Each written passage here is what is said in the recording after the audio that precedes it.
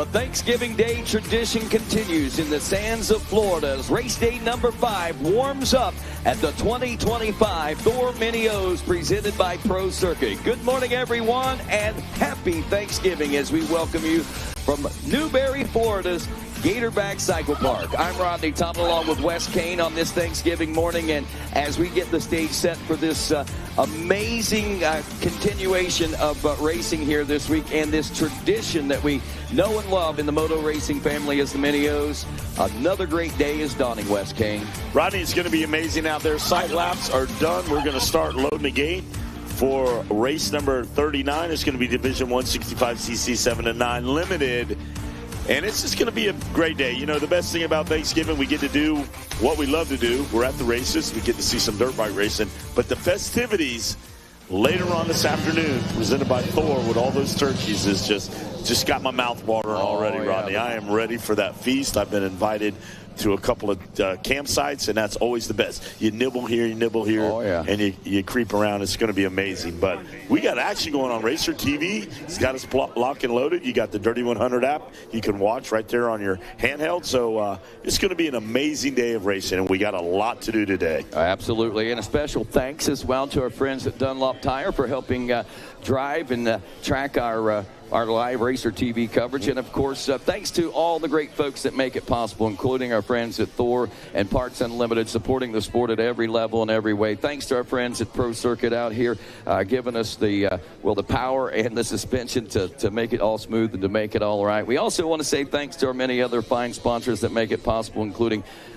VP Racing Fuels, making power, our friends at Dunlop Motorcycle Tires, and United Motorsports. Thanks to Scott USA, as well as our friends at FMF. We also salute and say thanks to the many manufacturers that are out here paying, not only homage and thanks to all their customers, but also here in support, full factory support from our friends at Husqvarna, KTM, Gas, Kawasaki, Cobra Moto, Honda, Yamaha, Suzuki, and Triumph. And, of course, thanks to all of our families that have made it their tradition to be here and to be a part of this, the Thor Mini O's by Pro Circuit. And again, you know, we had an overcast day yesterday, made for perfect racing conditions all day. We start this day a little cooler on the note. Temperatures only going to be up into the lower 60s. We've seen temperatures up into the 70s and lower 80s all week this week. So a bit of a change on the weather.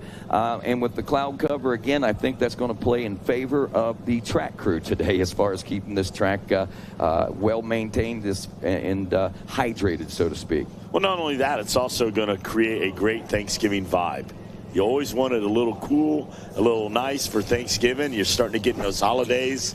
And, you know, in sunny South Florida, we don't get those cool temperatures to really get that northern holiday feel. But, hey, we're going to deal with it. Hey, this is cool enough for me. I mean, I come from Ohio. I know what cool is. It's going to be a high of like 34 at my house today. So I'm more than happy to be here in the 60-some degree temperatures. I'm not going to lie about that, my friends. Yeah. It's a great time to be and a great week and a great day to be in Florida. And it is a great day, as we say. Good morning once again to Mr. Kyle here from the FCA. Chapel services last night went well. Yes, sir. I'm assuming. Yeah, I again got drawn away with work and the many things that are going on back home. But we'll catch you up. There's our Thanksgiving. Again, our producer goes on, not quite a turkey, but it's a bird. Well, that's sometimes when you have to eat some crow every now and again. So there you have that. Oh, man, it's mercy. So what beautiful day. It is brightening up to a nice day as these 65cc riders, they just, many of them just making their way off the track for a sighting lap as each rider gets the opportunity to take their sight laps in the mornings and check the track out, look for, just refamiliarize themselves with the layout of the track and the feel of the machine, make sure the machine's going to be running okay, and then they'll go line them up and stack them up and get ready to go racing. And, of course, as you see down on the line, not a lot of action going on down there, moms, dads. Hey, there we got some big notables there, Wes Kane, that are here with us, of course. And Dom down there. Is that Conrad, I believe, down there maybe as well? And we got Jeff Cernick from Dunlop Tires, Nimex Tire up here with us in the tower. And I guess Jeff, you're as much of a tradition of the Mini O's as the Mini O's are themselves, I believe. So happy Thanksgiving to you, and thank you again for being a part of it. That's what I just come up to wish everyone a happy Thanksgiving, and I'm very thankful, and I'm a blessed man to be able to be here and support the riders, and I'm honored to be a part of the Unlimited Sports family, and I think this is my 30th year here. Wow. It was 40 years at Loretta's, and I think 30 years here in a row, and I'm very grateful. Well, that is awesome, and I know that you're down there slinging tires and everything. What's anything special coming up for the end of the week? I got a Black Friday sale that's like no tomorrow. Is that right? It's going to be pick your discount. Oh, no wow. matter if it's a Stasic, a set of wheels, tires, a T-shirt, you're going to stick your hand in a box and pull out a discount anywhere from 10 to 50% off. And there's one ticket in there that if you pull it, your entire order is free. Wow. I want that ticket. That's it. I don't care if it's a Stasic. I don't care if it's $5,000 worth of stuff. That's you awesome. pull that free ticket, it's yours. Is that right? Yep. That's pretty So impressive. it's our biggest Black Friday sale ever. And it's taped to the bottom, so it's going to be It'll be taped. It's a double-sided tape. No, it's in there. I had the whole crew watching me put it in there last night. We were getting the boxes ready, and so anywhere from 10 to 50% off, and one ticket in there is your whole order will be free. That is Wow. so cool. So I'm thankful, like I said, and I'm very grateful, and I'm glad that Wynn has us here, and it's a privilege. And like I said, I'm thankful for all my friends and family that are here. And I haven't spent a Thanksgiving back in Pennsylvania in 30 years. That's amazing, man. I've been in the last 27 years. I think I've been home 3 times throughout that 27 years, maybe twice. No, it's good. But I'll tell you, every time that I have been, I always end up coming back the next year. Sure. You know, I think I'm going to spend Thanksgiving at home this year, and then I'm like, man, I really miss being down here. We love having Rodney here because it's been many years, and then you went to your radio broadcasting, and I missed you at the ATV Nationals, and I'm glad to see you here. Well, I'm glad to still be able to be a part of it. Jeff, thank you again for everything that you do, and happy Thanksgiving and Merry Christmas and all that good stuff. Most definitely. Like I said, it's an honor, and it's truly an honor to have a job that I enjoy so much, and there's nothing better than motocross. Absolutely. Nothing. There's not. Yep, I have to agree. I keep coming back for more of that, for sure. No. Hey, from Defiance Lifestyle, while we got a couple of moments here, Rob's over here, and I know that they've got a lot of things. Thank you, Jeff. I'm sorry, I didn't mean to shuffle you out like that. But you got a big Black Friday special going on, too, down at Defiance, right? Yeah, we wait all year long for this. This is the best race of the year for us. We love it down here. Wind's great to us every year. It's glad to be here. And like Jeff said, he's been here for almost ever, right? I'm putting in over 20 years myself. So Is that right? Yeah, this is great down here. I mean, I've grown up my kids down here. It's wonderful. I know, and I'd recognize that you'd been around for a lot of years yourself, but man, it's hard to believe. I mean, when Jeff said he'd been here 30, I was like, that kind of was shocking to me. But, I've been here most of his 30. I've been here most of your 20 as well. And time goes so fast. It really does. Yeah, I went from my kids being 4, 5, 6 years old to my grandson being 7. So, yeah, time is flying, right? So we love it down here. Black Friday sale starts today. What's this? Tell me a little bit more about this right here. Yeah, the office, my daughter runs the main office now, so she packed the back of the trailer with stuff we didn't even know we had in there. So last night we scrambled around, pulled out a whole bunch of stuff, and everything in our tent this weekend, all the hoodies that are in there for the rest of the weekend are $20. Whoa! So we're gonna clear them out. I don't want to take them home. Come on over. If you buy a bunch of them, I might even run you a better deal than that. And this is what it's all about. You got to give back, and we only do it once or twice a year, and this is the time to do it. We get to see kids from all over the nation. And we love it down here. So Absolutely. This is great. All right. Well, thanks a lot, Rob. And, of course, you can get free name and number lettering on it down at Defiance Lifestyle. Black Friday special pricing. And, of course, we turn our attention down to that racetrack right now where we are just mere moments away from going racing here this morning. And before we get that underway, we'd like to ask Mr. Kyle from the FCA to ask a blessing on today's race. All right. Just to mimic what they said, happy Thanksgiving to everybody. We're so glad to see you. If you would, let's bow our heads, close our eyes, and go to the Lord in a word of prayer to get started. God, we just thank you for today. We thank you that we have family to sit here to celebrate with. God, I ask that you surround us today with friends and family and love, and just just memories and fellowship, God, today as we go out on this track. We ask that you watch over each and every racer as they go over each and every obstacle, through each and every turn, God, that you watch over them, that you keep them safe. You have given them the talent and the ability to go out and ride. God, let them go out and do that and give you all the glory. God, be with every track member that's out there. God, if it's the medics or the flaggers, watch over them, keep them safe. God, we thank you that they decided to spend their Thanksgiving with us, allowing us to come out and ride dirt bikes and just have fun. God, everybody that's in the building making this happen, behind the scenes, the whole Kern family for opening up their home for us to come out here and enjoy Thanksgiving with them. God, we just ask that you watch over us today as a whole. We love you. We thank you for the cross. We thank you that our salvation is tied up in you. God, watch over us and keep us safe. Thank you for everything you do for us. In Jesus' name, amen. And now, if you would, please remain standing, stand at attention, and move those caps and cross those hearts as we honor the greatest nation in the world with the playing of our national anthem.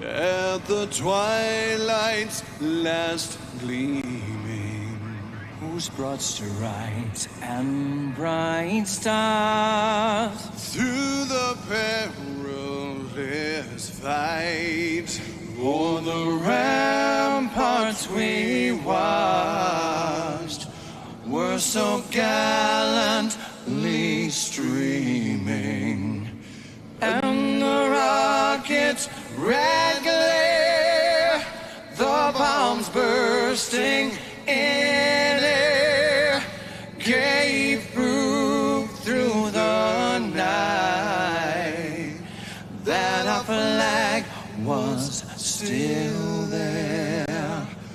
Oh, say does that star-spangled banner yet wave? O'er the land of the free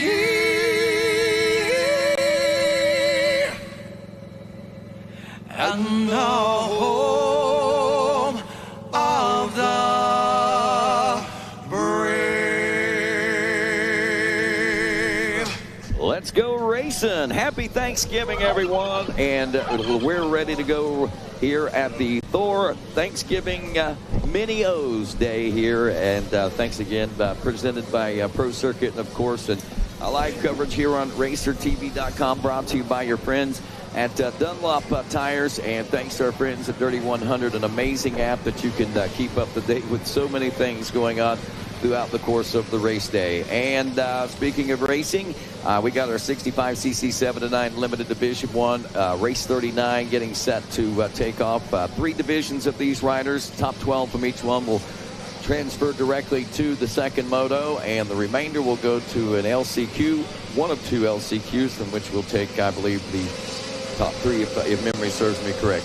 And of course, with that, it's going to be tough to get in there, but taking off the starting line right now as they head into that first turn, the BP Fuels hole shot. Riders include Bradley Gardner, Easton Owen, Cooper McKenzie, Brody Lee, Deacon Thomas, Inaki Ghani, Maverick Manser, Camden Fanala, Owen Seeley, Grant Woodring, Jack Miller, Riker Fitch, Bryson Smith, Landon Flora, Lucas Valencia, Junior Giannetti, Ryder Perkins, Jackson Jones, Bryson Burke, Hudson Bacon, Boone Lloyd, Caden Wood, Indigo Spinacope, Bennett Edmonds, Tanner Toland, Dakota Lee, Aaron Dowden, Waylon McCracken, Crew Russell, Caleb Mathias, Torin Ostaloff, Shannon Tarno, Harley Yates, Rodrigo Garcia, Jet Raw, Brady Hall, Knox Thompson, Liam Shimwell, Maximilo Yeeps, and Nolan Cooper. And that, my friends, is your 65cc 7 to 9-year-old class. Hey, while we get them all sorted out here, a big shout out to Brianna Millsaps, who has been working all week this week down at the medic tent. And we're going to be talking a lot about Brianna because she has been coming here and she's been working this week absolutely free of charge. And the services and the product alone that she provides to these riders is a lot of money. So I think that we as a racing nation, as a racing family, need to support her.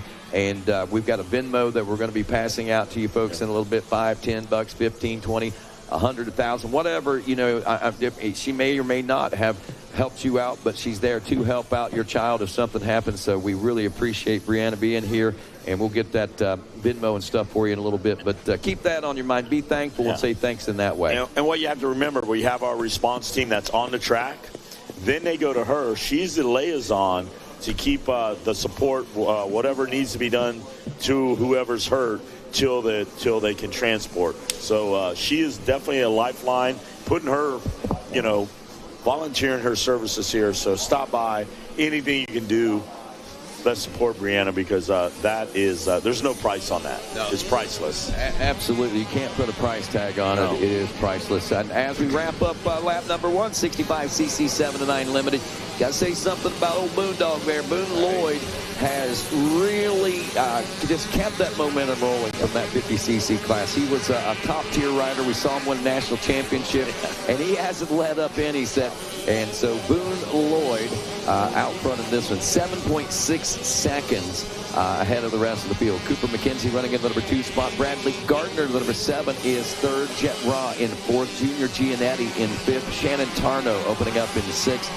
The 112 KTM, Bryson Smith is 7th. Dakota Lee, the 521 in 8th. Deacon Thomas in 9th. Riker Fitch in 10th. The final 2 trans spots right now, Aaron Doden, the number 552 and 11th. Brady Hall in 12th aboard the 724. Then you got Caden Wood, Indigo Spina Colt, Crew Russell, 13, 14, and 15 right now. And check out that name back there, Nolan Cooper. We know we've seen some speed out of that youngster this week. So to say that it's going to finish like this, I'm sure there's going to be several changes before it's all said and done as we work our way now through lap 2. Wes. And these are our usual suspects, and they go to every one of these 3,100 races, every major event, every national championship. And that's what I tell parents. Once you want to get involved in this, you got to get in this line of talent. It's going to be hard just to show up one time and do battle with these guys, because they're battle tested. They're the usual suspects. Even these 38 riders in here. Oh yeah. You're gonna see these guys at every event. The only way that you're gonna be able to get in there and tassel with them, you got to race with them week in and week out. You got to find out where they're at. And Boone Lloyd has done that. I've seen him cutting his teeth in the last couple 3 or 4 years, and now he's risen to the top of the pecking order. Yes, he has. That Boondog will hunt, my friend. Oh, hey, you know what? They told him at an early age, you got concrete or you're going to do some motorcycle racing. So I think he is riding really fast, so he doesn't have to go on that concrete crew. But I think he's going to end up there anyway for work, because that's just how the Lloyds are, and he's going to appreciate what he has out there. They are hard racers. Oh, yeah, those guys are solid. Jet Raw in 2nd, Cooper McKenzie back in the number 3 spot now. We're looking at a 10.5-second gap that's opening up out front, but where the battle seems to be is Raw has moved up now from, I believe, about 4th place into the number 2 spot. He's gotten around McKenzie and Gardner. Gardner now in 4th, McKenzie in 3rd. Junior Giannetti up to the number 5 spot. We see Shannon Tarno holding steady there in the 6th spot. Bryson Smith, Dakota Lee, Riker Fitch, and Brady Hall rounding out the top 10.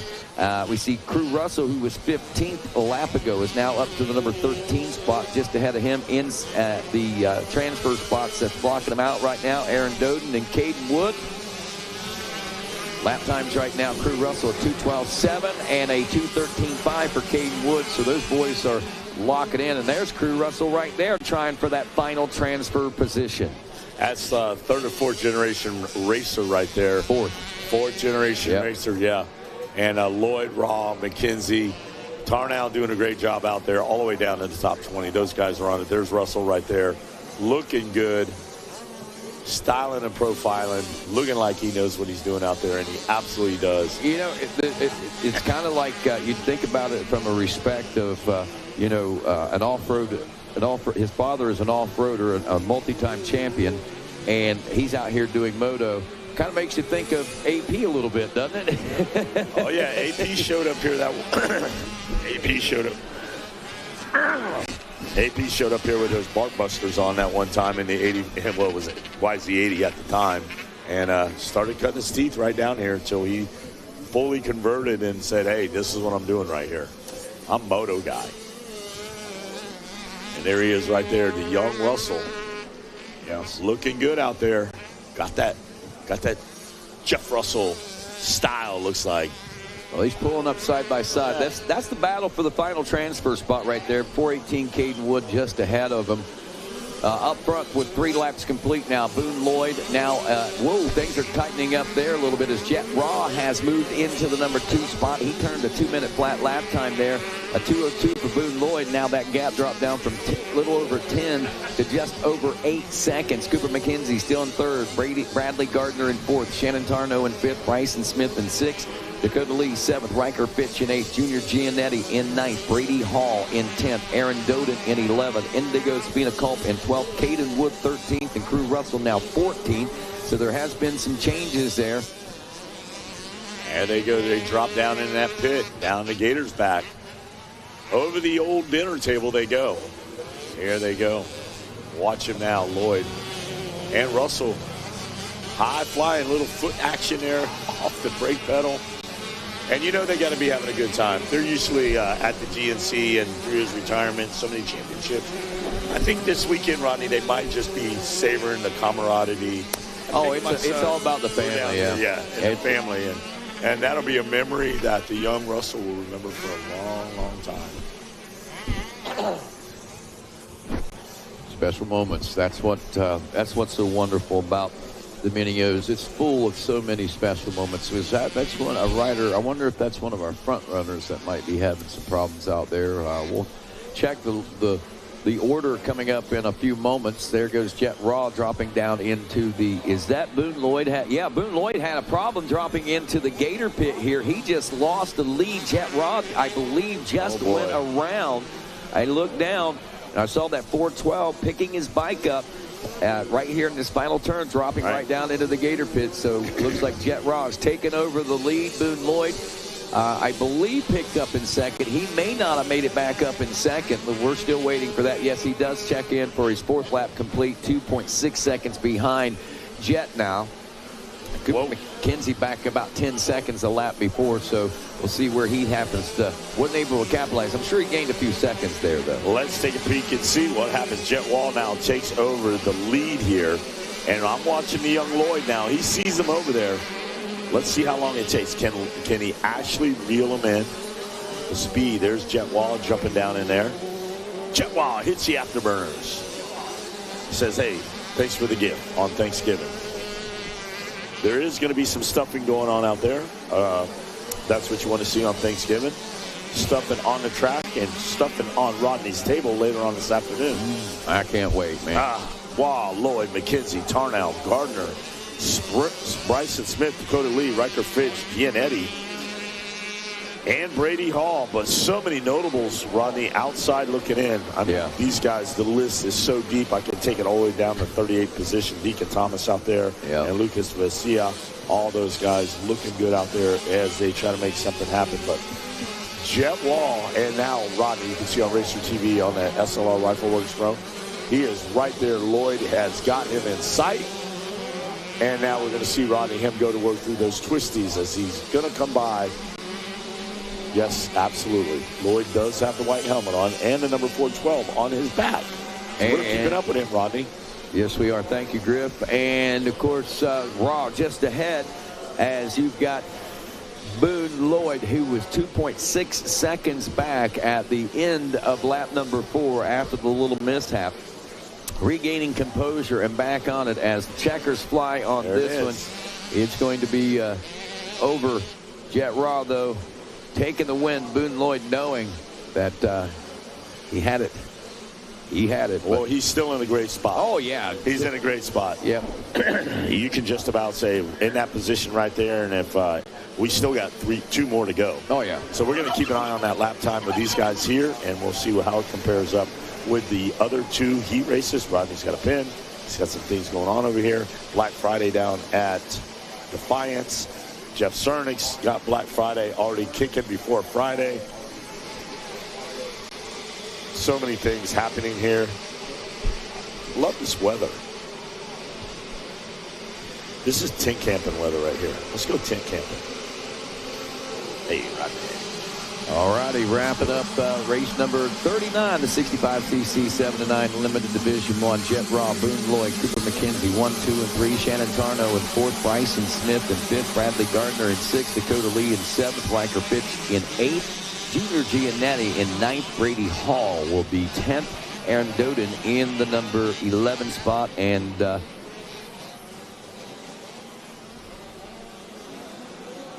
it keeps changing his mind, but I think it's Caden Wood that's going to capture the 12th and final transfer position. Crew Russell just outside the transfer spot in 13th. That's why we come racing, and that was a lot of fun to watch those guys go at it. As we go down to our next group, Division 2, real quick introduction of our riders as they sorted out here on lap number 1. Talon Benz, Riley Gall, Mason Bradshaw, Louis Hawk, Silas Humphrey, Dominic Steele, Levi Meyer, Jose Daniel Lara, Tucker Vance, Brock Norris, Robert Fender, Deegan Bartholomew, Hudson Bolt, S.J. Meadows, Theo Silvestri, Cameron Buckman, Mason Wheeler, Jason Kukelka, Matthew Simoneau, Weston Johnson, Militia Miller, also Kyler Lee, Mikey Lucy, Grayson Mosley, Jasper Collins, Finn Johnson, Gunnar Brown, Mason Howard, Kyle Parrish, Dominic Bentley, Denby Wheeler Jr., Jet Scodris, Cade Swartfager, Landon Cook, Chad Allen, Connor Rodriguez, Colton Love, Braven Roberts, and Henry Manley. Division 2, the 65cc 7-9 Limited. 39 riders once again in this one. Yet again, the top 12 will be transferring to the second motos directly. Leaders coming around, their nose to tail and fender to fender, back second on back. But the 75 machine establishing early dominance here on lap number 1 is Cameron Buckman out of Huntington, New York, on the Husqvarna, backed by Mended, Alpine Stars, Scott PR2, and Lynx Racing. And there we go, wrapping it all up. Buckman up front. Matthew Simoneau, the 99 in second. He's about 2.5 seconds back. Another 4 seconds back is Mason Howard on the 2:08 out of Jerome, Michigan in third. Lewis Hawk from Hilton, New York, the 17 in fourth. Levi Meyer from Cairo, Georgia, the 29 in fifth. Robert Fender from Douglas, Georgia in sixth. Finn Johnson from Lake Geneva, Wisconsin in seventh. Dominic Steele out of Freeport, Florida is eighth. Jason Kukelka from Vanessa, Ontario, Canada is ninth. Gunnar Brown out of Fireburg, Maine is in 10th place. Riley Gall from Loveland, Ohio. She is running the number 5 and 11th at the moment. And Hudson Bach from Crystal River, Florida, the 62, rounds out the top 12. That's race number 40 on the racetrack right now. Again, the fast lap that we've seen turned in Division 1 to 2:01.415 as the fastest lap. We'll see what we can get out of the upcoming races. Now, looking through the second division, I'm not gonna lie, I'm a little surprised. We've seen some great runs out of Cade Swartfager, actually winning some races. He's buried back about 19th place position, so I'm of a mind to think that that might be one that we want to watch out for on the 621. He and I'm sure a couple other riders not getting the starts that they were looking for in this one, so look for a lot of changes as we come around for lap 2 complete. All right, Buckman out front. Buckman, Simoneau, Howard, Hawk, Meyer, Fender, Johnson, Steele. Wow. Pukila. There's Gunnar Brown out there, bud. Jet Scrotus out there, Brock Mason. And there's your leader right there, Brockman, the number 75. Buckman. Man, that kid is riding. You know how you often say, riding the dreams that rides are, the ride that dreams are made of. That kid is riding a rail out there right now. I watched him come around this corner, coming out of these this option lane over here, this switchback. Yep. He was up on the wall, man. I mean, just railing around through there, just laying it up. He was flying. Incredible. He is fired up for Thanksgiving. You might just say. Oh, you might say that. Hey, Rodney looked good. He had form.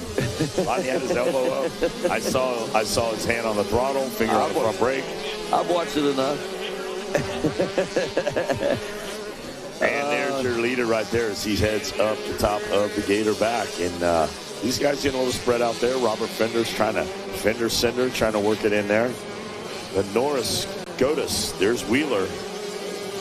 Swartfager's still hanging right in there, Rodney. He's got to make some moves out there. Yeah, he's got to make more moves than that. He did move up a spot or two up to the 17th place position, but he's got a long road to haul.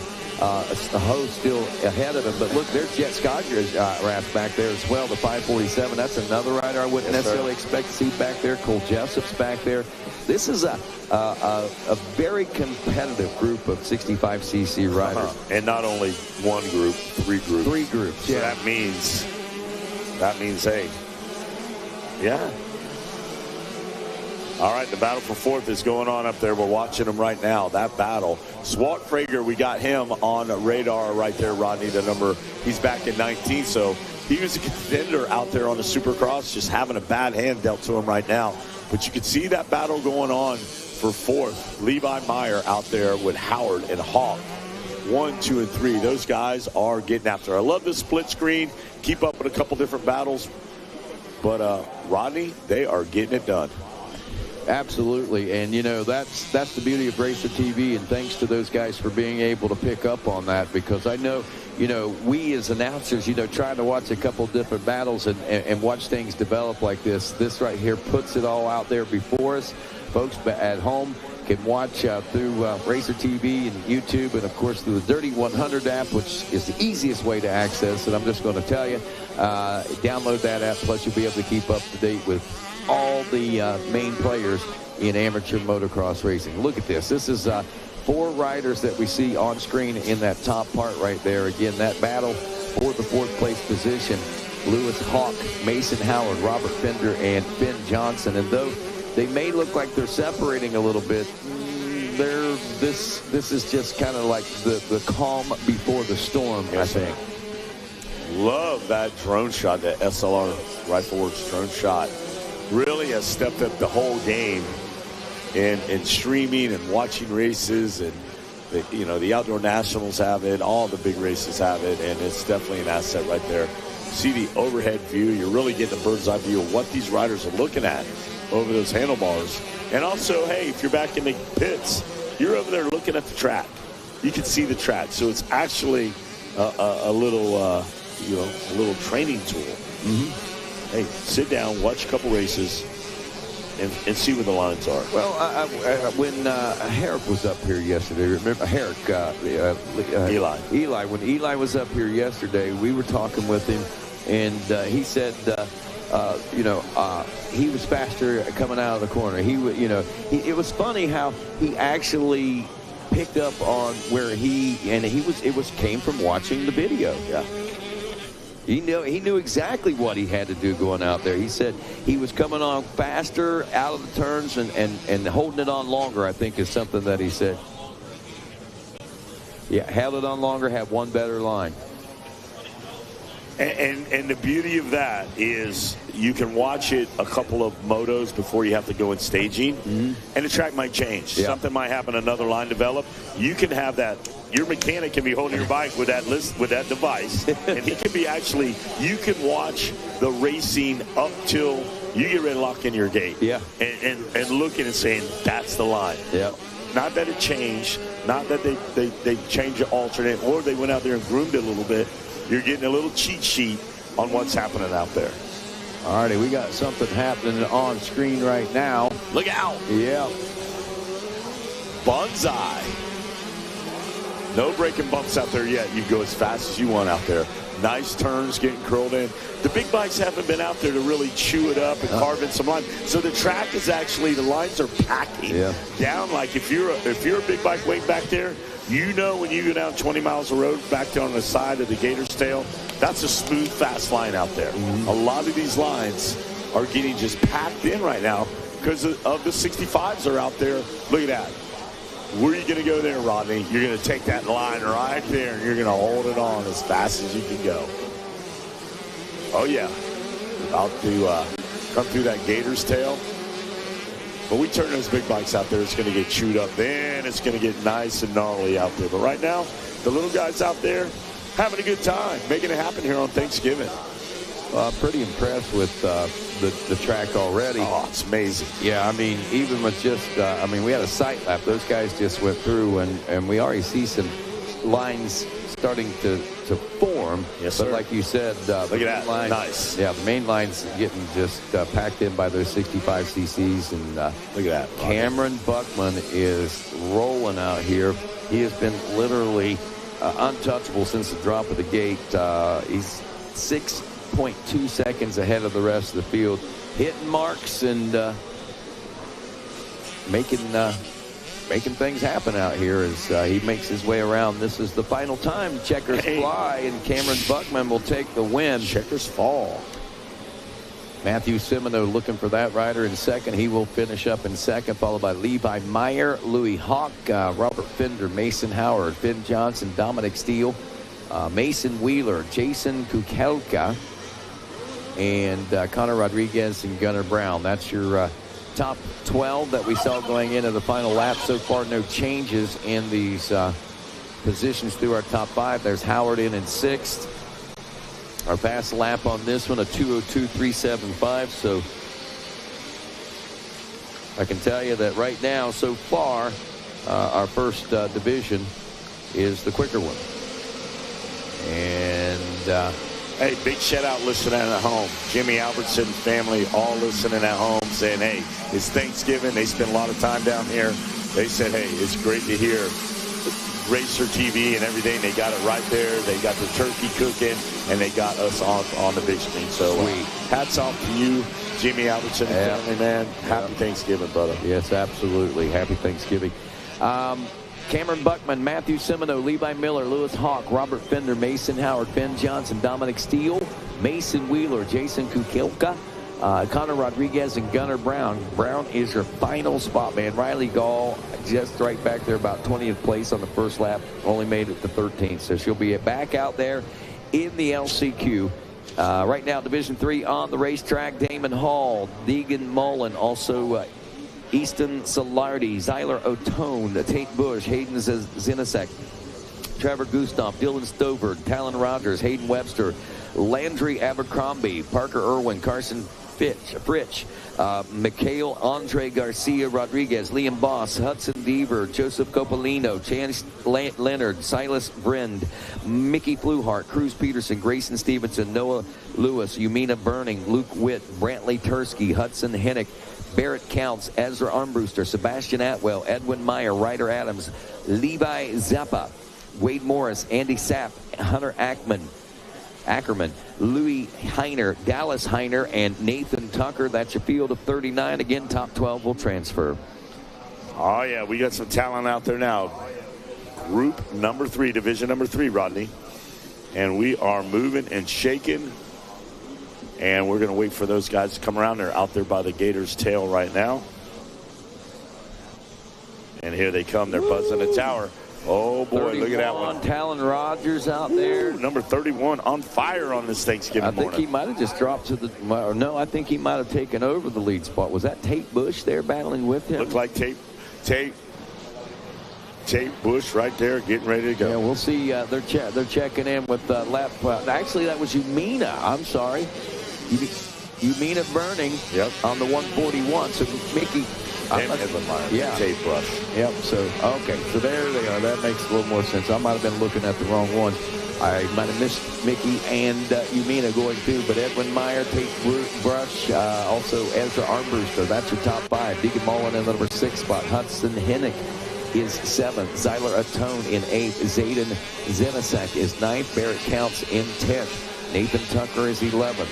Brantley Tursky in 12th. Luke Witt 13th. Mikhail Andre Garcia in the number 14 spot. Trevor Gustav also back there as well in the 16 spot. Damon Hall 17. Wade Morris 18. Carson Fritsch 19. And Joseph Copolino rounds out the top 20. Again, top 12 is what transfers. But just to give you an idea where the top 20 are starting to settle in here on lap number 1. And now watch them now as these guys go back and forth out there. Burning Fluhart. There's Edwin Meyer. Armbruster, the who's who right there all the way down. So many riders out there. Stevenson, Ackerman, Liam Ball, Sapp, Lewis, Bryn, Parker Edwin, Wade Morris. Just to name a few outside looking in. And our top 10 are making it happen out there. You can see them on Racer TV. Look at them, Rodney. SLR live drone shot there. And Mickey Fluhart, Burning, Meyer, and Brush lead the field. Well, down in front of the announcers tower now will be our leaders. It is the 31 machine, Talon Rogers. There it is. I was going to say, I didn't think that timing and scoring was right, and it wasn't. Talon Rogers was your leader at the end of one. They've got caught up with what's going on now. So that's why I got me a little confused there. I was like, that's not what I saw. And what I saw now is on there. Cruz Peterson in the number 2 spot. Now, I did miss that part of it. Mickey Fluhart is 3rd. Yumina Browning in 4th. Edwin Meyer in 5th. Tate Brush now 6th. Ezra Armbruster in 7th. Deegan Mullen is 8th. Hudson Hennick in 9th. Zyler Tone is 10th. Actually, that's changed up a little bit. Yeah. Changed up quite a bit. Rogers, Cruz Peterson, Yumina Burning still 1, 2, 3. Fluhart in 4th. Brush in 5th. Ezra Armbruster 6th. Mullen is 7th. Hayden Zinasek is 8th. Edwin Meyer 9th. Hudson Hennick is now 10th place. Barrett Counts in 11th. Zyler O'Tone is your 12th place position. Then you got Brantley Tursky, Luke Wick, Trevor Gustav right outside the top 12 in 13, 14, and 15 spots. So that's where they're battling for the final transfer position, and that's a tight one right now. There's a couple of seconds between 12th and 13th, but you've got about 3-4 guys that are battling for that spot to make that push into 12. The shuffling of the deck is occurring out there, but Talon Rogers, number 31, with that snap out of the gate, Rodney, is trying to put this one into the record books. He wants that machine down right off the jump street. Imagine those 3 gate picks. You got 3 of the baddest dudes out there, 1, 2, and 3, looking for that gate pick. Rodney, what do you see? I was just watching Yumina Burning make her way around the course here. I understand that she comes from a quite athletic family. Tell me about it. Well, from what I don't know. I mean, is this the young lady that someone was telling me that her parents are both Olympic athletes or something? I know we've got someone out there that, and I was thinking it was her, but regardless, Yumina's got her own. She's on fire. She's carving her own story out here on the motocross track, that's for sure. On the podium out at Ponca City, just a fixture everywhere. And that just goes to show you the girls are moving up the ladder, and the competition is equal, and they can get it done. Oh, yeah. I mean, you know, it used to be, this is the science of the sport, the science of the technology of the machines, the science of the training that goes into this. I mean, it's amazing how the playing field has been evened out so much for anybody who can throw their leg over a motorcycle. And if they've got a racer's heart, they can win. Oh, you can see that with Racing Kyler out there for sure. Yeah. And, you know, and they've all had to race with the boys. I mean, JP Money used to race her 65 and be right up in there with everybody. She'd line up right up on the gate with just about everybody out there and make it happen. So they know they got to get in here. They just can't save it for the girls' class. You got to do battle with these guys too. You got to be in the boys' class, and that's how you're going to get some speed. Yep. Those speed secrets out there. And when you start whooping up on them, that's even a bigger feather in your cap out there. And Bernie doing that just right now. Get up in there, and I believe I was talking to you, Rodney, when you said, how's it feel to get beat by a girl? Yeah. And what was the response? She's fast. Yeah, they're fast. They get it. No remorse, no shame. And, you know, like I said, when we were growing up, you got beat by a girl. Yeah. That's not, and I love it. Yeah. I love it. I think that is just the most amazing thing, and it opened my eyes up, and it certainly changed my approach to the podiums. In that situation. It's equal opportunity out here. Oh, I mean, just like with any sport, surfing, you go out there, a girl get out there, and she'll wear you out on the surfboard. Oh yeah. So don't be too. Same with bowling. Hey, you want to line up? Let's try to get that triple turkey down there and throw you 3 strikes, and next thing you know, boom, you're out of gas. You just got wailed on. Your little 98 score at the end of a 10-frame game is out of gas when they're like at a 225. Yeah. Yeah. I think I average like a 130 something if I'm lucky. You know? I would be lucky to average that, Rodney. That's a win for me. Well, it's been a lot of years since I've been bowling too, so I might be more like a 60 or something nowadays. But well, right now I'd tell you he's bowling a perfect game. Talon Rogers. He's got some strikes going in there. You mean him up the second another spot? Yeah, you better look out, Talon Rogers. Well, there's a little bit of a gap there. There's 6 seconds. 6 seconds. 6 seconds, but still, you slip, and she's ready to grip. Yeah. She's ready to get you with those Dunlop tires. Get it done. So Talon Rogers doing an exceptional job out there. number 31 getting it done. And Mickey Fluhart, there's Burning, Cruz Peterson, Fluhart, Brush, Armbruster, Mullen, Yinsky, Meyer, Counts, Henrik, Antone, Tursky. White flag out on this one, Rodney. Yes, and Rogers brought to us by the KTM Orange Brigade 7, Alpine Stars, Scholes MX, and also Suspension Solutions, just to name a few. Out front in that one, Yumina Burning on the 141 machine out here with us is a 110 Racing 100% BS Moto Lab Renthal backed rider, and just 10 years old out of Pleasanton, California in that second place position. And our third place ride, Mr. Cruz Peterson there on the 118 machine out of Goddard, Kansas on a Cobra backed ride. Brought to you by Game Moto, Bees Moto Lab, Minton Cycles, and One Industries. So 3 top tier riders. Fast lap in this one, a 2:02.113. And again, looks like that first division might have been the faster of the 3. But, you know, how much does these guys push? Can they go faster? Those questions I'm sure will be answered. Coming up in Moto 2 for them. The rest that don't make it in the top 12 here will go to one of 2 LCQs, folks. And there comes the checkers out now. I thought the checkers had already flown for whatever reason. Yeah, there's the checkers there.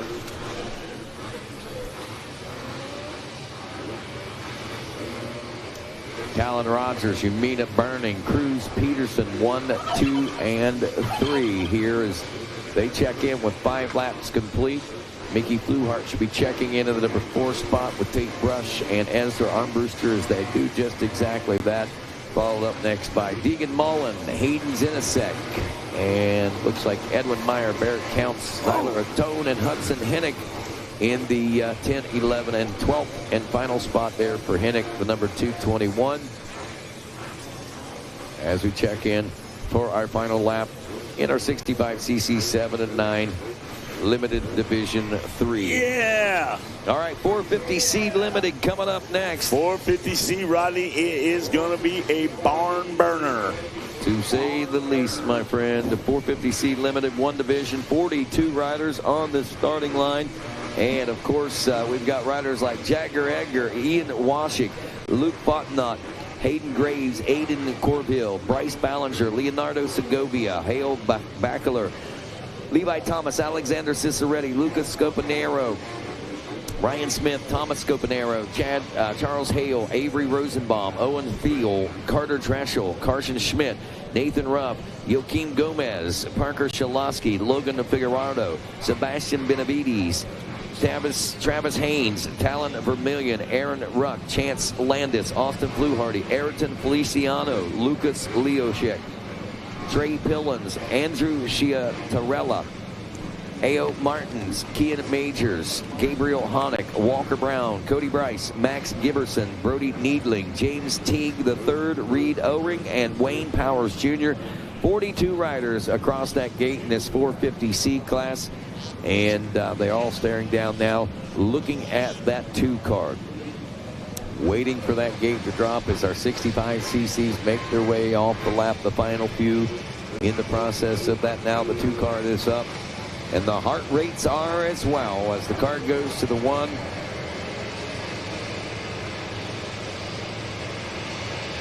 And once that card goes sideways, it'll be just a matter of mere moments. The gate drops. And racing action underway for the 450C Moto number 1 here at the Mini O's. Oh, lots of jockeying for position. A nice clean start for a 450C class. I have to say that. Not a lot of banging around.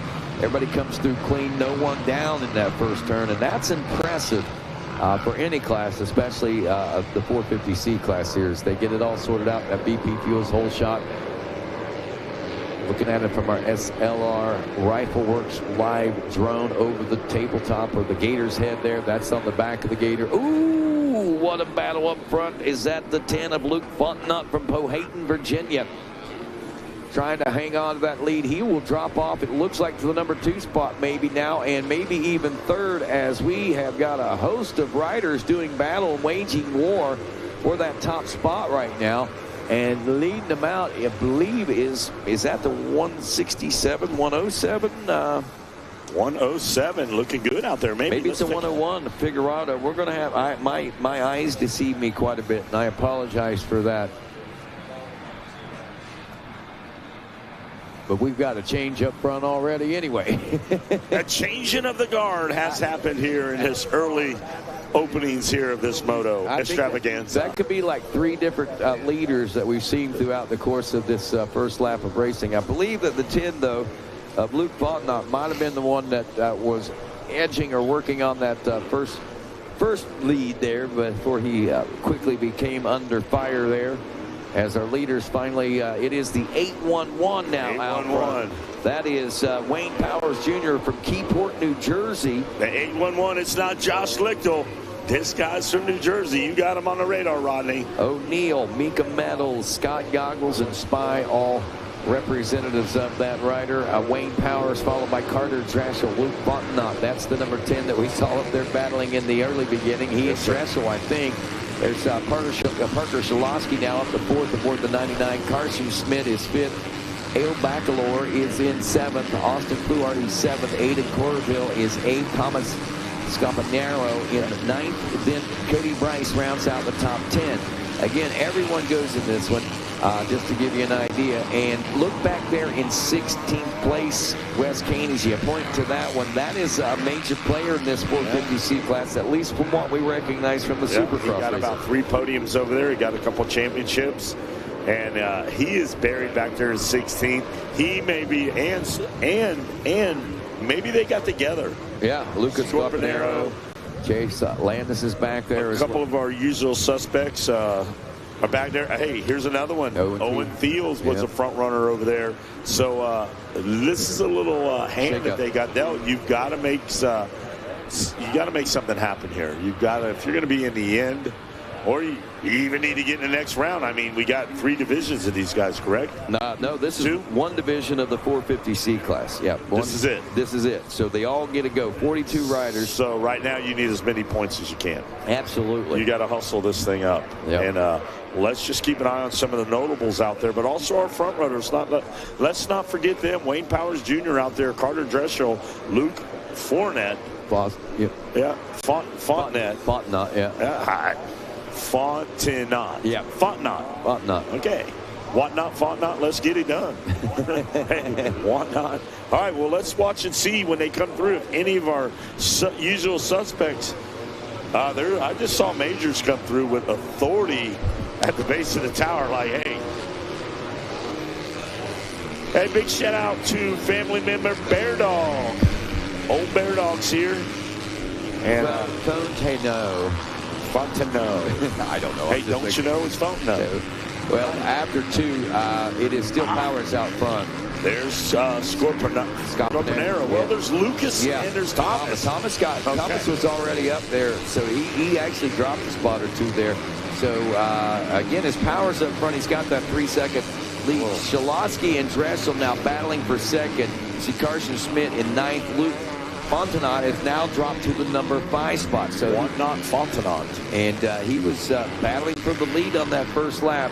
And now back to the number 5 spot, but still holding steady, man. When you got that much pressure coming in behind you, got 40-some guys. Those boys are cooking. That is a full game of get some right there. Yes, it is. Get some, Jimmy Albertson. So 69 ways to leave your lover. Parker Shalosky, the 99, who is 2nd, turned the fastest lap that time, only by about less than 1/10 of a second. And that's how tight that Shalosky and Powers are on speed. Yes, a 152.820 to a 152.771. There's 3 seconds that separate them. Now that Shalosky has gotten by Carter Dreshel, Carton Schmidt, and Fontenot and so forth, this free air, this clean air ahead of him, is that going to spell a little different ride for him? Will we see that gap closing up? Shalosky over the tabletop as he drops in behind Wayne Powers now into the Gator pit. A 152.820 last time around for Powers. Shalosky a 152.771 this time around. As we finish up, Powers post a 150.712. Shalosky with a 151.8. That gap opens now to 4.4 seconds, so more comfort now opening for Wayne Power. Shalosky, though, solid in second with a 3-second lead over Carter Dreschel, who's battling with Carson Schmidt for the third-place position. Fluharty back there now in fifth. Joe Bayo in sixth. Fontenot now back in the number 7 spot. I'm watching Majors now, picks up a couple spots, drops in this time in 11th. So he's still got to get moving. He's only running a 1:55 lap time. 5 seconds off your leader. He has a lot of ground to make up. Owen Thiel now comes over from one side of the screen to the other. He's starting to drop in, knocking at the door in the top 20. Hey, I think Racer TV picking up on the exact same race that I'm watching out there. This is the battle for third. Carter Drescher, Carson Schmidt, Austin Fluharty. Fluharty back on the 187 Yamaha, trying to make some gains. We saw him sneaking up there and peeking in just a little bit. Those guys were quite a bit tighter as they went through over the back of the Gator just a few moments ago. It'll be interesting to see what happens out here on the far back side. Will we see them start to tighten back up? And what kind of battle will ensue for that third podium spot, that final podium spot? All right, Soretti down there in 14th. Ballinger Gomez. Majors in 11th. I'm watching Thiel now just break the crust of the top 20. How many more spots can he pick up? And the white flag looks like it will come out on this one, Rodney. A sense of urgency. If you're some of the guys that did get the jump you needed, you've got to drop that hammer. Carson Schmidt all over the rear fender of Carter Dreschel, the 87 Honda, as they drop down into the Gator pit. This is the battle for third place that we're watching unfold as the white flag flies here in our top three, and now the rest of our field make their way into the final lap. Powers and Parker Shalosky up in the 1 and 2 spots. Carter Dreschel and Carson Schmidt battling for third. Austin Fluharty back in fifth. A.O. Bacalori in sixth. Luke Fontenot 7th. A. Corville actually 7th. Kian Majors is 8th now. Thomas Scampanaro in 9th. And Joaquin Gomez rounds out your top 10. Great little battle we're watching right there. There is your leader right there. The 811 of Powers Jr. powering it down out there. Feet on the pegs, good form there as he goes through those twisties, and he is going to pay the total rock and roll right there. 69 cents you got to pay to get on that toll road right there, and it's 20 miles of that road. O'Neill, Mika Metals, Scott Goggles, yes, spot. You sure it isn't 6-7 cents, Wes? Here we go. Let's get her done. 6-7 cents, yeah. Powers, Salowski, Dreschel, Schmidt, and look at your leader right there. Going to try to cruise that thing in there. He's got a little bit of a gap, right? 4 seconds on second place. Yeah. I don't see him even in the picture frame there. So you got to be cool. You got to be collected. You got to just drop that thing in there and go, knowing that you're going to moto number 2 with the best gate pick in the house. Well, I tell you, he got off to a great start, and it was a bit of a battle that ensued there on that first lap. It took a lap or so to establish that dominance, but once he got into his position, he has not looked back. Wayne Powers out there on the number 811 out of Keyport, New Jersey. 15 years old, riding that bike and machine like a man for sure. Oh, getting it done, and Majors did come up to 8th on the white flag lap. He's got a couple guys right there in front of him. Can he pick up a couple spots? We're going to watch him. There's the checker. There's the turkey. Next group on the gate, but let's watch him now. It's going to be Powers that comes in with the win. Shalosky, Dreschel, Schmidt, Fluharty, Basler, Corville. I think Majors still in 8th. What do you have him, Rodney? I got Majors in 8th, Thomas Scampanaro in 9th, and Joaquin Gomez rounding out the top 10. Alex Ciceretti up to 11th, Bryce Ballinger 12th, Travis Haynes 13th, Chase Landis 14th, Reed O-Ring rounds out the top 15. Hey, great job out there by these guys, Rodney. That was a tough one out there for them. Yes, it was. All right, 450B Limited Division number 1 of 2. I believe we'll take, what is this one, the top 18, if I'm not mistaken, in this one. And we'll get that secured for you for sure in just a moment. But here we go. Christian Nyman, Caden Weisenhour, Kyle Paleologos, Nathan Blackford, Trip Carr, Josh Greedy, Seven Anderson, Gavin Pettit, Jaden Struble, Ricardo Shika, Darren Pine, Cameron Green, Tucker Zimmerman, Braxton Mees, Tyler Lynch, Chase Anderson, Kane Bullasina, Travis Martin, Nathan Snellgrove, Colby Gibbs, Riley Bussey, Uriah Wood, Carson Cahill, Joseph Buskirk, Christopher Hanshaw, Tyler Maas, Jaron Jones, Logan Reniger, and Troy Naharano. That is your field of 29 riders in Division 1. All right, watch them now as they slowly come on down. Work their way down. Off the gator back. We're watching on Racer TV. There they go, side by side. A challenge for the lead, Rodney. The number 15 has got company. He goes out wide to the wide line. And there's Darren Pine now starting to come into the view. And watch this one now, the Yamaha rider. A gaggle of riders right there. It looks like Balacino might be. We'll check that one out right there.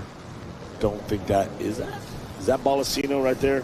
Trying to make something happen. I don't know if he's in this one. Yeah, I'm having a Bolacina is might be in the next one. I think he may be in the next one. Yeah. All right, so here we go. Pine now on that Triumph. And there is a couple of riders there. That might be the one, the number 14. You haven't been there? I got Cade Weisenauer on the 14 machine. Okay. Yeah. We'll pick him up when they go through, but there is your leader right there. Weinzier, I guess. You know who the leader is right there. That's Bam Bam. Said, get some. His time to shine and rise to the occasion. He's been back there just hovering around, kind of back in the third, fourth, fifth position, but now gets a great start. Braxton Mays out there. Leave that up. Paleologos out there. That's we had to get schooled on that a couple weeks ago from Meg. I believe a few guys hit that out there. It might have been Zach through text going, I'm in trouble, help me guys. I had my version, but Meg came in and saved the day and said Paleologos, is that it? Paleologos, that's what Paleologos. Darren Pine in third. I don't think Wes has said the same twice. I've never said it. There's just a lot of things that go on that tough break for Riley Bussey. He has got to get moving. He's got to get that Euro style going. But Braxton Mays, Paleologos, Pine, Wood, Dorano, Weisenheimer. Yeah, it was Balacino back there. It was 141. Yeah. I only kept seeing the 14. Yeah. So it is Balacino. He's got that pink helmet on. Newly signed to the Monster Army out there. Trip Carr, Carson Cahill, Colby Gibbs, Chase Anderson out there, Jaden Struble, Nathan Blackford, Riley Bussey, Logan Reniger. A couple of notables out there. There's Snellgrove, Zimmerman, Henderson. There's the Lynch Mob back there. The 123 ride. Keep your eyes peeled on Braxton Mays. Bam Bam. Gonna bam his way right up there to the front. He sure did. I'm sure he earned that nickname. Normally, if a guy's named Bam Bam, there is a reason. He's bopped somebody off the track somewhere. And there he is right there. Kind of stabs that front end down there a little bit. But, hey, this is where you want to be. You want to be out front. You want to be having that ride that, hey, it's Thanksgiving, dude. Yeah. A lot of blessings going on. Amen. A lot of things to be thankful for. Amen. And right there, count your blessings, man. Amen. Count them every day I wake up. Amen. And I say thank you for when I go to bed, I say thank you for such an amazing day that I just had. You know, Wes, I don't count the blessings I had. Pine's down. Oh, boy. That's not a blessing for our third place ride on the Triumph machine. And not a good place to go down. That right there is rough. Yeah. Can he get her going? Yeah, he does. Oh, He's yeah. lose probably 10, 12, 15 positions. But what I was going to say, I can't count my blessings. There are so many that they're countless. Life is such a blessing. It really, really is. What you got there? Oh, wow. You make homemade cough syrup. Wes needs that. Give it to him. Miss Tina from down at Gypsy Soul bringing the gypsy juice up here for Wes's throat. So is this some sort of gypsy juice you got going on? Gypsy juice. Man, Wes's eye, with a bang, his eyes are spinning around in his head right now. Papal's Remedy? That's Papal's Remedy right there. Gypsy juice. We're going to call it gypsy juice from here on out, all right? Thank you, Tina. Braxton, yeah, she's making him drink every last bit of it. 5 hours. And he gets another one. All right, thanks, Mama Tina. The Gypsy Soul herself up here. Braxton Mays in the number 1 spot. Paley Logo second. Pine was third. Let's see where he'll get up at. But that should bring up Uriah Wood. Kane Bolasina up now to at least a 4th place position. Weinzier to 5th. Narano in the number 6 spot. So here it is officially now. Mays, Paley Logos, Bolasina now up to 3rd. Uriah Wood in 4th. Caden Weinzier in 5th. He moves up. All these riders are moving up. Trip Carr up to 6th. Chase Anderson in 7th. Troy Narano now drops off to 8th. Carson Cahill moves up to 9th. Riley Bussey in 10th. James Struble is 11th. Logan Reniger in 12th. Kobe Gibbs is 13th. Christian Nyman in 14th. Nathan Blackford in 15th. 7 Henderson in 16th. Tucker Zimmerman 17th. The final transfer spot, Darren Pine from 3rd to 18th on that triumph from Montgomery, Texas, as he tries to pick up the pieces. Here's the deal with Pine. Wow. I'm already feeling good. I want some of that, Tina. Wow. We had pickle juice one year at Loretta's to try to survive, but this right here, the honey and the sauce or whatever was in that, holy smoly. All right, Miz. May or may not be legal. Can I get another? What was that called again? It was called Gypsy Juice. Gypsy Juice. Hey, first time for everything. On Thanksgiving morning, I'm thankful for the Gypsy Juice I just got. My throat actually feels better already. Is that right?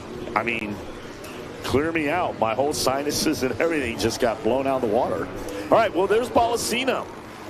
Working it up there, Rodney. He's one that we had to watch early on that didn't get the start. Braxton Mays, Peliogos, Bosalina, Selena. You see, he moved right on up there. All the way up to 3rd. That's even more. He was up to he was 7th and 5th, now up to 3rd. That's why Monster Mike and the boys signed him to the Monster Army. This guy's hot right now. Hot. You got to be hot. And you know what? You never know when that phone's going to ring. There's a lot of lists with names on it, and they get thrown around throughout the year. Somebody might call Megawatt. Hey, I wasn't there. What did you see? Rodney, what did you see? I get those calls all the time. And Bolasina is definitely one of the guys that everybody's got eyes on right now, as well as anybody in this class to see. But I'm watching Darren Pine. How many spots can Pine climb up the roster? Cahill, there's Bussey. I'm going to say something about Riley Bussey. You got to watch this guy. He is on the move. He's always in the mix. He hits all the Dirty 100 races. I believe he's got the most points in that class. So Riley Bussey is definitely one to be reckoned with. Got to get on that Supercross. I told him get ready for SMX, and you got to get it. You're one of the guys to watch right now. There's Nathan Selgrove back there, Joseph Buzzkirk Jr., Josh Greedy, Gavin Pettit. The Lynch Mob, Tyler Lynch back there as well. There's Corey Gibbs, Ricardo Chica. All right, the pass for second is happening right now. Bolasina putting the pressure on. Oh, yeah, Bosalina. You got Bosalina. We just say that. Instead of getting bammed, you got Bosalina on that one. So Bosalina, Paleogos goes back to 3rd. Mez, Wood, Weinheiser. Bosalina. It's not Baba Rand. It's Baba Bosalina. Bosalina. Yeah, that's how I've been saying that because it sticks in my brain. But a Monster Mike and the boys, they probably got us wherever they're at, cooking their turkey. I'm sure the constituents at Monster in California are off today, and they are watching. You better believe the monitors are on Racer TV with the 3100 app powered by Dunlop. Yes, absolutely. Hey, them boys from Dunlop ain't playing. Mike Buckley trickles all down the. Have you tried the new Monster app by any chance? They had the display. I am strictly a Mango Locos guy. I have one in the morning for my coffee, and that is it. There was a blue flavor. No, they got them. I normally don't like the blue flavors, but it tastes like. It kind of put me in the mind of a bomb pop in a way, but it was the bomb pop, Rodney. The blue part of a bomb pop. It was so good, man. I don't get hooked on them. Just have one.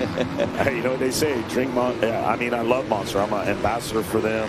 I get to do some cool stuff, and I'm very pumped to be a part of that family. And I keep it under the radar. You know, hey, I'm no special kind of athlete or nothing crazy, but I do like to. They need to sponsor my morning show. Monster needs to come on board my morning show. Wow. Because I'm basically the whole 1/4 of Ohio I broadcast to. So it's all about numbers now. You know that. You got to build that deck. I got to ship it in. We know whose table to put it on. I got the numbers, man. I got the numbers. Don't worry about that. Yeah, that is awesome. You got to, when you build that presentation deck, boom, bada boom, bada bing. Even if they just gave me a refrigerator full of the Loco Moco, the coffee stuff there, you know, Not possible. I might be able to get you that, Rodney. Hey, one day you're going to open your front door and you go, that daggone West. I got a dang pallet of coffee here. I don't know how to move. Oh, I know exactly how it comes in. Yeah, it comes in 16 cases. Oh, 6 laps down. Mays, Bolasina now 1.9 seconds. Check this out, Wes. Tell me. We got a full second faster. He's 2 seconds behind. Yeah. He's got a clean air ahead of him, so to speak. Now that Bolasina has made that pass into second place, the idea now is, will he be able to reel in your leader and put that pressure on? And as we check in on the back section of the race course, as we head toward the Gators' tail, Bolasina has got Mays in sight. But the question is he going to be able to strike? Mays rising to the occasion now as we see them making their way off the Gators' tail, heading up that roller section as they make the bad road tollway, if you will. Try to get it all sorted out and work their way back toward the announcer's tower and the completion of lap number 7. That 1.9 second gap, call it 2 seconds gap. It's not really relinquished much, but now we're starting, as we get by the Gizmo Mods Tower, I think we're starting to see that gap close up quite a bit now. And it has closed up quite a bit, like 2/3 a bit. I don't know if he's going to be close enough. The checker is out, but you're definitely Braxton Mays, Bam Bam, and Bossalina. There they go. 1, 2. And Bossalina was out of the top 10 on lap 1. We were trying to figure out who that was. Yeah. I kind of thought it was Bossalina. We got kind of confused there with the number, but hey, nonetheless, that dude's a player. Braxton Mays taking the win. Bolasina, though, taking our hearts with that right. That was amazing. It was a good run out there. I appreciate it. Everybody does. Everybody's doing a great job. Kyle Paleologos in the number 3 spot as he checks in with us. Looking at the rest of our top 18, Chase Anderson around Uriah Wood now as Wood drops to 5th. Anderson in the number 4 spot. Caden White-Zier in 6th. Trip Carr is 7th. Riley Bussey now, the 404 machine. He had a whale of a ride, too, passing up through the pack into an 8th place position. He was outside the top 10. Carson Cahill, the by 67 tonight. Troy Naranano in 10th. Jaden Struble in 11th. Logan Reniger in 12th. Darren Pine back up to 13th after running 3rd, dropping to 18th and working his way back up. He'll head to Moto 2.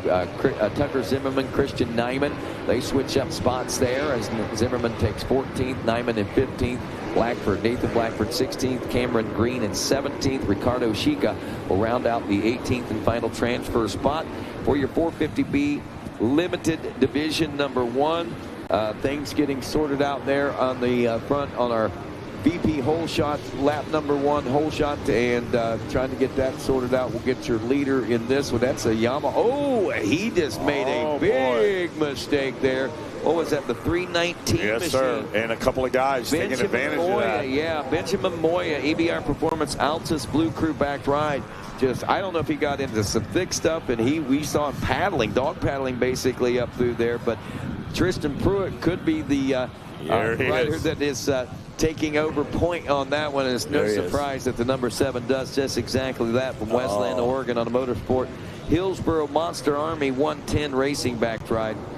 Other riders include Talon Staggs, Lucas Corcoran, Travis Johnsmeyer, James Jeffrey, Robert Sousey, Logan Hecker, Hogan Mims, Chase Haynes, Alex Miko, Aiden Bailey, Jonas Allo, Jacob McPherson, Lorenzo Gioni, Charles Brown, Pedro Koch, Logan Kressel, Jacob Solomon, Benjamin Moya, Cash Landry, Joel Newcomb, Jazry Easton Thompson, Grayson Watkins, Dawson Cook, Tavin Crewtop, Sebastian Gonzalez, Gavin Shatney, Alex Taylor, and Deegan Bloomfield. And as they wrap up this first lap, Pruitt out front. Moya does regain composure back to the number 2 spot. So 3.6 seconds is that gap. I mean, you know, I got to say that was a good recovery by Moya. I mean, that could have been catastrophic where he lost 10 spots over there, especially if he got off the side of the track. Yeah. Had the position where he was. Hey, big shout out to Job Delarney. So Delarney's brother's here racing, but Job does all the parking for Feld. He's always in there. He is like Bill Harris' Swiss Army knife. He's at home listening to us, and he said, happy Thanksgiving to you guys. But he's a major player in all. Anytime you go to a Supercross and you know how to park a vehicle or you have any problems out there, Job is the guy out there making it happen. So hats off to you guys, and happy Thanksgiving to Job Delarney. Back in up north, listen to us. Bear Dog in the house. Bear Dog. He was a big, huge part of rubber check racing back in the day. Rubber check racing. Hey, that's an inside. It's a little story right there. You only had to be there to know it. But glad to see Bear Dog, Win Kern's brother up here, Barry Kern. And I just want to see you in that water truck one more time, Bear Dog. In that water truck one more time. Win said, no way. You're off limits. Look at this battle for second place that's going on out here right now as they checked in for the first lap complete. Moya was out in the lead of that battle, 3.6 seconds behind Pruitt. So this is a battle for second. Hogan Mims was 0.7 seconds back. Sebastian Gonzalez was only 0.3 back. Chase Haynes 0.6 and 0.4 back to McPherson. So that was 5 riders battling for the second place position. And as we wrap up lap number 2, the intensity of the battle may have shifted just a little bit, but it's still there. Chase Haynes has taken over the number 2 spot away from Moya as Moya drops to the number 3 spot. Gonzalez in 4th aboard the 777. He's out of the Woodlands, Texas. Fair Oaks, California, home to Talent Skaggs. Staggs, the 21 machine in 5th. Jacob McPherson out of Ravenna, Ohio. Husqvarna rider in 6th. 7th place, the 845. Gavin Shatney out of Newport Richey, Florida. On a Honda, Dawson Cook, Cedar Fort, Utah, on a Kawasaki. He is running in the number 8 spot. 9th place, Travis Johnsmeyer out of Fleshman, New York. And rounding out the top 10, the 511, Jazzery Easton Thompson out of Warwick, Massachusetts. Then it's Robert Sousey 11th, Grayson Watkins in 12th, Logan Kressel in 13th, Lucas Corcoran is 14th, Alex Miko in 15th, James Jeffrey 16th, Deegan Bloomfield 17th, and Pedro Koch is in the number 18 spot. Just outside the transfer bubble, Joel Newcomb and Hogan Mims, Charlie Brown and Jonas Allo, your 19, 20, 21, and 22 spots, all trying to make a bid for a spot on the gate in Moto 2. Well, here we go. Tristan Pruitt's got business at hand right there. And Pruitt, Haynes, you can't say that, but I'm watching James Jeffrey back there, Pedro Koch, Newcomb, Mims, Charles Brown. Yeah. Hey, it's a Charles Brown Thanksgiving right here. And he is doing a great job out there on his gas back in 21st. Jonas Allo, Alex Taylor, Jacob Solomon, Cash Landry, all in there making things happen, Captain. Talon Staggs might be one to keep an eye on in that top 5 right now. He was 5th coming into the Moto, and right now he is working on the 777 of Sebastian Gonzalez. He got him, made the pass, and now up to the number 4 spot. Gonzalez drops to 5th.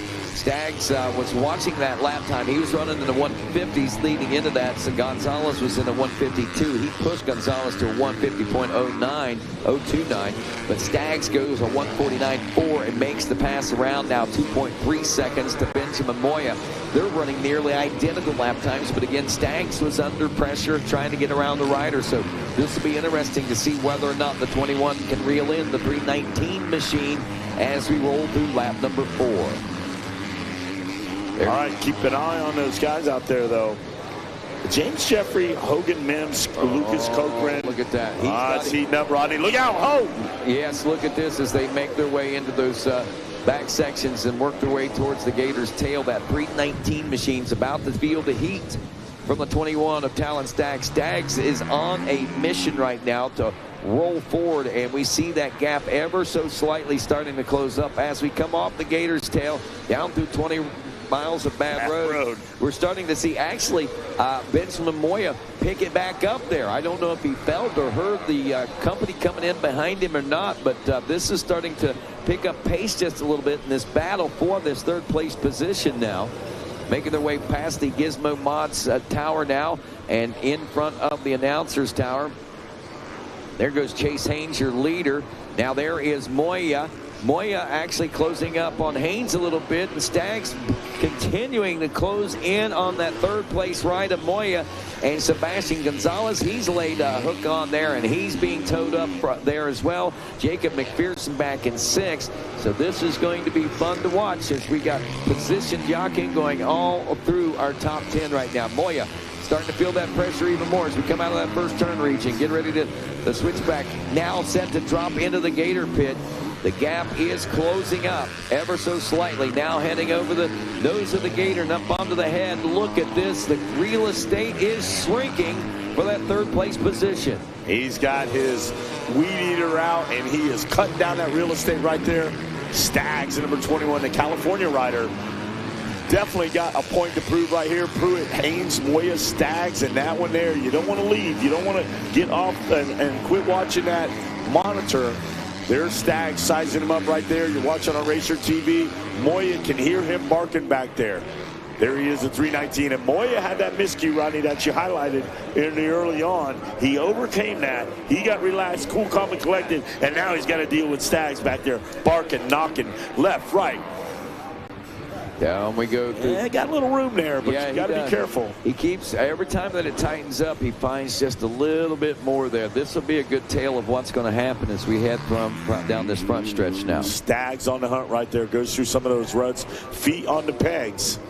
The momentum is going. Pruitt now. Still out front. He just buzzes the tower. Pruitt back to his winning ways. And Pruitt, a force to be reckoned with out there. I think that little bit of trip that he did with Jeff Cernick to the USA team junior donations over there has really, really made Tristan Pruitt come full circle. I've seen a lot of maturity here out of him this weekend. It's like, hey, I'm going to stay under the radar. I'm going to stay low profile. There's going to be no obstructions going to hinder my mission here. And that's kind of what Casey Cochran came back here and did a few years ago. Yeah. He just came in under the radar, you know, always been there, kind of people looking at him, waiting for that moment. And I told his mom, I said, when you leave here with that wheelbarrow full of trophies, you have let the world know who you are. Yes. And that's what they did, and I think that's, hey, little Jimmy Gleason, thank you. A little something for you, Rodney. All right. To get your thank you. Thank you, Jimmy. Little Jimmy Gleason from New Jersey. Little Jimmy Gleason. All right. Pruitt, Haynes, Moya, Staggs still going out there. Couple of notables out there, Saucy and Mims Cook. Johnsmeyer. It was just not long ago we were calling Johnsmeyer on a 50. I know. And they just grow up so fast. And, you know, this amateur things, you start on a 50, you got about 10 years, 10 or 12 years, and then you're ready for the pros. So we get them every, you know, 12, 13 years, and then off they go. So Pruitt's one of those guys. He's on his way. Yes, absolutely. He is for sure. And we've been watching this battle between Moya and Staggs. I think that we've kind of reached the wall there. Both these riders seem to be equally matched on speeds and times. 147.9, 147.8 were their lap times last time around, and they weren't much different than that. They've been running nearly identical lap times the last couple of laps, so Staggs not able to capitalize anywhere, not able to force any mistakes out of Moya yet either. And as you were saying, yes, exactly. Tristan Pruitt has been riding up maturity levels amazing, and just the confidence in which he rides with is amazing too. And one of the notes, we were at the award ceremony, and one of the guys they know, and I get the enthusiasm to want for somebody in your crew to really get recognized, and he was just like, somebody needs to sign him. Somebody, how many does it take? He's in line. He's in line. And I talked to Mr. Pruitt, and he goes, it's just one of our guys. He's pumped up. And to say, Tristan Pruitt's in line, believe me. He's checking boxes. They know where he's at. At this time when the age for turning pro and getting signed and all that now is shifted, I believe, to 18, you're just going to take your time to get down there. You don't want to get burned out before you even get to your first outdoor NASCAR Supercross. So Tristan Pruitt right now is on the radar for sure. You don't have to hoop it up at their award ceremony. He's going to get it when it's time for him to get it. Oh, yeah, he's definitely on the radar. He's definitely on everyone's map out there, so everyone knows when they come to the race, if they're racing in that class, he's going to be the force to be reckoned with, at least right now in that 450B limited class. He is the major force out here. 7.4 seconds, not a monumental, but definitely one of those leads that is, he's working it. I mean, he's got the comfort zone, and he's not pushing it any more than he has to at this moment. Haynes is now about 7 seconds back, 5.2 seconds behind him is Moya. And still that battle between Moya and Staggs right at 1 second. As the checkers fly for Tristan Pruitt, he takes the win. How's things going to shape up for this battle for third? The question remains to be answered, and it answered like this. Chase Haynes in second, Benjamin Moya in third, Talon Staggs in the number 4 spot. Staggs, you know, hey, he's in there, Rodney. 0.6. That was as close as he was able to get there. That was, I mean, Talon Staggs kept Moya about as honest as one could be kept during that one. Barking and knocking at the door. Yes, he did. All right, 85-12-13. Division 1 is off and rolling. Real quick, your top qualifiers unofficially: Pruitt, Haynes, Moya, Staggs, Gonzalez, McPherson, Shatney, Johnsmeyer, Hogan Mims in 9th, Dawson Cook in 10th, and Sousey, Watkins, Creasel, Jeffrey, Koch, Miko, Corcoran, and Joel Newcomb to round out the top 18 unofficially on the track right now. 85cc, 12 to 13-year-olds. We got the first division of 2, top 18 transferring, 1 LCQ, top 6 will transfer from that. Riders on the track: Austin Jones, Chance Olberg, Mason Phones, Miles Hadley, Briar Girth, Ryder Dorigo, Joaquim Burbano, Giorgio Gregornio, Geraldo, Adam Regina, Adam Graham, Jax Carrier, Addison Platt, Landon Lee, Bryson Howell, Austin Fraley, Gavin Reynolds, Jonah Eller, Chase Cipri, Waylon Ballinger, Maximilio Ramirez, Jeremy Bellaford, Austin Keller, Colt Whitaker, Kane Sanchez, Cole Maxey, Tyler Sachi, Dante Feliciano, Tucker Donato, Parker Hatt, Ethan Plaza, Mason Murdy, Jackson Jones, Corey Hefferman, Ross Anderson, Kenzie Watine, Judah Brend, Carter Johnson, Ryder Lane, and Macklin Christopher. 39 riders on the gate on Division 1. 39 coming up in our second division as well. Again, top 18 will be transferring from this division. Hey, big shout out Harold Martin. Says, hey, hats off to you, Rodney, and gave me a compliment. Says he's back home listening on the app. He's got it going on. The Racer TV, Dirty 100, live streaming, powered by Dunlop. And he says, hey, great job. Happy Thanksgiving. Thank you. Happy Thanksgiving Harold to him. Martin. Amen. Again, remarkable way to put all the information at your fingertips, man. That's some cutting-edge stuff there with that Dirty 100 app. I get more impressed with it every time I click on it and start searching deeper into it. So, hey, Mason Murdy leading this one out of Norwood, Ontario, Canada. The 6:30 KTM ride, looking at a 1.1 second lead, barely over Austin Keller as they checked in at the finish line. As you see them making their way over the gator now, you can see that Murdy is starting to stretch this one out just a little bit. Austin Keller, Waylon Ballinger in third, Chance Uberg in fourth, Tyler Sachi in fifth, Landon Lee sixth, Parker Hatt is seventh, Jeremy Bellaford is the number 8 spot, Colt Whitaker in ninth, Ryder Dorigo in 10th, Gavin Reynolds is 11th, Bryson Howell 12th, Adam Graham in 13th, Briar Girth 14th, Ryder Lane 15th, Cole Maxey in 16th, Austin Fraley is 17th. Your final transfer spot then is Tucker Donato. Outside the bubble right now, Ethan Plaza, the 555 and 19th. Carter Johnson is in 20th aboard the 835. And obviously several other riders that are outside, but those are the ones that are knocking on the door. We're at the end of lap 1. Working on lap 2, Wes Kane. Hey, I'm watching them right now, and every race is just stacked with talent. This is your season. This is the final right here, the Dirty 100 final, and these guys came to do battle. Rodney, what do you see? I see a great battle shaping up out there. Austin Keller holding on to that second place position. In that rearview mirror behind him, Waylon Ballinger, and and there's Chance Olberg, I think, or Tyler Sachi. I think that is Olberg just threaded that needle right there and took over the position as they make their way down here in front of the announcer's tower, drive down into the Gator Pit itself, and the hard drive out. We'll get them all sorted out for you, but wow, what a change there in this lap, as we saw a great battle shaping up between 4th, 5th, and 6th place positions all the way back to 7th, and it looks like maybe all the way up to 2nd before this was all said and done. So we'll reassess things. Waylon Ballinger is 2nd behind Austin Keller. Mason Murdy is in the number 3 spot. Chance Alberg up to 4th now, or is in 4th. Landon Lee in 5th. Parker Hatton 6th. Colt Whitaker in 7th. They move up. Ryder DeRigo in 8th. Jeremy Bellafoy dropping down a spot or 2 in 9th now. Tyler Saatchi also losing a few back to 10th. Gavin Reynolds in 11th. Ryder Lane 12th. Adam Graham, Briar Gurr, Cole Maxey, Tucker Donato, Bryson Howe, and Ethan Plaza now your top 18. All right, steady as she goes now for our leaders. Watch them down in there. Amazing. These guys are doing a fabulous job out there. And don't forget, guys, D1, first round of Dirty 100. That is the opener. That's the opener of the new year of racing. We're going to go to Daytona for Amateur Supercross. We're going to get that going. A Dirty 100 event, and the opener for all amateur racing is going to be D1 right there.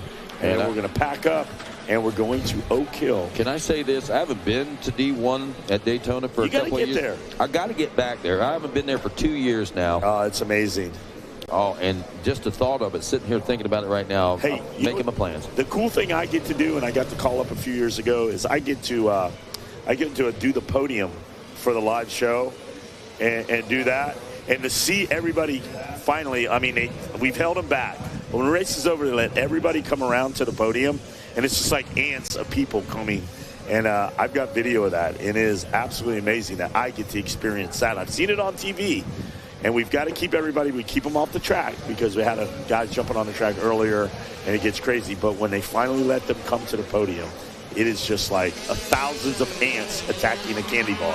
And I'm interviewing Jet Lawrence. I'm looking down there and his eyes are that big and everybody just comes around. It's an amazing thing to see. So I am blessed with that opportunity that I get to do that with Rob Bidas, Kevin Kelly down on one end, and we just bring the heat. It's a great facility. It's a wonderful place, and it's an amazing event through and through.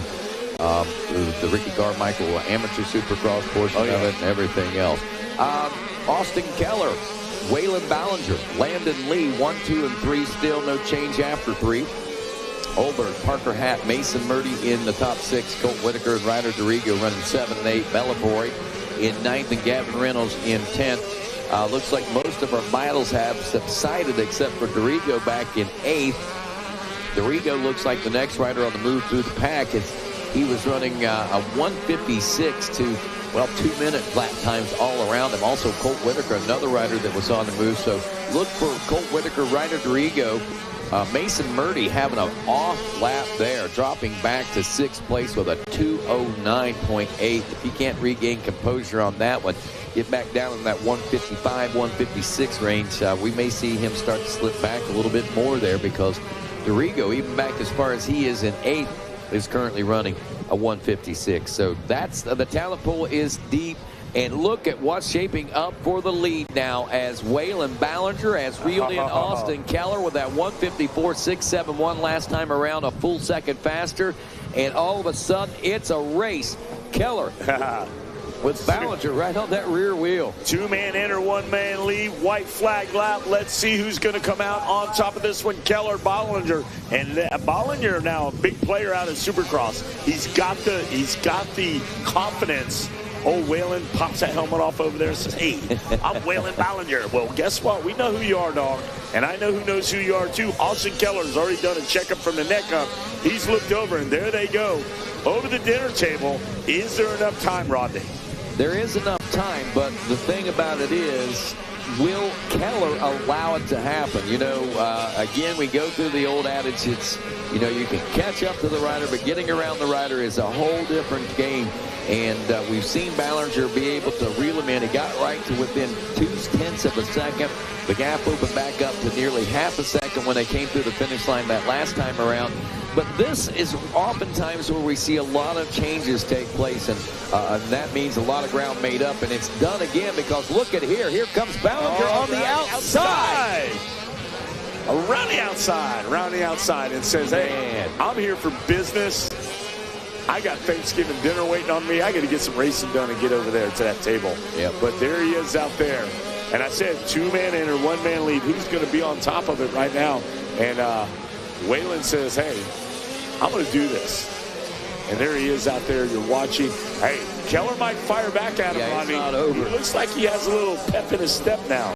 Yep, he's fired up. I think maybe taken a little by surprise by the challenge, and then maybe even also by that quick pass that was made by Ballinger around the outside. We didn't expect that. No. Nah, we didn't expect that. That was definitely a couple of riders getting tangled up there, but to no avail.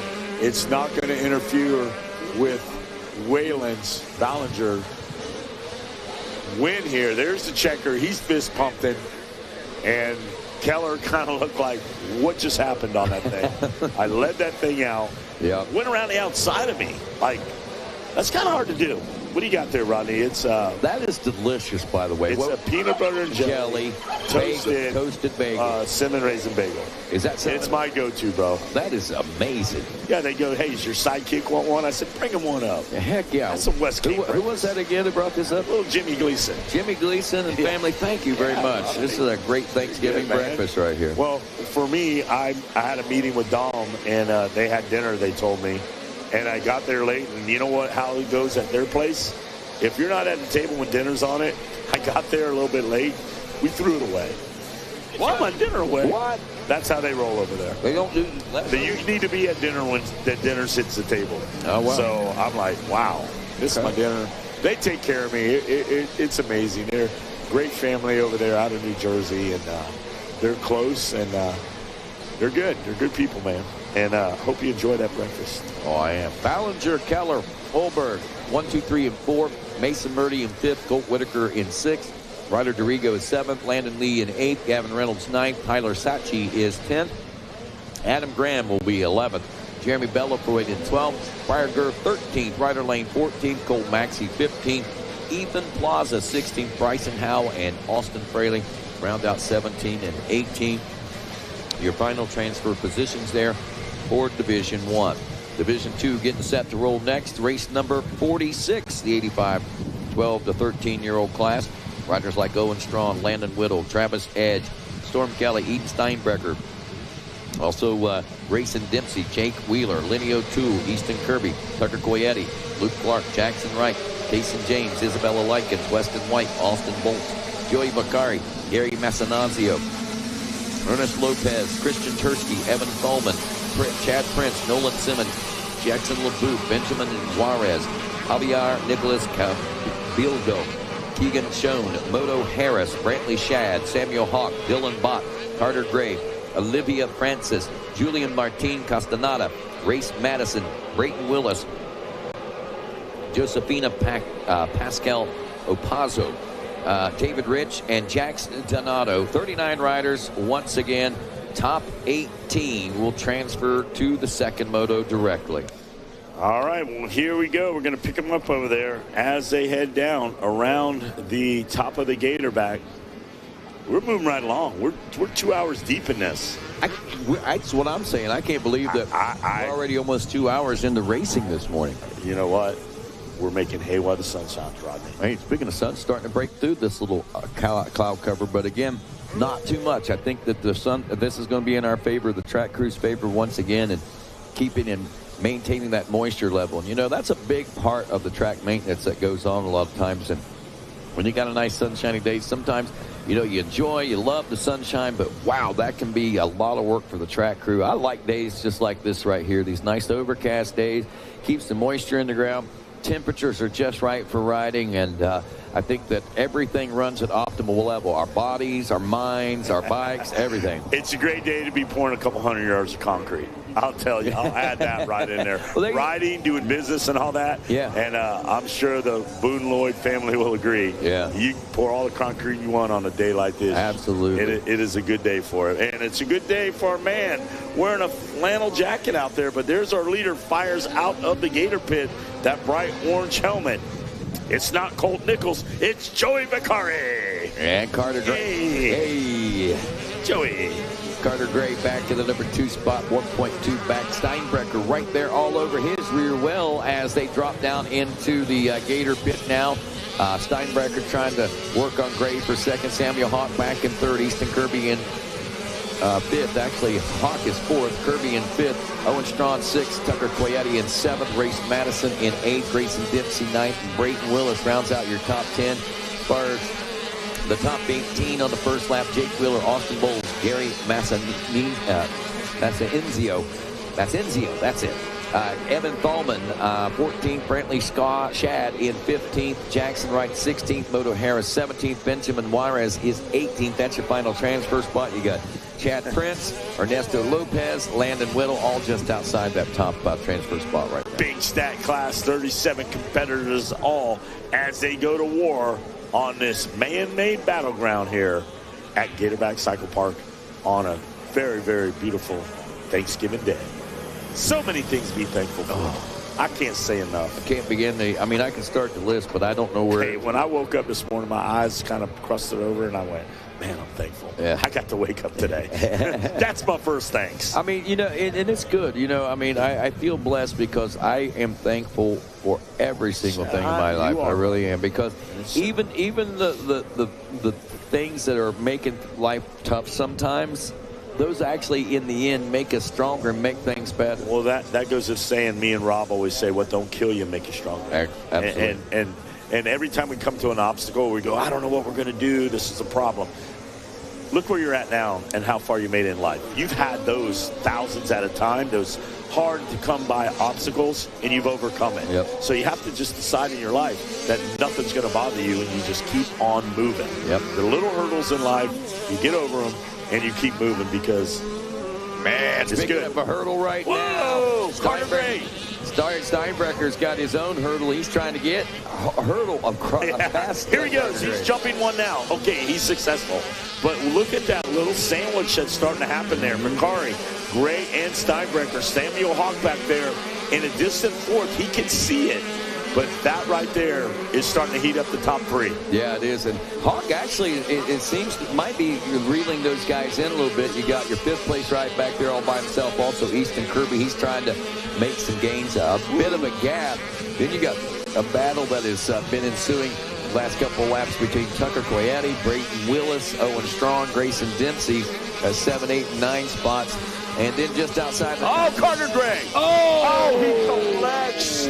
Steinbrecher, Carter Gray, high-sided, hit a couple of bumps out there, high-sided. His bike ricocheted, nothing intentional there. No. Moto incident, just happened to be looking, and collected. Adi and Steinbrecher, I am hoping both those riders are okay. Wow. So that's going to change up. That's going to shoot Hawk up into second. But I'm sure if you're Joe Vicari, you're like, what happened back there? I see we can get a replay on that on Racer TV in case you guys missed it. It's just Carter Gray just got a little high-sided, started doing the swap, and it pitched him off. And then next thing you know, Steinbrecher was to the inside. And like a bowling ball hit the pin, it collected Steinbrecher's bike. So hope both of those riders are okay. Definitely a racing incident, unavoidable. All righty, so here's the new running order with the unfortunate incident that took place there. Joey Vicari still out front, now has a bit of a lead over the rest of the field. We're talking probably somewhere in the neighborhood of about 5 seconds over Samuel Hawk. Easton Kirby in the number 3 spot. Tucker Coyetti moving up in the 4th. Brayton Willis in the 5th. Owen Strong in 6th. Carter Gray is 7th. Steinbrecher back up and finishes that lap in 8th place position aboard the number 24. Evan Thalman in 9th. Gary Massanizio Matenzio in 10th. Race Madison in 11th. Austin Bolts in 12th. 13 is Jackson Wright. Moto Harris 14th. Jake Wheeler in 15th. Benjamin Juarez is 16th. Chad Prince in 17th. And Landon Whittle rounds out your top 18 in your final transfer spot. Haven't seen Gray check in just yet out of St. Clairsville, Ohio. Oh, boy. Unavoidable. Yeah. Tough guy, tough competitor out there. And Vicari, Hawk, Kirby. And there is your leader there, Joey Vicari. Yeah. I got a pair of Z Cavariccis on. That guy is getting it done. Vicari. All right, great job out there. And there he is again, Vicari now. Coming down, he is buzzing the tower. I'm looking over to my left, and there is the young Vicari. And he will come around. I believe the white will come out on this one, Rodney. I believe so. Still waiting for Carter Gray to come around. Believe yeah, I haven't seen him check in just yet. Make sure he's okay. Man, look at that battle for second. Was that the battle for second that we were looking at? Could that be Hawk? All right. Where is Vicari? No, that wasn't it. Let's see. Let me double check that, because that looked very tight. All right, here we go. I believe that's Vicari now dropping into the pit. We got him in there, Vicari. And then our second place competitor, Hawk. There's Hawk right there. Yeah, that was some lap traffic I think I was looking at, because Easton Kirby is in the third place spot. But 4 seconds behind Hawk. Yeah. So he's going to be coming on. Coyetti, Creighton Wills, Eden Steinbrecher, the 24, is now 6th, making some gains out there. Evan Thalman, 7th. Owen Strawn, Grayson Dempsey, and Gary Masenzio. Steinbrecher, again, got back up, came in 8th. Steinbrecher was tough. Got 2 more positions on that lap.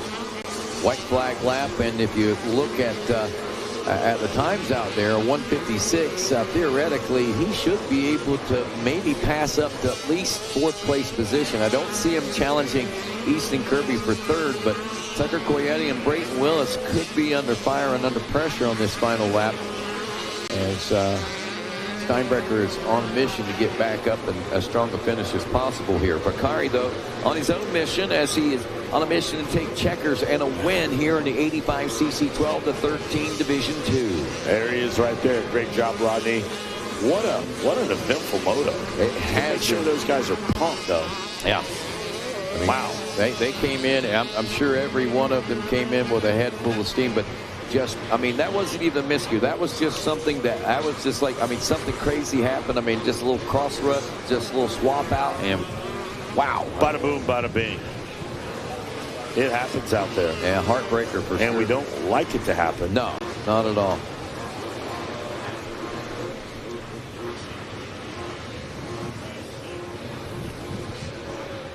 So Carter Gray out of this one. I haven't seen him come around, but lap 5 in the books.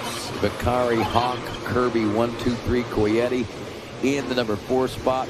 Brayton Willis in, they haven't checked in yet. We still might have a chance for that to change.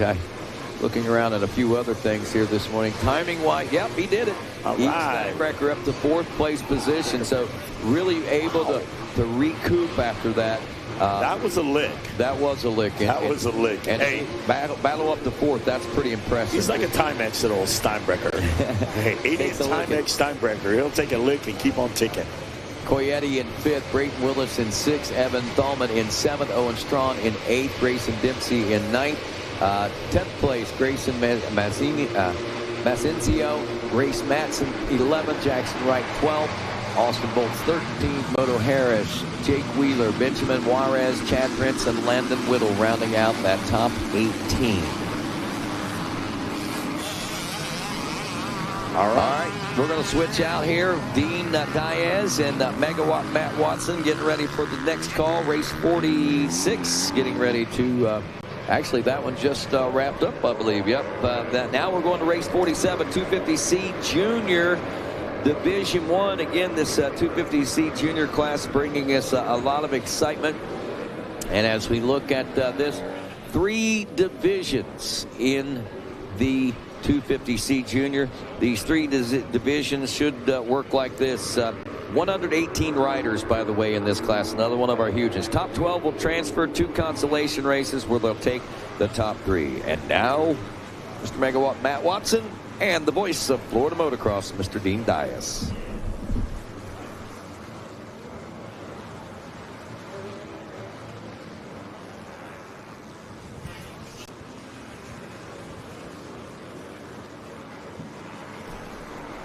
All right, guys, out here right now, 250C Junior Division number 1. We got the number 2, Jagger Egger, Jack Pruitt, Paxton Zavitsky, Logan Bedenbaugh, Aiden Corvell, Connor Miller, Braden Benz, Baird Bates, Cannon Tyler, Michael Schneider, Ethan Sullivan, Estardo Javier, Jackson Flynn, Blake Atkins, Carter Dreschel, Caleb Moran, Hagen Brown, Logan Head, Talon Ekholm, Cooper Levin, Wyatt Inman, Jaden Smelcher, Jackson Thompson, Tom Smith, Braden Lottie, Declan Carmody, Jet Lewison, Austin Gore, Cole Trinkle, Jacob Slicer, Noah Shue, Alexander Ciceretti, Caden McCaffrey, Wesley Manieri, Walker Brown, Sebastian Sari, Jace Roberts, Austin Houstash, Rocco Barone, and Weston Chris. So Manieri out there on the number 428. Right, we got to keep our eye on that guy. I appreciate his dad coming up. Minery came up last night and gave me proper pronunciation, put it down in phonics for us, so even me, you and Wes King could handle it. And look at him. He's doing good. Up front running, too. Yeah, 428 in the number 2 ride. Noah Shue, of course, out front. Paxton Zavitsky, the number 10 machine, rides in third. Going to be Jaden Smeltzer in fourth. Logan Head fifth. Austin Gore in sixth. Blake Atkins riding in the 7th spot first time around. Jace Roberts in 8th. Jackson Flynn in 9th. Ray Benz going to round out our top 10 here. Our 250C Junior 12 to 17, heat 1. And we got a little bit of a battle going here, I believe, in the second and third position. Is that, as a matter of fact, actually, that's just a little further back. That looks like Gore. Gore was in that 6th position. I believe he's trying to make a move right now on that number 110 machine. Yeah, needless to say, Mega, it is a battle right now as they're making their way into that roller section after the gator tail. I've seen a couple different lines today. You know, a lot of people jumping through there. Some people keeping that front wheel high. But my favorite is when they double out right into that inside. Absolutely. When you land down into that inside, hit that, that's awesome. Speaking of awesome, the Black Friday sale. It is not Friday yet, but hey, Thursday too. MX Tire Motocross Shop down there, Black Friday sale. It's almost like a secret Santa Claus. You know, you buy all your stuff, then you get to dip down in a bucket, pick out your discount. And they have one that says free. So $5,000 order could be totally free. Even at half off, 20% off a $5,000 order, that's huge savings over there at Cernix. And you know what's cool? It's stuff you were going to buy anyways. You were going to pick this stuff up. You didn't even know it was on sale until this morning. Yeah, it's already on sale. Yeah, that's what I'm saying. Yeah. You didn't even know, all right? Now you get an additional discount, surprise discount. Reach in, pick it. But, man, can you imagine, Dean, reaching in there and grabbing that free ticket? I couldn't imagine. Oh, no. Don't go down there and just buy a T-shirt is all I'm saying. No, make it worth your while. Exactly. Even 10% off of 500, saving $50. Yeah, it's you know, come on. Mm-hmm. For real. Hey, speaking of Black Friday sale, starts today at Defiance Lifestyle. $20 hoodies. Now, there's limit 6 at a time. But let me tell you, you want to take care of Christmas? That's it. For some people, you know, you feel obligated to buy a gift for. You don't want to blow $100 on that guy. Hey, how about looking like you did? Yeah, exactly. They'd have no idea. Go lay these $20 hoodies out there for people. They're going to think, man, Dean really cares. Yeah, he really cares. And you're like, and they have no idea you're a cheapskate. Put a lot of thought into it, you know. For sure. So want to thank both Jeff Cerny and, of course, Rob and the guys over at Defiance, really kicking out some great offers to our friends and family here today on Thanksgiving. Speaking of Thanksgiving, they want to wish you happy Thanksgiving down there at Wildest Dream. Don't miss it. Thursday and Friday at 7 p.m. Black Friday sale on custom canopies, custom hoodies, and custom windbreakers at Wildest Dream Design. They're right there by Alpine Star and KTM. Oh, very nice. Very nice.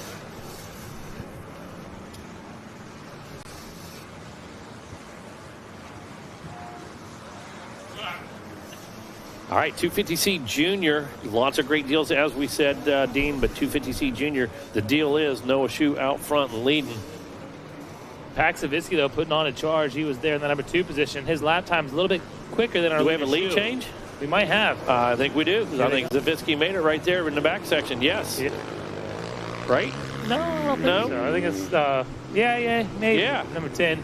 He had a different number on his jersey when he signed up for, so you got to really pay attention. Keep your eye on that. Oh, yellow flag out, though. That could change things. That's one of our riders that's out there doing good. Honestly, the 167 of Schmelzer having some issues. It is Zavitsky. As you said, you called it. You've seen it on screen. Racer TV hooked us up with that broadcast. As usual, man. Always making us look good. You know, and honestly, a lot of obstacles. It looks like you got the perfect view from up here, but it's hard to see some of these sections, and we could not make those calls without the guys over to the TV trailer, without great camera work, and, of course, that SLR drone shot. So Zavitsky, new leader, 158.8 last time around. Just a little under a second gap. Made the pass right over here to the left of us, Dean, and really started to go to work right away. Yeah, we see him now, the number 10, dropping back down. Zavitsky, but he's not done, man. He's got a fight behind him, and that is for that second, third place position of Shu, and I believe Minnery's Minnery's less than 2 seconds back from them on the number 428 machine. So great job by Wesley. And the track's good today. You know, I was out there walking around, checked that track side. Like, it's wet. It's got some good moisture in it, got some good tack to it, but it's not quite as deep as it was yesterday. So I think we got a very raceable track here today. We absolutely do. Take a look at how close this racing is right now. You walked over to me at the window this morning. We looked at each other. We knew the track was different, just a different texture, different consistency. And we've seen fantastic racing all week long, but I think we're going to see amazing racing here on Thanksgiving Day. Yeah, absolutely. And again, first time I've been on the mic. Happy Thanksgiving, everybody. Yep. We love you guys. We want to thank you for being here with us. And I got to tell you what, it's been running so smooth this week. It's been amazing. It's been a blessing, hadn't it, Dean? Absolutely. There we see him, Zavitsky coming by the tower, but he has company, and that is a Yamaha rider. Is that our boy Minery behind him, or possibly one of the riders buried in the field? I couldn't get a quick read on the jersey. I think that might be Minery made the pass. Now there goes Zavitsky. Penalty there. There's the battle we're talking about. Second, third. Yeah, Minery did make the pass in a second right there. Noah Shu back to third. Working it. Where Minery coming out of PA? Where are they from? I think they're northeast, aren't they? Ohio. There we go. Close enough. Yeah. Well, I knew we've said the name a million times. Now we're saying it right. But the thing is, being out of West Virginia, I've seen this kid everywhere. Of course, we do all the majors together. You and I, we see all these top kids. Yeah. But very impressive coming out of Ohio. Awesome. Absolutely. You know how it is. You know, we say it, we announce. It might be 5 years down the road. Somebody finally corrects us. Like, yeah, fantastic. Yeah, if we're saying it wrong, like Megan said, write us something, pronounce it out. We'd be more than happy to read it correctly. Put it down on It's not like we don't read it right on purpose. You know what I'm saying? Yeah. Oh, yeah. Exactly. Exactly. So look at Zavitsky, 158 last time, drops that thing to almost a 157 flat, 157.004, 158.2 Minery. He's still bringing it, but giving up about 3.4 seconds right now.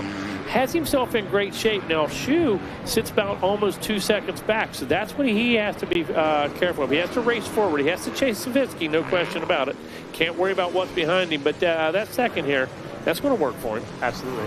Take it for what it's worth in second. Yes, sir. Almost just as good as the first one. Almost. Not quite, but almost. Give you a top 12 rundown, because top 12 going to transfer in this 2DC Junior Division number 1. We got Paxton Zavitsky, Wesley Minery. I think I've been saying it right the whole time, but you got it. Now you're thinking about it. Yeah, now I'm thinking about it, exactly. Noah Shu in third. Austin Gore fourth. Fifth, Cole Tranquil. Sixth is Logan Head. Jackson Flynn. Sebastian Sari in eighth. Cooper 11th. Ninth and 10th, running a top 10, is Carter Dreschel. Those final transfer positions belong to Aiden Corbel and Jaden Smeltzer right now. And Smeltzer, he's the one we've seen up towards the top, had the issue here after the tower, so he's trying to climb back up in this one. Hey, speaking of stuff on sale, you guys have got to stop by and see them at Pro Circuit. Exhausts are on sale. Straight up buy Suzuki exhaust. Guess what? Free T-shirts.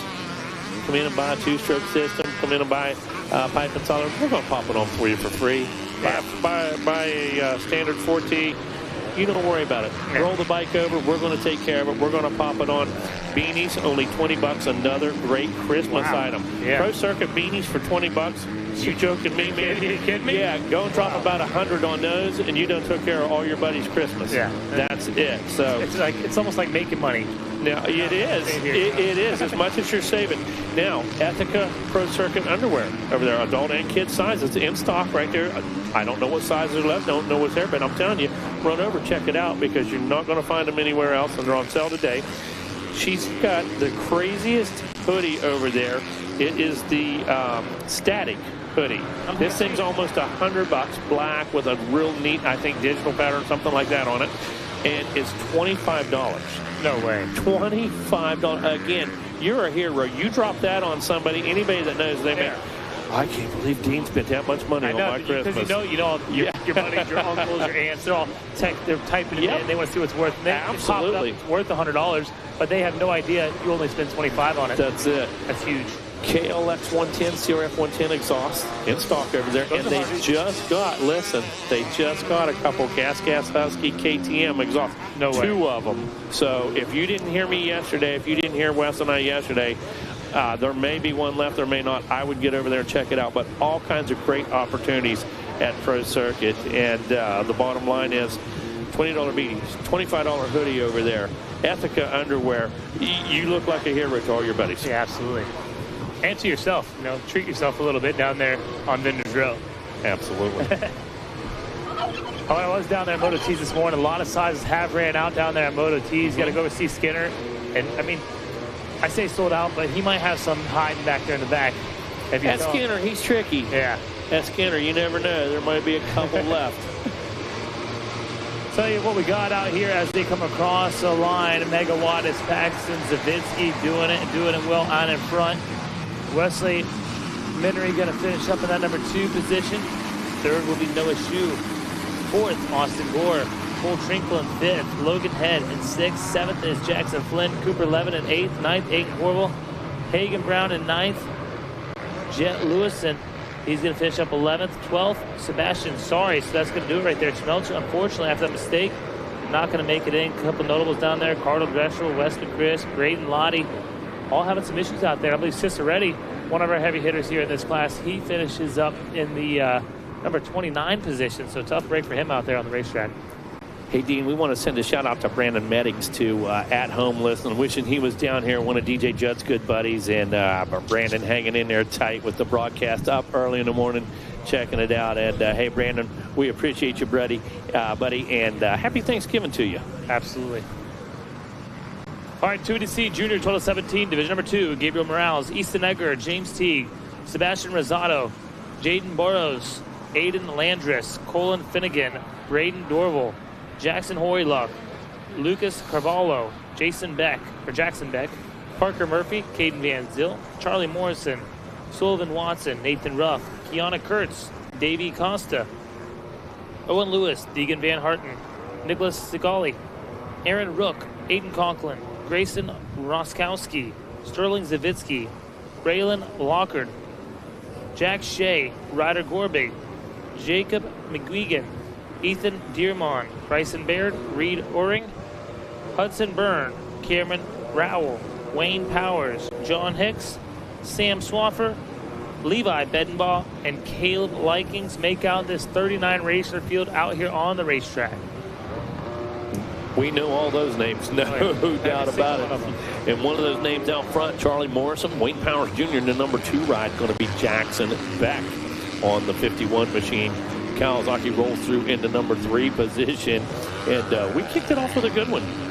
I'm telling you now, we got to back it up with 250C heat number 2. Stoney Hudman, saw him down there, excuse me, saw him on the fence a little bit ago, really watching the track, really seeing how it's development, studying the line and stuff like that. So the 59 putting that knowledge to good use, running in the number 4 spot right now. James Teague 3rd. In 5th, Nathan Rupp in 6th. Going to be Hudson Byrne in the number 7 spot. Jack Shea 8th. Aiden Conklin rides in 9th.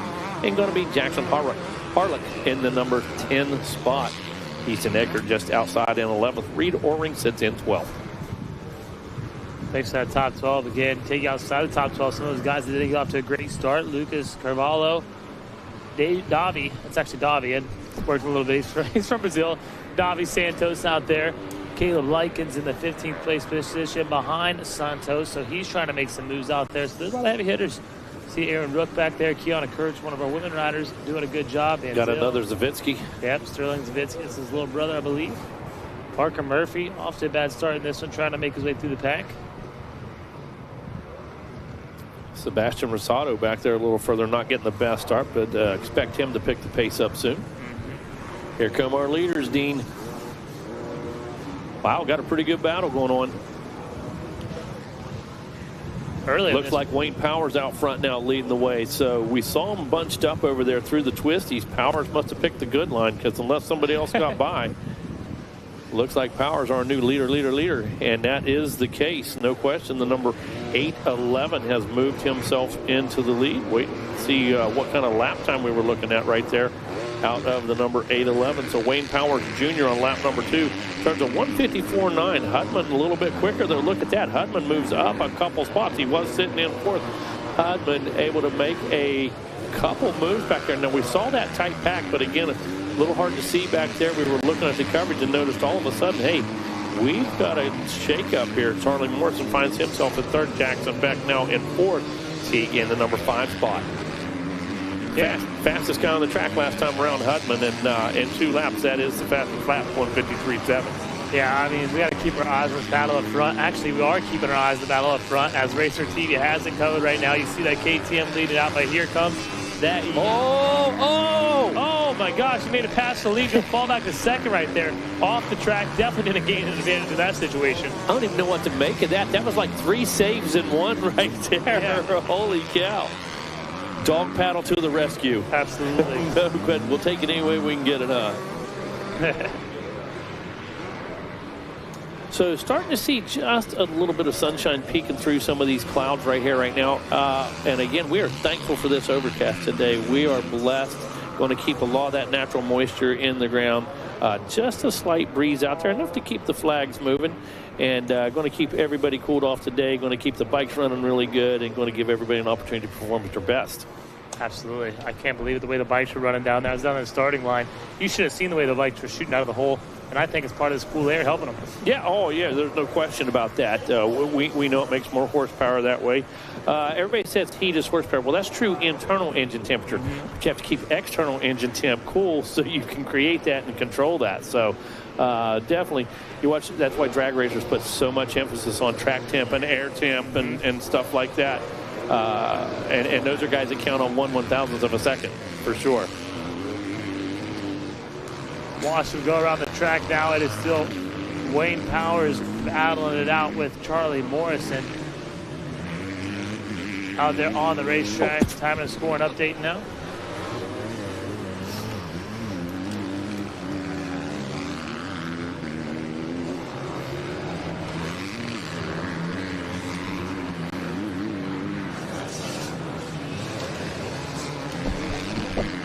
All right, I think we finally got it there, Mike. Mike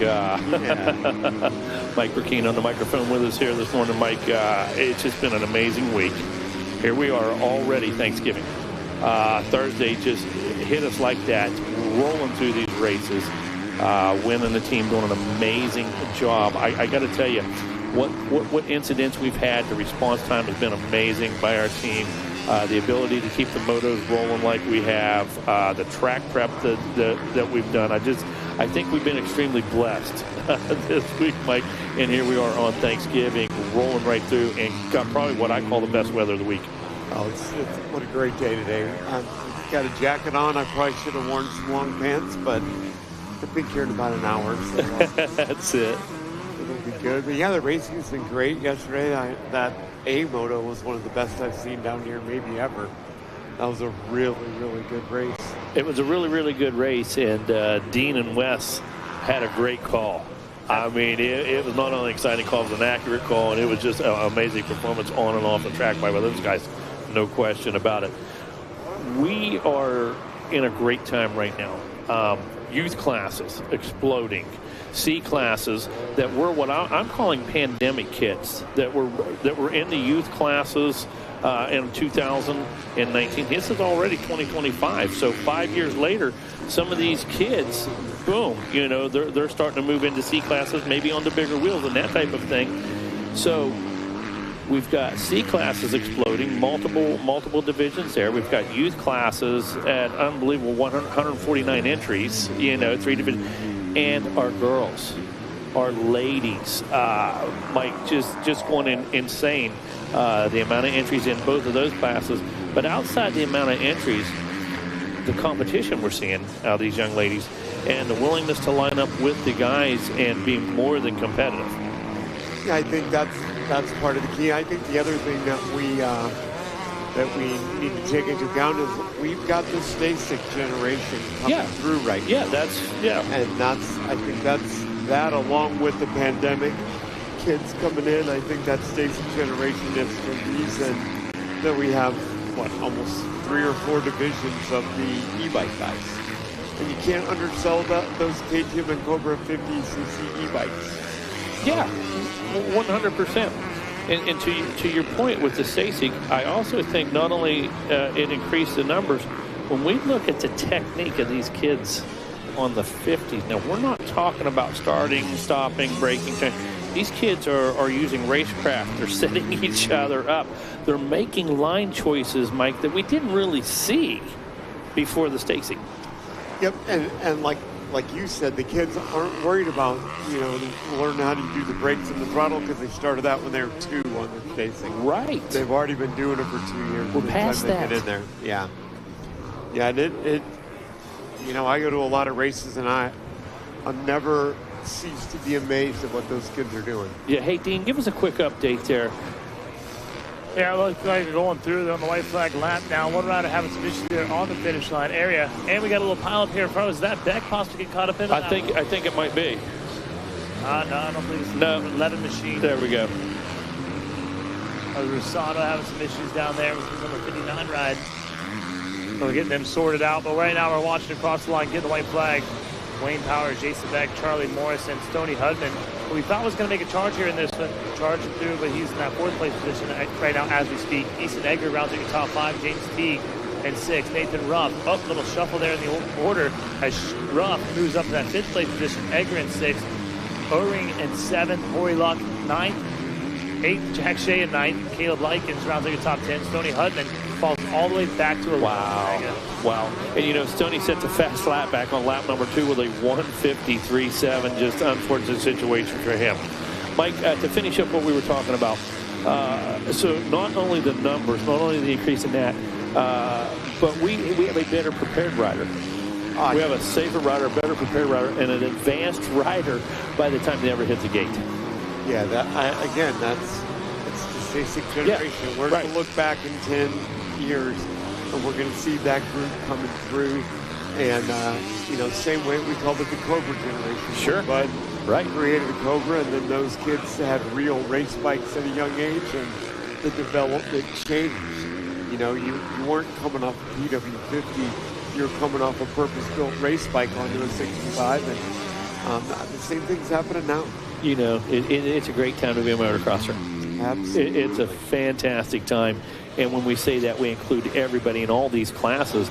Yes, we're looking to see who we're going to send to the pros, Mike. We're looking who's going to grow and who's going to prosper and who's going to develop into the professional champions of tomorrow.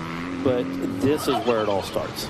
Oh, 100%. And, we talk about the pros, and obviously we're all fans of this world. But at the AMA, I spend very little time thinking about those top-tier kids. I spend most of my time thinking about the other 99%. There you go. Those are the people that we focus on, and the people that Wayne Kern and his crew focus on, and those are the ones that we need, right? To keep this thing going. And sure, we want to do everything we can to prepare those other kids at the top, but our focus has to be on the 99%. You got it. Mike Burkeen, thank you so much, man. Always a pleasure, dude, for sure. Dino, where are we at, buddy? What happened? Coming across the line, getting the checker flag out here in this one. There's a lot of drama going on, little passes being made out there.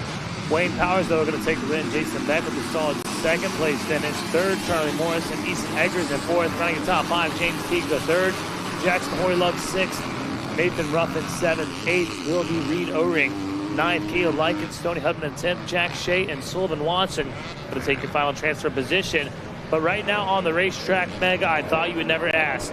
We got Ian Washik, Halo Dinsley, Cooper Cowett, Caden Pettico, Harry Braden, Joshua McGuigan, Levi James, Cameron Kramer, Charlie Hale, Jax Alul, George Cosenza, Gavin Wilson, Aiden Proctor, Owen Thiel, Mike Plodzine, Maverick Gold, Logan Figueredo, Lucian Curtis, Tommy Herrera, Rylan Spar, Austin Fluharty, Blaine Westbrook, Seth Carter, Wade Gravitt, Carter Glista, Damian Ingle, Ryan Freeborn, Francisco Perez, Dixon Holland, Andrew Schiarelli, Ryder Bechtel, Keon Majors, Gabriel Hongosh, Mason Wright, Quinn O'Haro, Blake Little, Xavier House, Travis Laranger, Parker Shalosky. So again, a lot of heavy hitters in this one. I really got my eye on Keon Majors. I was watching him this morning. I wasn't up here announcing the race, but Majors had some issues out there. I think he's one of the established C riders out here this week. Had some issues in one of those earlier motos, and I think he'll be able to bounce back from that one here in this division number 3 of the 2DC Junior 12 to 17. There they go now, making their way into the pit. Starting to see a little 2-hour break in the front of the 1 and 2 position, Mega, as they make their way up the finish line. Yeah, you know, we were talking just a moment ago how prepared our riders are today and stuff. And even when you take a look at our C-class riders, we know a lot of them prepared, getting ready to go to that B. But think about what these guys were doing just a few years ago, what bikes they were on, how they were learning their skills. And again, to me, it just seems we're way more advanced than we were 5 years ago in our C-class. Yeah, absolutely. There's no denying. You agree that? I mean, yeah, for sure. Well, before they had a bunch of rules in place like the RPD, me, Jimmy Albertson, Michael Paglia, we were able to ride the C-Class. That just doesn't happen anymore. But like you said, it's just the C level entirely as a whole is totally elevated. I just believe it is, to be quite honest with you. Man, I got to get this chair right. It's hard to get comfortable up here in the tower for sure. But the first time through, Parker Shalosky is your leader, Aiden Proctor, George Cosenza, Maverick Gold, Mason Wright, Owen Thiel, Jax Alul, Joshua McGuigan, Gavin Wilson, Blaine Westbrook, Ryder Bechtel, and Austin Fluharty in your final transfer position. How many times you catch yourself almost saying Costanza? Oh, all the time. George Costanza. How many times you almost catch yourself saying it? Cosenza on the 68. He turned, well, no, don't see the time, but only 1.9 seconds back. So still a tight battle up there, Proctor, Shalosky. What were you pointing out to me, bud? Keon Majors. I thought he was going to have a bounce back, but he's yeah. That's what you were talking about, yeah. I'm not sure if he had to get off or something. Something might be irritating just a little bit, but man, tough break. All right, we're making our way through on this second lap. So, Dean, while we still have this layer out and just a bit of sun right there, I got to tell you, conditions went from great to perfect. Yeah, you're right about that. The track, I mean, perfect condition as well. The ruts aren't too deep. They're not too shallow. It's not too hard, not too slick. Great racetrack for these motos that are coming up here. Well, I'm looking forward to Industry Day next year. I can tell you that. Yeah. Our little opportunity maybe we can put together here, get all of our guys together out there. Maybe we might even get Ryan Holiday on a bike. That'd be awesome. You know what I mean? Yeah. Maybe get Jimmy from Star Monster Yamaha over there. Get these guys together. We've got a bunch of guys that want to get involved already, and just have a little fun. No real competition, no gate drops, but get out there and burn some laps together and showcase some new equipment, some new product, that kind of stuff. And basically, almost a fun ride day review for the guys in the industry. I know the guys, Scott and the guys over at Triumph, they'll be all about it. Oh, yeah. No question. So looking forward to that next year for sure. Going to be a lot of fun. Definitely going to be a lot of fun. And we might even get Rodney out there on a KLX 110. That's what I'm saying. Well, everybody here in the industry, they used to be riders. That's exactly right. That. That's exactly right. It's just a way to really add one more feature, have a little more fun, and a great way to show off the new product and understand what's going on. Since we're talking about industry, I'm a little disappointed that we didn't get Judd on a bike this year. I thought he was going to be racing this year's Mini O's. In Judd's defense, he's just like I am. Events come up, things occur in this and that. We wanted to be at your place last week so bad. Unfortunately, I had some issues just before Ponca. Didn't make it happen. Turned in the 450, just picking up my 250 when I get home. So it's just one of those things didn't put together. But nobody wants to be on that track worse than Judd. No, I know. DJ Judd wants to be out there. And you know what? For Industry Day, we're going to let him go first. Absolutely. We're going to let him cut fresh tracks. He'll be the pace bike. Absolutely, pace bike for us. You bet, man, for sure. We'll get Budman out there. We'll get him on a ride. I think Budman's going to ride vintage with us at Daytona this year, as a matter of fact. That's really cool. Yeah. Give you guys what we got on the track here. Heat number 3 of the 250C Junior, 12-17 out there. Parker Shalonsky, Aiden Proctor, George Cosenza, Mason Wright, Owen Thiel, Maverick Gold, Jack Salul, Gavin Wilson, Blaine Westbrook, Austin Fluharty, Josh McGregan, Ryder Bechtel rounds out those 12 qualifying positions out there. This is race number 49 on the track, guys. Again, race 49 out there right now. Coming up next, we will have race number 50. Race number 50, of course, is our senior 40-plus class. Moving right along. Like Wes was saying, he couldn't believe how fast the motors are going today. And again, thank you, Wes, Win Kern. Thank you, Wes Kane. Thanks, Win Kern, and again, Dominic, EB, all these guys. Name some of the other guys. Conrad down there. Yes, Conrad. That's who I was thinking of. Thank you, Conrad.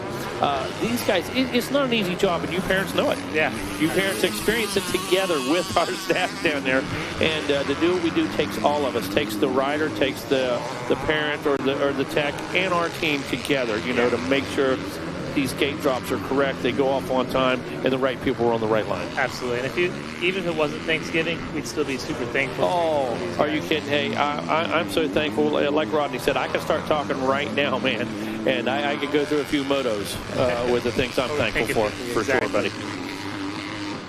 We get out on the racetrack. We're watching Parker Shalonsky lead him out. Got a 157 lap time. I don't think that was quite as fast as the division before that. I know you wrote it down somewhere. Checking it out. 153. Yeah, 153s. Wow. All right. So we're about 4 seconds away in this. And that doesn't necessarily mean anything. It just does give a good indication what we can expect out of certain riders. That's about it. The who's who here in the 250C Junior Total 17. And something right here, even though, yes, that's the fastest lap, still there were different flags. Yeah. There were different situations on the track that allowed whatever that speed was for the fastest lap. And he had a whole shot. He's out there developing. And if he were this rider, Parker Shalonsky was maybe in third trying to catch up. Right. He might be a little faster than he is right now on the racetrack. Exactly, 100%. So many things contribute to this. Absolutely. Watch now as they're making their way down and around. And up towards that finish line area, we got our eyes on number 33 of McGuigan. McGuigan on that Honda. But across the finish line we go. Just like that, we're almost on the They're flying out there. Dude, yep. We talk about this SLR live drone.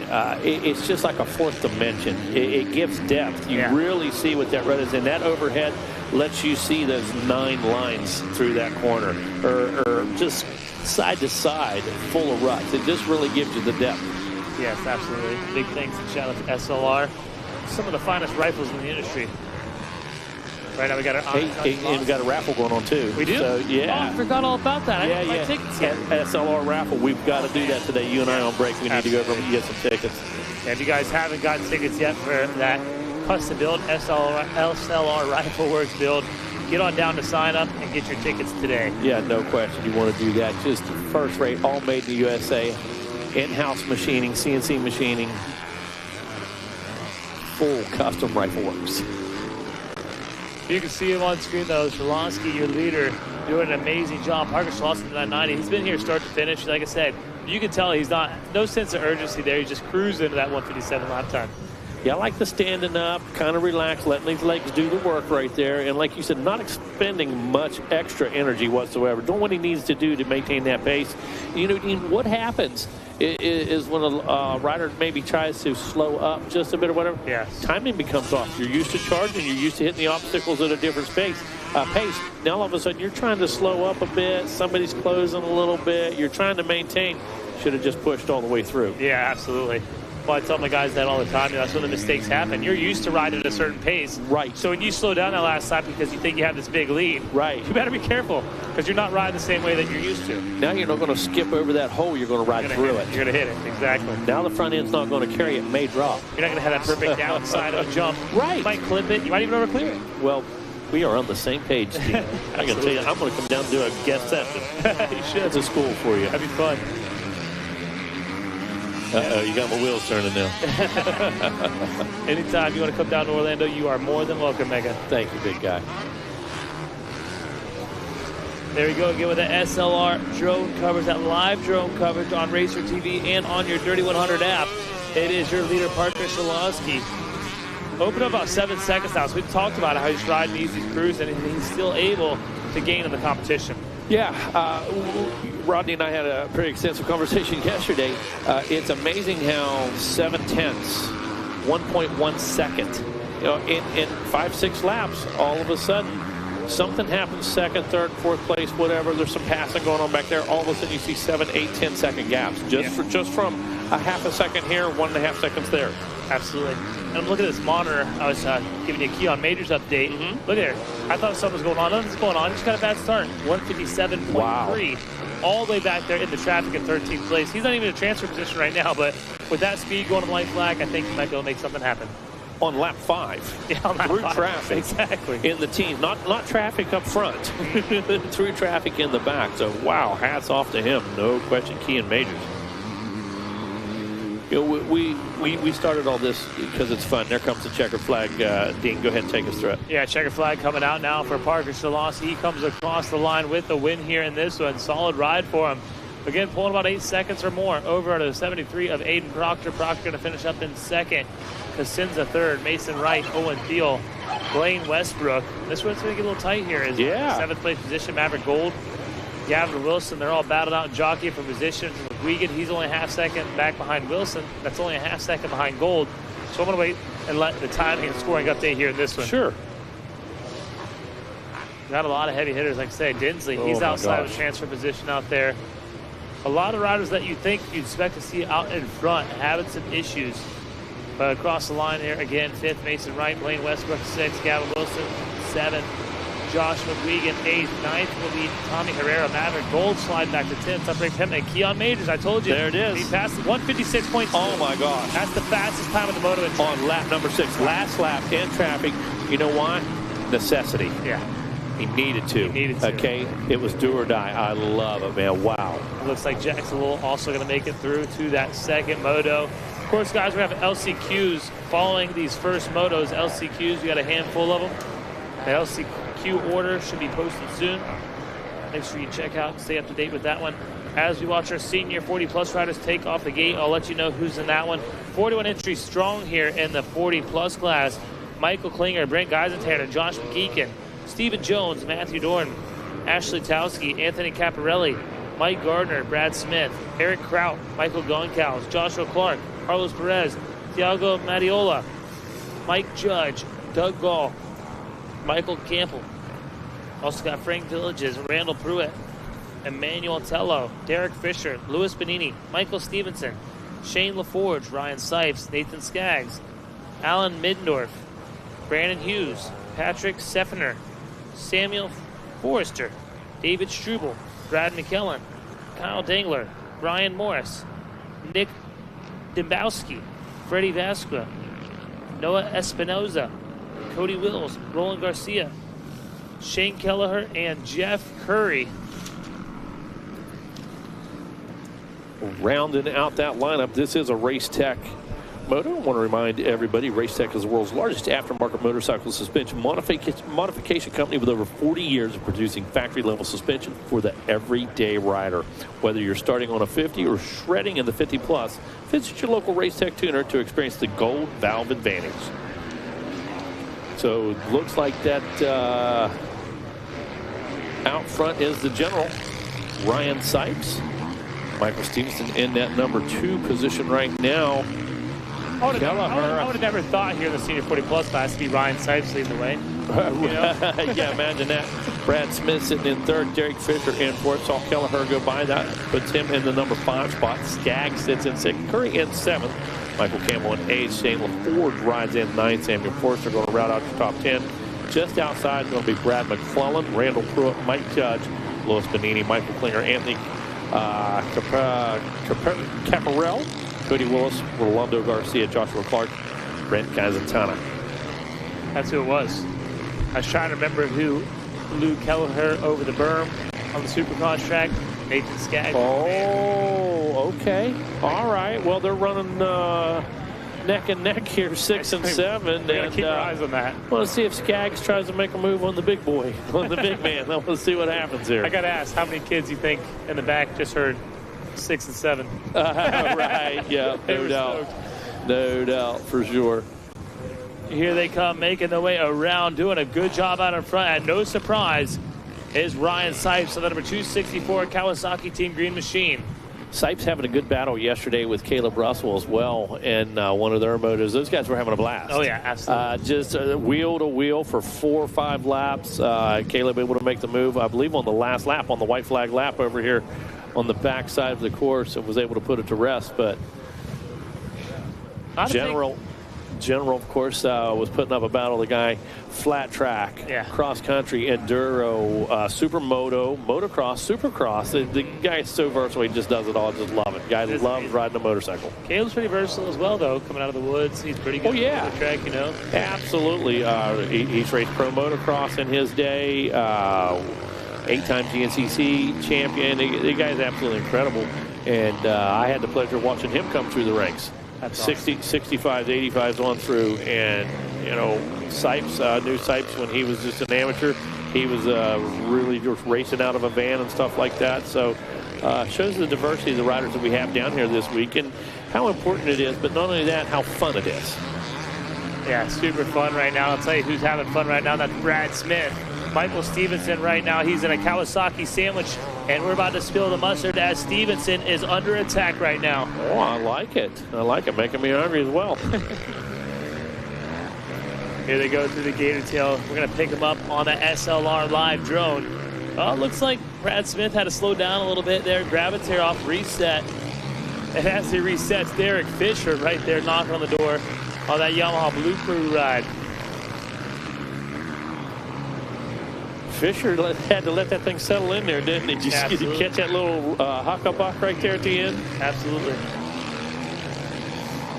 Trying to find Kelleher here. Kelleher. He's still sitting right there? Yeah, he made a move, actually. He got on Jeff Curry. He's in a 5th place position. So Curry now separated him and Skaggs back in 7th. 8th is Forrester. Campbell in 9th. And running a top 10 on the racetrack right now is Shane LaForge. Smith back on that rear wheel of that Suzuki right now. Stevenson got to pay attention right here because Smith's going to bring it. Yeah, and he does it quick, too. And Stevenson's riding the known line, the race line, So Smith knows exactly where he's going to have to go and what he's going to have to do to make this happen. And I was watching one of those motors earlier, the Cappers. We seen Waylon Ballinger there behind Austin Keller earlier. And he was able to carve the race course, and made that pass the last lap. It was an amazing pass there. Good battle in that 85 class earlier. For sure. So to me, like I said, Brad Smith, I think, kind of has the advantage right now, trailing Michael Stevenson. He's able to ride a wide bike, and all really day. carve the course. All day. Right now, here's the thing for Stevenson. Sipes isn't in sight. No. Okay, he can't focus on Sipes. He can't really chase Sipes down. So now his mindset is defense. And, man, defense is harder to play than offense. Yeah, there's nothing worse than having your mind backwards, literally. Exactly. For sure. And Smith knows this. Smith absolutely understands that. Smith isn't worried about Sipes right now. No. Smith's just worried about one thing, Stevenson. Exactly. It's all about a position. Every position counts, especially when you get those qualifying races. That one pass that might be made on you can cost you. So you definitely got to be aggressive out there and maintain your position on the racetrack and try to get as good of a position as you can. You definitely don't want to settle out here today at Gatorback. All day. All day. You're exactly right. So checking in after 3, 153.7 for Sipes, his fastest 153.5. But right behind him, Stevenson, Smith, Fisher, 154, 155, 155.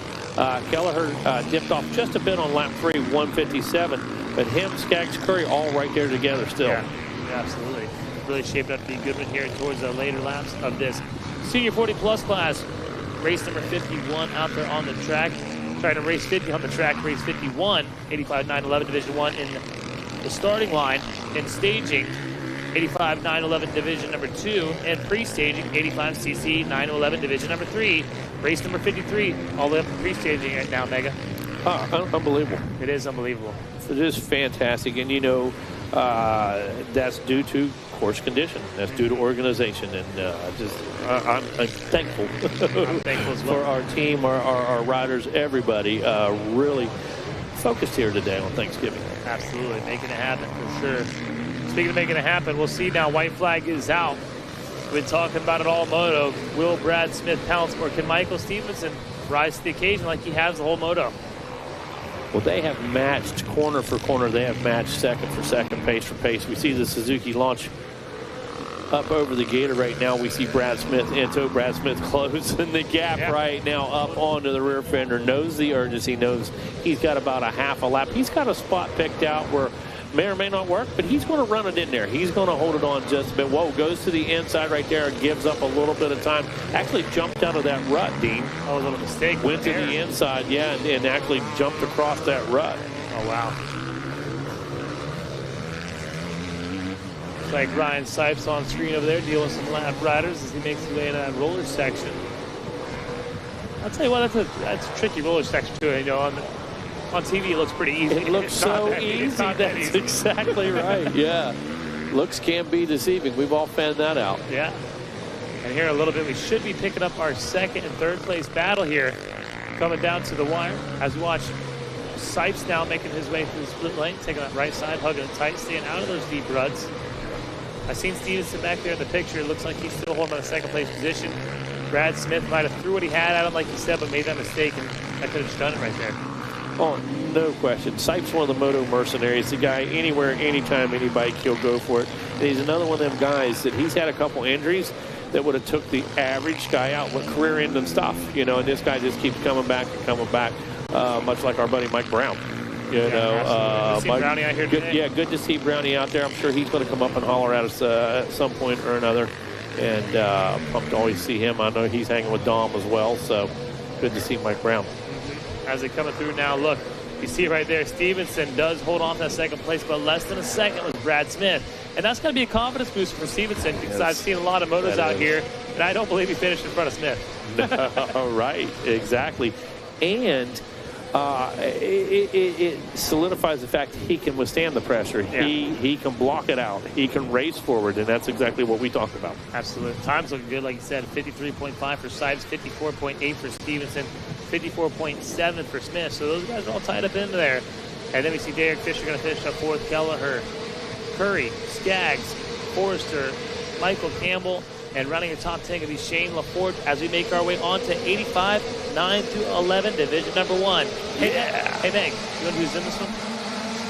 So, we have Cedar Pasolo for Jaden Smart, Bradley Gardner, Aiden Helm, Cheyenne Hins, Nicholas Goncalves, Oliver Silvestre, Owen Solomon, Easton Grant, Joey Snyder, EJ Dutton, Kylan Pruitt, Jace Gathercole, Luke Shelton, Caden Schneider, Landon Flora, Ryder Ferrix, Daniel Gomez, Tanner Bruckman, Micah Nix, Zachary Reamer, Grim Brockmuller, Ryder Palmer, James Wood, Grayson Kyler, Brooks Naringer, Jace Vanderland, Benson Levon, Blake Hall, Revin Thompson, Kaysen Netsch, Julian Lubinsky, Jet Rao, Mason Westergaard, Hank Tix, Carter Hooper, Trenton Foote, Braxton O'Brien, and Jackson Keller to round out your 39 rider field. Wow, full gate here. No doubt 2 divisions, and it's a blue bike with a number 4. Must be Jaden Smart. Could be Smart. Out front leading the way, and wow, put a nice move on down Gator Falls. Got a great drive down through there. Was up over the front of the bike and put it to good use because right now he's out front and charging. Yeah, it looked like Racing Kyler there was in the second place position, so that might be the rider that he had to make a move on out there to take that number 1 position.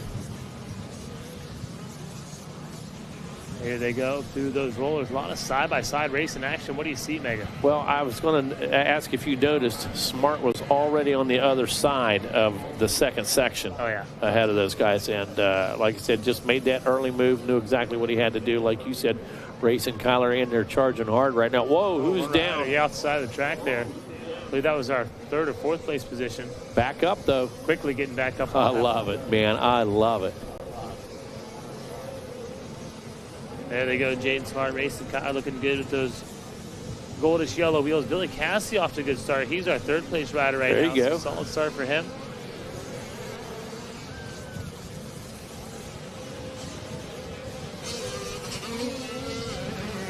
This is race number 51, Division 1 of our 85 9-11, Division 2 coming up, followed by Division 3. So 3 gates here. Yeah, the end of these 85 riders, yeah. Take the top 12 is what that means. Yep. Jaden Smart racing Kyler, Billy Cassidy, they're your top 3. Mike Nix, Owen Solomon, Kyler Pruitt, Easton Grant, Luke Shelton, Jeff Brown, EJ Dutton, Vincent Levon, Aiden Held, and that's your transfer slots right there. So I got to tell you, when you take a look at these gaps out here right now, Racing Kyler absolutely charging. I mean, just putting in an amazing pace right now. Got a good line. Works real hard down that hill. And when you look at Billy Cassidy, Mike and Nick Solomon, these guys are battling. Yeah, right there they are, side by side. Cassidy trying to hold on to it. Looks like he might have lost one spot, but still charging hard right there. Has a group behind him. They're going to go to the inside. Cassidy kind of gets hung out to dry right there and loses 1 position, possibly 2. Oh, my goodness. Yeah, that one went bad in a hurry. Unfortunately, it looked like he caught his foot in a rut a little bit. He got caught by surprise by the move and then got that foot caught in a rut, and that was basically all it took. And look at this. The battle continues, though. Yeah, it's Kyler Pruitt, number 73, trying to get a 2-for-1 special. He must have been shopping over that MX Tire because he knows what it's all about right now. Exactly. He pulled the big discount ticket. 73 tries to go the long way around. Good defense, though, right now. Owen Solomon on number 28. Yes. Ride. Great job by him. Good defense by Solomon, just racing forward, taking control. Hey, look, holy cow, Pruitt's not having any of it. What's going to happen here in the split lane? Is Pruitt going to? Yes, he does. He takes the left side option instead of that right side. Oh, hangs a little foot right there. Not going to happen. He actually loses time. He certainly did, and that's what happened when that boot gets down in that rut, maybe falls behind the bike just a little bit. But look at this, goes back down to the inside, almost makes contact. He's going to go for the slingshot up on top of the high banks. Can he get the drive, Dean? I think he can. He's making his way. He's going to take that middle line here before they go up that finish line hill. Oh, a little slip up there. Man, I'll tell you what. They are doing a good job out there, and Solomon doing an amazing job. Dean, that shows you what just a little bit of wheel spin did down there at the bump. Just a little bit of wheel spin stopped that forward progress. And Micah Nix was that rider that we missed there in 3rd. He was also able to be on both these riders to make it happen. Owen Solomon, Kyler Pruitt, Billy Cassidy, Bruce Shelton, Jet Rout, Easton Grant, EJ Dutton, Vincent Levon, and Aiden Held takes that final transfer spot. But you got to watch out. Some heavy hitters. James Wood, Joey Snyder, Caden Schneider. Also Blake Hall out there, charging hard, trying to make some moves. Jackson Keller, Tanner Bruckman, Revin Thompson. There's a whole lot of them. Wow. Yeah, that's a pack behind you right there that you just spit out. We took a look at Smart last time with that 159.3. Micah Nix came through with a 2:04.7. Kyler had a 2:06.8. So Micah Nix definitely on the move right now, picking up some real estate. Was about 14 seconds, or was about 4.5 seconds back behind Kyler. Going to see how it plays out right now. Finding that one on the screen. There's Smart. We're looking at on your monitor right now. Works his way through the twisties. Takes the left lane through, up and over the big table. Going to buzz the tower. What's up, Jaden Smart, number 4, looking good. Looking real good. Look at those lap times, man. I'll tell you what. 159.383 compared to the other best lap times. Racing Kyler at a 206.8, 204.749 for Mike and Nick. So keep your eyes on Nick now as he's going quite a bit faster than Kyler in the number 2 position. And, speaking of, looking good out front, man, got the light blue helmet on, the navy blue gear, the full Blue Crew bike. I mean, looking good out front, literally. Yeah. I like it. He's definitely got someone picking his clothes out, I think.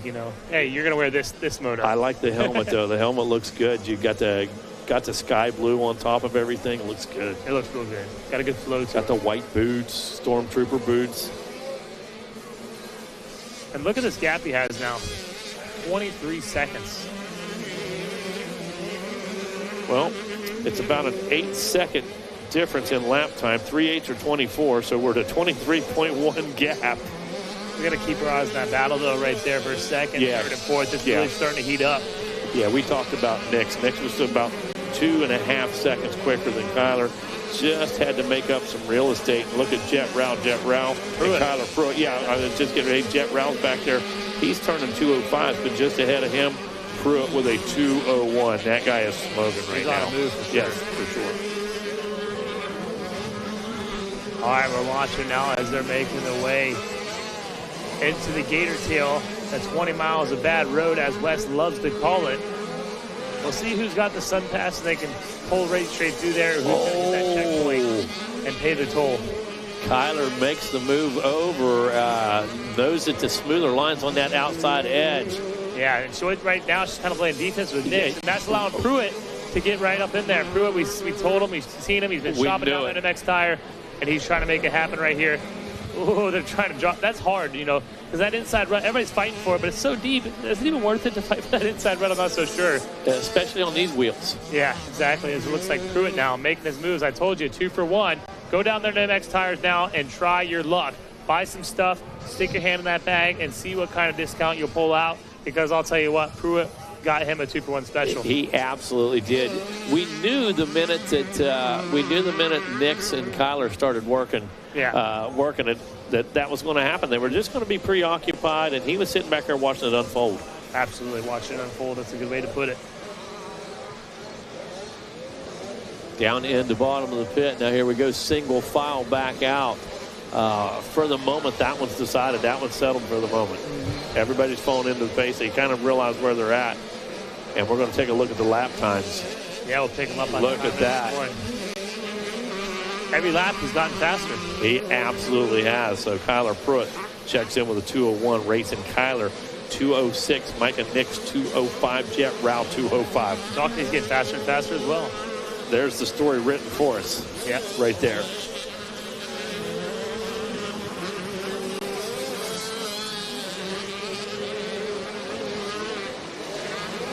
So 29.4 is the gap for Jaden Smart. Wow. Fastest lap, 158.4. And I don't believe he was ever tested to where I believe that could have been lower. Without question. I believe that was just the comfort level. I believe that was the necessary pace early. And that guy definitely had more in the tank. Oh, absolutely. No doubt about that. No denying it. We're watching now. That is the white flag lap, so one more to go for Smart, Pruitt, Kyler, Nix, Rao, Shelton, Salmon, Grant, Cassidy, Dutton, and this is where it gets a little technical. James Wood, Brim Brockmuller, Cedar Fasola in that 13th place position, but he's trying to make some moves out there, and Aiden Hale back into 14th.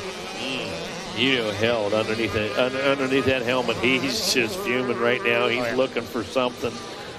He knows what he needs to do, and he's not used to being back there. No, not at all. Not the least bit. Levinsky not used to being back there. You know, these guys understand the urgency of that white flag. So let's see how it plays out. Right now it's playing out like this. Checker flag flying for Jaden Smart. He will pick up the win. I can't wait to see what this final gap is. It was 29 seconds last time through. I'm sure it's over 30 this time through, man. He has been on a tear all day, really. All week. Sure. All week, yeah, you bet. Looking for Kyler Pruitt to check in with us across the line. He does come in, but they're settling, so still a 29-second gap there. Solid ride for... Oh, no, it hasn't updated yet. I thought it did. So for you and I... there it is. Just to solidify our point, Jaden Smart's going to agree. When you back off for that last lap, make sure it's only about a second. Yeah. Your fast lap was a 158.4. Your last lap when you backed off was a 159.5. Yeah, I mean, his fast lap was on the second to last lap, that white flag. For sure. So he's down to a 159. Kyler Pruitt going to finish up in second. Going to make it happen there. 30.8 seconds back behind Smart. Racing Kyler going to finish up in third and on the top three. Micah Nix, fourth. Jet Rao, fifth. Sixth place, Owen Solomon. Easton Grant going to finish up in seventh. Billy Cassidy, James Wood, TJ Dutton, Brim Brockmuller, and Cedar Basala going to take that final transfer position. We'll see Aiden Held, Caden Snyder in that consolation race.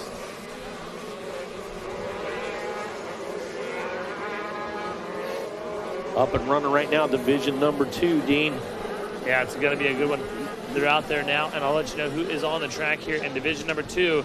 We've got Caden Lisinski, Jao Ferreira Jr., Christian Oxa, Baltazar Goni, Hudson Workman, Gunnar Lusk, Beckham Smith, Tyson Fahrenbuch, Parker LeBeau, Colin Klipner, Jack Sipes, Mason Wheeler, Skagit Williams, Jax Baker, Tanner Butte, Martin Ospina, Abel Milhorn, Tate Bueno, Adam Aguirre, Jacob McGinnis, Hunter Clayton, Archer Dorn, Absher Hall, Carson Ballinger, Petra Morris, Matos, Kellen Jones, Parker Beckington, Trayson Walters, Caden Brady, Jason Weiss, Austin Lottie, Jake Smith, Cade Nightingale, Thor Thrasher, Anderson Waddell, Luke Cipri, Winston Biesmeyer, Todd Tolan, and Brady Hall makes up this 39 rider roster.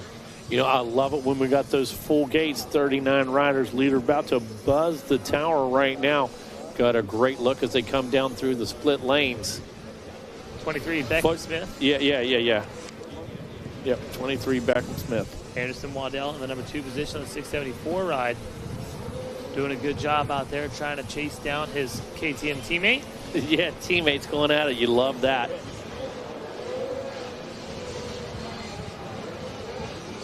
Going to go back here and chill a little bit, but put them helmets on, get behind that gate. It's every man for himself. It is just that, every man for themselves. And every man trying to break away right now is Beckham Smith, Anderson Waddell, is Cade Nightingale, who is in 3rd, Absher Hall. And 4th, running the top 5 of the racetrack right now, is Jao Ferreira. Good job for old Ferrari out there.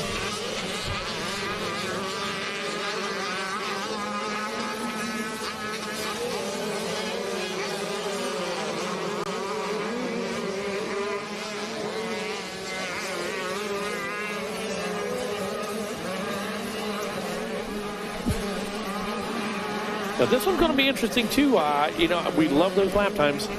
We love talking about gaps. So after one, a 2-second gap, 4 more seconds back to Nightingale, 4 more seconds back to Absher Hall. Ferreira sits back here in 5th, another second behind.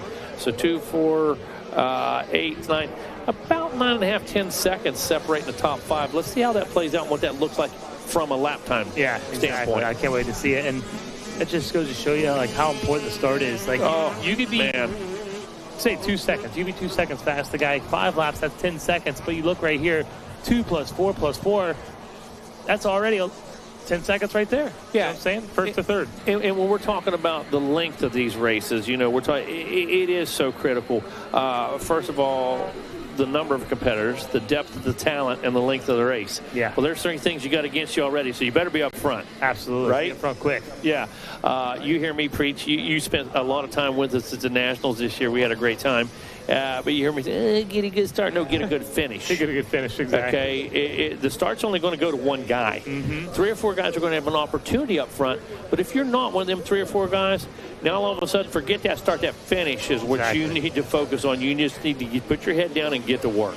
You're right about that. You got the time. You got the depth, obviously, of those pro nationals to make it happen. Right, and you have to make that decision right away. Yeah, you have to know that, okay, this is it. This is where we're at. And I appreciate the guys that do get the starts that put it to good use. Yeah. You know, you and I watched so many guys this summer get hole shots and just fade like an old pair of Levi's. Exactly. I mean, just fade like jeans. And what was a great opportunity was just, you know, dwindled away, to nothing. So you got to focus on putting it in lap after lap and the big picture, the chess game. Yeah, it's the chess game, staying strong all the way through and making it happen out there. Give you a rundown, 157.8 for Beckham Smith, 201 for Anderson Waddell, Cade Nightingale to 203. We see Absher Hall in 4th, Parker Beckington rounds out your top 5, Jao Ferreira in 6th, Carson Ballinger 7th, Skagit Williams in 8th, Jake Smith, good ride for him in 9th, Kellen Drone, Jax Baker and Martin Ospina, he's way back, he's in 12th, and he has Thor Thrasher breathing out his neck. And those guys are turning 205s back there. Oh, wow. Ospina turning to 205, Thrasher turning to 205. Yeah. Now, this is what we call freight train. These 2 guys got the pace. They're going to push each other. They're not going to slow each other down at this point because they've got a little quicker pace than the guys ahead of them. Yeah. Now, if the guys ahead of them were a little quicker, they might actually slow each other down. But that's not going to happen with these 2 in this position. Reminds me of that tagline, cream always rises to the top. It does. So it does. We'll have to keep our eyes on those two riders, Martin Ospina and Thor Thrasher, one of those 2:05 lap times. The science of Mini O's. The cream always rises to the top. That is the science of Mini O's. Here they are making their way through again. Beckham Smith checking in. And I'm just flabbergasted with how well Beckham Smith has been riding and handling himself throughout this week. Yeah, without question. It takes poise. Every one of these kids has multiple motos, multiple classes. It's a long week, no question. And you see the kids that are capable of handling it. You see the kids that get nervous. You see the kids that just totally get frustrated, or the kids that aren't focused. I mean, it's easy to see a mindset of all these kids and why the results are the way they are. Check that out. Jaden Smart, we thought he had a really good lap time at a 158.4. Who just sent you that? I took a picture. Oh, you took a picture. Good call. Beckham Smith at the 156.6. So Smith showing you guys what he's got out there. We're going to have to see a good second moto. And how lap times can be deceiving. That's true. Based on the competition, the track, the flags that were waving, the situations. Smart had a lead, too. Had to push it. Exactly. But so then again, neither does Beckham with a 10-second. Right. And that, too, is easy math because here we are, 4 seconds, 3 laps in. He did 2 seconds, 4 seconds, 4 seconds. So 4, 4, and 2. What's that? 10. What's our gap? 10.2. Yep, exactly. Some of the notables out here. Asher Hall, with that 2 or 3 lap time, he's just outside the top 3 and 4th. Parker Beck, 205, 207 for Ferreira, 207 for Bollinger. They got Skagit Williams, 206, Jerome with 205, still with the 205 is Ospina. Jake Smith off it a little bit at 209, and a 205 for Thor Thrasher, and that's in traffic. You know, I guess my 3rd grade math teacher, Mrs. Snyder, was right. Math is fun. It is kind of fun when we get down to it. No doubt about it. You know what I like about math so much? It never lies. 1 plus 1 always equals 2. Yeah. Listen, 4.2 is 6, 5 plus 1 is 6, 7 minus 1 is 6. Exactly. It all adds up. All adds up. Okay. Thor Thrasher back there in that number 12 spot, still turning 205s last time around. Smith a little bit slower ahead of him. Jack Baker a little slower behind, so definitely able to pick up spots. Look at Ospina and Drone, though. They're both turning 205 slightly quicker than Williams and Ballinger ahead. Will they be able to make a move and push? Yeah, time's starting to run out, though, as the white flag flies. Uh-oh. Look at that. Speaking of a push. A mistake. Beckham Smith is dropping off the lead. There's Waddell. Looking for Kate. I'm not sure what happened to him. Beckham Smith has still not checked in yet. We're trying to see the scoring. Continues to drop, and I don't see the flags out there anywhere. I'm looking for some flags on the course. Not sure what happened. Maybe it's a mechanical issue. But what a heartbreak there for Beckham Smith. So, again, back to the numbers. Yep. They don't tell the whole story. You know, anything can and normally does happen in moto. Yep, exactly. That's it. They're now showing Waddell in the lead. Nightingale, Hall, Beckington, Yal Ferreira Jr. Rounding out that top 5. Ospina put a charge on, still back in that number 7 spot. Yep, looks like Thrasher might have had a tip over something. Oh, no, yeah. And out of a transfer position. Oh, bummer, yeah. It's 12, right? Yep. Yeah, bummer. He was sitting up there. Look at Parker LeBeau. Sitting back there in that 16th, just battling it out. Trying to see here on time in the store. Becca Smith has not checked in yet. Hopefully, maybe there's a transponder issue. We'll have to wait and see what yeah, we'll have to see what the situation is. Coming up next going to be our 3rd division, Dean. So we got another one of these? We got another one, my man. Just when we thought we called them all. And checker flag going to fly for Anderson Waddell. So solid ride for him, and Cade Nightingale going to finish 1 and 2 here in 85.9 through 11.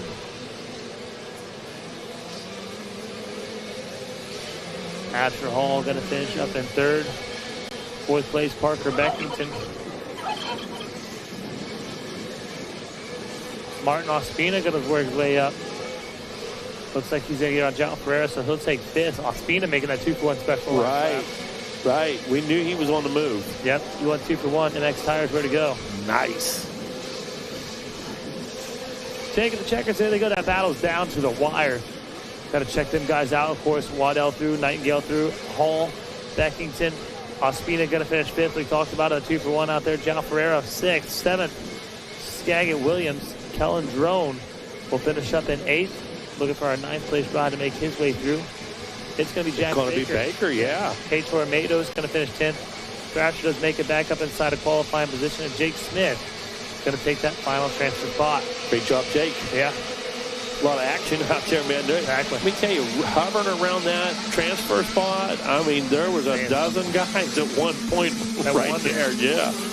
Now, if anybody has the update on Beckham Smith, feel free to text, let us know what happened to Smith. That would be great. All right, here we go. They're out on the track already, getting a good shot out of that gate. I'll let you know who's out there on the track. 85cc 9 through 11, division number 3. Shannon Tarnow, Dominic Steele, Nolan Cobb, Caden Sedgwick, Mikey O'Donnell, Bryce Williams, River Monk, John Everett Pastro, Ryan Ciceretti, Eli Herrick, Carter Holmes, Braxton Roth, Braden Vandergriff, Tucker Tick, Steele Leonard, Mickey Fluhart, Matthias Orjula, Asher Eunstein, Gavin Wellsine, Eli Self, Deegan Toth, Logan Lustig, Austin Kokika, Mason Hooley, Owen Taylor, Georgiou Herrera, Lynx Lacey, Colin Fitzgerald, Samuel Porcha, Chase Poiter, Gabriel Cabrera, Bo Engel, Levi Letty, Reese Max, Julian Costanza, Cade Rock, Braden Muchler, Raylan Seagraves, and Maverick Gresham Lewis. Well, Zine throws his hat in the ring for top 5 passes. He just threaded the needle at the top of 20 Miles Bad Road, put himself out front, starts to check out immediately, and it was a great move. Literally went through first and second, came from the 3rd spot, literally split the difference, and it was a precise move. He did not have room for error whatsoever. You know what stinks? It's a little late for this, but we should have had Adam Gordon put a little asterisk. When we say pass of the race, we could have stored those clips up, put that on social media. Who had the best pass? Wow. It's been a lot of fun, Yeah, well, one of those things we'll put next year. Yeah, one of those things we'll work on for sure. Always taking notes over here. Have you ever seen Wynn's pile of notes over there? Yes. Yeah, about 100 pages long in the past 10 years. Yes. Yeah, some of them dated 1997. Yeah. Got our eyes on Nolan Cobb, panning in on him. Get off to a great start there, but he's making a charge up that finish line hill. He is sitting in 3rd, so it's Wellsine, Pastro, and Cobb. And I'll tell you what, John Everett Pastro has been turning a lot of heads this week. JEP, man, that guy, I'm telling you, I talked about him earlier. I talked about him during Supercross. I'm super impressed. And we've watched him ride before, but he's found something. I'm not sure if it might be set up. I'm not sure if it might be mental. I'm not sure if they just said, hey, work on traction, weighting the bike, something. I don't know. But JEP looks great, and he's just had an awesome week. Up for him. Doing really good out there on the racetrack. And Cobb's another one. Rode really well all week long. For sure. Going at it the whole time. Tucker Tick, Braden Vandergriff behind Cobb, your 3rd place rider. Logan Lustig, Maverick Gresham Lewis, Carter Holmes, Braxton Roth, Giorgio Herrera, Caden Sedgwick, Raylan Seagraves is in that final transfer spot right now, but things definitely going to get shuffled up as we see Eli Herrick, Shannon Tarnow, Lynx Lacey back there. Ryan Ciceretti not off to a great start. Mickey Fluhart. Look at all these names outside of transfer. It's crazy. You just said Mickey Fluhart and all these guys. Right now on the screen, we're watching Cobb and Tix. Look at this battle starting to develop. Yeah, Cobb and Tix are going at it. And when you mentioned Tarnow, Fluhart, all these guys, Ciceretti. Yeah, exactly. That's, got to work on them. They've got to work on them because those guys aren't used to being back there. It's not somewhere they work out of. Exactly. It's not somewhere they reside too often. Looking at Racer TV, you thought it was Tix, but it was actually Nolan Cobb making a pass on JEP. Oh, okay. Yeah, there we go. Yeah. Back. Wait a minute. I thought it was too. That rear fender threw me off. Dang on it, man. That rear fender got me, bro. Gotcha. Watch Cobb now as he looks ahead and he sees he has sights locked in on the 132 of Gavin Wellsing, but Wellsing's slipping away. Little sneaky snake move right there as he slithers up the finish line area. Check them out now as they're making their way through.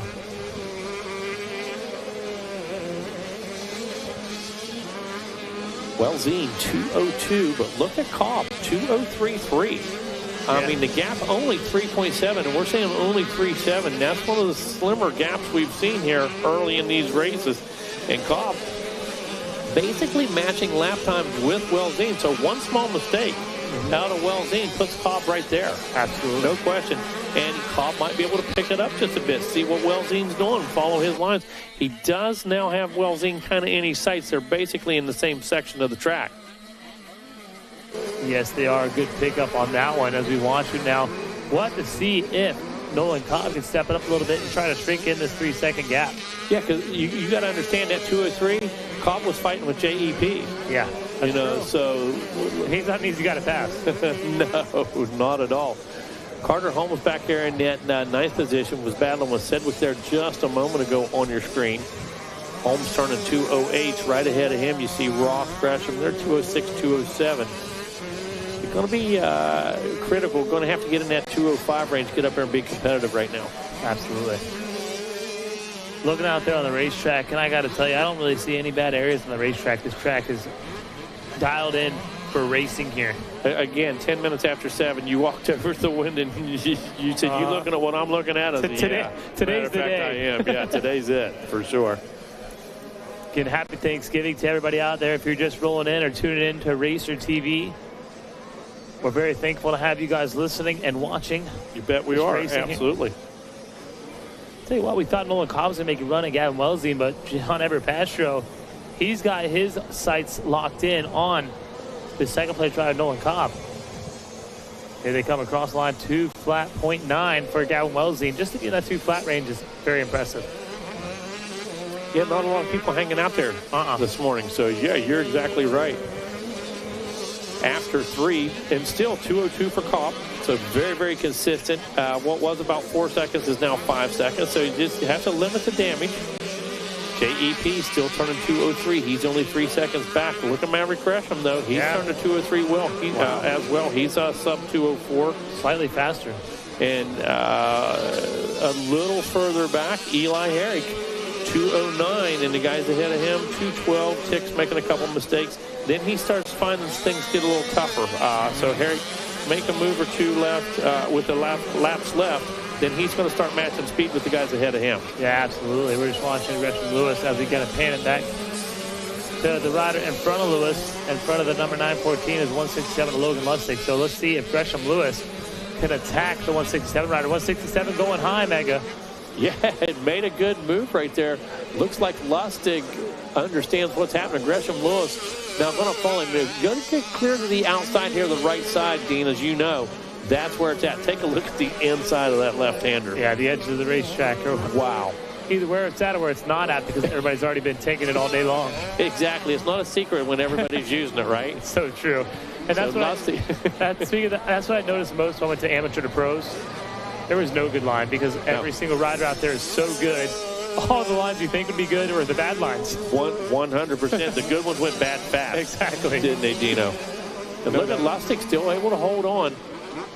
Gresham Lewis going to go to the inside again. Going to go to the well. Can he get a drink? Does he have the momentum? No. Lustig, perfect form through there. Set that up perfect. Good job for Wellsine. He's got to cut out of that berm right there to get that smooth line, that smooth racetrack. Cutting out of that race line we were talking about. Yeah, exactly. And Wellsine looks like he's on training day. Yeah.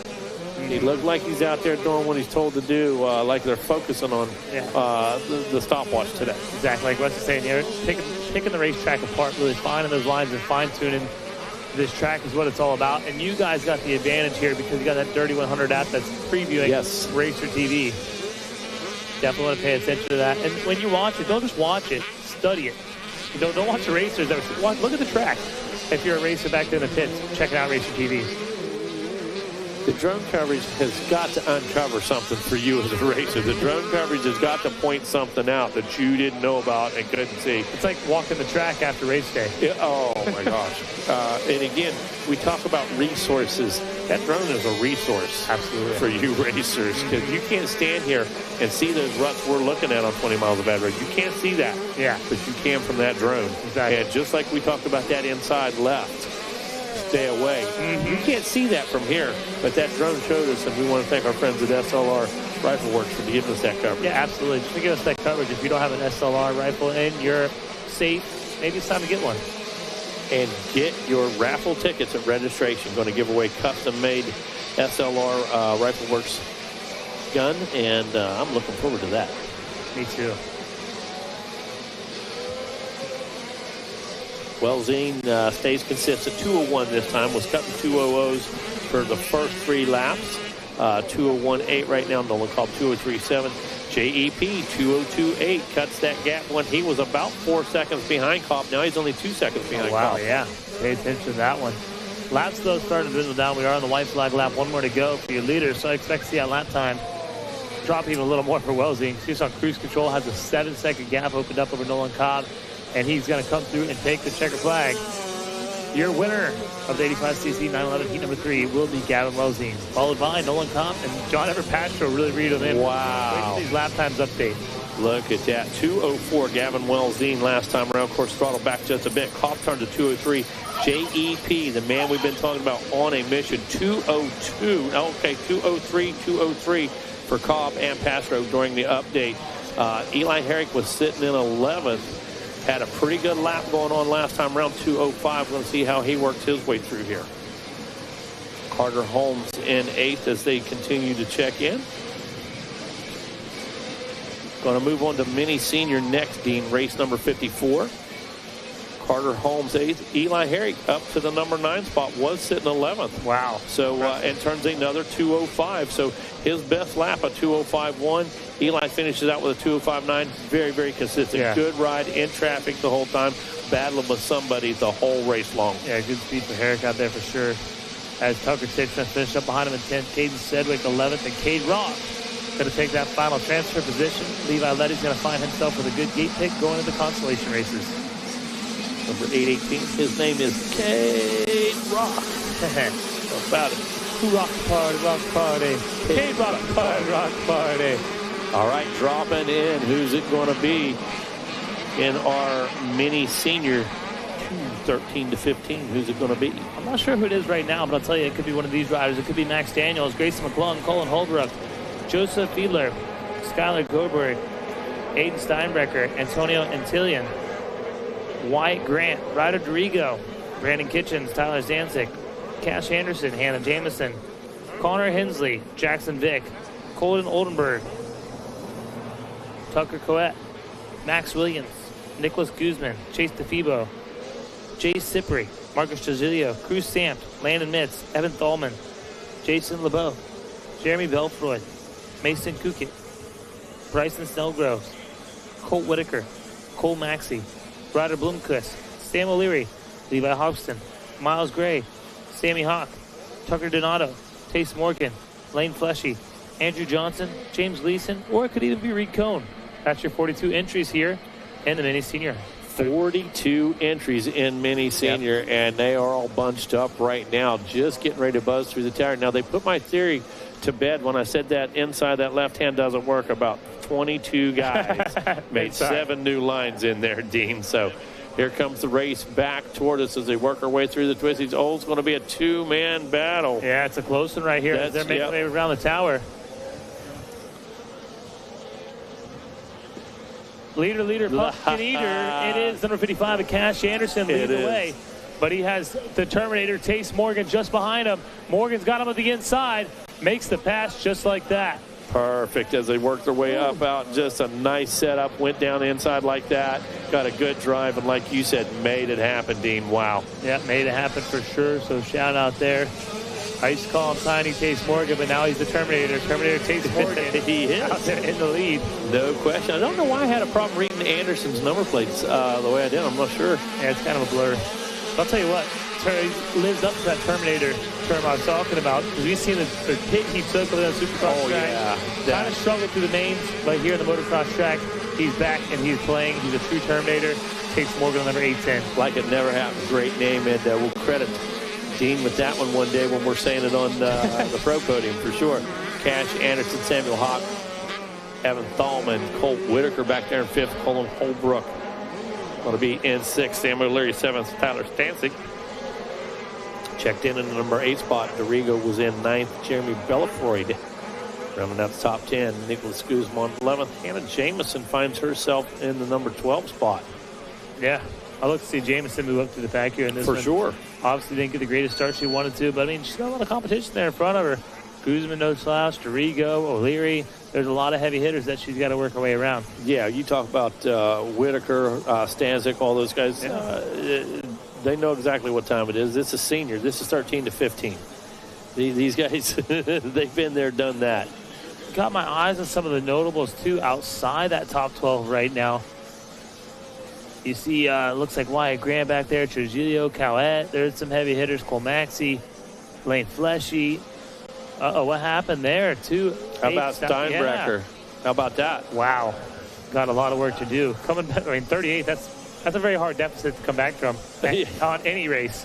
Yeah, but if there's the guy who can, is Steinbrecher. We saw him take that hit just a couple motos ago. Got up, finished 6th. Mm-hmm. We couldn't believe he came through in 8th. No, he finished 4th. Yeah. Yeah, he finished 4th, not 6th, 4th. So we know that guy's a tough guy. He's going to go to work back there. Snellgrove, as a matter of fact, what in the world? How'd that happen? Never know. They got a little tangle up on the start. Opening lap. Right. Tension's high. Things definitely happen on the first lap, I'll tell you That's that. for sure. Okay, now 157, 159, 159. Morgan Anderson and Hawk as they come through. Gap 2.2 seconds back into the second place for Anderson. Only another second and a half back to Hawk. That tells us exactly what's happening on the track, and it looks that way as well. You can see that. Absolutely, you can see that. Morgan Anderson, Hawk, Thalman, Whitaker, O'Leary, Holbrook, Rigo, and Jamison all up to 9th now. And Stanzik and 10th, Grant and 11th, and Nicholas Guzman in that final transfer position right now, but he better get going. I see a lot of good lap times back there behind him. He's running a 205, just behind him a 205, and a couple 206 and 207s. Where is Aiden Steinbrecher? Aiden has moved up to the 25th place position, running a 201 deep into traffic. Wow. I think you heard me on that call out right there. He's going to make his way to that top 12. Hey, look how big Anderson is. Yes, he's that kid's big. Mm-hmm. Yeah, for sure. And that's an advantage. I mean, you're able to move that bike around a little better, lower body strength, gripping that bike, moving it around. Wow, I didn't realize he had that much size. Yeah, I didn't either. But definitely got some height, got some skills there on the number 55 KTM. Guys like Ron Lachine, Ricky John, use that leverage. Yes. But some of the fastest guys ever lived, Ricky Carmichael, Jeff Ward, Villapoto, not the tallest guys out there by any means. Absolutely. Coming up next, look at this. 250B, couple divisions of that. I've been waiting for that moto. Exactly. It's a good one. 250B, 2 divisions there. 250C, 3 divisions in that one. Yeah. Going to be some great racing here. As we're making our way right through this race order. 54 on the track, you said 55 on the starting line. 250B, got a couple divisions of that one, man. And I can't wait to see it. I'm excited. Fired up, Dino. All right, here we go, making the way through the completion of lap number 3. Chase Morgan, Cash Anderson, Sammy Hawk, Evan Thalman, Colt Whitaker, Sam O'Leary, Hannah Jamison up to 7th now, Colin Holbrook, Wyatt Grant, Tyler Stanzik, Nicholas Guzman, and Jason LeBeau finds himself in that transfer position. Look at there. Oh, my goodness. Steinbrecher, 2 flat into the number 18 spot. And I was going to point out that Jamison was turning a 2.0 flat. Wow. So a little bit quicker than O'Leary and Whitaker last time around. Doesn't mean anything this lap. Anything can happen, of course, but very consistent. So that was her fast lap. And as you mentioned back there in 18th, Steinbrecher comes from 38th to 18th in 2 laps. Turning a 2.00 is how you get that done. Watch him right now. He's on that Kawasaki Team Green. That thing shines out there. It's almost like a sore thumb. You know, it really sticks out. We don't see a lot of Kawasaki's in this deep field in the mini senior 2 class, but Steinbrecher is showing you those Cowies can still run. Bet, man, and showing you what Hart's all about. Yes. Again, that guy took a hit just about 45 minutes ago. Again, got up, was able to finish 4th out here, not getting a great start in this one, putting his head down and does what the number 24 does, and doing what the number 24 does. Yes, he is. Now, as you see him on that live drone coverage, making his way through those rollers, through those deep ruts right there. A lot of ruts, a lot of tricky ruts there. And that tight right. Yeah, there goes that spectating area. Standard camera shot would never show us. No, absolutely not. What's good for Steinbrecher right now, as you can see, 205, 207, 205. These guys are in bunches, and he's able to get them in bunches right now. He's picking up 2- and 3-rider clumps and groups. That's how he's picked up over 20 spots here in the last 2 laps. It's going to be a tall order, though, Mega. The white flag is out, so they have more to go. No doubt about it, but you can't ignore that effort. No, holy cow. Looks like Steinbrecher has got it on Cowett, but Cowett has really latched on. He's one of our heavy hitters that had a bad start this one, too. Yep. And he was probably kind of settled, trying to work his way up. Then Steinbrecher came flying through. He's like, oh, I got to pick it up. And he's latched on to Steinbrecher. And that happens. Yeah, there's no doubt about that. Kwiat was way over here as well. So doing exactly what he needed to do and got a little inspiration, not short from Steinbrecher. Finds himself in 15th now. Wow, so he has a little bit of work to do now. As we're watching the race 10 of Tace Morgan on screen, he's going to make his way through this challenging 20 miles of bad road. As Wes knows it, I know it as the Gator Tail. It's getting worse. Yeah. Bad road getting worse out there. I love it. You know, that was lunchtime. Let's say Gator Tail. I got hungry right away. But I'll give you a rundown here of the top 10 quick. Tace Morgan, Cash Anderson, Sammy Hawk, Evan Thalman, Colt Whitaker, Sam O'Leary, Hannah Jameson, Wyatt Grant, Colin Holbrook, and Tyler Stanzik. Rounds out your top 10. Guzman, Trujillo, they're trying to hold on to it. And they better get going because here comes Aiden Steinbrecher. No doubt. Times get a little faster. Steinbrecher 201, but 202s, that's where you got to be in that qualifying position. So he's going 1 second faster on this last lap. I don't think it's going to work. Nah, I'm going to agree with you on that 100%. Yeah. We'll see, though. Down into the pit. There comes Morgan, the terror. Yes. Outstanding ride for the number 810 machine. Little fist bump there. Fantastic. Yeah, well deserved, Boswell. But you mentioned Gator Tail there. Did you get in on that Gator Tail at Loretto's last year? No, I didn't. Good stuff. You sure them guys brought the catfish and the Gator Tail to got some. I did get some of them. Yeah, absolutely. Cash Anderson going to come away with a second place position here. Solid ride for him. Sammy Hawk, Evan Thalman. Thalman with a good ride at number 199. Gas got to throw it in 4th right there. Speaking of KTM Gas Husky, if you're looking for an exhaust for one of these 85 machines, only 2 came in yesterday. Don't know if any are left or not, but stop by, see Camille and the team over there at Pro Circuit.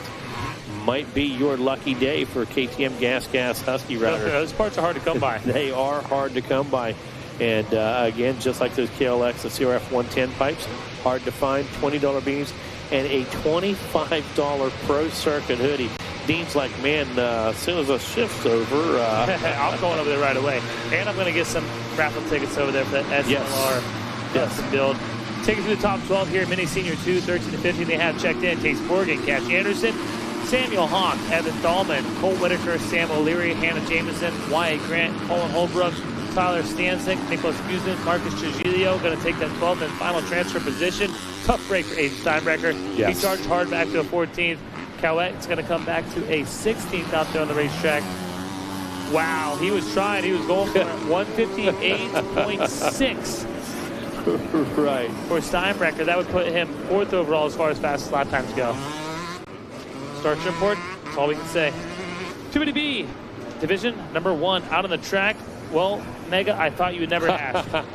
We have the number 7 of Tristan Pruitt, Christian Nyman, Chase Galinowicz, Marco Carenza, Caden West, Jack Poland, Travis Johnsmeyer, Brennan Harrison, Ryder Scodris, Alessandro Cameronati, who had a good moto yesterday, Sevin Henderson, Chase Haynes, Milo Baltic, Luke Daniels, Seth Dennis, Jack Brown, Jackson Meese, Seth Wallace, Brandon Ede, Jacob McPherson, William Barrett, Jackson Schiller, Cannon Hargroves, Briar Stesick, Tyler Tilson, Tegan Kortenbach, John Ferreira, Austin Phelps, Lottie Van Drunen, Riley Bussey, Heath Fisher, Grayson Watkins, Nathan Snellgrove, Joe Buskirk, Oliver Camp, Taryn Dorman, and Jake Roberts. That's your 37 rider field. And I got to tell you, I don't know if these names are just easy to read this generation, or I'm used to calling these names over and over again over the microphone. That was pretty smooth right there.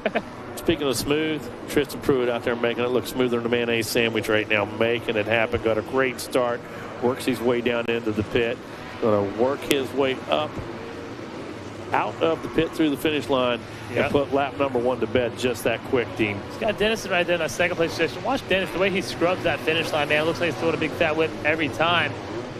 And it looks like Carminati in 4th. He's going to be behind your 3rd place rider. Your 3rd place rider out on the racetrack. He's making his way through the finish line area right now. That Kawasaki rider looked like Heath Fisher. It was Heath Fisher, as he's going to get passed up by Carminati, who's making a charge to the front. Did you see that motor where Carminati bested? I knew what you were going to say. I was wondering. How about that? That was a solid ride for Carminati. He's able to beat out Pruitt. I know Griff didn't really like that motor too much, but hey, it is what it is. It happens that way sometimes. Absolutely 100%. Seth Dennis got a tall order in front of him right now. Knows he needs to find some good lines. Needs to put in some good laps right now. Fisher's going to be charging. And Carminetti, as you said, he's on the move right now, that number 70 machine. Oh, on a mission for sure. Yeah, no question. Get out of your way there, Dean. Oh, you're good. Looks like 171 Haynes. See that line right there? Those are the lines I'm talking about. That's Cannon Hargrove. Oh, is it? 171. Yeah, Cannon Hargrove. That was a Kawasaki that made the move, though. Kawasaki, though, yeah. So was it a 177 or 171? Because it shows 171, and that's what we both read. Yeah. Maybe something happened there. I'm not sure. I don't know, but move. It was a move. Yeah. I can tell you that. Now you got us curious. We want to know exactly who that was.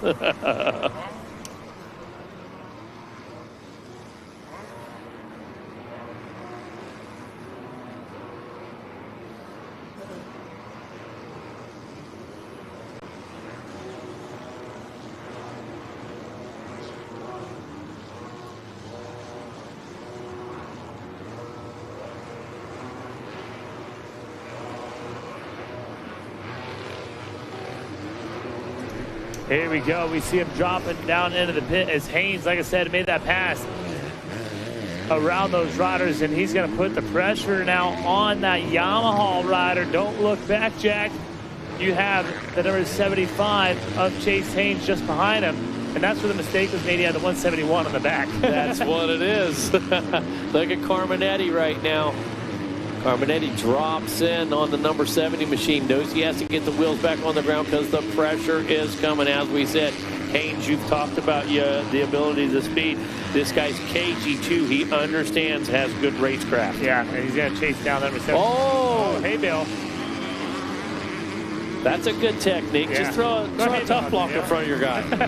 No problem. I got to give a big shout out to Haynes, though, for keeping his head down and holding his composure. That hay bale flew out. Some guys that freak, they panic. For sure. But look at there. Watch the line right here. Here he goes again. Racecraft. Didn't work that time, but it might have, as he has the inside through this big sweeper. He's going to push that Yamaha rider Carminati to the outside. But not going to make it stick. Notice the work he had to do, though. Notice the work he had to do versus Carminetti. He had to really fight that bike, hold that bike in that deep, deep rut. Oh, there we go. He tried carving that way inside line there through that tight right. Not able to happen, though. He's going to lose a little bit of time. But I'll tell you what, Carminati knows he's there. Yeah, and Hayes just gathers back up. Yep. You know, like it was nothing, grabs a handful, closes the gap back up. So Haynes doing a fantastic job. They work their way past us right now. Carminetti dealt with pressure for a whole lap, and Haynes doesn't look like he's going to let up. No, not at all. Not the least bit. Here they go now, making their way back into the pit, up to the finish line area. Already checking in, or I say check in, I should say already checked out, is number 7, Tristan Pruitt. Over the number 93 of Seth Dennis is still doing a good job there. I know Seth Dennis making that move to Yamaha. He's still getting comfortable with it, getting used to it. It shows right here. Only running a couple seconds off Tristan Pruitt, your leader. Right. But we got our eyes on this battle right here. Carminati and Haynes. Do you think Haynes has what it takes to make that move? I think he does, without question. I think he's in a great spot. We always talk about that catbird seat, and we're looking at it right now. This is a perfect example of that. Haynes turned a 153.1, Carminetti turned a 153.0. So the pace is there. I don't think that Haynes absolutely push the issue yet. You and I haven't seen him reach yet. We haven't seen him hold it on yet. So I believe Haynes has what it takes. I do too. I think he does, man. I'll tell you what. There they go on screen. There's this line that he's been taking. I don't think he's close to make anything happen. Oh, if he was close to that time, he would have, because that looked like Caraminati kind of checked up to guard that line. Yeah. And if he was there, he would have had it for sure. Got a good run up the inside. I really do like that way inside, honestly. You can kind of ride that wall to stay to the inside of the bumps right there if you know how to have that technique with that inside wall ride. And you absolutely had to do it exactly the way he did it. If you'd ridden down off that wall anymore, it would have just taken control of the bike and rode you. Could have found out what that bad road's all about. Exactly. Bad road would have got worse real quick. You would hit the rumple strips. Yeah, no doubt. Okay, here he comes, Haynes. And look right behind him now. Dorman back in the picture. These guys have kind of slowed each other up just a touch. Buzz in the tower right now, you see. I always go back to the lap times. Yeah. 800 of a seconds faster. It doesn't seem like a lot, but laps after laps, if he can keep on pressing like this, Tanner Dorman is going to be knocking on Chase Haynes' door. Look at Mess back in 12th. He's turning at 153 as well. Oh, wow. But we've got 1, 2, 3, 4 people turning 153s, and there comes Hargrove with a 152. In the middle of all of them. Hargrove 151 this time. Wow, that's some good riding there for Hargrove. He should be seeing Fisher really quickly. Yeah, he's less than half a second back. Well, right in front of us. Yeah, literally right in front of us. We watch now. Drop down into the pit. Going down Gator Falls. Going to make the way back up. What do you see there, Meg? I'm just looking at a freight train and grinning right now. Look at this. Carminetti, Haynes, Dorman, Fisher, Hargrove. So much speed. Where's Buzzy? There comes Buzzy. Wow. That's crazy, dude. I'm watching now. We're watching on screen. Is Caraminati. He's fighting off Haynes, doing a good job, but watch here into the picture. He should be dropping to the bottom of the screen. Oh. Dorman is charging hard. Carminetti goes out and slams that outside berm, and Haynes sees blood. He's seen he had it right there. Again, if he was a little bit closer, definitely made it happen. But here he goes. Going to try diving to the inside again. Carminetti trying to shut the door down, and he does just that. Now, Carminetti has no choice. He had to go to the center of the track right there. Yes. That left a real deep inside open for Haynes. Haynes, like so many guys, catching a boot right there. Slowed him up just a touch, but look at his feet up back to the inside. Carving the track. Haynes absolutely shredding it right now. Carminetti said, nah, it's my spot. You got to come take it. Oh, good lines. I really like the way that kid rides. I'm sure Ryan Holiday's back in there listening, chiming in, tuning in to Racer TV, checking it out up here in the booth. Absolutely. He's got to watch fly going out the window right now, does Holiday. It's going to be down to the wire. Oh, my goodness. Not even a flag out yet, so this race has been on. It's been intense. Carminetti has used that far inside every time up out of the pit. Now cross-rutted that time just a bit. Haynes all over it. Man, blood in the water, like you like to say. Look at him carving the racetrack again. Got a good line through here, outside to inside. Drops around and down Gator Falls. He is charged and now on the rear wheel on the summer 70 of Carminetti. Haynes actually skipped over a rut.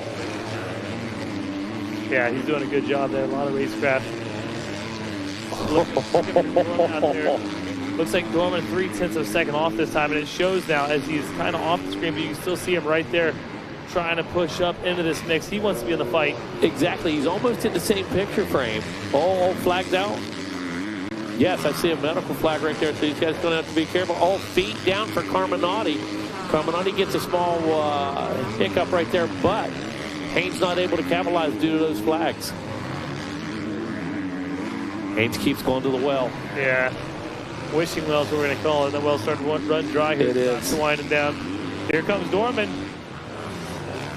You know, Haynes been pushing so hard, he might have used a lot of energy right there, and I'll tell you who has a lot of energy left is Dorman. Yeah, the tank may be running low right now for Haynes because all of a sudden we saw a dramatic drop. All right, good. I did see that Husqvarna ride was a medical flag. It was not Pruitt. Pruitt is still there in the lead as he makes his way down.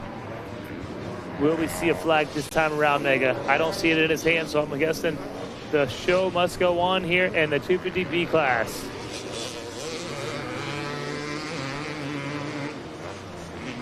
So 6 laps in the book.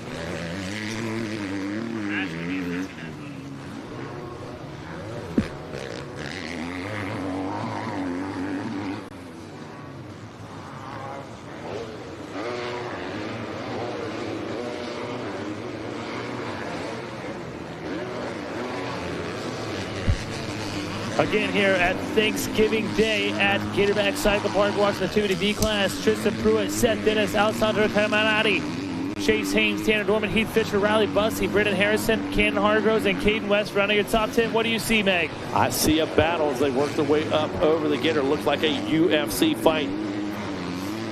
Riders into the octagon right now. Take a look. There comes Carminati. Carminati still sitting there. Actually makes his way past Haynes, is what I was trying to point out. Yeah, so still Carminati. And then Haynes battling out. Jockey in position is out there. What do you see? Well, they went back and forth right down here. I thought he made the pass and then got passed back. So my eyes might deceive me, but I know my eyes deceive me. I don't want to tell you what I saw. That certain rider that I thought I saw isn't even on the racetrack right now. Dorman hanging in there, and Haynes, you know, he heard what we said. Does he have enough fuel left in the tank trying to mount another charge? Looks like Dorman got hung up there. Did you see in that right-hander in those deep ruts? Almost came to a complete stop right there. I can't tell if Haynes has settled or a little fatigue. I'm not sure what's going on right there. You never really know. It doesn't look as crisp as he did just a couple laps ago, and it has to do with his feet for some reason off of the pegs. Yeah, definitely not as hungry. Maybe he already had his Thanksgiving early. Might have. There's the number 7 Pruitt one more time down Gator Falls. White flag is out now, Dino, so Pruitt looking to put in another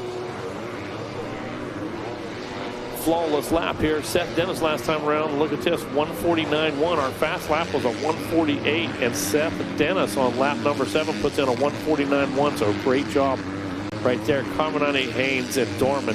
Can't say enough about the battle these guys have had. Continue to watch Pruitt on your screen right there, working his way through traffic. And what's crazy to me, this is first division. Yeah, right. Catch the pitch, guys. I want to let you know if anybody accidentally took Thor Powell's package for packing and shipping, he is missing a package. And that had his gear in it. You know he's going to run all man. So if anybody can please return that package, they accidentally grabbed it, which I'm sure. Yeah. Nobody intentionally grabbed it, but got that back there, realized didn't have your name and number on the jersey.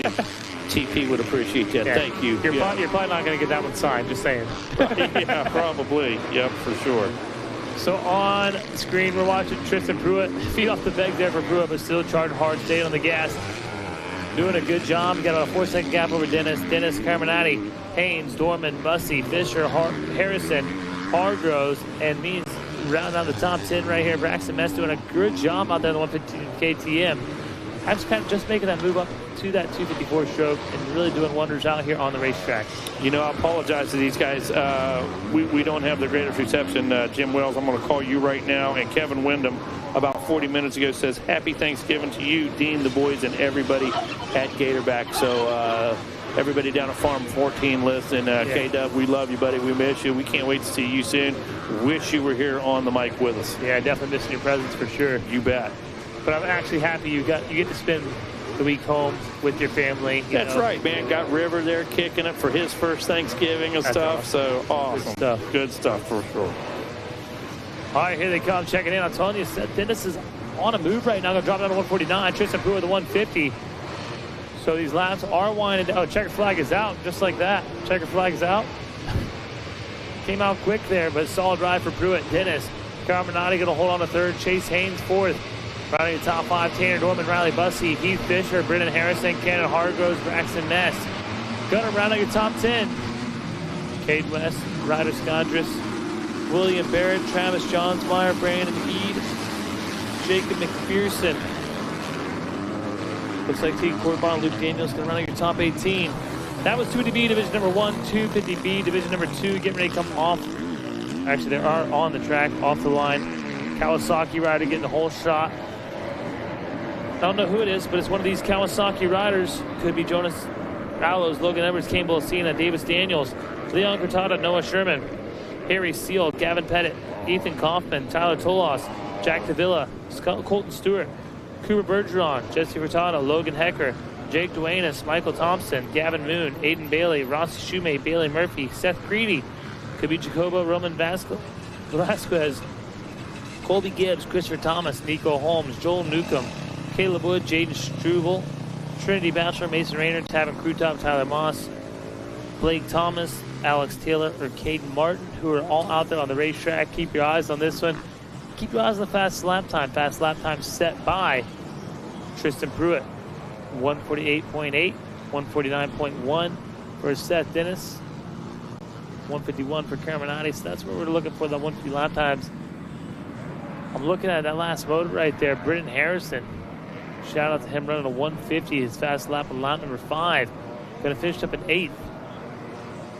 To get that start is important. It's going to take a start. It's going to take a good start. It's going to take a really aggressive first lap.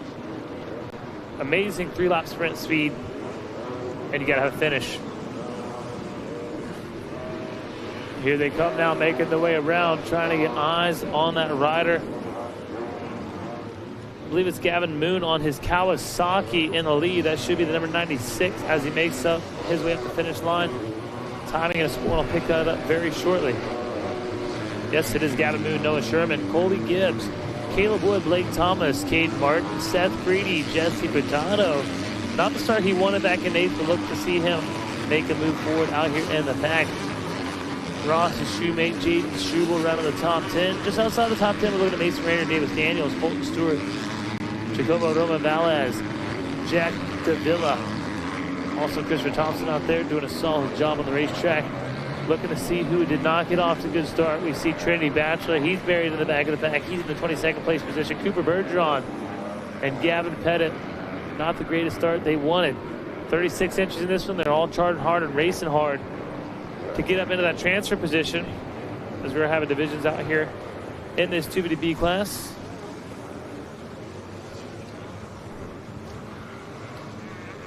Race number 56. That's what's on the track right now. Race number 57 on the starting line. Race 57, 250C, Division 1. Our good friend, Mr. David Eller. Yeah. And everybody from Phoenix Racing. David is sitting at home watching, and again, he wants to extend the warmest Thanksgiving wishes to everybody and tell everybody happy Thanksgiving. Great racing and enjoying things. And Dave, wish you were down here. Miss you, buddy. Yeah, definitely. For sure. You, Dave. Love hanging out with you. I haven't heard from you for a bit, so glad to see you pop up on the phone there. Happy Thanksgiving, buddy. That's awesome. That was David Eller, man, saying happy Thanksgiving to everybody here at the Mini O's. Listen, one of the good guys. Yeah, one of the good guys. Okay, when I see Eller's number pop up on my phone, man, I just start grinning. It's always going to be positive. Yes. Not going to be an ugly phone call. Not going to ever be a negative phone call from that guy. Always positive. And that's all I can say about David Eller. One of the good guys. Absolutely. That's what we need in this sport. We need positivity. Yes. We need those good vibes. 100%. Good vibes right now for Gavin Moon, your leader. He is leading this one out. 250B, heat number 2. Noah Sherman in 2nd, 3rd, Blake Thomas, 4th, Caleb Wood. Jesse Furtado up to 5th now. Solid right for Furtado with 157 lap time. Look at there, Colby Gibbs charging hard. Behind Furtado, we see Mason Rayner, Caden Martin, Seth Greedy, Jaden Struble rounding your top 10 on the racetrack. Now, I've got to say, do those lap times look familiar? Yes, they do. Very, very close now, aren't they? Yeah, I was kind of worried about that. I thought we kind of missing that, but nope. Very, very close. And we'd love to see that because when we run this thing down, man, that's what we're going to have. We're going to have those lap times stacked on top of each other. It's going to come down to track position. It's going to come down to real estate, good moves, and racecraft. That's what it's going to come down to. Yep. And we're taking 18 in this one, Mega, so I'm going to give everybody a rundown and see who is doing what, when, where, why on the racetrack. It's Moon, Sherman, Thomas, Wood, Furtado, Gibbs, Rayner, Martin, Creedy, Struble, Daniels, Stewart, Roma Velasquez, Thomas, Thompson, Furtado, Bachelor, and Davila now running your top 18. Yeah, and listen, it's anybody's game sitting right behind it, too. You got Shoemate, Tyler Moss out there, Gavin Pettit. It's anybody's game. There's plenty of guys sitting just outside of that top 18. Don't think it's going to be these 18 guys maybe in a different order. Trinity Bachelor not getting the start he wanted.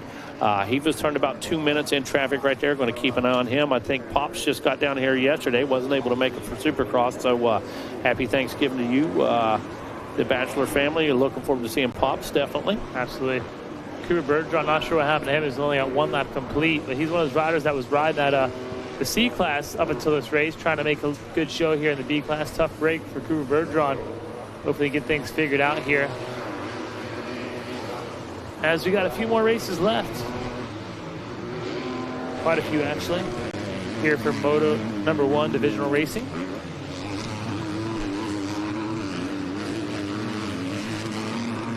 Going to get into those 250C divisions. 3 of those coming up. 3 of them. Take top 12 out of those 250Cs. Yep. It's kind of cool because you have more divisions, you know. You don't have as many fast guys in your class, but just as that is, they kind of take a little less when you have more divisions. So kind of a little give or take there. What do you see down there? I see this dude from Triumph trying to master a one-wheeler down here right now. And you're gonna call him out like that, Megan?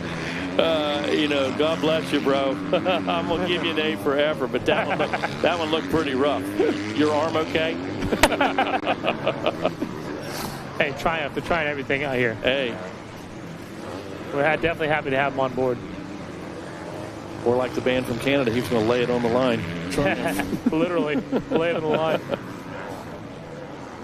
3 laps in, 156.4, Gavin Moon on the number 96 Kawasaki, Noah Sherman. And that number 2 ride, 156.1. So just a bit quicker that time around, gap down to 2.7 seconds. Blake Thomas only another 1.2 back behind. He turned a 155.0. That was our fastest lap of the race. Lap number 3, 155.022 for Blake Thomas. Caleb Wood, he sticks in there with a 156.0. Look at this, for Toto, another 155. Down there almost matching that fast lap. Rayner in 6th, Seth Creedy 7th, Colby Gibbs 8th, Davis Daniels in 9th, Caden Martin in 10th.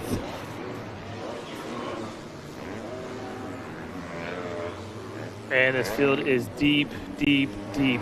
The list goes on, the names goes on. Looks like Batchelor going to work.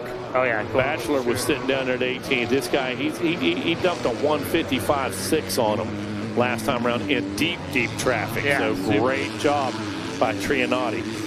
Tough break for DeVille. That was the rider we've seen down there in the pit right there. He's getting a little sense, a little tension. He's back on the racetrack, but he was in a qualifying position. Found himself out of this one, so he'll be going on to the consies later today. Man, I got to tell you what. We've had a lot of good racing, but is it going to be better than the feast we're going to have here on Thanksgiving Day? Well, if the Godfather and the folks over at Thor have anything to do with it, no way. Yeah. They put on a great spread. They want that to be the, they want the racing to be the highlight, but they want to dazzle you with dinner here this evening, no question, off of the track. Want to make sure that you have a memorable Thanksgiving on and off of the course. And we want to thank our friends at Parts Unlimited and Thor, of course, for providing Thanksgiving dinner one more time for us down here and at we, the Mini O. We appreciate that. But what an honor that is to be able to do that for such a significant event. And yes, Godfather really hooking up down there at Thor. We'll see you this evening. What happened? The names just keep popping up. And I kid you not, I was just thinking about this guy the other day. I talk about the ranch all the time. And Junior Scarborough, what's up, Junior? Happy Thanksgiving to you. Hope you and the family and the staff are doing well. And great to hear from you, my friend, Junior Scarborough. WW Ranch. Yep, got my phone lit up too, just by the same man.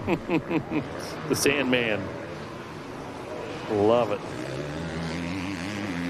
All right, here we go, man. It's getting heated up in the front of this one. 4 laps in, 155.967 last time around for Moon. Sherman, 155.6. Thomas, 155.9. Look for Toto. Yeah, 153. So new fast lap, 153.9 on lap number 4. Yeah, I told you for Toto, he had to work for that too. That's in traffic. You're not kidding. He's passing some guys. So curious where's Batchelor at right now. Should be checking in any moment. Is that the 481 making his way down into the pit? There goes. Yes, Batchelor. 155.5 that time around. Yeah, definitely a solid ride for Batchelor, man. He was in the pack, 155, 153, or 154 kind of for the fast lap. Sure. Back up to 155 is impressive. So keep your eyes on Batchelor as he is making his way through the field.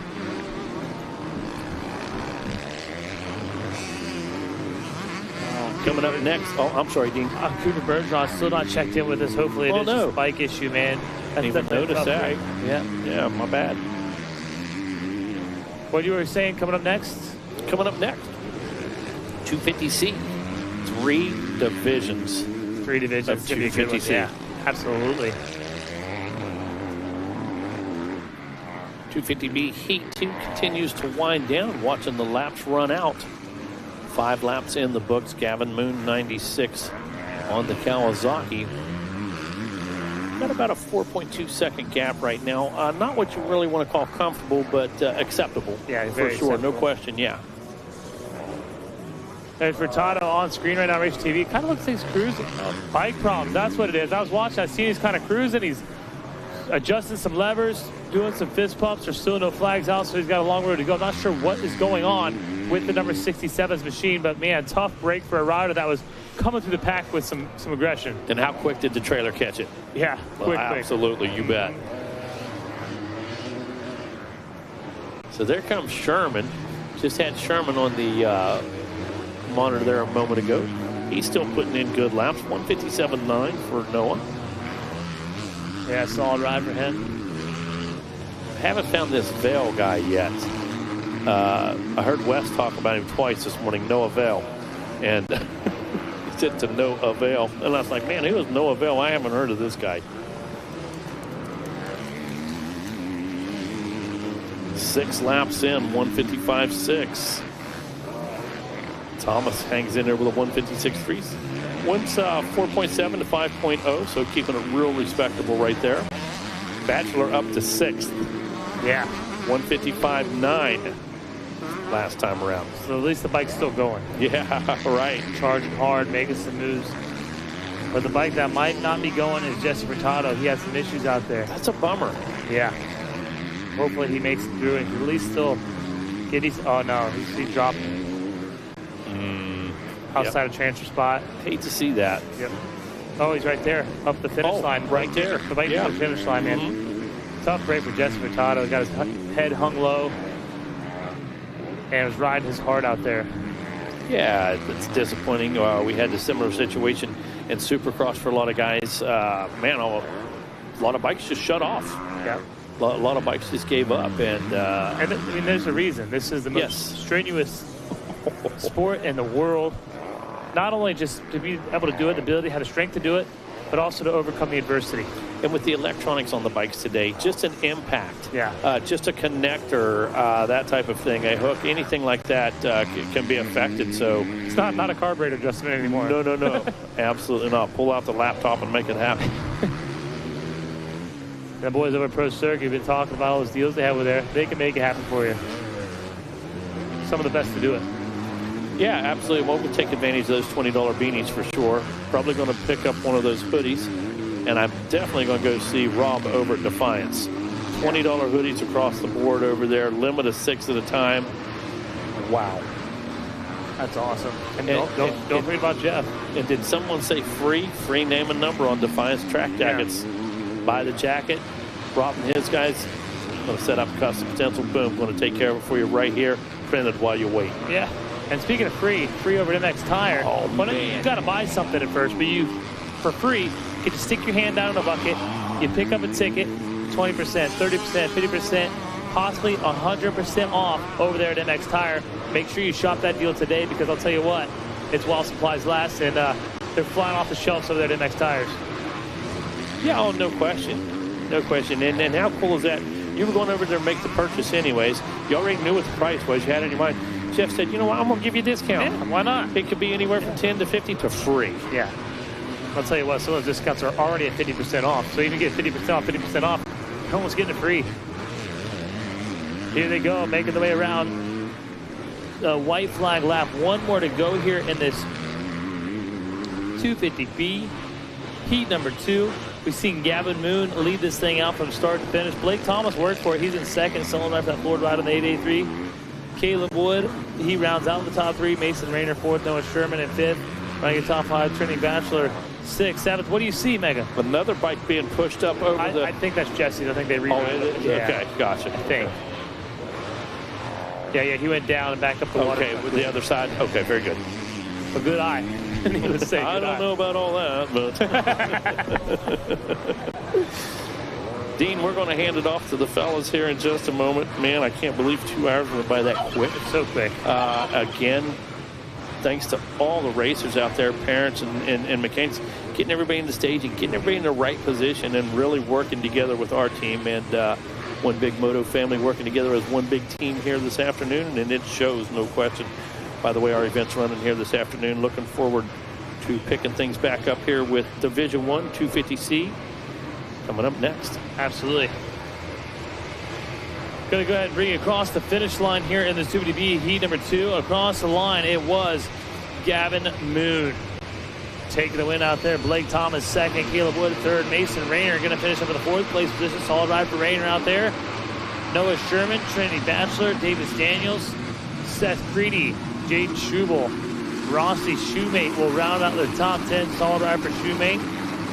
We're taking top 18 out of this one, so we're looking for the 199 machine. That's 199 of Thompson, Gibbs, Cortada, Pettit, Cade Martin, Stewart, Jacobo Velez, Tyler Moss going to take that 18th and final transfer position. As we turn the pages over, we're turning it over to your boys, Rodney Tomlin and Wes Kane. All right, thanks, Little Dean, and thank you very much, Megawatt. I love the phone-ins. The David Eller hollering at us, sitting back home, enjoying getting ready for his feast. Kevin Wyndham, you're in Breckenridge, you lucky dog. And everybody's got it on. Everybody's watching. Everybody's got the Racer X, the Racer TV on. They've got their mobile app on, the Dirty 100 app, and also that's powered by Dunlop. Such a great such a great thing to do. Kevin Wyndham's in the hot tub, and he's got his phone with him, and he's watching. David Eller's unpackaging brand new Hondas for his race team. What's that all about? What's Kevin doing at home in a hot tub? No, Kevin is in Breckenridge.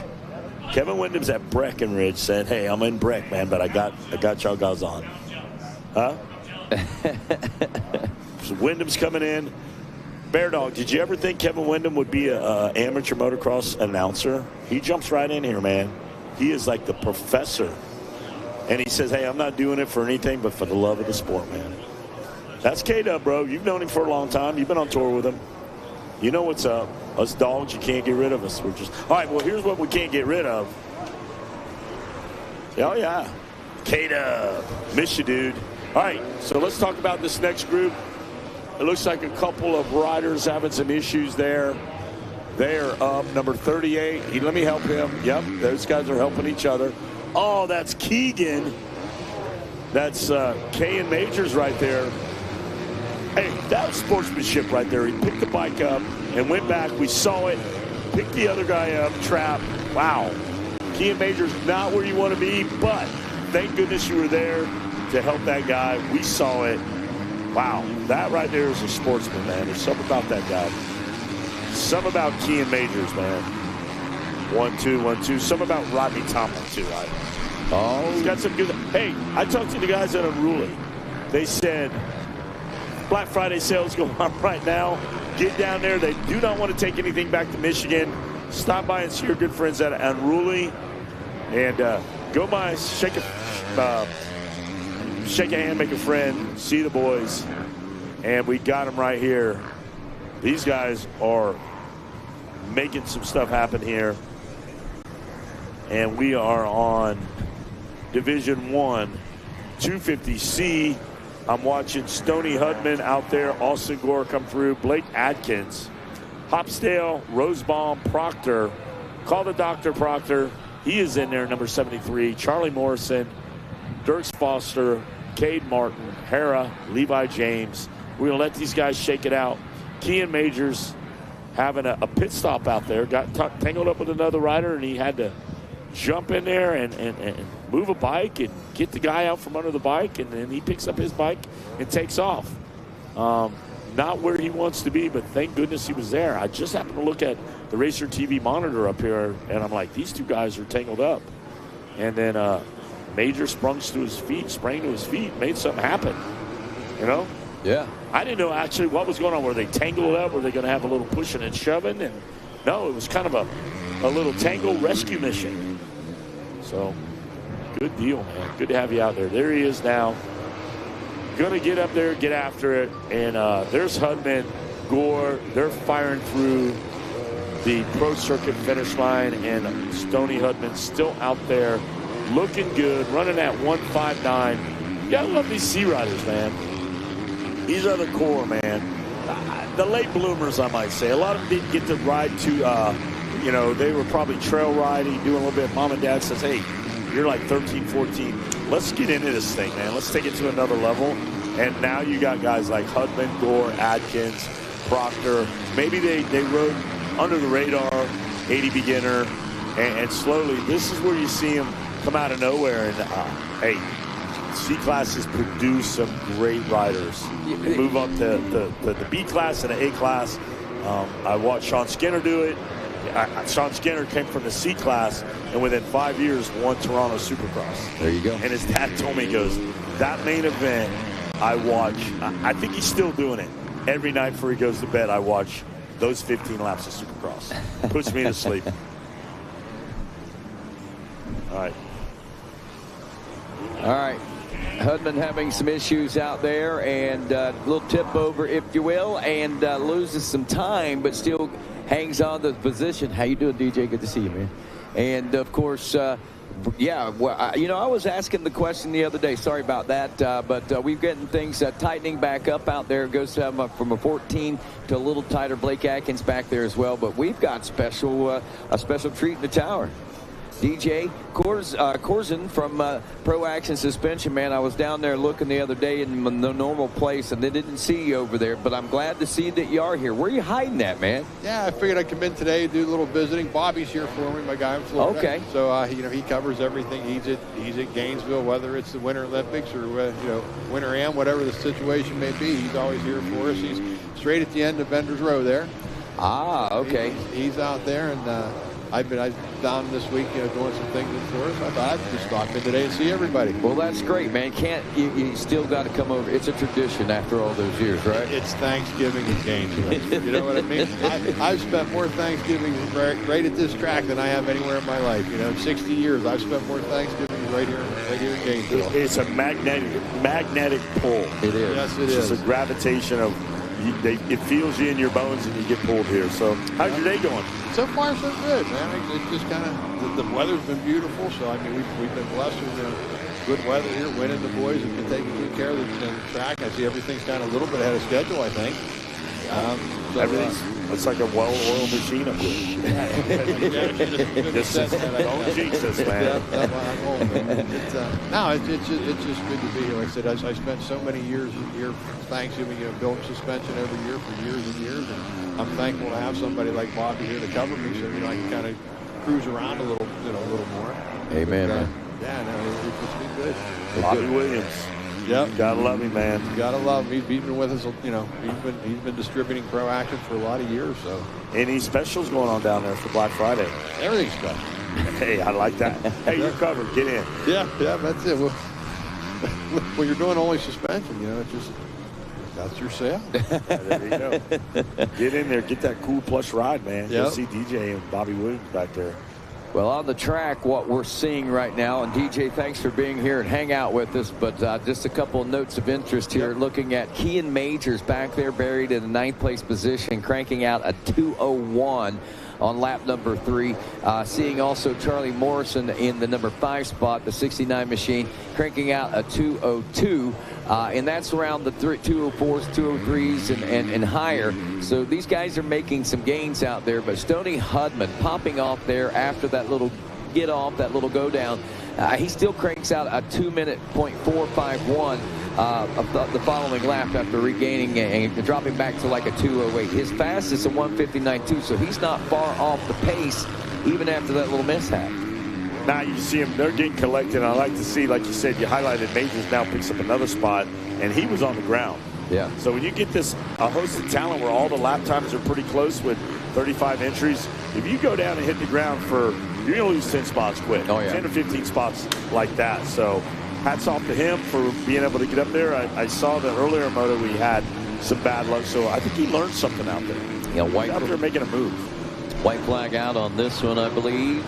Hudman in his final go-round here down the Gator's tail now as he works his way back towards the finish line area. And, of course, the spectator region. You got Austin Gore in second, Blake Atkins in third. Charlie Morrison is fourth. Aiden Proctor in fifth. Tommy Herrera running sixth on the 138. Kean Majors seventh at the moment, or was. Cade Martin now eighth. Wesley Hopedale's in ninth. Dirk Foster in 10th. Levi James was 11th. Jack Shea heading into the final lap, looking at 12th place position. Sullivan Watson, Alexander Ciceretti, and Austin Fluharty just outside the bubble in the 13, 14, and 15 spots heading into that final lap. Making hay while the sun shines out there. You got Snyder, Vargas, Dorvell back there just outside looking in right now.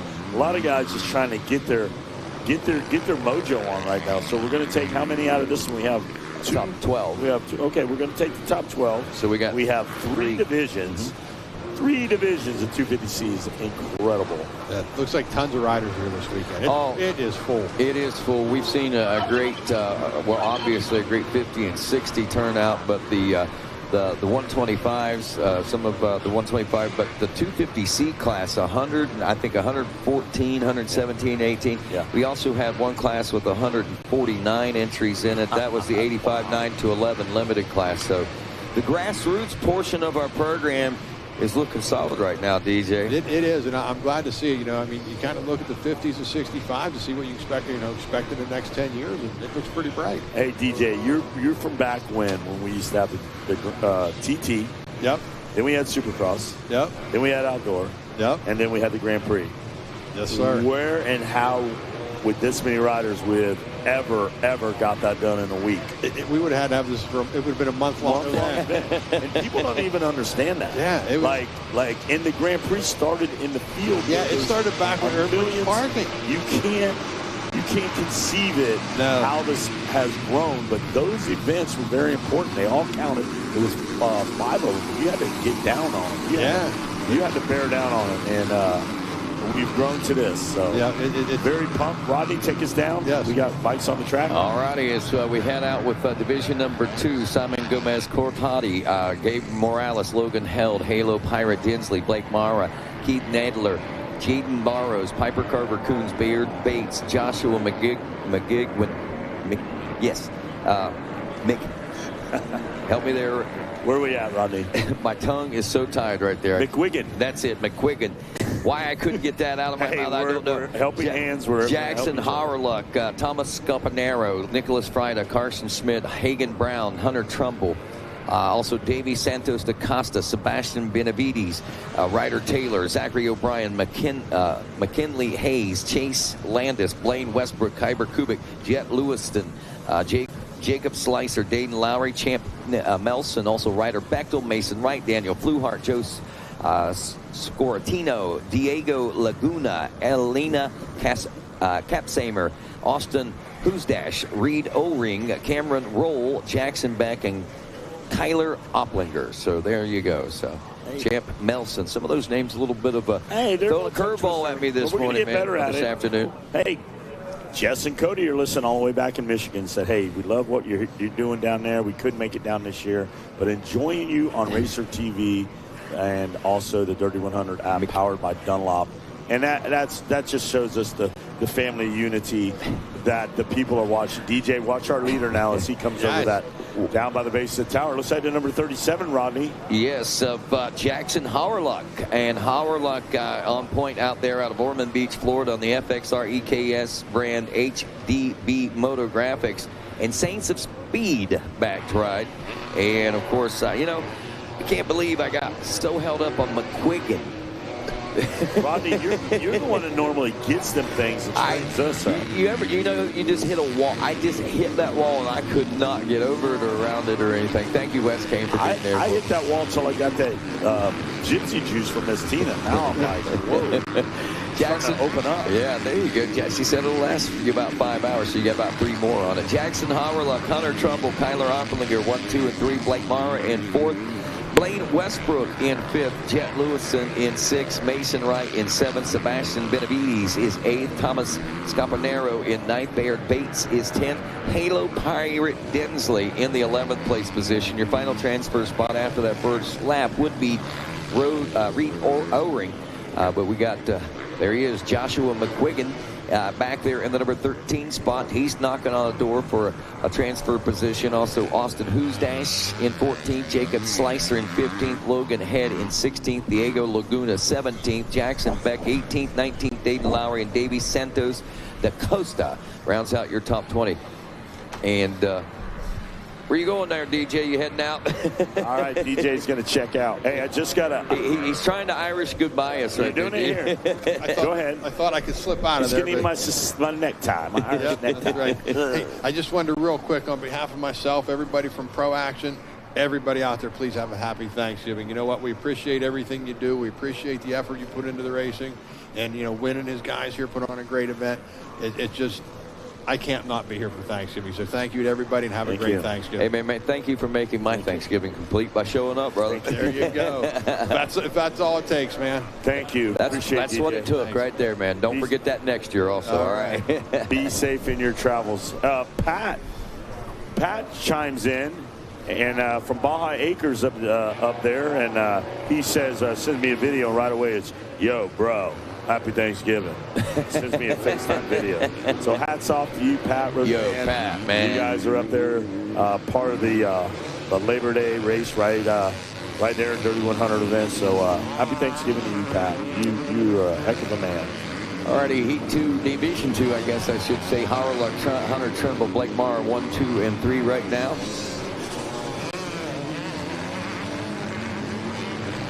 And back there in the 4th place position, Kyler Oplinger, Blaine Westbrook. It is Mason Wright 6th, Jet Lewiston in 7th. Joshua McQuiggan now up from 13th to 8th. There, Halo Pirate Dinsley is 9th. Bayard Bates in 10th. Sebastian Benavides is 11th. And Jacob Slicer rounds out the 12th and final transfer spot. And as expected, we see several changes taking place there. And who's to say we won't expect to see a few more as we take a look at some of the times out there. Mara working on Trimble. And, of course, Oplinger not too far off the pack. But he's right now trying to fend off the advancements of Blaine Westbrook, the 181 Husqvarna, who is putting on some major pressure right now as he comes up behind him with a full second faster lap than just the lap before. All right, watch it on Racer TV. You can watch these riders as they come out of the Gator's tail now into that right-hander bottleneck right there. You can see some of the riders jousting for position. There's a nice overhead. Now you start to see the track starting to form up and really getting a little choppy, getting a little challenging out there. Always a great racetrack to race on, and this is what Gatorback is known for. Well, checking our leaders, 37, Jackson Howerluck, not under any pressures. He just goes down into the Gator pit now by the announcer's tower. Comes your 2nd place position, Blake Mara, who has made that pass on Hunter Trimble. And actually, Mason Wright has moved up from way back in that 6th place position. He made some major gains there. Remember talking about how tightly knit those riders were. Well, on that lap, there was a lot of changing going on there. Trimble and Howerluck Howerluck stays the same, but Blake Mara moves up into position. We see that Mason Wright is in the 3rd. Hunter Trimble now drops to 4th. McQuiggan, check this out, 13 to 8. The now 5th place position. Blaine Westbrook in 6th. Kyle Oplinger in the number 7 spot. Halo Pirate Dinsley in 8th. Jet Lewison in 9th. Baird Bates in 10th. Sebastian Benavides now 11th. And Slicer, who is outside the top 12 on lap 1, still holding steady with the top 12 ride at the moment. Big battle up front. I'm watching this Trumbull going at it right there with the number 33, your guy McWiggin. They are going at it side by side, tooth and nail.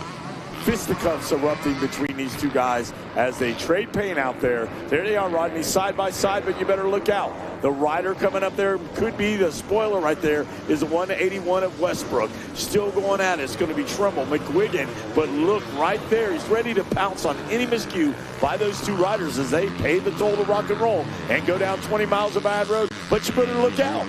The 113 Hensley kind of jumps up in there and spoils that for Westbrook. Wow. You better be careful out there, Rodney. Nobody's safe. No, they are not. A lot of shuffling. Oh! One of our riders goes down and messes. Let's see what happens. Was that McQuiggan? I think it was McQuiggan. So he just let 3 guys go by. Just like we said early on. If you slip, they grip. They got the Dunlop tires. They made the pass, and now they're on, headed toward Trimble right, and Mara looking for Look Rock. A still impressive ride by several riders out there. It's still Bart Mara in second. Mason Wright still in the number 3 spot.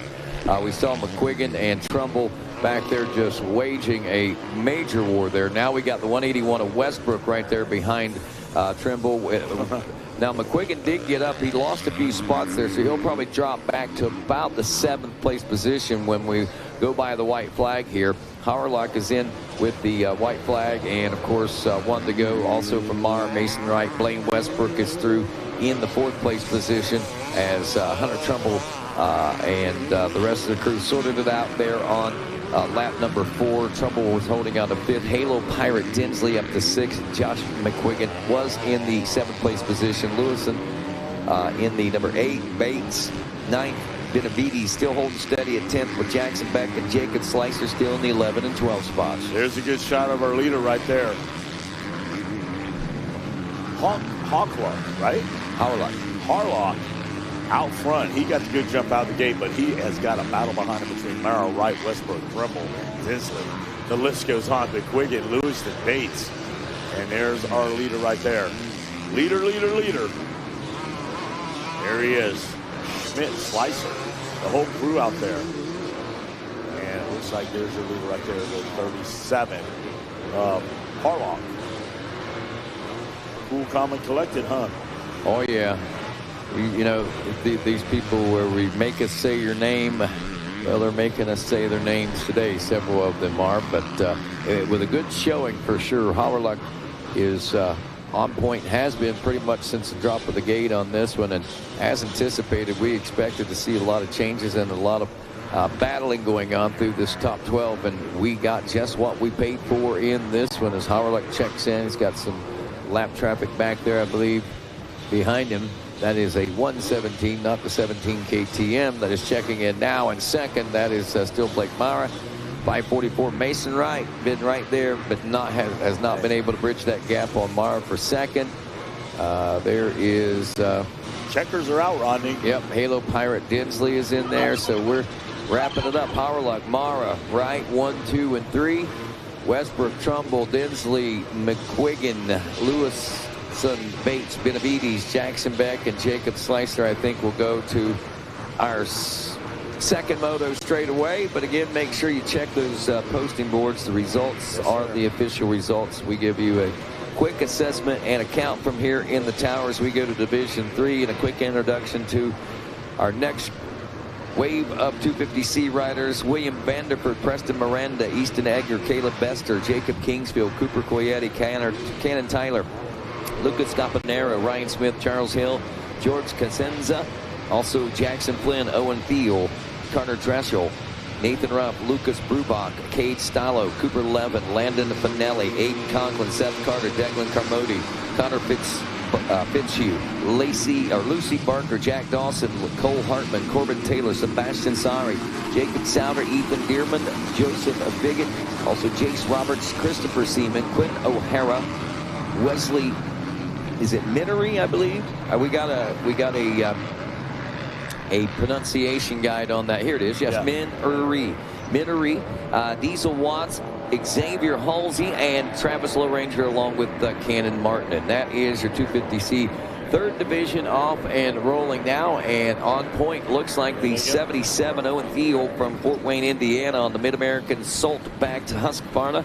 He's also backed by Flex Bars, EcoGuard Ice Melt, and Paul Guard Ice Melt. There's Thiel trying to get a rebound from that earlier moto. I think he just crested a little bit of bad luck earlier this morning into the top 20. So he is trying to, hey, show you what he's got. Just got a big phone in from Big Rick Carmichael. He's listening. Says happy Thanksgiving to you guys down there. Happy Thanksgiving to you. That guy spent his share of Thanksgivings down here. Oh, yeah, he did. Oh, yeah. But there they are. You're looking for your leader out there, and he is getting it done. Keep your eyes peeled. It's very quiet up here now. It is. Love to hear that rumble. It's about to happen. Oh, yeah. Tower. It's about to shake up here in just a moment. A third wave of 250C classes. We saw a lot of jumbling and jockeying around and a lot of different passing going on through those first 3 laps in that second division. And I have to think that we're probably going to witness the same here as we near the completion of lap 1. I'm seeing a lot of riders swapping spots back there. There is still the 77 of Theo up front. It is the 70 of Jackson Flynn in the number 2 spot, if I read that right as they went by. And we'll get them sorted out as they pop up out of the Gator pit here. They're nose to tail and side by side all around. And wrapping up lap number 1 here in this 250C Division 3. It is Teal. Jackson Flynn is second. Carter Dreschel, the 87, in third. George Cosenza. Also Cooper Coyetti. This is the way they checked in at the finish line. Aiden Conklin, Cannon Martin in 8th. Cooper Levin in 9th. Ryan Smith in 10th. Corbin Taylor in 11th. And William Vanderford rounding out the 12th and final transfer spot. Along with that, we also have 13th Easton Egger, Sebastian Sari 14th, Lucas Scapanaro back to the number 15 spot. So I think we still got some room for some things to change out here. So this could be a very interesting second lap. You can keep your eye on all the action that's going on. There's so much. The deck is shuffling. It is stacked. This could be the strongest one right here out of the 3. It's got some heavy hitters, that's for sure. Yeah. So let's watch him now as Thiel is doing that a ride that dreams were made of. There you go, Rodney. What happened to your mic? Somebody detached it. Somebody detached my talkback. Hey, we need that talkback because you never know when you have to get with the TV crew and production crew. But here we go. Watch him now. Coming down the Gizmos Mod straightaway, and he has got a herd of riders behind him. A herd of riders behind him as they come down there. Rodney, they are going to buzz the towers. Thiel still going to be out front. Let's get a peek at him. Oh, the 77 ride of Owen Thiel. And it's got him a Thanksgiving feast laying in wait for him. But business first. He's got to win this moto. Wow. All of a sudden, I just started thinking about turkey. And I started thinking about the Thor Thanksgiving feast tonight. Owen Flynn, there's Jackson Flynn. He fires out of there. Field looks good. There's a 177, Aiden Conklin, as he's trying to work his way up through this pack right now. Let's see how he finished 7th in that first lap. I may have had a little bit of an issue there right after the lap, but he has dropped back a few positions. So yes, he goes from 7th to 10th place. That was the rider that was having some issues there just after the finish. If you were watching online a lap ago, George Cosenza. I keep wanting to say Costanza, you know, like on I know. Jerry Seinfeld. Costanza. There's one in every crowd. Cooper Coyetti in 4th. Cooper Levin in the number 5 spot. Cannon Martin is 6th. Corbin Taylor, Ryan Smith, William Vanderford, Aiden Conklin. Now your top 10. Easton Egger and Carter Dreschel rounding out 11 and 12. Seeing some changes, but not necessarily the changes that I was expecting. This third lap might yield something more as riders getting themselves into positions we see. Now look at this. I see him. That 4th place position between Coyetti, Levin, Martin, Taylor, and Ryan Smith. Yes, sir. We're looking at maybe 2.5, 3 seconds separating that group of riders from the front to the tail of that pack right there. So look at that. That is insane. 4, 5 wide, Rodney. It looks like a blue light special at a Kmart. Everybody's just in there at one time trying to get the best deal they can right now. And it is Black Friday coming up soon, but Thiel, Flynn, Costanza, Coyette, 3, 4 wide. Look at him, Rodney. Yeah, Coyetti is under all kinds of pressure right now for that 4th place position. He's kept Levin, Martin, Taylor, Smith, and Vanderford all at bay. And I'm talking, they were like 0.2, 0.3, 0.4, 0.7. I think the biggest gap was like a 0.8 in that gaggle of riders when they came through the finish line just a lap ago. And as they drop down into the Gator pit one more time, Owen Thiel still on point in this one as well on the 77 as he captures lap number 3, and George Cosenza moving up to the number 2 spot, and back behind him is where the action is getting exciting. Go ahead. You go right ahead. Field trying to close the deal as he looks back and see Costanza. Not going to try to stand for that much more. Watch him, Rodney. Top 3 with a little bit of breakaway out there. Field, Costanza, Flynn, a 3-bike breakaway, but looking down at Gatorback Falls, they have opened the floodgates back there of riders. Wow. Smith, Taylor, that's the way they came through 4, 5, and 6. Cooper 11 in the number 7 spot. And then there was Cannon Martin in 8th. And look at .032 behind Martin was William Vanderford in 9th place position. Then they got a break about a 1.4 second back to your 10th place rider. This is crazy tight right there. I love watching racing like this.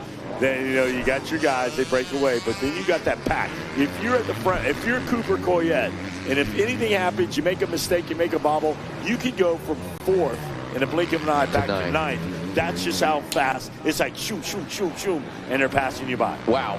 While we're watching that, this is happening up front. Cosenza has reeled in Theo, and he is pretty much showed him a fender here and there, letting him know that he is back there. So the 77 of Theo now knows that he is under some pressure, and Cosenza is trying to send it on this lap as they make their way down in front of the spectator fence area through the switchback in the option lane there, headed toward the big tabletop here in just a moment.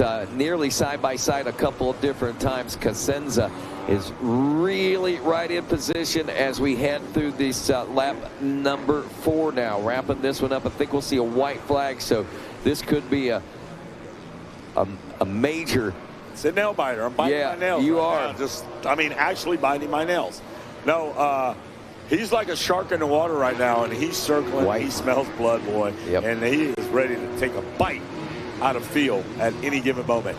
3rd place, Flynn, not far off the pace. So if anything happens with these two getting together, it could be maybe an inheritance for that 3rd place position, running only about 2.6 seconds back behind this battle. As tight as it is, he's not real far behind. Now we go back about 8 seconds. Now actually it's now down to 4 seconds as Ryan Smith has established the dominance in that 4th place position. As that thing is finally settled down. Corbin Taylor in 5th, Cooper Coyette in 6th, William Vanderford up to 7th now, Carter Treschel in 8th, Cannon Martin in 9th, and Cooper 11th back to 10th. Any indication what that second moto is going to be after the consies? Some of these guys are going to be in the consies together. If you got high blood pressure, take your medicine. Oh, here we go. Challenge being made, and the challenge being met by Theo as they go across the tail of the gator and head around the far back reaches of this race course. Man, if you're Cosenza right now, you are just like, I got to get around him. I'm too close to settle for second. But Theo can hear him back there barking. So both riders playing a little cat and mouse on offense, defense. Neither one of them giving an inch, Rodney. No, they are not. And big line choices difference there as Cosenza trying to use that momentum from the outside, trying to weave away and thread a needle through by the 77 of Teal as they make their way down here to the option lanes. I think I stay with Theo. I don't drop in or out. I stay line for line. If I'm that close, I would go outside and give him any kind of real estate I got to make up. I'm going to stay on that back tire and rub you and force you a mistake. So right there, here they come. They're going to drop down in the pit. Again, Cosenza goes way out wide. Is he set up for the inside? The door gets shut by Theo, and I'm watching this video with him back in the truck telling him, stay on that wheel. Don't take those lines. Don't take crossover. Stay there, houndy, force a mistake, make the pass, win the race. There you go. Theo taking the win. Cosenza in 2nd, and a great challenge there by he. Also Jackson Flynn in 3rd. Ryan Smith, I believe, will hold on for the 4th place position now. Then we've got Corbin Taylor in 5th, William Vanderford 4th in the 6th spot. Carter Treschel 7th, Cooper Coyette in 8th, Cannon Martin in 9th, Cooper 11 in 10th. Aiden Conklin was 11th. Lucy Barker, the number 310, rounds out the top 12, the final transfer spot. Yes, sir. Looking good up there, Rodney. More racing coming our way. Has not disappointed us yet since the first gate drop at Supercross. No, we have not been disappointed any, other than when lunch is late. That's the only time. And me and you are on a lunch shift. Yeah, we are on a lunch shift, so we might get eat. I might get eat today, fresh and. I saw you with that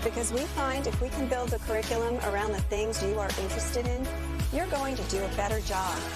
The mission at On Track School is that educational success is possible while chasing your dreams. Not only will our staff help students to achieve success, they will cheer you on to the finish line. We encourage you to check out On Track School at ontrackschool.com, where we can help you chase your dreams and still get a quality education. ontrackschool.com. Check it out. The start of the 2026 amateur season. At a place where limits are tested and champions are made. Daytona RCSX. The world center of racing.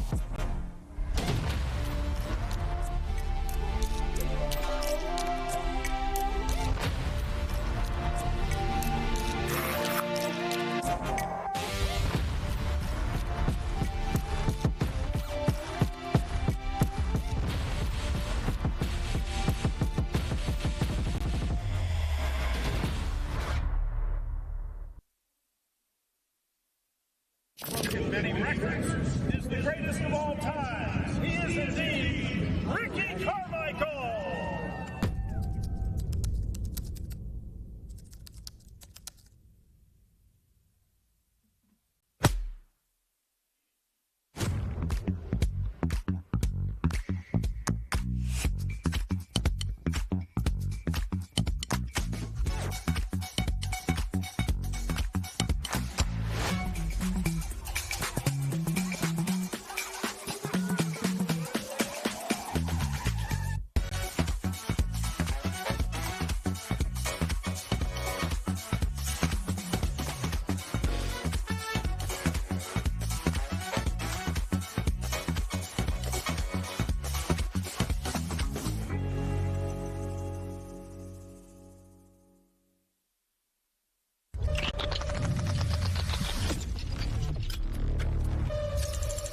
K-Tech Pro Valve plug-and-play tunable suspension tech. Provides a wider adjustment range for precision tuning, giving you precision, grip, and confidence.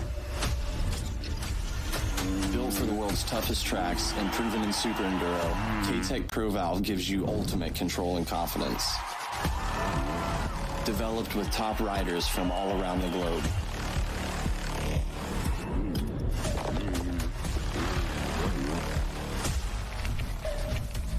K-Tech Pro Valve transforms front fork and rear shock suspension, working seamlessly together to give you the most personalized ride. A true plug-and-play upgrade.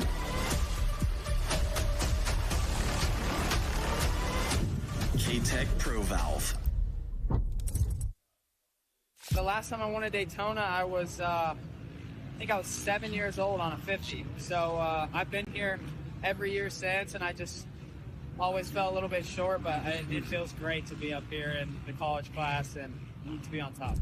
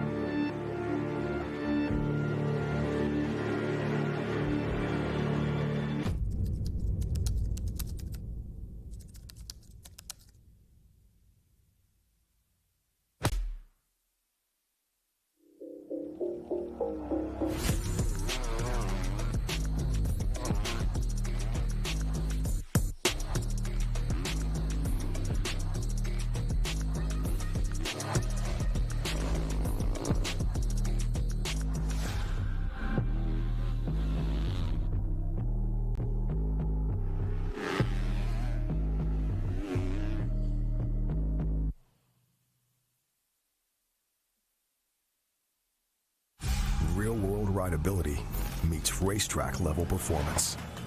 With a bike that can perform anywhere, you're going to want to ride it everywhere. The bar has officially been reset.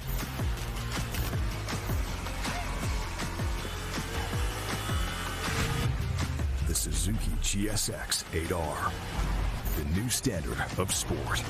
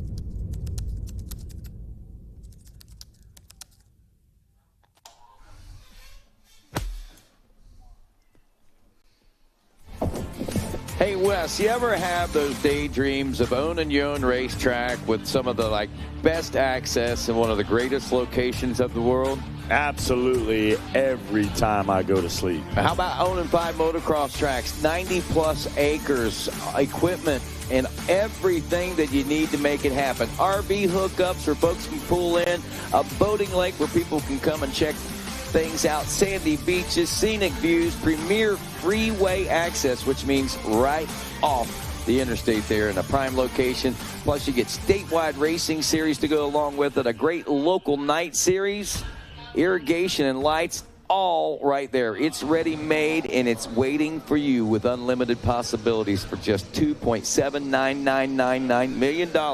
You can own the Three Palms. Visit 3 Palms at travisre.com for more details and information. Welcome back to the Mini O's into Newberry, Florida for Gatorback Cycle Park and the continuation of this 54th annual Thor Mini O's presented by Pro Circuit and driven today by our good friends at Dunlop Tires on Racer TV. If you're slipping, get gripping, not only get traction on the track with those Dunlop tires, get traction in your viewing appetite and go on Racer TV. You can watch that on your live streaming, YouTube, or your big desktop, or your big 50-inch or 100-inch TV screen like you do at home. Or you can download the app, Dirty 100. Go to the App Store. It's free. Just click it on. Turn it on. Once you download the app, the screen is there. Click it on. You got live timing. You got everything going on right there at your fingertips. And that is all powered by Dunlop. Boom. What do you see right there? All I'm thinking is if I could figure out a way to get that on my watch. That's the next step. if it can be done, Harold Martin will figure it out. And then you can just watch it right there. But the gate is full. Looks like we did a little track prep. And looking at that Three Palms property, that's reachable. It is. 2.7. I mean, that's a lot of stuff going on there. But I'm going to have to put the feelers out on that one. That's a great facility. I've been down there to a couple of events, and I was just like blown away with it. I mean, it's. No, I've been there too. It's when you pull in there, it's the real deal. It's set up. It's good. It's ready to go. I know the family that owned it down there, and when you go down to Houston area, it's right there. We'll gate down on this one, and we are off and rocking and rolling in our 50 cc's. The 51 4-8 Limited Division 1 is off and rolling and working their way towards the Gator Falls. And down into the Gator pit go our leaders. Leader. And I'm going to see if I can look at the back number of that. Who's down on the gate, Rodney? Well, we'll run through them again. Arabella Burgerstaller, Damon Hall, Brock Norris, Carson Haynes, Easton Owens, Blakely Naringer, Jackson Doty. We might as well give the number. The 01, Arabella Burgerstaller. The 02 of Damon Hall. The 04, Brock Norris. The number 5, Carson Haynes. Number 8, Easton Owen. Number 09, Blakely Naringer. The 010 of Jackson Doty. 13, Ty Schrader. 17, Rowan Williams. 22, Gus Biesmeyer. 26, Kyler Key. 27, Steele Crocker. The 028 of Brantley Faber. 39, Rivers Rice. 57, Lucas Bradshaw. The 059, Carson Fritch. 67, Hudson Deaver. The 072, Theo Silvestri. Owen Burmeister aboard the number 91. The number 96, Nick Black. The 99, Bodie Barrett. The 113, Weston Johnson. 127, Ryder Perkins. 133, Nathan Webster. 167, Grayson Mosley. 201, Jackson Anderson. 227, Moxon Smith. The 246 is Colton Adams. 326, Colin Parsons. 415, Wade DeWeezy. 418, Caden Wood. The 513, Bennett Edmonds. 630, Grayson Clark. 748, Jet Allen. 811, Raiden Riley. 812, Gary McCain. 828, Carson Love. 898, Knox Pomeroy. 918, Connor McKinney. And 997, Nolan Cooper. And that is your field of 40 riders narrowed down. We'll be narrowing it down to the top 12. And those guys firing right out of that Gator pit. They hop through that Pro Circuit finish line. And I wouldn't do it, but Caden Wood. And Caden Wood is out front from Zephyr Hills, Florida. The 418 ride. He's got some tough company, though. You got to recognize the 04 Brock Norris. Damon Hall in third. There's Knox Pomeroy. That name we've known. 898. There's Burmeister, Riley, Fritch, Key in the top 8. There's Nolan Cooper 9th, Edmonds 10th, and the list goes on with our notables back there. Colin Parsons, Jack Doherty, all these guys. There's Gus Biesmeyer back in 16th. I don't think it's going to stay like that, though. You got some speedsters out here. Yeah, and that's, that's been the beauty of these classes. That's, and it's so hard to keep up with the battles and the passes. They happen so fast and they take place so quickly that, blink of an eye, we've seen it happen. Riders going from 13th to 8th, 5th to 3rd, and, it's just amazing how quickly it can happen. We've seen riders go 5 places. I think we've seen one rider go, from 6th to 3rd place, or 7th to 3rd place, I think it was. So it was pretty intense. Little Wheezy over there. Now you know why the name comes from. It's DeWeezy, but we call him Little Wheezy. So Little Wheezy out there back in 22nd. You got to get on your horse and ride, because you got like Steele Crocker back there. He's got to make some moves. So these are notables out there that got to get pushing through the field here. But can't take nothing away from Caden Wood. Oh, a little slide out by one of our competitors there. Could that have been one of our contenders? Did a little slide out right here in front of the tower. We're going to see if that made a difference. There's your leader now. He fires right out of there like a Pop-Tart out of a toaster. He fires out of that finish line. Wow. Pow. Like a cannonball out of a cannon. There you go. There he goes, right through the finish line. Just a little dude, too. Yeah. Little tiny dude. And Caden Wood's out there, Brock Norris. It looks like one of our riders here. Now Pomeroy moves up, so that might have been that little bit of miscue down here at the base of the tower, dropping down into the Gator back pit. Yeah, we got Caden Wood out front, Brock Norris, the 04 in second. Now Knox Pomeroy, as you pointed out, West, the 898 is into the 3 spot. Raiden Riley is 4th. Carson Fritz, the 059 in 5th. Owen Burmeister is 6th, or Burmeister. Kyler Key in 7th aboard the 26. Hudson Deaver, the 67, is 8th. Moxon Smith, man, big difference in this look of this class on lap 2. Nick Black is 10th aboard the 96. Rowan Williams, 7th, the 17 and 11th. And the 12th place position now is Brantley Faber. Biesmeyer up now into a 14th spot, I think, from 16th place position just a lap ago. So he's inching his way towards a qualifying spot here in the 51-48 Limited Division 1. All right, well, here we come. Hop, skipping, and jumping down that Gizmo Mod straightaway is Caden Wood in heat number 1. Rodney, you get hungry, aren't you? I can see it. I can see that you want some sweet tea and maybe some pizza or some barbecue or something good, or BLT. Not a sweet tea. You know, I'm not a tea fella, but about anything else, yeah. All right. Send it on up. Bring it on up. Yeah. You got something you want to feed us, man, we're surely going to plug it. Of course. I mean, people are just waiting for us to say that, Wes. I mean, it wasn't the world made to serve our needs? That's what my mom told me when I was a kid.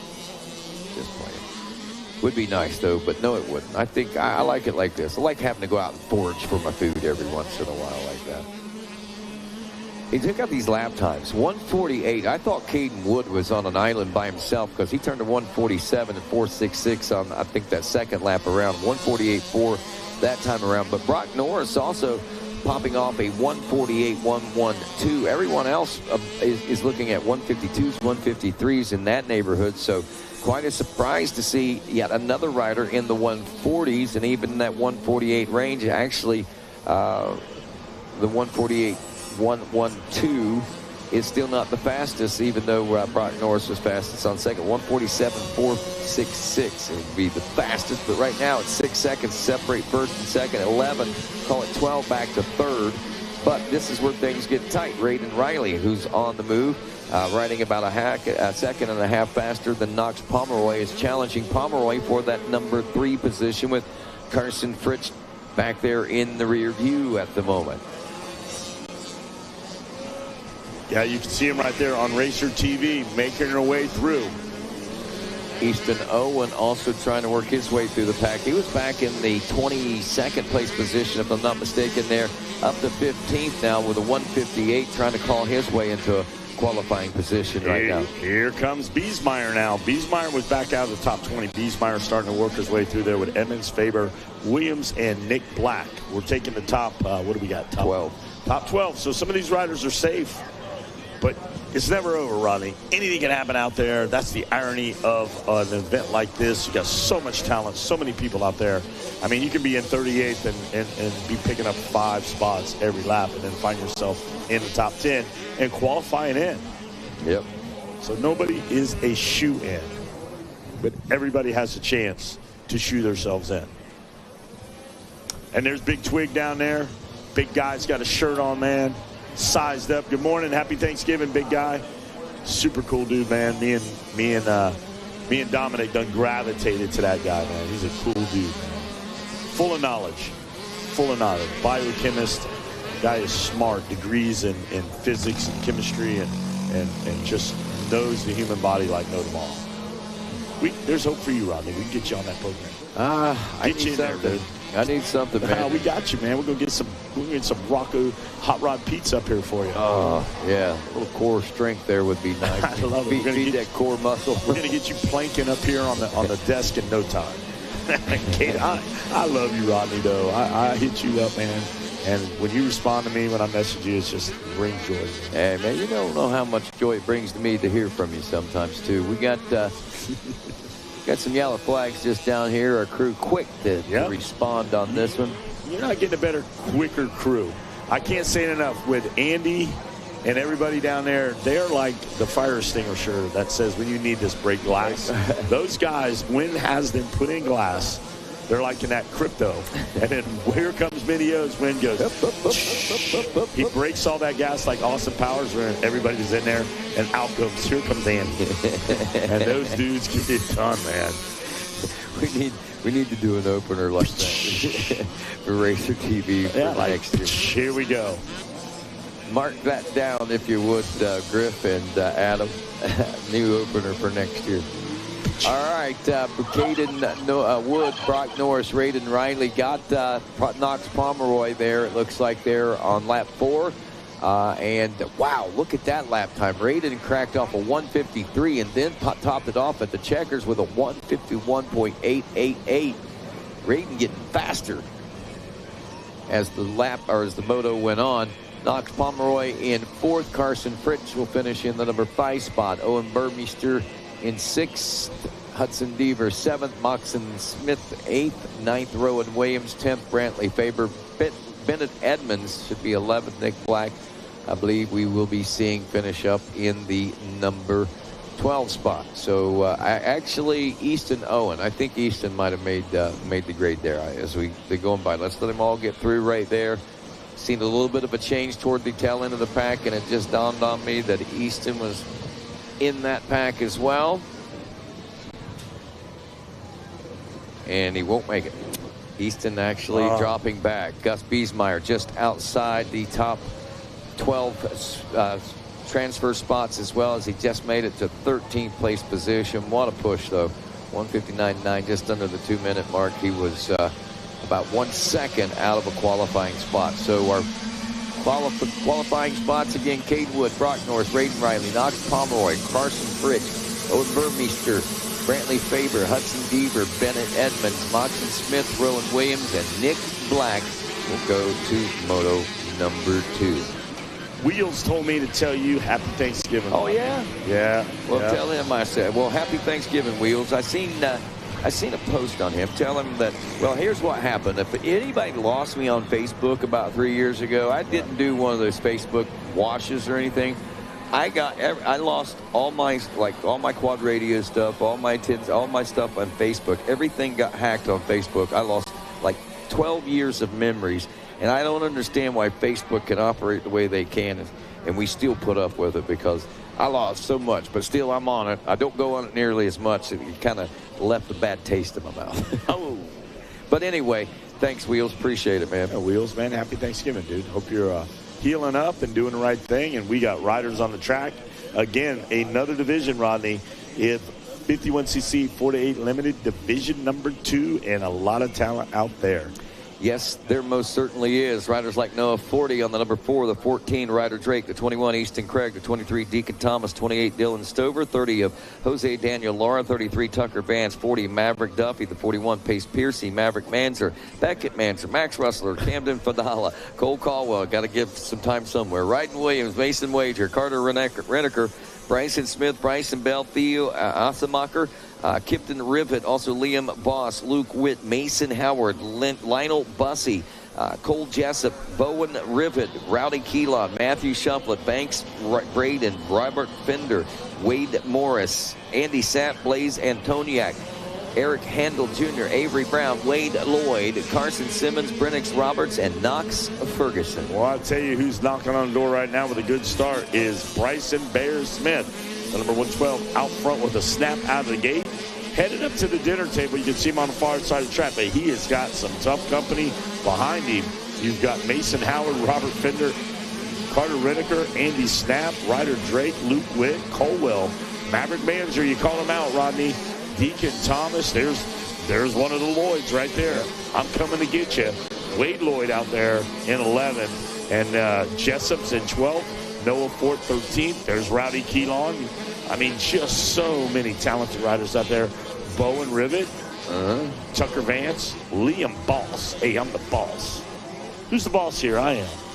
Guys, that's my name. What's up? You got a problem with it? What's up, boss? They put that thing right on his little name tag right there. L-I-M Boss. That's what it is. It's not Liam. It's L-I-M Boss. Yeah. It's like, you're not the boss. Yeah, I am. L-I-M. Maverick Duffy.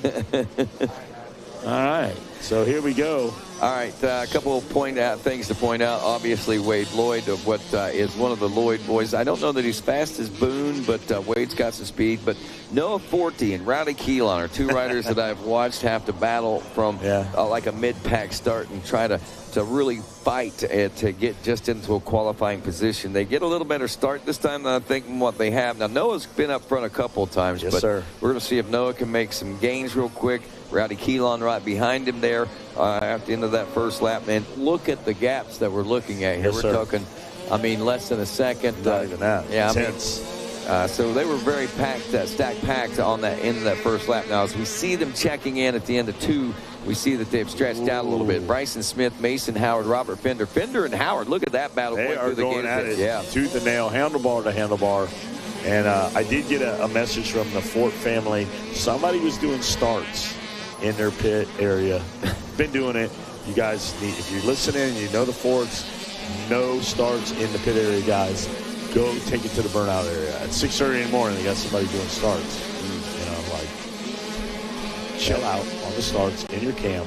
Take it to the burnout area. Yeah, wow, look at that battle going over the back of the gator right now. Somebody went down right there. Was it Fender? You can just see his head popping up, Rodney, and the yellow flag right there over. There he is. He's up on his feet. So who was that one? Was that Fender trying to send her? Let's take a peek. Could take a peek. I don't know. Bryson Smith. Let's see where's the 112 machine. There he is. He's coming around. All right, 2 laps complete. Working on 3 now. Let's see here. All right, let's get a look at him. Watch it on Race TV. Here they go. Smith, Howard. No, I don't think it was Fender. There's Fender's Sap still going at it. Battle rages on between those two competitors there. Inside, outside. Johnny Gold inside. Johnny Gold outside. Johnny up the middle. And there's the number 4. I got to look at him. That is Noah Fort popping through there. Look at these guys fire out of that gator pit. All right, so Bryson Smith about 3 seconds ahead of that battle between Howard and Robert Fender. Mason Howard and Robert Fender running 2 and 3 right now. Here comes third place. Was Andy Sapp out of Hughesville, Maryland, but Luke Witt from Santa Quinn, Utah has moved up a spot there. Andy Sapp dropping to the number 5 spot. Carter Rennicker out of Las Vegas running in 6th. Go ahead. Might be one of our front runners right there. I think it was. I think that was our second place right there, Mason Howard, I believe. And if that's the case, then Robert Fender is likely moved into that number 2 position without any hold testing. Hold that unofficial. Yeah. But that's kind of what we're trying to pick up. The numbers are so small, and we're trying to keep it on Racer TV and everything else. But just keep a note of what's happening. We're trying to keep up with you guys. So it was our second place rider that went down as he's trying to regain composure there again. I'm believing that was Mason Howard. That brings Fender up to the number 2 spot. It's going to shake things up here, at least in the top 3. Not sure how many positions that would mean that the 208 may have lost, but we're going to sort that out here at the end of lap number 4. I believe we'll also be getting a white flag when that does come around here in a few moments. But after 3, this is the way it looked at the end of the 3rd lap. Bryson Smith, Mason Howard, Robert Fender, Luke Witt, Andy Sapp, Carter Rennicker. That's your top 6. Then Ryder Drake in 7th. Deacon Thomas was 8th. Cole Jessup 9th. Noah Fort in 10th place. Ryden Williams 11th. And Rowdy Keelan had moved into the number 12 spot.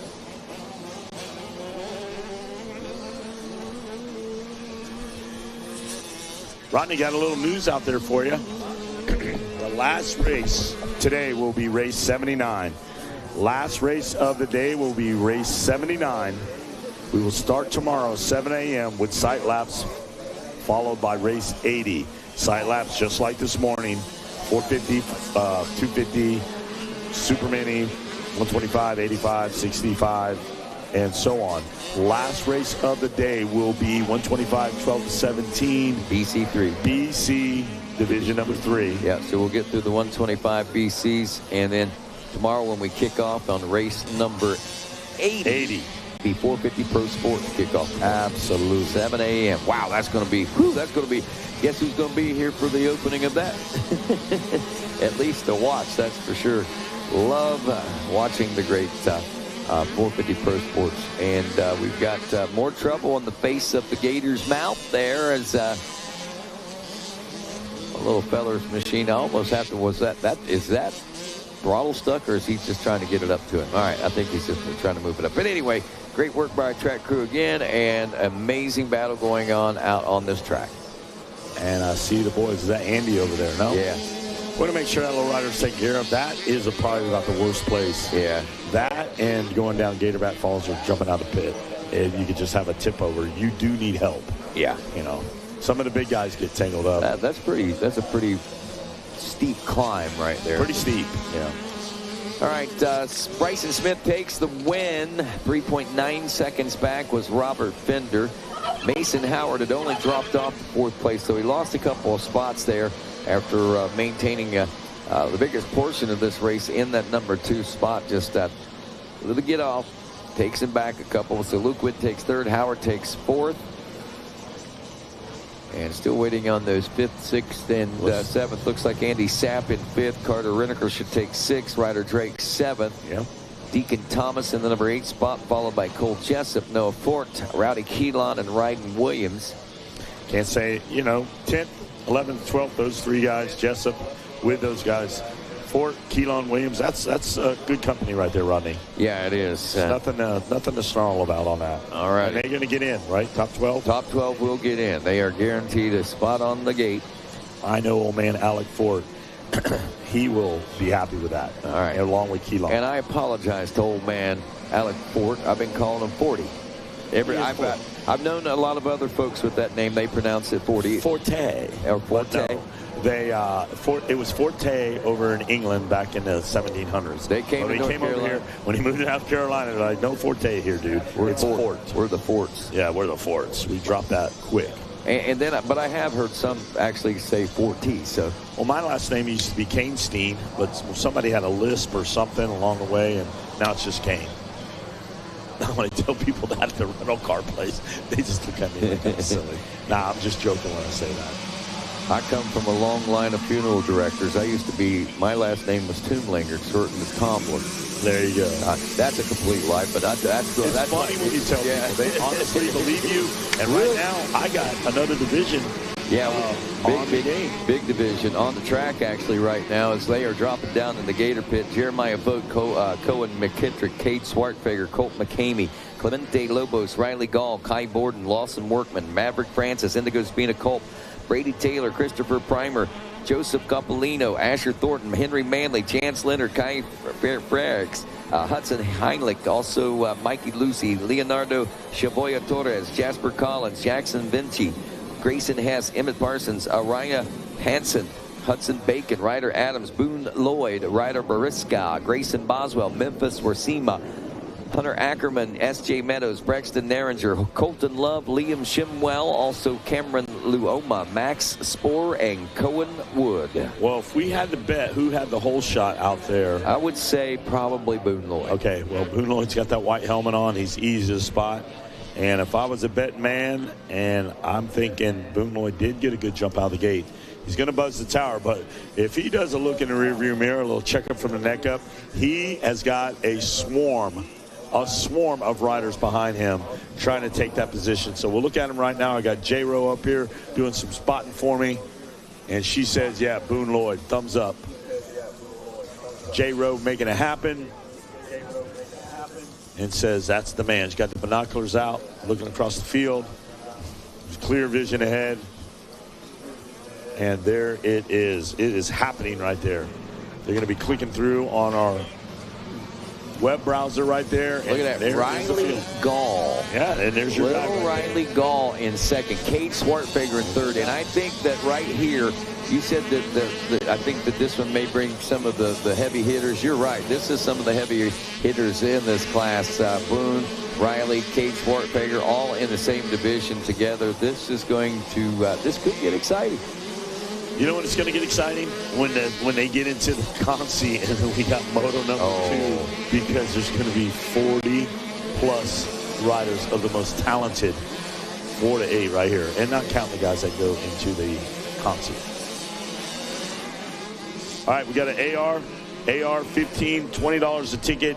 You guys got to go get the raffle tickets at registration, I do believe, and it's going down, and we're going to pick that tomorrow. So we got an AR. Let's hit it. I'm going to go get some tickets. Let's do it. AR 15, 16-inch, AR 15, $20 raffle ticket tomorrow. SLR. See, hey, rifle. they got to remind me. I'm just, hey, you know what they say? Say what you say, but I apologize for that. Yes, and I have it. I'm going to tell them all about it right now. I have an SLR. I want one. Me and Win met behind a Wawa one day, and I got me an SLR. You were going somewhere to the dock, and it is the most finest piece of machinery, balanced, precision. You just pull the trigger, and it's just like putting a knife in hot butter. A hot knife in butter, just calm and cool. It is a piece of work. I want one. Artwork. So I want one. If hey, they could be charging more money for raffle tickets. $20. Go down there and SLR. And I need to come up there to SLR and just completely do a field trip one day. Take my sack lunch up there. Stop by. I'm going to stop by your track, hang out with you, and then I'm going to go to Wins and just sit there all day and check out SLR Rifle Works. And probably I'll walk out there with something. I would have to. Yeah. But I'm going to go I'm going to go buy me like $200 worth of raffle tickets. So just do it. There you go. Just do it. It's only money. Boone Lloyd, Cade Swartfager, Riley Golf still your top 3. Wow, look at that lead that Boone Lloyd has amassed. 8.5 seconds over Swartfager, with Riley Golf another 2.2 back in third. Hunter Ackerman 4 seconds back in fourth. Indigo Spina Culp another 5 seconds back in fifth. And it's Braley Taylor in sixth. Joseph Copolino in seventh. Hudson Hinnick in eighth. Rivers Rice is ninth. Henry Manley is in the number 10 spot. The Love Machine, Colton Love in 11th. Emmett Parsons, 261 in 12th. Just outside the bubble right now, Ryder Adams, Jasper Collins, and Hudson Bacon as 2 laps now complete. Working on lap number 3. Boone Lloyd's lap time of 1:42.997. Probably pretty close. Actually, I've seen a 1:41, if I'm not mistaken, in that first division. So yes, sir. Yeah. Good job out there, Boone Lloyd. Cade Swartfager, his dad said it don't matter how fast he goes, he's going to be concrete for life. And that's what I like. All right, guys. Yes, sir, we hit that. Absolutely. We're going to do it again, the last race. All right, so the last race again, 79, which was the schoolboy. Yep. And then we start out with 450 Pro Sport, race number 80 tomorrow. Yep. And we're going to do sight laps just like we did this morning. Yep. Every morning at 7 a.m. Can't see before that.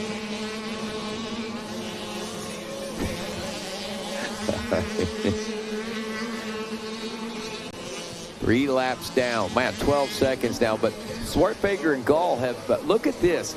Oh, I was going to say they had the exact, but there was like 0.3 of a second difference. I thought we had the exact same lap time there for a second, but 0.3 of a second difference between Gall and Swartfager right now. Hunter Ackerman back and forth. Spina Cole is fifth. Hinnick sixth. Copolino still back in the number 7 spot. This is after 3. Rivers Rice, Henry Manley, Colton Love, and Emmett Parsons.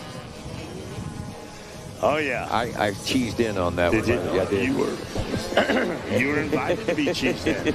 You know what I need right now, Rodney? Time limit is up. I need some more gypsy juice. Oh, yeah. I can feel it. I can feel it starting to come up. Our resident gypsy, Tina, we need some more gypsy juice in the tower for Mr. West King. I can feel it starting to come out. I was relieved there for a minute. Well, it's been like 3-4 hours. Sinuses opened up. I was sounding like $1 million. Now I sound like a dirty $2 bill. Okay. All right, Boone Lloyd Swartfager.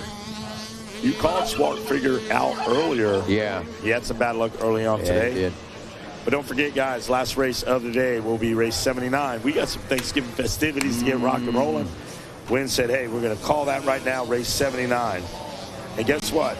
We'll have race 80 to 85. Then we got consies, and then I know we're going to crown some champions to get ahead of the game for Saturday. Oh, yeah. We'll start counting those champions tomorrow.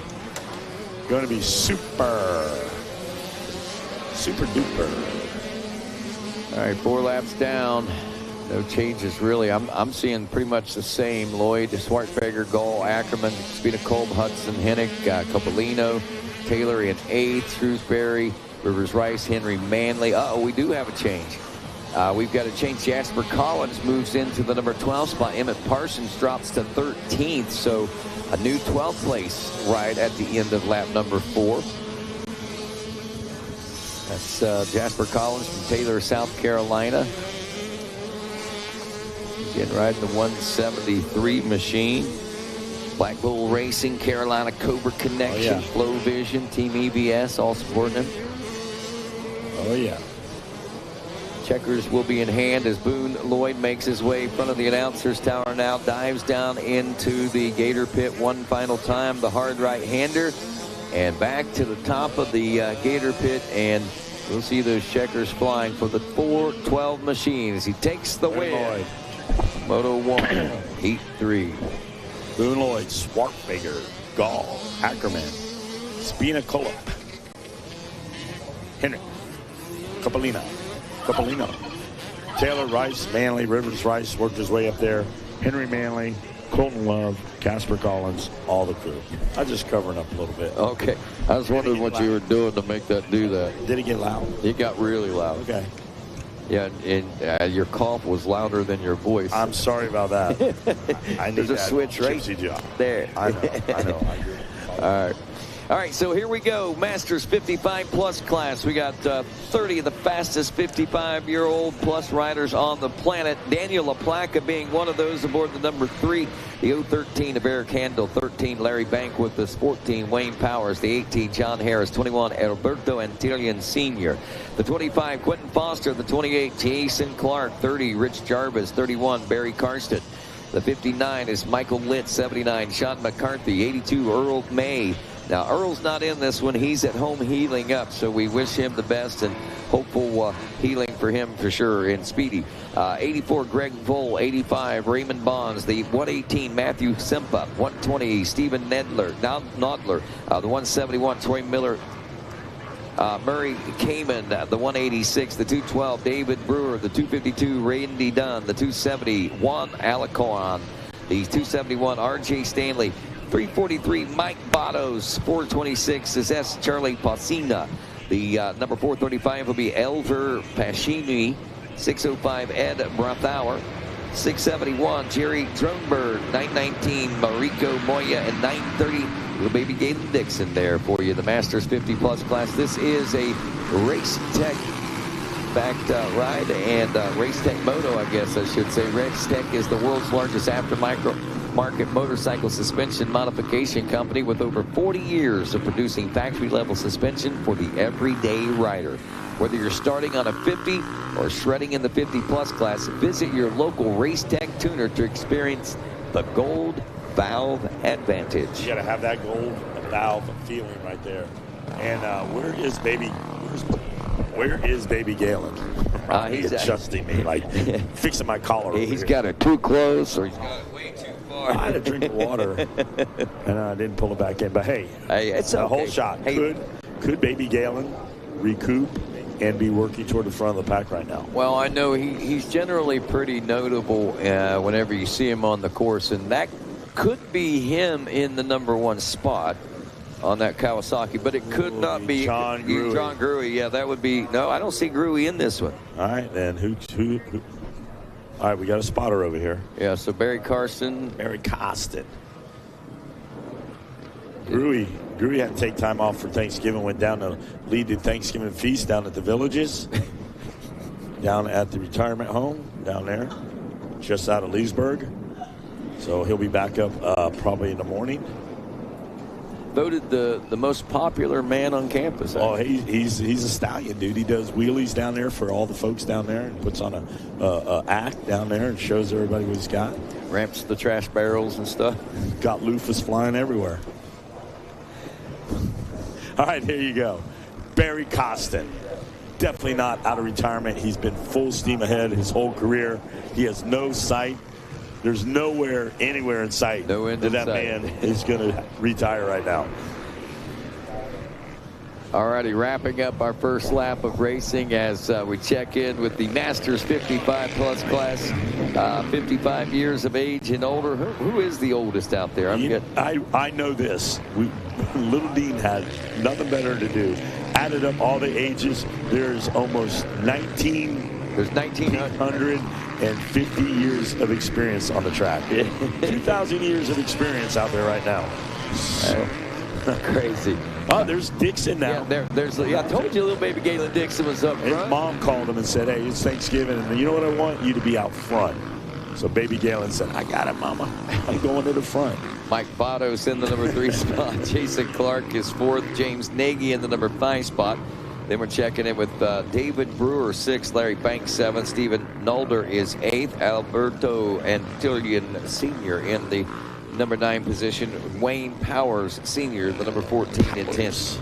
R.J. Stanley, Elver Pashuni, Murray Kamen, Randy Dunn, and St. Charlie Pasina are your top 15. What about Rich Jarvis out there? What about him? How about you think Jordan's on the side of the track? Oh, I guarantee shaking a crutch at him? I guarantee you she is.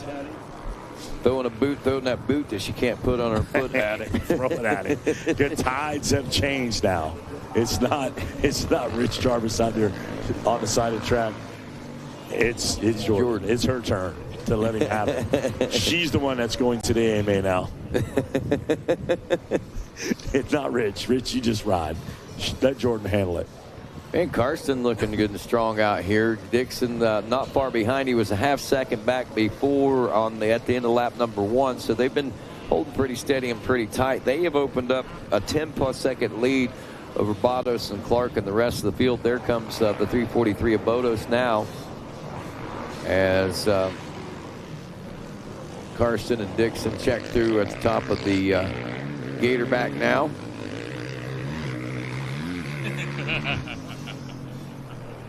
Once again, race number 79, our last race of the day. That will be our 3rd division of schoolboy racers, and then we'll kick it off tomorrow with race number 80, which will be our 450A Pro Sport. What a great way to kick off a Black Friday with a special race like that right there, man. I tell you, get it right out of the gate right here at the 54th annual Thor Mini O's presented by Pro Circuit. So those 450 Pro Sport riders got to take it easy on their dinner.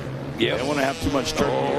No tryptophan kicking in first thing in the morning. I wonder how much of that will affect dinner for some of those riders. You got to chill.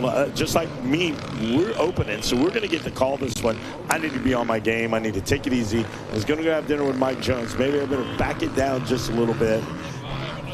Back it down. Yeah, give me one of those processed meals. I'll be ready to go, and I'll be in bed at like 6 o'clock because I know what's happening. I'm going to Waffle House. I'm eating ham and eggs. Waffle House is definitely amazing.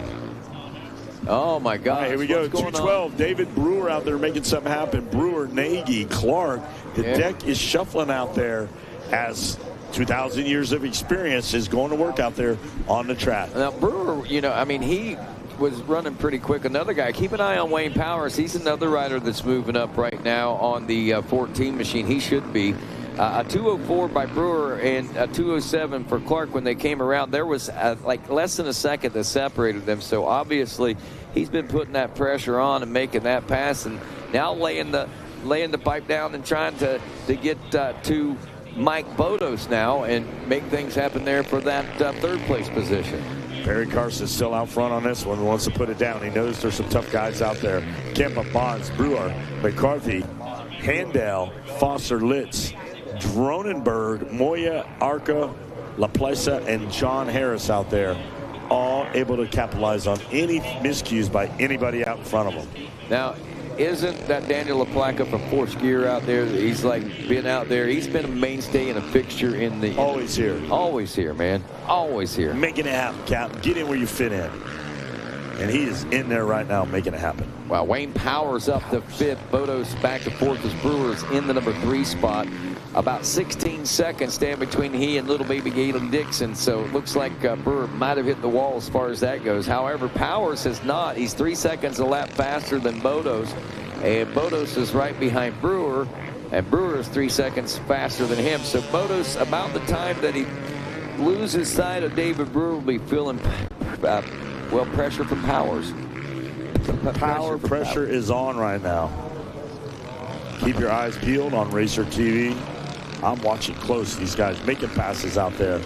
Left and right. Carson, Dixon, Brewer, Bodas, Powers, Nagy, and Tillian Sr. Clark, Nader, Bashimi, Stanley, and Rich Jarvis making some moves out there. I'm going to go stand on the fence and cheer him on. Look at these guys up here. Soldier. There's my guy right there. I don't ask for many jerseys, and I got one right here, Tristan Pruitt. Oh, really? Yeah. We're gonna put this up in the museum, and Ice told me to get it for him. He's been watching, and he said, I like that kid. Well, I'm just going to say this. So that's going in Vanilla Ice's museum at the house. You got to be pumped. You're the first. When the first person that anybody asked me, they called and said, "Are there any stands out? Anybody really opening your eyes?" And I said, "Well, there's this kid in the B class, Tristan Pruitt, that has really surprised me, and that's this kid. Yeah, you got something special going on there. That's for sure." All right, we got something special going on this track. Is Barry Karsten as well. Wrapping up 4 laps with Dixon back there in the number 2 spot. About 5 seconds. But again, Brewer, Bodos, and Wayne Powers. And I got my attention turned away for just a moment. There's Karsten as he leads this Race Tech Moto now. Coming through some lap riders.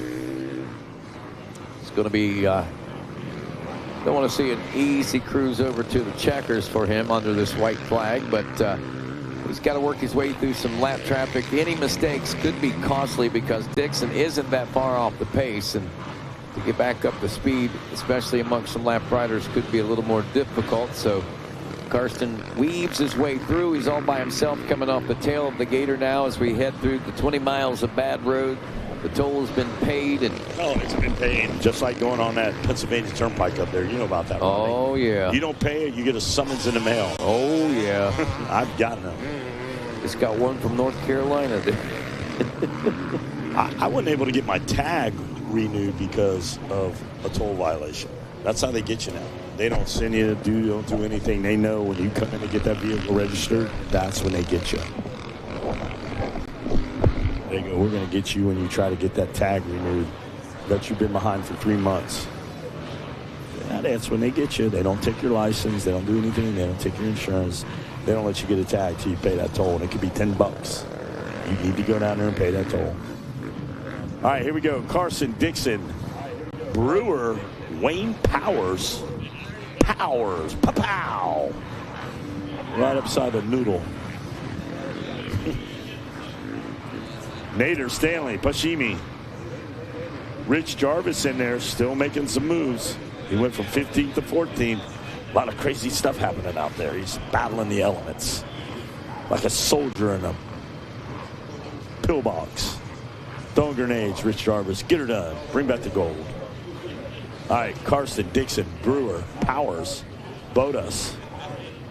Yeah, we got talent up here. We got J-Row up here. Tristan Pruitt stopped in to say hi. The General, Ryan Sipes. Does he want to jump in here? It's always a pleasure to have Ryan Sipes up in the booth. Ryan Sipes, you could jump. Ryan's got a calling. I worked with Ryan the other day. A most natural play-by-play commentator. Really. He's been around it forever. He knows his track just as good as anybody. Multi-Loretta Lynn champion. Chased this man for many years around the amateur scene. Great family. Marvin, Pooh Bear. Comes from a great family of racing, and he knows the business. He's not only your kids out there riding now, so you're a third-generation moto family. And your brothers was jumping monster trucks last time I saw them. And we got riders out on the track. Yeah, Barry Carson, by the way, Galen Dixon, David Brewer, Wayne Powers holds on and moves into the 4th round. Bob Matos, James Nagy in 6, Alberto Antillion in 7, Jason Clark in 8th, Stephen Nalder in 9th, R.J. Stanley rounds out the top 10. Vet 30-plus class coming up next. We got Mike Smith, Yusina Rubalcaba, Juan Bruzula, Daniel Dinkins, Louis Smith, Cole McLean, Brandon Aldrich, Alec Fort, Matthew Hugenthaler, Lothar Merrick, also Christopher Pimer, Brad Smith, Kyle Genesis, Jonathan Archibald, Dustin Jensen, Miguel Lazacano, Joseph Sara, Patrick Burney, Michael Jones, also looking at Stacy Crute, Alan Middledorf, Dana Kraus, Jason Lawrence, Natalie Torliger, Michael Fowler, Daniel Fritsch, Brad Henson, Eric Kidney, Caleb Russell, Robert Brethauer, Jake Kattinger, Mason Moz, Christopher Cook, Hunter Mibb, Steve Roman, Devin Sorensen, Shane Kelleher, Kenny Henry, Keegan Labonte, Shane Kehoe, also Jed Dry and Mario Testa. I haven't looked up yet, but if I was a guessing man, I'm going to say Stevie Roman's probably somewhere near the front of this one. You are not wrong, Rodney. He's really good at those starts, and he's fast. So it's a good combo for here. I do see Caleb Russell up into 3rd right now. Not sure who's in 2nd. Well, KR doing quite well in the moto side of things against some of these seasoned veterans out here. I'm pretty impressed with that. But we know as well as anybody, I mean, Caleb can run with the best of them, I think, on not quite as well as you maybe, but can run with the best of them almost any form of racing out there. Definitely a good rider. And he rides a lot of moto. At least he used to. Whenever I was racing GNCC with him, he rode a lot of moto, during the week and stuff. So that's, you can tell. There he goes for passing for 2nd right there. That's Devin Sorensen. 2nd might be Caleb Russell 2nd here in just a few corners. He told me he got off his bike stolen. Right. He bought that bike on the way here. Really? The bike he's racing this week, he bought bone stock basically on the, yeah. Pretty much. Yeah. You know, and fortunately, I hear he got 3 of those bikes back now. So he's got a 3rd one back now, and that right there was a heartbreaker, gut wrencher for sure. But I'm just happy to see. I'm happy to see both you boys out here with your kids, man. I mean that brings it full circle for you. Now you know what your dad went through and all that stuff. But you actually have a little better advantage. You know a little more probably than what your dad knew back then, as much as he knew even during that day, because the sport has advanced so much in the time, and it advanced by the time your dad was done racing until you got into your prime. Absolutely, yeah. And then for me to be able to go do all the pro stuff I did and race off-road and, flat track and all the stuff, and then to come back here and this is just, Mini O's is an awesome week. It's a lot of fun. Tracks are cool, and it's cool to be here with my son and be able to race. Are you watching right here? We see Russell in 2nd, but I have to think that gap has not gotten very big and or maybe closing up a little bit since Caleb Russell got in that number 2 spot. Stevie Roman checking in the number 1 spot. Russell in 2nd place now. A 147.633 for Steve Roman as he checks in on that 2nd lap of racing. Caleb Russell, a 146.838, about 0.8 of a second faster. The gap, again, 3.2 seconds. So it's a pretty monumental gap for only that amount of time. But, hey, you never know, man. Things could certainly turn around out here. Would be kind of exciting to see Caleb challenge Roman. But we know Roman's got some mad moto skills for sure. Yeah, and I think, like right now, I can tell Caleb's pushing a little bit harder than Steve is. When he gets a little closer, I think Steve's gonna start pushing that much more. Because right now he's got to lead. He doesn't need to push, but as soon as he hears that guy on his rear wheel, he's not afraid to send it out there. Devin Sorensen out of Berlin, Connecticut, back in the number 3 spot on the 814. It's Brad Smith on the Kawasaki in 4th. Kenny Henry, Husqvarna rider from Canton, Ohio in 5th. Shane Kelleher out of Cumberland, Rhode Island at Honda Mountain Ride in 6th. Then Alec Fort out of Richfield in North Carolina, 7th. Yaisen Rubalcaba, El Paso, Texas is what that Yamaha rider calls home. In 8th place. 9th place, the 202 of Michael Jones from Wrightsville, Pennsylvania. Is that Mike Jones? Our Mike Jones? I was going to say, I didn't think so. And Mason Moz from Altus, Oklahoma. whom I got acquainted with just a short while ago out there at Elk City Motorsports Park. Great guy, fast guy. He tried his hands at woods. He'd never ridden in the woods before in a woods race. Loved it. Nice. Said he didn't know if he wanted to do it again or not, but he loved it. Wow. Yeah, you said actually, Arizona? Oklahoma. Oklahoma, yeah, okay. Yep. Still pretty dry climate out there compared to, what he would race on the East Coast of the GNCC. And there was only like a mile and a half of a woods loop. The rest of it was moto. That helps I think it was the length of the race that got him more than anything. That helps a lot. So, yeah, Steve dropped it back down here. That last lap time, he's a little bit quicker than Caleb. So he responded to that charge. Yep. So it's Brad Smith. I think he was only signed up for plus 40. He went out like I did. I went out and signed up for plus 25. He went out and signed up for plus 30. So he was a late entry to this one. But Brad Smith's a fast guy. Yeah, he is. Running third right now. Kenny Henry, no slouch himself, back in the 4th place position. Sorensen now has faded back to the number 5 position. Shane Keller in 6th, 7th. Moss is 8th. Rubel Kaba in the 9th spot, and Dana Kraus rounding out the top 10. J Law back in the 12th spot. Been watching some of his posts. He was disappointed in his Supercross rides, and he was pumped and said that he was going to come out and get him some motocross wins and stuff. And then seeing his post last night, he's reveling in the fact, not reveling, but just remarking honestly how much, basically that he didn't recognize or realize how fast these guys was and how much more work he needed to do to get to this level. And he's hoping to turn things around still yet before this one's all out. Keeping a positive mental attitude, and that's good. Yeah, well, and I honestly expected him to be up there because I got a bad start yesterday in 25, and I'm like, I'm going to pass J-Law at some point. So I think he actually got a worse start than I did. So, and it wasn't easy passing through, those guys. There are a lot of fast guys out there. You can't just go around them. No. So it takes a little bit of work. And these guys train for these events, this is something, there's they pick out like 3 or 4 special events each year, and they train and they focus on those particular events because they want to come and do their best. This is their place to show, their time to shine, if you will. Yeah, it's cool though. Like it's the competitive comes out in us. Yeah. It's like, well, I don't need to go that fast, but I kind of want to go that fast because I got to beat that guy. Like, I don't want that guy to beat me. It burned me up yesterday when Caleb passed me on the last lap. I was like, man, which I just couldn't hang on. But at the same time, like, what can I do? What can I do to change? I have to beat him next time. So a racer's a racer. And it's never going to go away for us. I love it. After 4, look at that 146.9. Russell still popping off just under the 147. Ryland's been holding pretty steady in that 147.2 to 147.4 and 5 in that neighborhood. Caleb's got the fastest lap of the moto on lap 2 of that 146.8. He's just a 10th off on this one, but still 3 seconds. Again, Stevie has plenty of buffer room right there.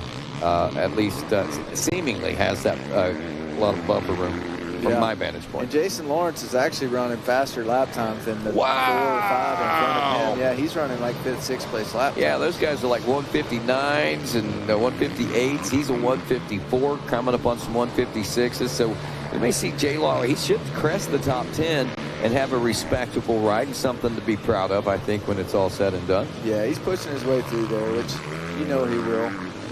And checkers are out for Stevie Roman as he takes the win out there. Caleb Russell will take 2nd. Kenny Henry looking at for 3rd. But, the one thing that I think that Jason needs to take into account, he hasn't been hasn't been competing for a long time.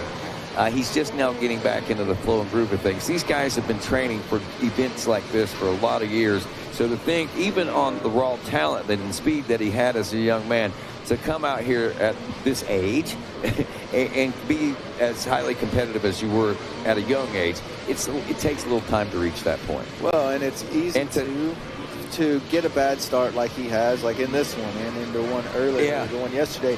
You get stuck in that pace. Yep. And it's hard to go, like, you're faster, you think you're faster, but you just can't get by because it helps so much to start in the front and be stuck in that pace versus stuck in the pace of 12. And he made some major gains, made some good passes, had some good lap times in amongst some folks, but We're going to wrap it up. It's going to be Roman, Russell, Henry, Smith, Sorensen in 5th, Shane Keller in 6th, Alex Fort in 7th, Mason Maz at 8th, Rubakava in the number 9 spot, and Dana Kraus rounds out the top 10. Lawrence will finish up in the number 12 spot right behind Dustin Jensen. Everybody goes in that Bet 30 Plus class to the second moto, and we'll see them all back out there. Schoolboy 1, 12-17 BC Division 1, race 65 on the track next. And just let you know, no, this isn't the 125, 12-17 BC, which I said schoolboy earlier. It's actually 125 BC. Race 79 will be our final race. We're about 14 races still away. Schoolboy 1 off and rolling with Lincoln Bishop, Crew Car, Landon Walters, Drew Dissett, Caden Pedigo, Aiden Henley, Connor Miller, Leon Gomez Cortado, Jose Antonio Goni, Matthew Williams, David Kane, Chase Baker, Oliver Weitzel, Grant Getz, Jake Dunes, Tucker Zimmerman, Jeffrey Roque, Braden Comerford, Jackson Stevenson, Nicholas Segal, Gage Brown, Jacob Roman Velasquez, Trip Glasgow, Chase Dashiell, Matthias Lara, Hayden Dupius, Briar Stetsik, Logan Kressel, Tyler Tilson, Hudson Short, Elliot Boucher, Stephen Kelly, Austin Phelps, Dixon Holland, Drew Stott, Timothy Scott, and also Matthias Castaneda Fontana, and then Cameron Callow and Federico Romo. Schoolboy 1, 12-17 BC Division 1, and I believe we have just 2, so we're taking the top 18 from this one, Ryan. So number 129 is out front. Already got a massive lead. Oh, it's Gage Brown. That makes sense. He's got a big lead already. He must have had a really good section in the back there. Altus Blue Crew backed rider on that 129 machine. 137 Jacob Roman Velasquez doing well, as I think when I seen him go by there. So as we check in, it is Gage Brown, Cypress, Texas rider.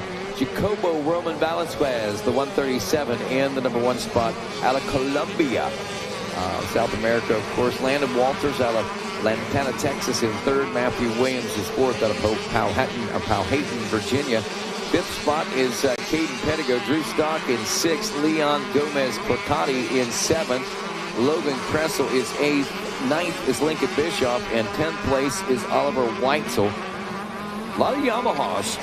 I'll take 80% of the top 10 riding Yamahas in this class. Yeah, which is a big change from a couple years ago. I feel like it was almost all KTM. Yeah, and, we got a lot of Yamahas out there now. Yeah, we do have a lot of, but you know, they really put a lot of effort and a lot of focus on that YZ125, which I obviously is a great transition bike. You know, I know a lot of riders like to transition from the big wheel straight to the 250Fs or whatever, but I like that transition. I think it's better. For some, and maybe even most, not all, but that big wheel 125 then into the 250F. Yeah, I think it just, you know, when you get on a 250, you can be lazy. It's almost like a 450 for me now. I don't have to carry the corner speed. I can come in and be a little lazy and just get on the gas, and I got all that power. A 125, if you stop at all or slow down much in the corners, you just don't have anything coming out. So it teaches you to carry that momentum. It's kind of interesting to watch the guys that do the 125 route, or they just jump straight to 250s. And I think it works both ways, but I think the 125 could be good for you. I think so too. And again, I think a lot of it is on individuals, but for the most part, I'm leaning towards that myself. Brown out front of this one, man, we have got some big action going on all the way through the pack. I know Chase Dashiell back there on that 196 is trying to claw his way up through the top 10. Top 18 will transfer, but I know you know as well as I do, the racer's heart wants more than just getting in. They want a great finish so they can set themselves up for a better overall. Gage Brown looking at now a almost 8-second lead over Velasquez. Landon Walters another 3 seconds back in 3rd. Then Matthew Williams in 4th on the gas. Drew Stock in 5th. Logan Kressel in 6th. Leon Gomez Cortat in the number 7 spot. Caden Pedigo is 8th. Lincoln Bishop in 9th. And Chase Baker rounds out your top 10. Again, top 18 going. So at this point, if it was to finish like this, Grant Getz would be 11th. Aiden Henley in 12th. David Kane in 13th. Briar Stesick 14th. Timothy Scott 15th. Chase Dashiell 16th. Austin Phelps 17th. Hudson Short in 18th. Now, I thought I saw Chase a little closer to the front of the pack on that one, but I guess he's buried a little deeper than I realized. He was. I think he must have made a mistake over here, but I just noticed, I was wondering if he was on the 125. He's actually out there on the Super Mini, and that's one of 2 or 3 that I saw on the Super Minis out there. So that's pretty cool. We did that back in the day when I was coming up. We'd ride the Super Mini in the schoolboy class. So that's cool to see them out there. I mean, shoot, if he can put it up in the top 10, that's pretty impressive on a Super Mini. Yep, and working on, this kid obviously fast, and he's drawn our attention with no doubt. We'll see if he can move back into position as we check in with our leaders once again coming through. Gage Brown is down and through, and Jacoby Velasquez, Jacobo. Landon Walters in 3rd, then Matthew Williams 4th, and Stock. Let's see what kind of gaps and times we have this time. A 1:49.911. Just to tick off this fastest lap of the with the 7:16 at the end of that 1:49. Velasquez and Walters running. Walters slowing down about almost a second, losing now to 3.7 seconds. That gap opening up a little bit. In the meantime, tightening up just a little bit between he and the 4th place ride of Logan Kressel. Now, is it going to be enough for Kressel to mount a challenge? Don't think so. Drew Stock in 5th, Matthew Williams 6th, and as we look down through the field, Jace Baker's making his way up through there. He was back in 14th or 15th on that first lap, so he's definitely he's 9. 4s. So he should move his way up a little bit more before the end of this one. Where they got maybe 2 laps left? I believe so, yes. Austin Phelps is another rider that might see some gains out of this one as well. He's buried back in about 15th on his KTM. Interesting, again, starts are so critical. And you point out what you were talking about with Jason there just a few moments ago, how easy it is to find yourself getting that flow. What kind of things, Ryan, can you do to keep that from happening? Do you find that happening? I mean, is there anything that a trick or anything that you figured out that'll get you out of that mindset? Yeah, the trick is realizing that you're getting stuck in it. A lot of times you're back there going, man, like, why is this so hard? But then you realize, like, I've just been following this guy. Or I've been, maybe taking chances in spots where I shouldn't. Like, to me right now, the track's pretty, they didn't dig it deep, so there's not a lot of lines. Not a ton of places to pass. There may be 3 or 4 out of 20-something corners, 3 or 4 that you can actually make a pass. If you're not close enough when you get to those spots, you can't make that pass. So taking a chance in a section where it's very unlikely that you will make a pass, and then that doesn't leave you close enough in the spot that you could. I think it's just realizing that and taking a mental tear off.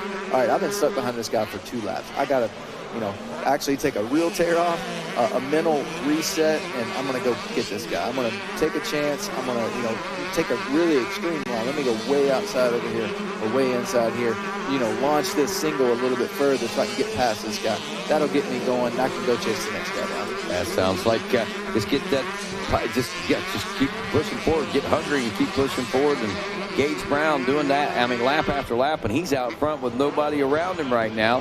A 1:54.59, the slowest lap that he's turned, but yet still the fastest lap in 2 or more seconds faster than anybody else out there on the course, except Logan Kressel did get a 1:51.4 that time. Kressel's really making some gains here. He's up to the 4th place position now. He's been in that 4th place position the last few laps, but I think he's kind of smelling blood in the water there as he's trying to get around Walters.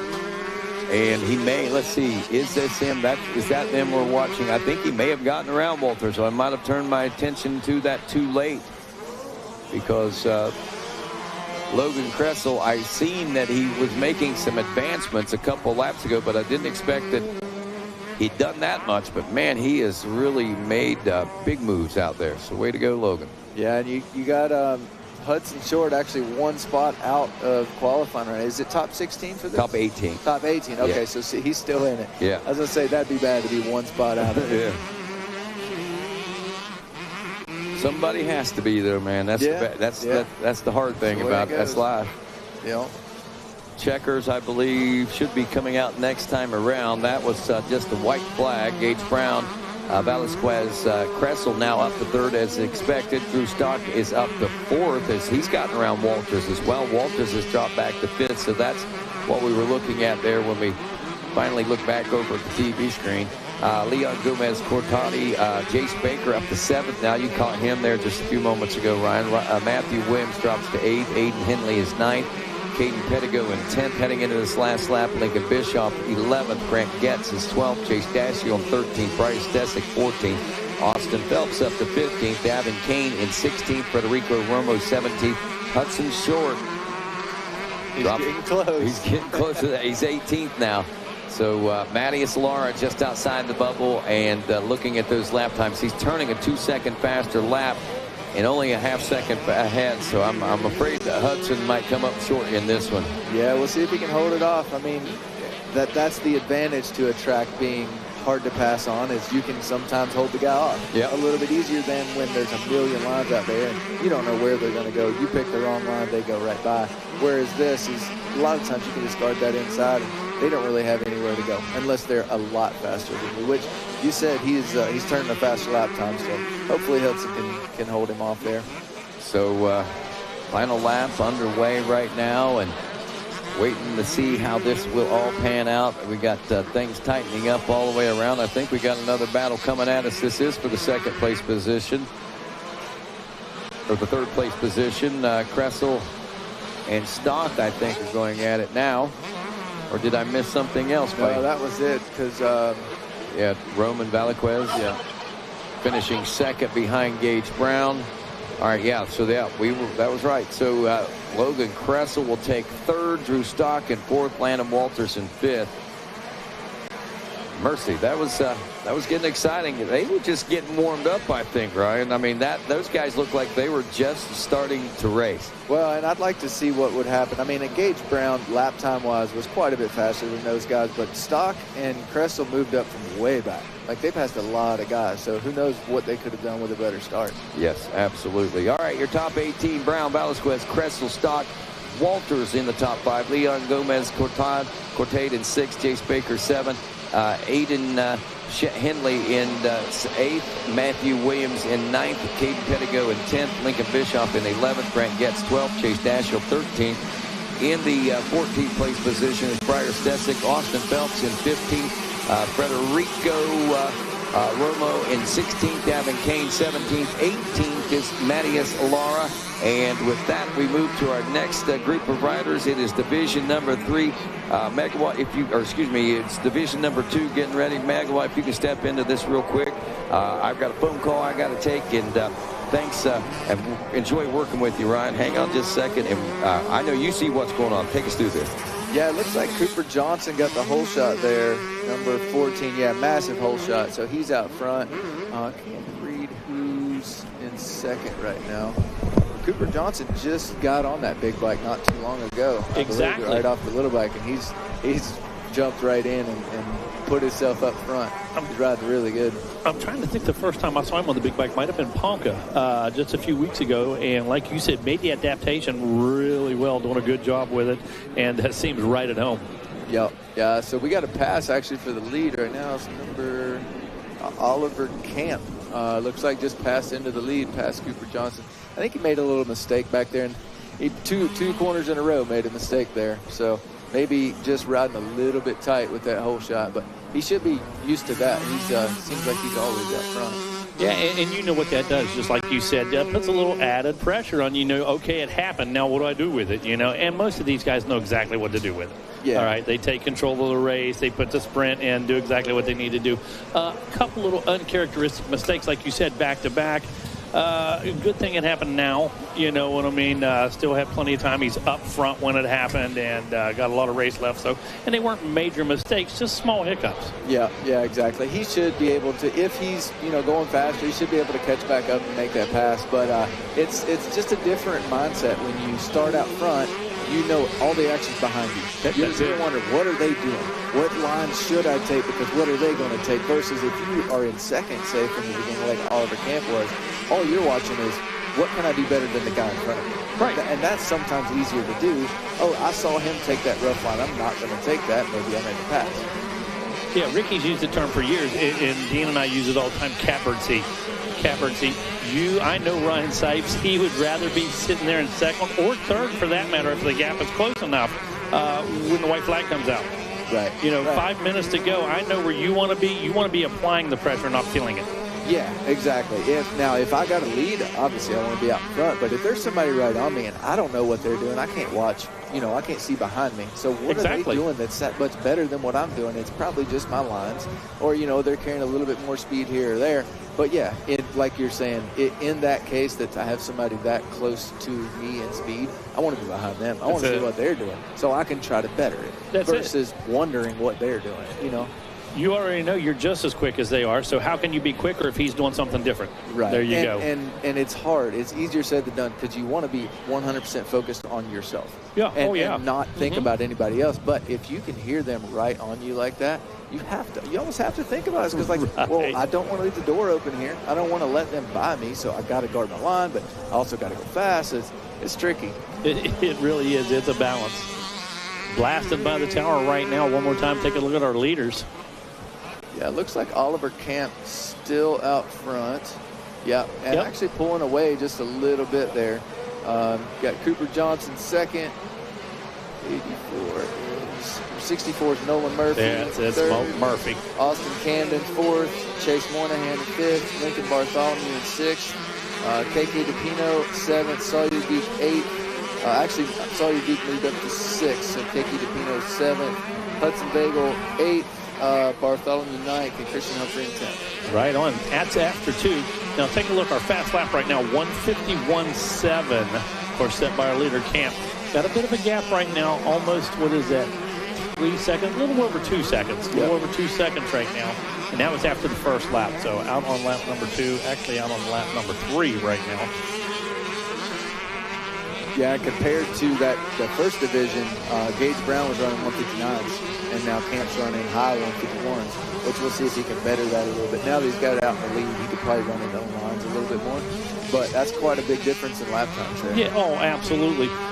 We put this together for a comparison not long ago, Dean and I did. We looked at 2 divisions. Look at Rat Rod over there. Grinham brought us up some great feed. You're in for a treat, Types. You're in for a treat, General. I'm here to tell you, bro, for sure. You're going to be eating good here in just a minute, man. I saw the golf cart riding around yesterday. I saw Rat Rod Pizza, and it looked like he was delivering pizza. I was like, he's the man. He's on it, dude. He's got the game. There's no doubt. But you're in for a treat here in a minute, definitely. Wait. So, we talk about the lap times, but there's so many things. There's different flags at different times. So many things can dictate how a guy set his fast lap. Yeah, for sure. Yes, it's the same track. Yes, it was a gate drop. But, pass for the lead. Coming straight from the trailer. So we're standing here. Battle for the lead. Okay. Yeah, look at that. Got back up. Nice. We talked about his game. We talked about how he's really picked it up.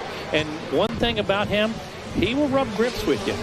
There's not a problem with that, dude. He doesn't mind going jersey to jersey. For a guy that's short in stature, he's not afraid to mix it up a little bit. But like we were talking about, he's now seeing what Camp's doing. Mm-hmm. So now he's able to go, okay, let me fix my line. Now I can catch back up. Yeah, easier to make the adjustment. It's just that simple. So if he's running, let's see, last time around he ran a 153. His best was a 151. So look at Johnson. Johnson turned a 152.5. He was over a second quicker last time around. That's what we're seeing. Yeah. That's how we're seeing the gap close and the pressure be applied. Which it could have been a mistake by Camp, too, because he dropped 2 seconds off on his lap time. So it could have just been a mistake that we can't see over here. I was watching, too. It looked like Sawyer Geek just passed Moynihan. He looks like he's moving, which he got a bad start. Apparently he was outside the top 10. All the way up into 5th now. He's passed since the finish line. So he's going fast. That's a good little battle there for 5th and 6th, though. And what's crazy is this is a heat race. This is a division race. And look at the names back here. Schuff, all these guys, Humphreys, DePino, all these guys could be winning at any given time, depending on start, depending on conditions, whatever. But this is only half. This is only part of the field that's going to be racing for the title. Fastest lap on that last lap was in 7th place. Right. And he did it in traffic. These dudes, there's so many fast guys out here. It's crazy. And I like their mentality at this age, too. Because the bottom line is they're starting to build testosterone. They're starting to get ego. They're starting to get personality and attitude. They get at it like Dean's getting at that pizza right now.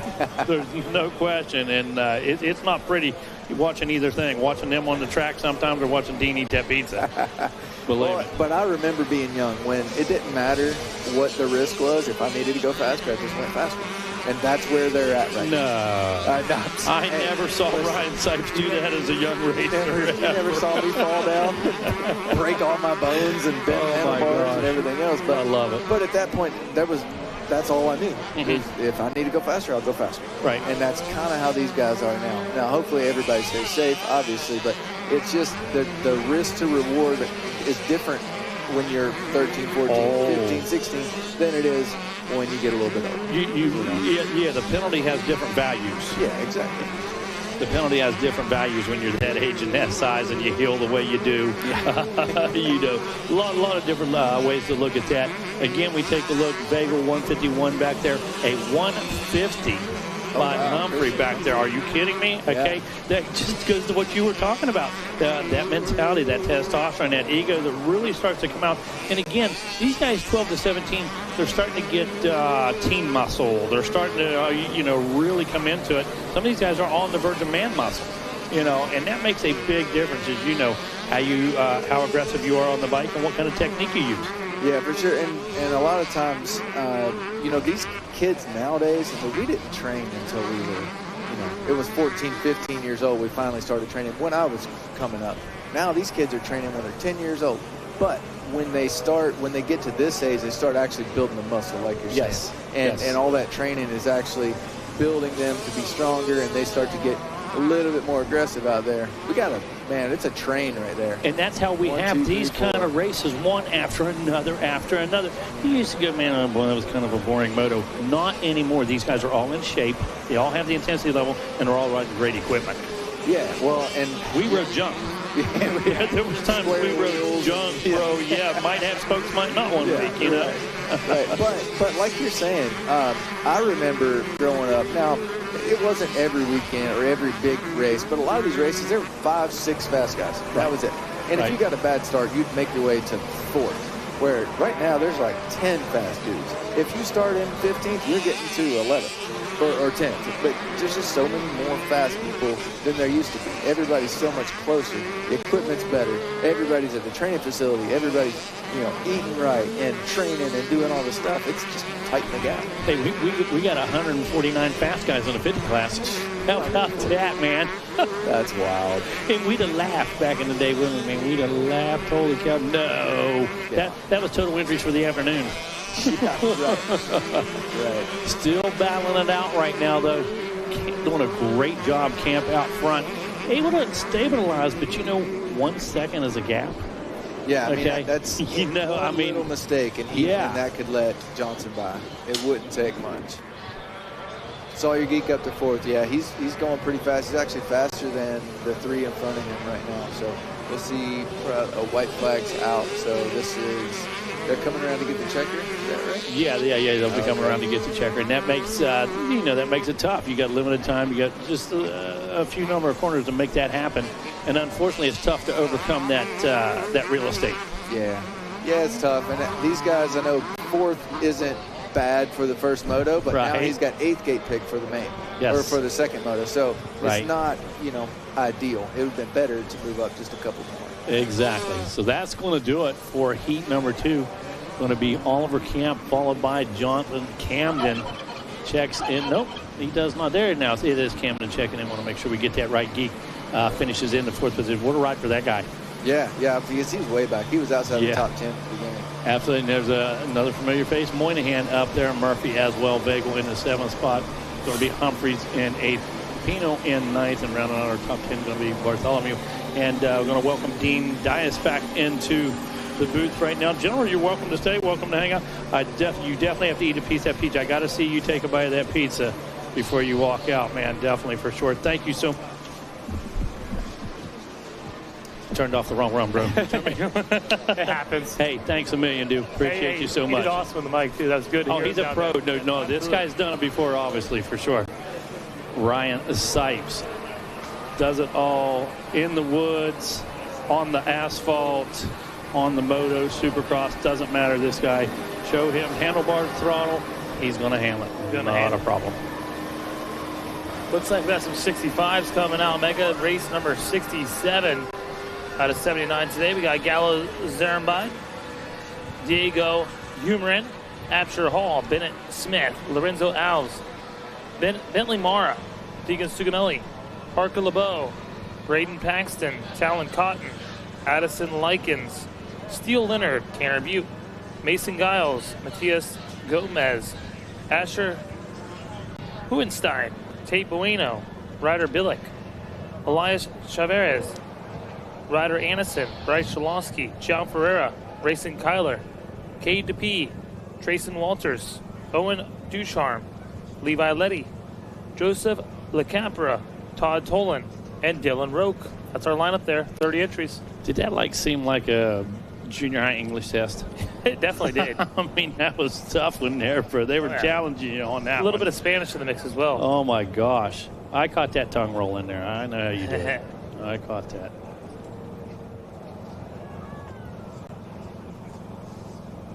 Let's see here. Working their way.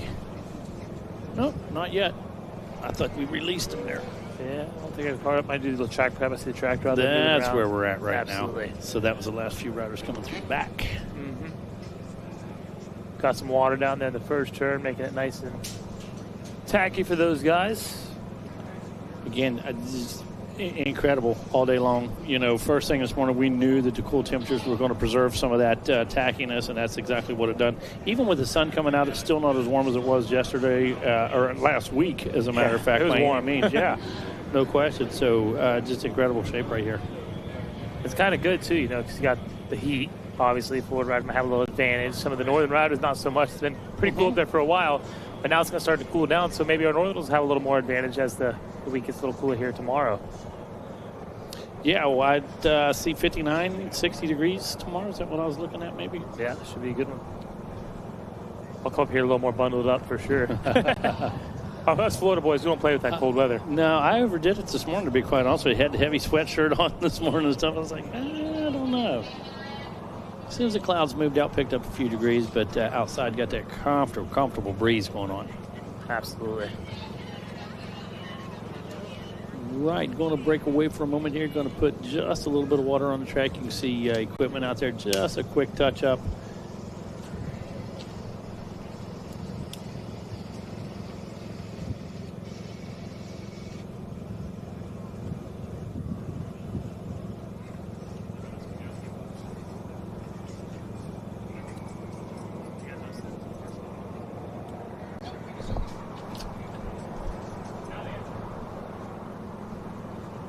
All right, guys, do a little track maintenance. We're going to send it to commercial break here, and we'll be back with you. The 65cc 1011 limited division, or no, regular 1011 division number 1.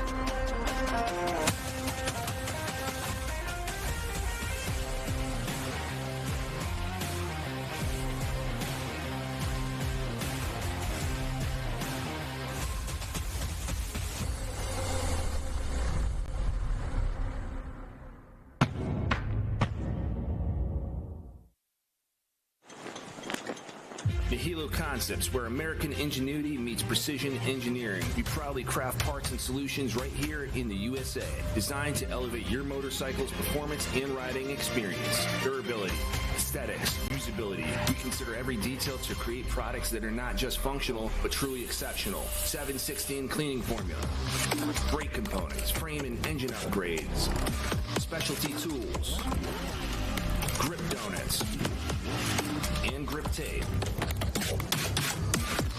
In the secondary on switch. From essential upgrades to unique customizations, we offer a diverse range to personalize your dirt bike.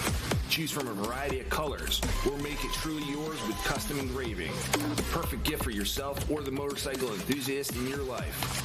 Trusted by factory teams and world-class riders, the Hilo Concepts is your choice for peak performance and unparalleled customer service. Visit NihiloConcepts.com today.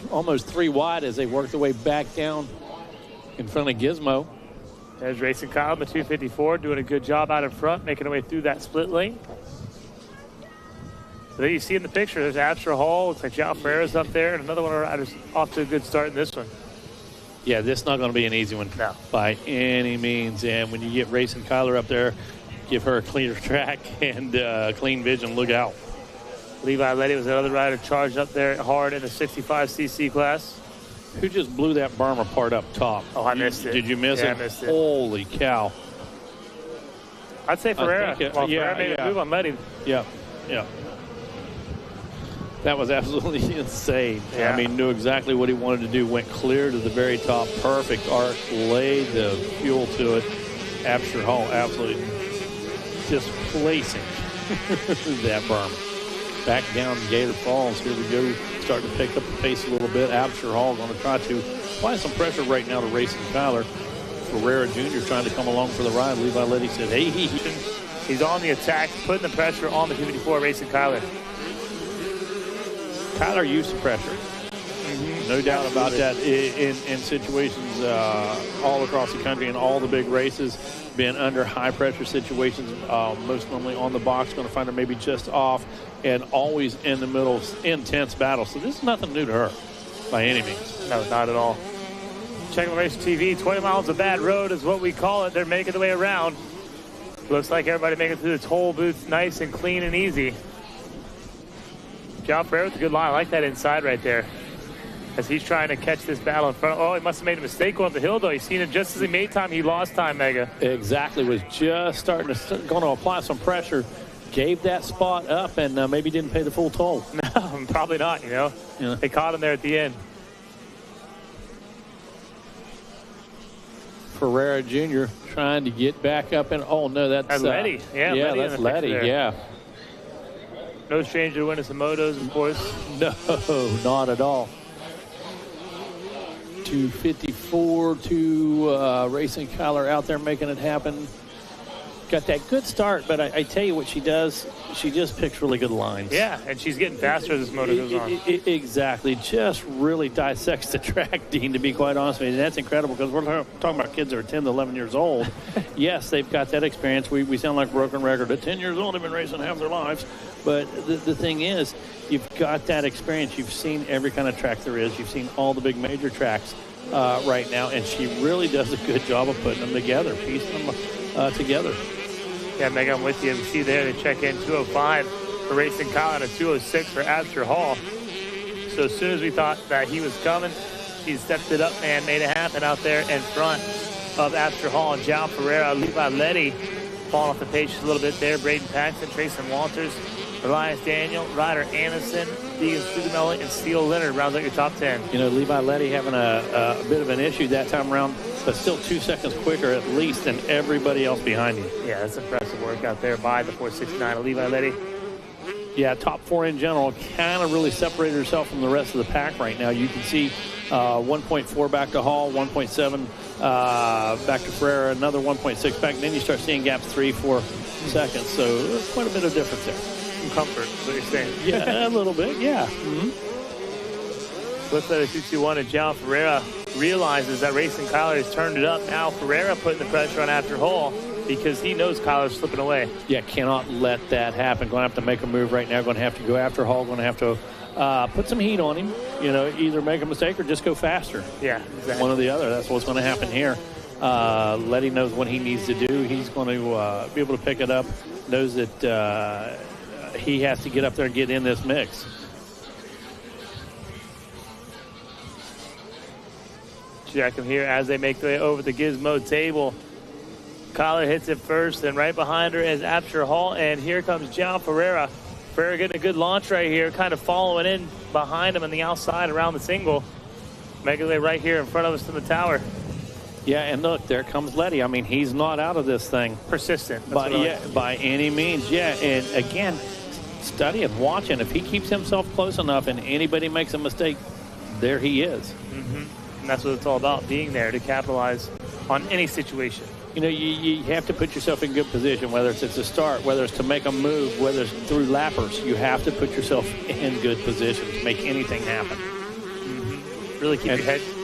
It's funny you say you got to really keep your head down, but you're told to look ahead. I don't know how this works, right? You really got to grind. Yeah, keep your head down. Look ahead. Head down, eyes up. Well, wait a minute. What do you want me to do? Keep my head down or look ahead? Which one is it? So take a look. Ferreira turned to 2:05.4, almost matching the pace of Kyler. Kyler 2:05.3, 2:06.2 for Hall. Letty at 2:06 as well. Yeah. And then Paxton, where we start to see things drop off just a bit, goes to 2:08. Back to Walters, 2:10. Oh, wow, yeah. Walters might have made a mistake that lap because you see behind him is Anderson. And that's a battle right there. Half second separating Walters and Anderson for that 6th and 7th place positions. Exactly. Our boys at the Racer TV booth there are watching this battle unfold right here in front of us. And it's the battle for second and third. It's Absher Hall against João Ferreira. And there you see Levi Letty slipping up in there. Yeah, he's not done with this yet. No, definitely not. Levi's not done with this in the least bit. Again, I believe these kids all know they're going to see that white flag here in a minute, and that's when they're going to push it into another corner. That's when they're going to hold it on just a bit longer up the gator back. You know, it just depends on where they're at. But I can tell you, these kids. Sorry, Letty took a good inside line there. I thought he had to be with João Ferreira, and guess what got him? Those deep, choppy bumps. They got those little wheels in the 65. Made a mistake, cost him some time. As you see now, Letty is on the rear wheel of João Ferreira. Wow, no question, all over him right now. And that kind of, I think, sparked a little bit. And João Ferreira, he realizes now that he might have a chance to get Absher Hall before it's over. Just get ready. See, he sees a perfect opportunity. You know, is exactly what he sees right there. And you're exactly right. As they work their way down into the pit, look at this. João Ferreira was in front of Absher there for a little bit. I'm not sure what happened to Absher, but Absher gets back in that second place position. And white flag is out. These guys understand there's limited time.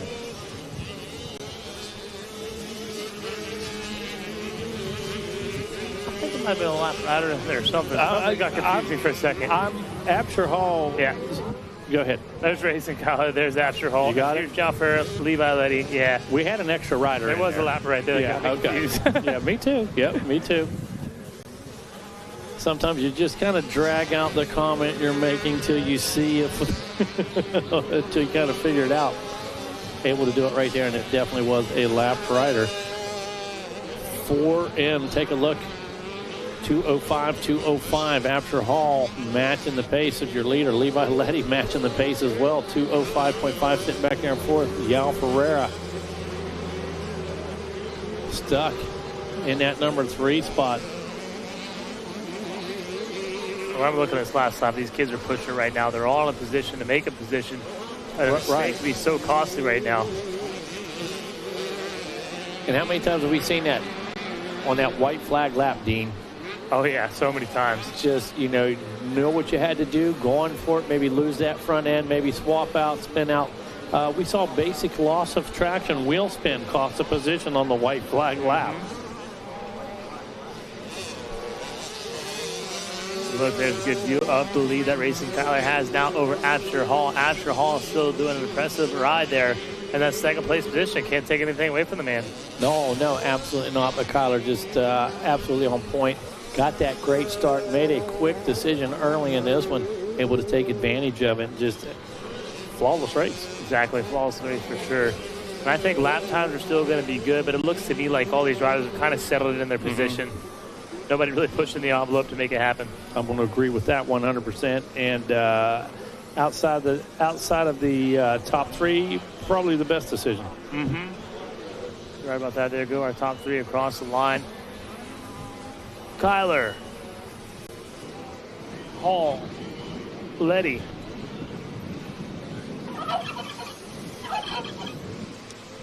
So he did lose Ferreira. Ferreira had the shot there. He slips back. Looking for him to come across the line.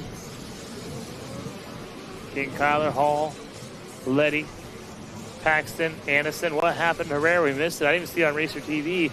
Sometimes it happens like that when those riders get so tight. One slips off the screen, and slipping down the order right now is João Ferreira.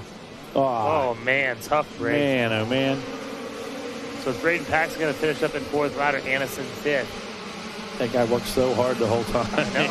For sure. Luke Mellor, some good work there. He's going to finish up in an 8th place position. Steele Leonard, nice. Park LeBeau around in the top 10. Still haven't got João Ferreira around. Man, tough break. We're going to send it to the next one.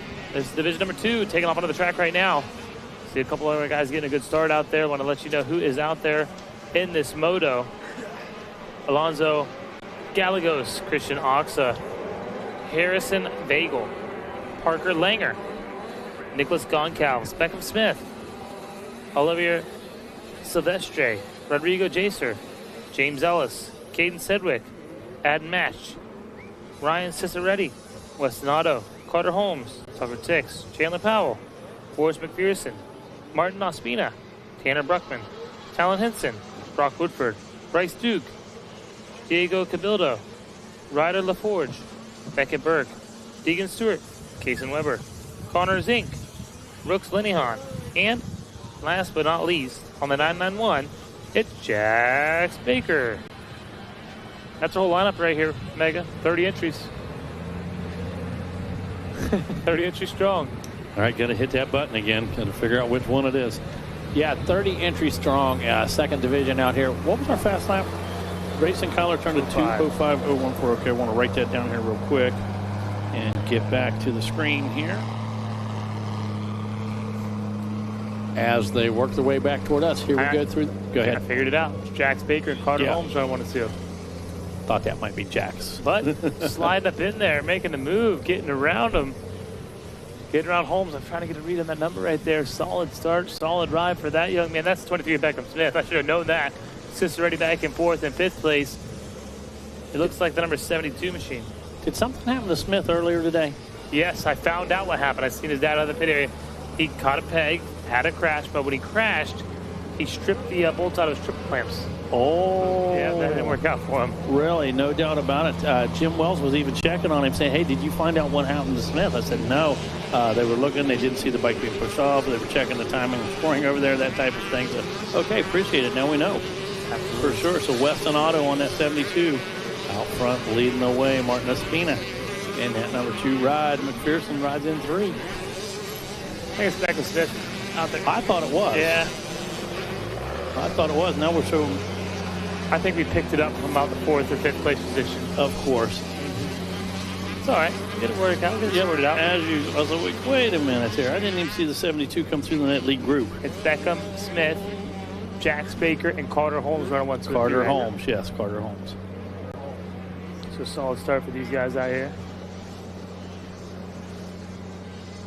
Can't believe it's Thursday already, Dean. We've said that a couple times. Man, we just got here. We're setting up, making sure the microphones work. Man, we're going to do some Supercross practice. Then we're going to do some qualifiers, last chance qualifiers, hand out some hardware. Man, we're here. It's so crazy. It's not, I was telling Rodney, he's like, oh, it's already been 2 hours. I was like, yeah, it's crazy, isn't it? As we get up here, we're done. Yeah, exactly. I feel like in the meantime, we get to call a bunch of races in 2 hours. Exactly. It's exciting. Bunch, for sure. But I feel like that's how it is. We wake up, we come up here, we announce, we're done announcing, we go, maybe say hi to a couple people, we go to sleep, we do it again. That's pretty much it at the big events, and that's why we do it. I love it. I do too. I absolutely love it. Being up here, being able to analyze the times, watch the line choices, that kind of thing, see the racecraft, it's just special to me. And again, it's really special when we take one of these youngsters in a few years from now, and we've got them on a moto combine on Friday at a national, and then a year later, I'm talking to them on Saturday on the podium at a pro race. I'm telling you, it won't be long, will it? No. Happened with so many riders already. Drew Adams, one of those youngsters. He's just one of the first that come to mind, but over the last 10 years, so many riders coming out of their amateur career so much more prepared. Absolutely. Thanks to the combine than back in Kevin Wyndham's day. You come out of Loretta Lynn's and say, okay, what's next? You're going to see you there. And kind of throwing you to the wolves right now. Got great programs such as all of our races in the Dirty 100, all of our major races, of course, working your way up through that. Then you get to the combine, then the pro level. And it's just a blast. You're there with us, and you watch every bit of it, from all levels. Yeah, absolutely. It totally is a blast, like you're saying. It's amazing. Really, honestly, there's no ifs, ands, buts about it. It's an amazing thing. One of the riders here, you talk about Caleb Russell. I watched him ride 65s. I watched him win 8 championships. Watched him become the best in the business, the best that ever did it. Yeah. Okay, no question. And he come into the dealership, him and his dad, and he was so quiet, and his dad were friends for years. But Caleb was just quiet and reserved.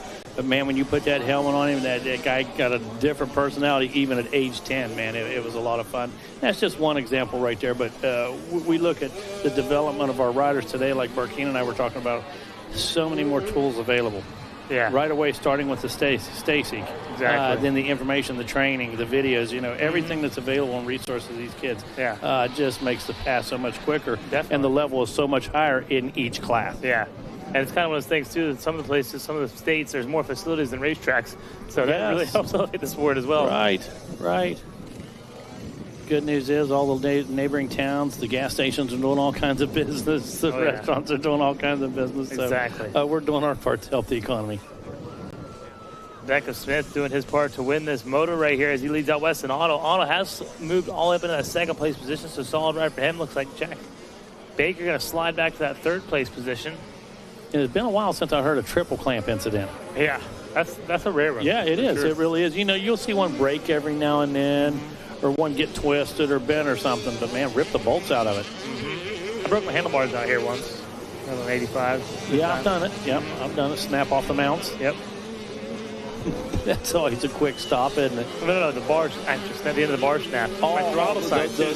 Yeah, the bar snapped off. Yeah, I've the seen bar that. itself. Yep. I've seen that, yeah. We didn't talk about that, though, how much this track has changed over the years. Like Hackley and I back when we were riding, it was a totally different track. It's all blue groove. Right. Oh, yeah. I remember when this thing was so blue groove, the sand on top almost looked like powdered sugar because it contrasted with the blue so much. The sand just looked pure white, It was like that. It was like a limestone. Yeah, almost like a sugar cookie. That's what it looked like. Looking like this right now out there on the racetrack. It's Smith, Otto, Baker, Ospina, Ciceretti, McPherson, Sedgwick, Burke, Holmes, and Henson running your top 10. 203. 165 last time around for Smith. Weston Otto with the best lap. 202.034. That was just as he came through. Wow, doing that on lap number 3. Gap about 3.2 right now, but able to pick up a bit. The last time around did the number 72. Yeah, you got to keep your eyes on that. What do you say, 205 was what racing Kyle ran? And Weston Otto to 202. Becca Smith on that 203, but man, Otto, like you said, he's turned it up. He's a second fast than Smith. He might be able to go Smith in. Well, we're only on lap number 3, so you got a couple laps to do something here, and some basic math tells you a 3.2 second gap can go away pretty quick. Yeah, really quick. Super quick. Chandler Powell back there in 12th place turning 209s, and look at Talon Henson. He's turning 207s. And that's way quicker than everybody ahead of him. Through a whole lot of traffic. Yeah, he's throwing down really fast lap times. And give him time to work. He's definitely going to pick up a couple more spots if things go his way. Yeah, might not have got the greatest start, but he had a bad gate pick, something like that, but he's working with it now. And Carter Holmes, he's also had something happen to him. Look at 219 lap time, so he must have tipped over that last lap. Yeah, he definitely had some issues. And as soon as we talk about Weston Otto, now it's a 201.7. Wow. Impressive. All right. Yeah, this kid's doing it. But the bad news is the gap's still right at 3.065. Crazy. Still has a little bit of a gap to overcome there as the white flag flies. Going to be running out of time here quick. So Weston Otto definitely laying down some fast laps. Going to get a good gate pick. Going to be in good shape, so for sure. Last time through the completion of 4, they're on the white flag lap. We're looking at Smith, Otto, Baker, Ospina, Ciceretti, Sedgwick, McPherson, Berg, Henson, and Holmes. That's your top 10 out there on the racetrack. We got Oliver Silvestre, Cooper Zink, Aiden Natch, Harrison Bagel, Keegan Stewart. That is your top 16 out there on the racetrack right now.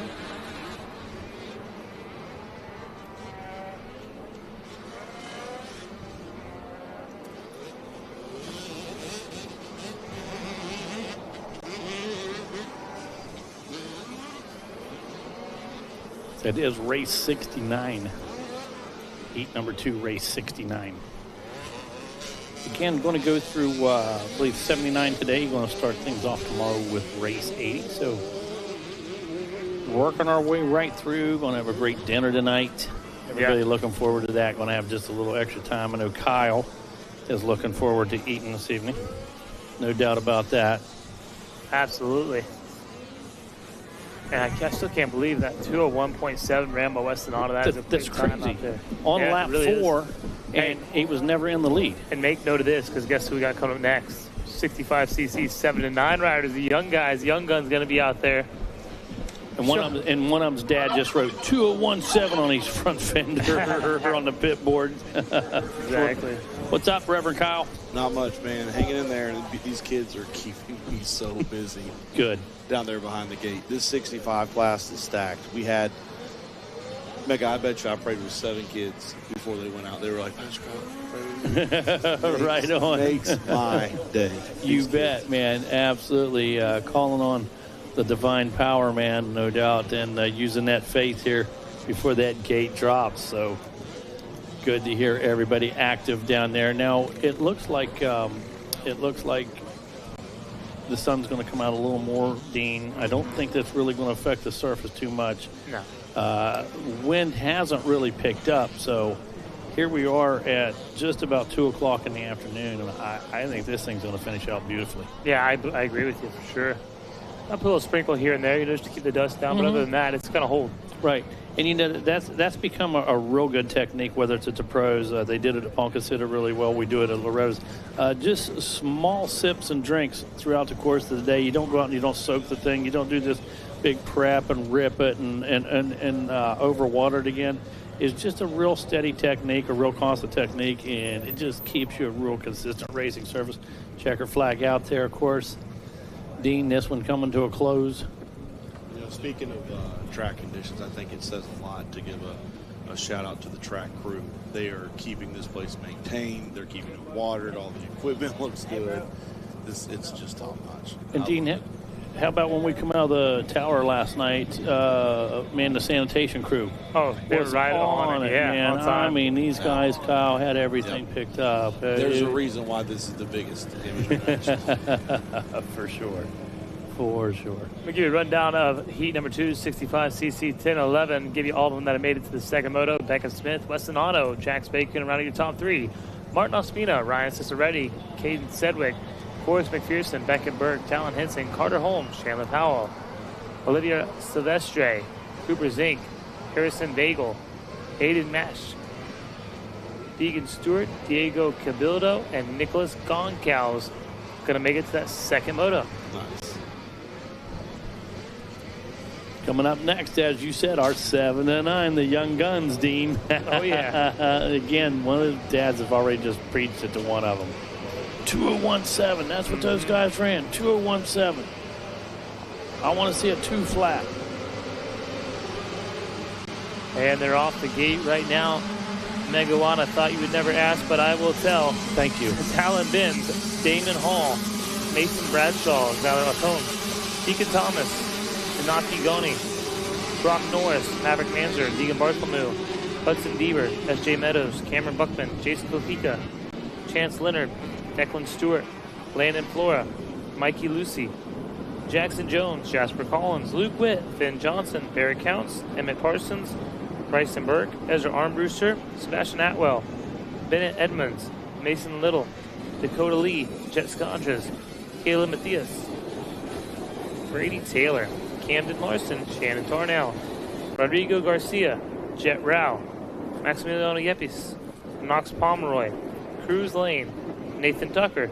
Before I look at the screen, Megawatt, I'm going to say leading this one out right now is Shannon Tarnell. Or is it Jet Rao? Well, one of the other. Number 75, you called him. That's Cameron Buckman. Oh, I thought that was Rao for a minute. What number's Rao? 72. Oh, 72. Oh, okay. My bad. So Buckman getting the start. I'd love to see that, man. Buckman's been riding the 65 and riding it hard. He's actually been riding a lot of 85, which I think is helping progress here. Oh, yeah.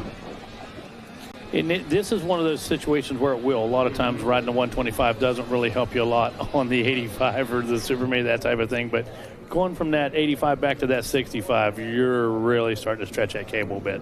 Absolutely. Looking at Jet Rao in the second place position. And he's out there in the 7 deuce machine. He's made a few rap songs. I don't know if you heard of him. 7 Deuce Deuce. 7 Deuce Deuce, yeah. Here they come, making their way around the tower. Your leader, Pumpkin Eater. It is the 73 of Cameron, or 75 of Cameron Buckman.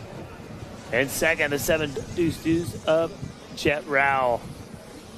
Couldn't quite get a read on the third place rider, but I do know that is Shannon Tarnow there in the fourth place position as he makes his way down into the cracks of the Gator Pit. So look at that gap we've got up front early in this one. Dude, it's insane. These guys have absolutely separated themselves. Buckman and Rao. Next time around, I can't wait to see what the lap times are looking like because we've already got something to fall back on. 2:01, if I remember correctly. So 2:01.7. 0.7. Not like it's 2:07.89 or anything. 2:01.700. There it is, 700. As our leaders make their top to the Gators back. Jet Rao's putting all kinds of pressure on our leader, Cameron Buckman. Oh, he absolutely is. Just following move for move. Just about 2 bike lengths off the rear wheel right there. Is he going to go to the inside right here? Yes, he absolutely does. Definitely a shorter way around, but when you go up that hill, it kind of adds up ground. You know what I'm saying? I think he was able to make it work, though. Absolutely. Buckman faded way to the outside. I think Buckman was trying to find a better line, but that short line really worked there for Jet Rao. Looking out the window all the way back, he just kept seeing him get smaller and smaller, and he just was able to make the pass there at the last second before that left-hander. All right, we're watching how now Jet Rao make his way through that roller section with the lead and starting to actually gap out on Cameron Buckman just a bit. Buckman, though, trying to regrip and get back on that throttle and stay with. Oh, no, Buckman makes another little mistake right there. Yeah, look at that. It's those little errors that'll cost you for sure. And you better get going because Finn Johnson, Shannon Tarnow, and Nathan Tuck are in the top 5, and they have something to say about it. Yeah, as Robert Brewster back here in the number 6 spot, trying to get up there, wants to follow along, you know what I mean? Going to be able to run the pace, but has to get up there and find something. Witt, Lee, Cal, Scoters all in this one. Working their way back past us. Man, Rao looking really good at attack mode for sure. Did you see those elbows? Mm-hmm. Like you said, full attack mode back down into the bottom of the pit. And here we are on lap number 2, going to get some lap times, going to get an idea of where we're running. And just sent that thing into the stratosphere right there. Holy cow, look at that launch. That was sick. It was sick, and it was really a perfect trajectory, to be quite honest with you. Yeah, you watch some of the kids, they come out of their front wheel, floats on, gets a little high. 2:05 lap time there for Jet Rao. Cameron Buckman, like I said, had a lot of mistakes.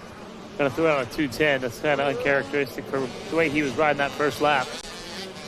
2:11 for Tarnow, 2:14 for Finn Johnson, 2:15 for Nathan Tucker, and a 2:15 for Ezra Armbruster. 2:13 for Dakota Lee. So Lee on the move. Yeah. A little further back, Witt 2:17, 2:15 for Counts. Counts a little bit quicker than Witt. You're going to have to deal with Dakota Lee. Dakota Lee turned a 2:13 amongst 2:15 in front of her. So, you know, got to give and take out here on this one right now. Got to pick your battles. What you don't want to do is you don't want to make a mistake here on lap 2 or 3, trying to push too hard through some of these slower riders. And it looks like Dakota Lee has made some moves out there on the racetrack as they're making their way back down to the top of the Gators back.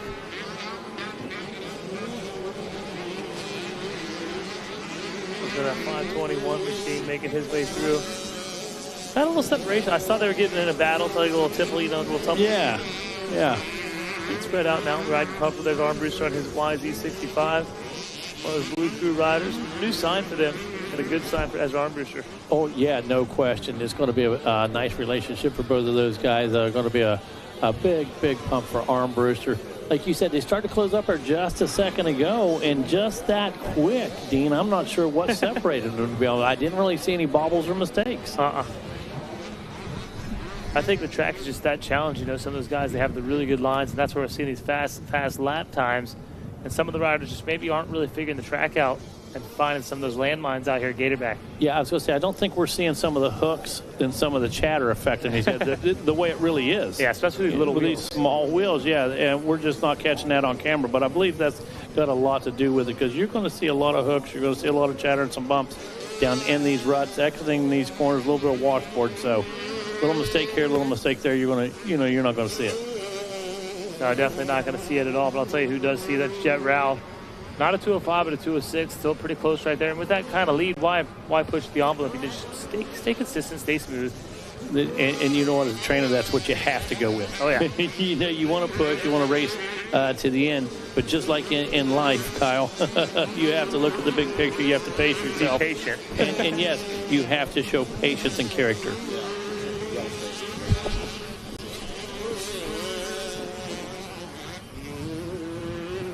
It's so cool to see how far these 65s have come over the years. Yeah. We talk about unwrapping work spikes here. Yes. You know, when you uncrate this thing, the technology, right now there's a bigger focus, Dean, Kyle, there's a bigger focus on these bikes than there are 450s. 450s make 60 horsepower. You can change the mapping, do whatever you need to do, this and that, but still bringing a lot of those things to these small bikes and still refining them. And they're spending more dollars on research on these bikes than they are the 450s and 250s because, again, just takes refinements there. We're going to shave a little weight. We're going to move the power just a touch. We're going to give you a couple different options there. We're going to put another switch on the handlebar, which is what you need, but to focus on these small bikes, and that's where they're spending the money. Go ahead, Dean. I see somebody down there on the fence. If anybody can hear me out there, please get that child off the fence right there in front of me in the tower, as there is absolutely no sitting on the fences here at Gatorback Cycle Park. Yeah, that's a no-no. That's a bad situation right there. Please get your kids off the fence, please.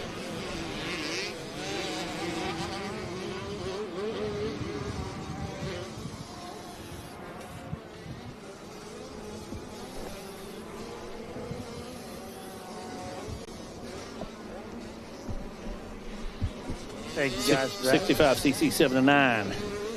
Heat 1 rolling right through lap number 4 in the books. White flag out. Raul's doing a good job. Look, another 206. So 205, 206, 206, being super consistent out there on the racetrack. And then we're going to see Shannon Tarnow. He'll check in with us. Tarnow did ride a good ride out there.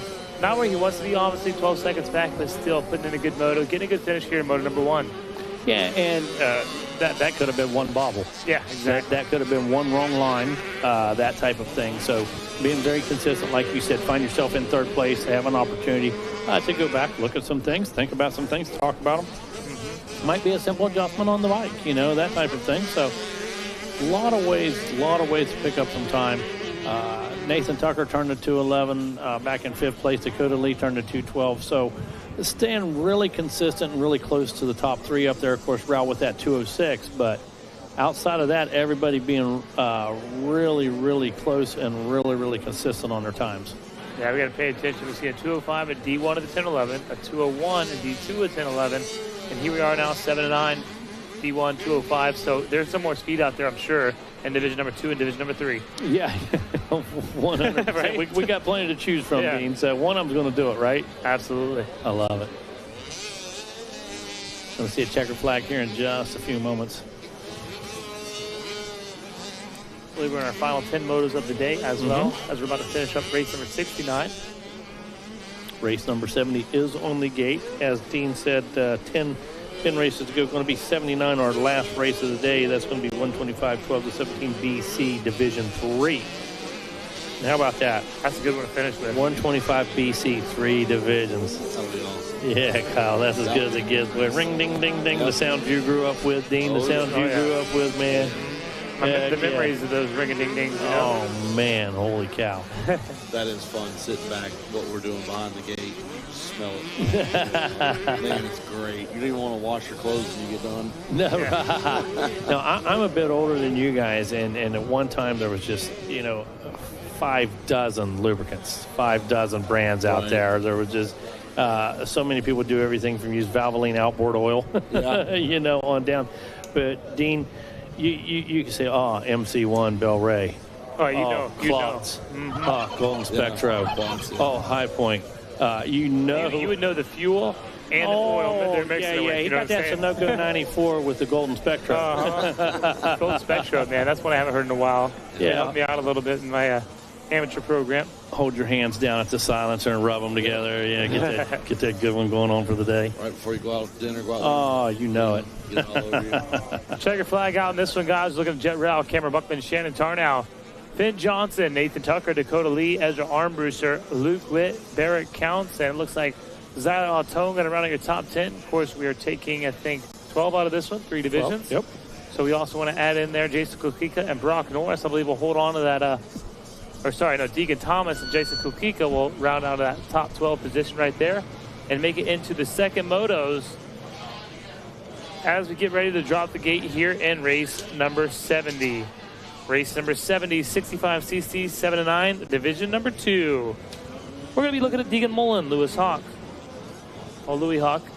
Silas Humphreys, Cooper McKenzie, Dominic Steele, Brody Lee, Hayden Zenasek, Colton Gregoire, Dylan Stover, Tyler Levi Meyer, Tucker Vance, Parker Irwin, Mikel Andre Garcia, Carson Frisch, Hudson Bott, Owen Seeley, Raiden Riley, Grant Woodring, Silas Wren, Bryson Smith, Lucas Valencia, Gunnar Brown, Chase Gleason, Cash Netch, Hudson Bacon, Edwin Meyer, Denby Wheeler, Phoenix Rodriguez, Roxanne Weber, Waylon McCracken, Wade Morris, Kate Swarfager, Torin Oslahoff, Brady Hall, Lewis Heiner, Connor Rodriguez, Knox Thompson, Liam Shimwell, and Nolan Cooper.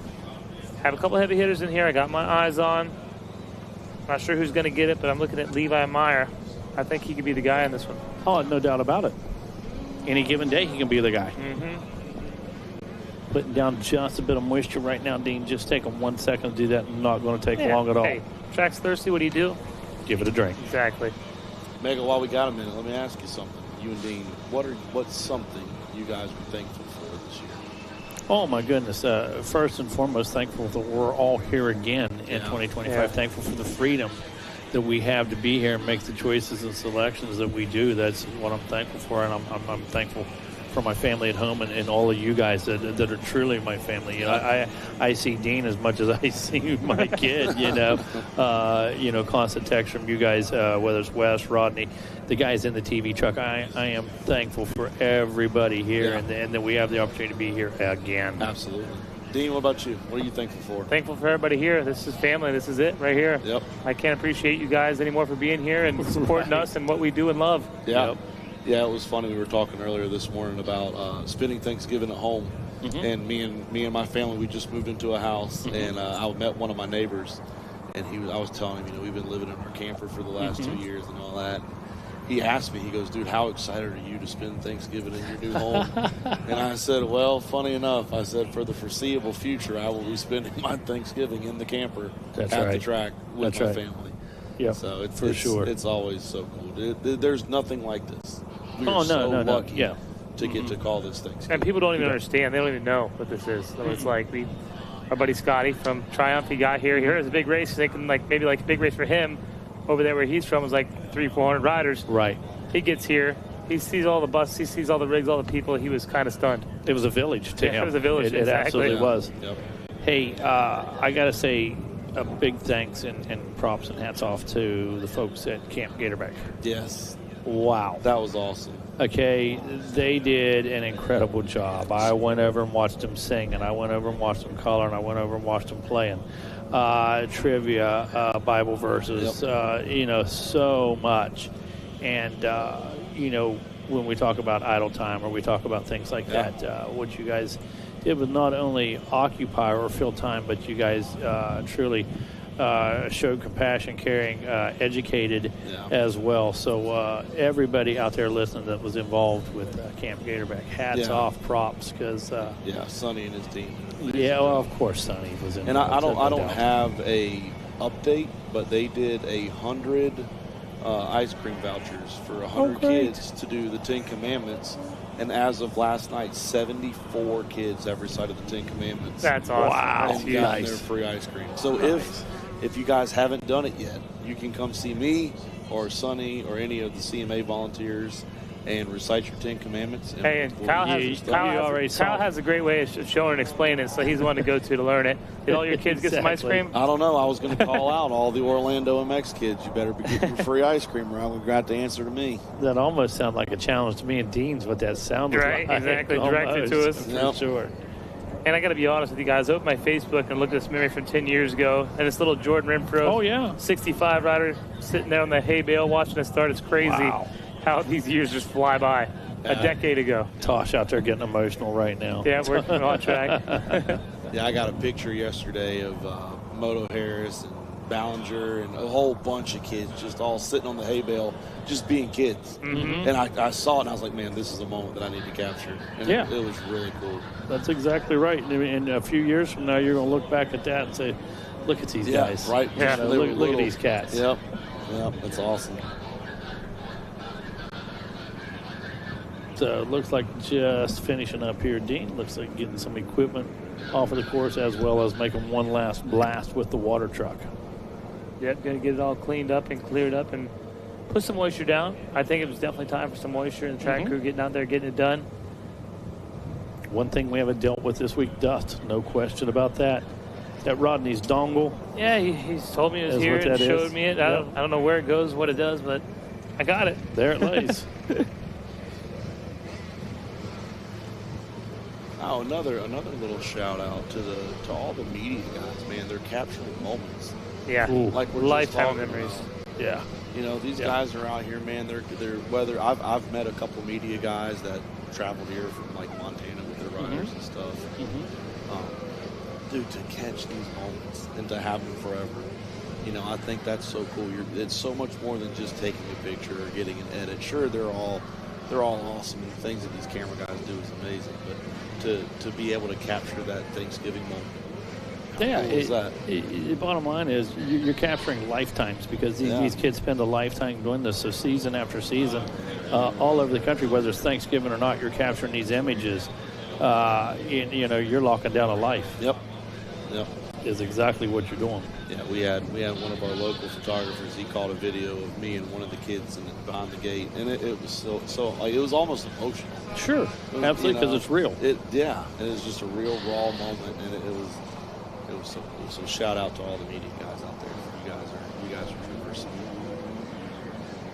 See old Cody Darr out there all the time. Cody had a lot of pictures in the scrapbook this year in the program, and Cody, a guy that he's put his head down and done the work as a photographer. Met a bunch of us at MX Sports, Racer X, Racer Productions.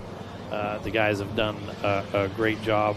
Cody's dedicated to what he does, travels, comes out of the D.C. Close to York, PA. He's over there, maybe D.C. area, area. But, you know, just does what he needs to do, and he's committed to making sure he gets the emotion. That's awesome. Of the moment, you know. It's so cool. Like my son, he's real big into photography. Not motocross photography, but he's big into photography.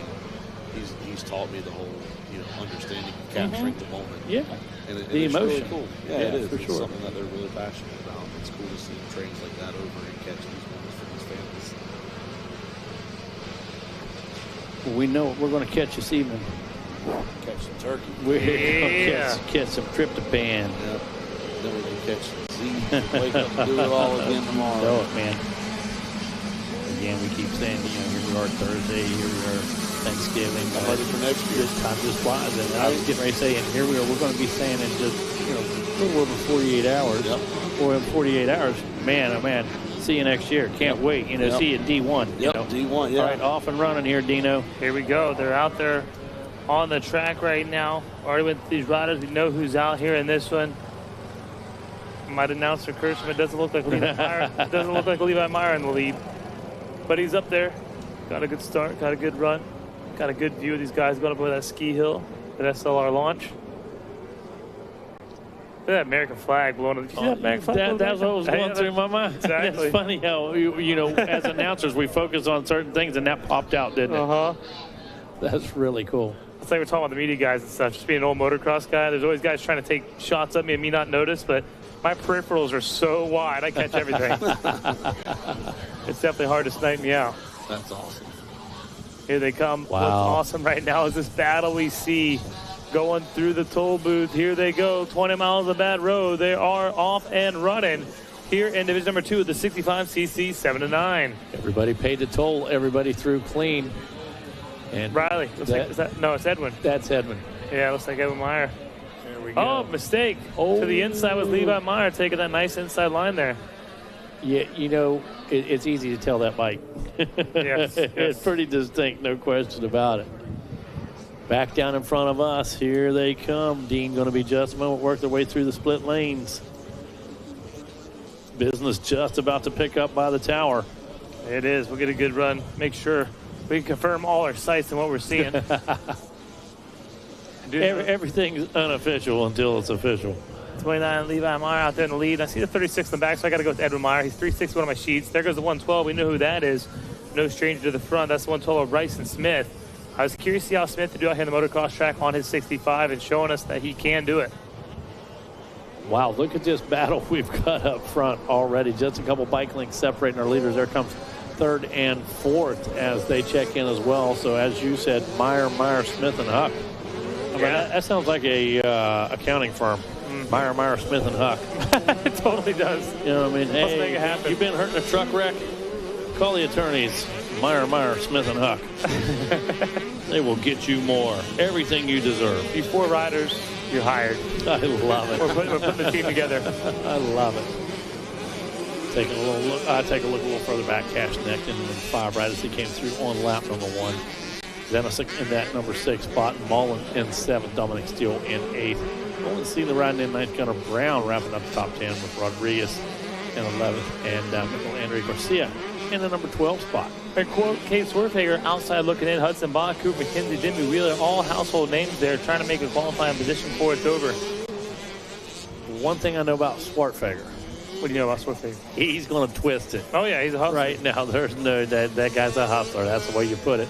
The number 621. Now, I talked to Skinner. Skinner said Swartfager's dad was a pro ATV racer, I believe. Really? I had no idea. I didn't either. Yeah, that's what you get for hanging out with Skinner. Yeah. You know True. what I mean? Pick up all kinds of cool knowledge down there at the Moto T's truck. Yep, there you you go. know? Old guys rock, man. You should know that by now, Kyle. And you, Dean, you guys been hanging out with one for a long time. Starting to get one. I got called an unk the other day, and I was like, I'm not even in my 40s yet. Nice.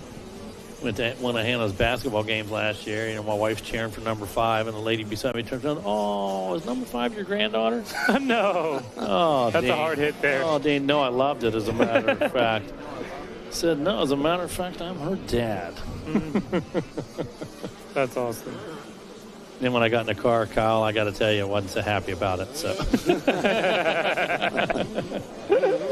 all right, here they come, Dino. Yeah, pick them up now. Right in front of us. We're still watching the battle up in front, and these two have separated themselves quite a bit from the rest of the competition. Uh-oh.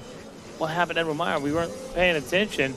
Something obviously happened to the 361 as he has lost a ton of ground on Levi Meyer, our leader. Then we see Edwin Meyer 8 seconds off that last lap through, so things not working out too well for him on that first lap. But look for him to really start to pick it up here late in this moto. Yep. Bryson the Bear Smith in 3rd, running your top 3. Louis Huck, Cash Netch. So 2nd place did go down. Yeah, all right. Confirm that now. That's what you said. So. Awesome. And you know what? We need all the help we can get. Absolutely. And a little positive reinforcement, we are going to take it. The best thing. Believe it. Just got gobble from Dustin Dinkfeld. Now, you know, Dax and Austin that weren't able to make it this year, and just gave us a big gobble and said to list them. That's nice all day of long. them. And you know they are. Yeah, for sure. So appreciate you, Dinkfeld. Happy Thanksgiving.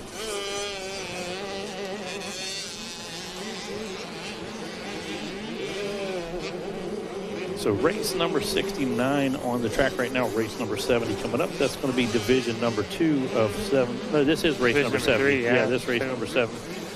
So this is division 2. Division 3 going to be coming up in just a few moments. Right now, still Meyer, Smith, and Huck. Attorneys at law. Attorneys at law. Nobody will get you more than Meyer. They're getting. You don't pay if we don't get money for you. I love it. We only win if you win. That's it. Meyer. They're winning right now here in heat number 2. Levi Meyer, Edwin Meyer, Bryson Smith, Louis Hawk, Cash Netch, Hayden Zenisic, Diga Mullen, Dominic Steele, Owen Seeley, Gunnar Brown. Rounds out your top 10. Connor Rodriguez and Kate Swartfager. He has moved into that transfer position. Yep. But he's got Hudson Bott to worry about. Bott is a second back and a second off. But he has a chip in a chair. He's down but not out. Yeah, and Swartfager, if you take a look ahead of him, guys are a little bit quicker. Yeah. You know, they're a little bit quicker, so he's got to work at it. He's got to see what they're doing and figure it out. Where are they going? What's up? Call out to Brady Hall there, the 724 ride. He's got a good time in, running a 223, so running the same time as Swartfager. Not too far behind, just a couple seconds behind. So any little mistake there, he's in. I know, it's kind of cool, you know, you got the Calvin. There's so many different goals here in the first moto. Some kids just want to qualify, they want to make it in. Some kids want to get that top 10. Yep. And some kids know the math, and they know they have to be top 3 if they want a chance of taking home a title in this motocross version of the race. And you know what? You've got a handful all across these 3 divisions. You got a handful that said, I came to win. Yeah. It's in their makeup. It's in their DNA at 7 to 9 years old.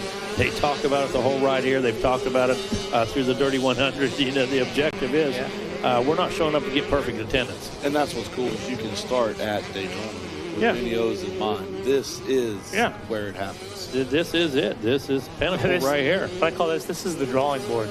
It you is. know what we got to do. I like that. How we got to hammer down to start at the beginning of the year at, of course, Daytona. The opening round of the amateur motocross. Yeah, I really like that. The drawing board. Absolutely. I promise I won't steal.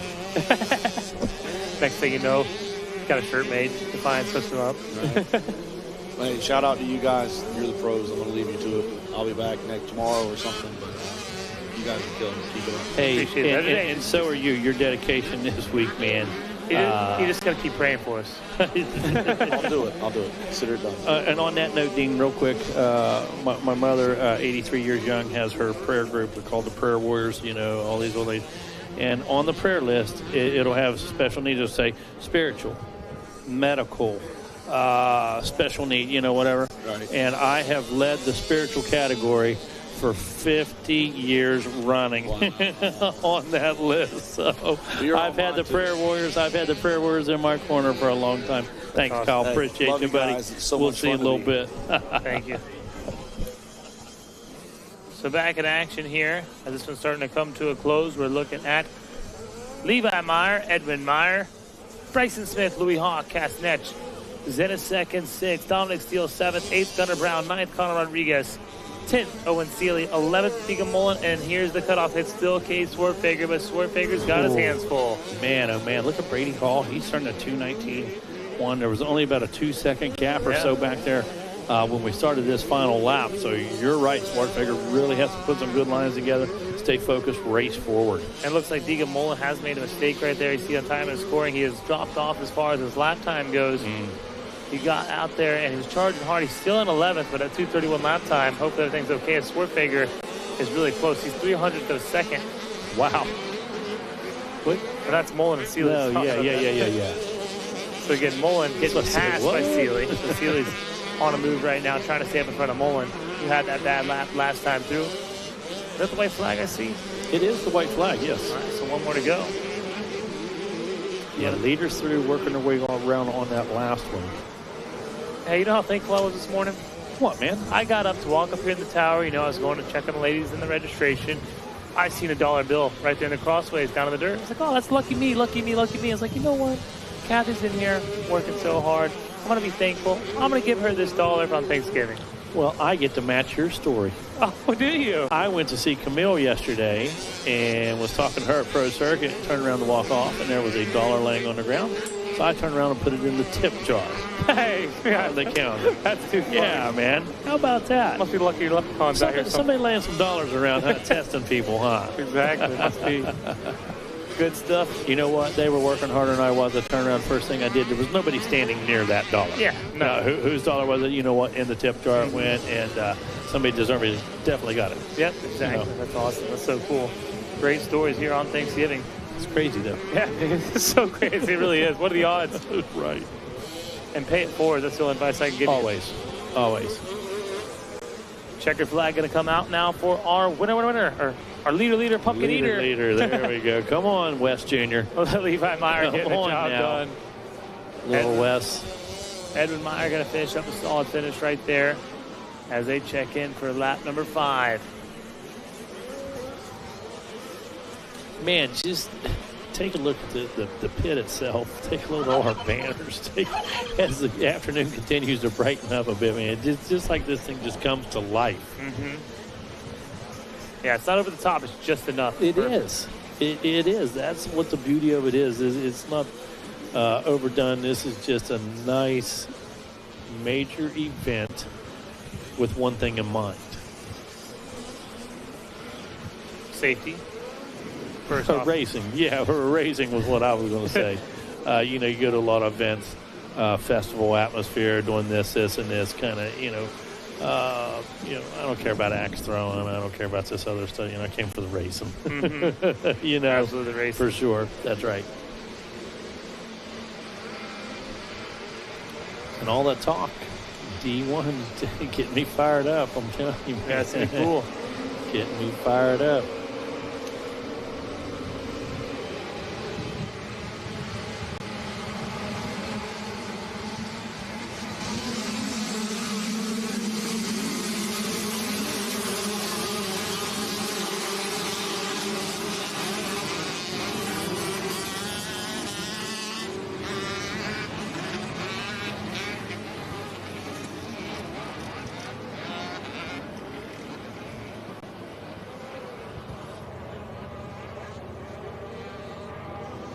Oh, yeah, absolutely. I'll let you know who's out there for sure. Race number 71 out on the track right now, division number 3. Also, take a look at that. Levi Meyer to 211, so he's quite off pace from the one before. Yes, sir.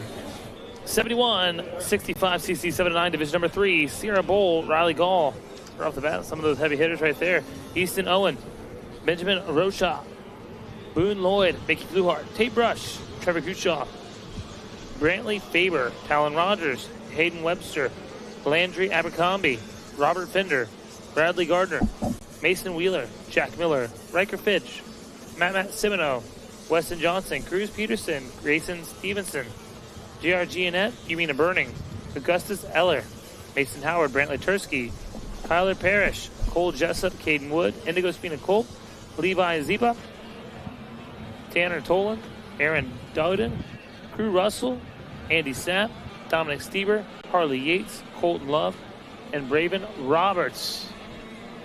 Well, we talk about them all being stacked, okay? And that was incredible right there. I mean, this is the 3rd division, and those names were still left.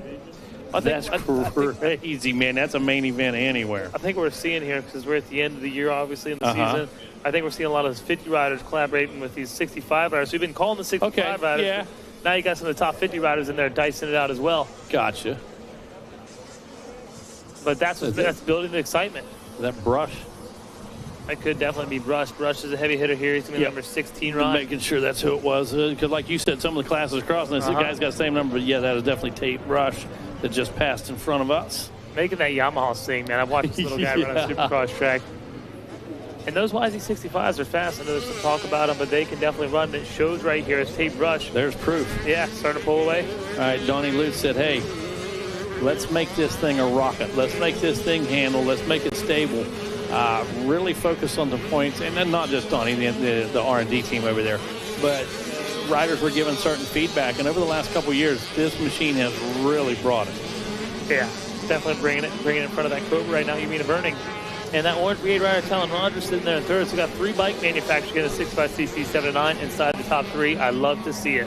Yeah, always. Just like in our big bike classes, I want to see Triumphs. I want to see Gas Gas. I want to see a Beta up there. I want to see everybody out there represented. There's more guys riding. There's more people selling bikes, more people building bikes, working on bikes, and more factories.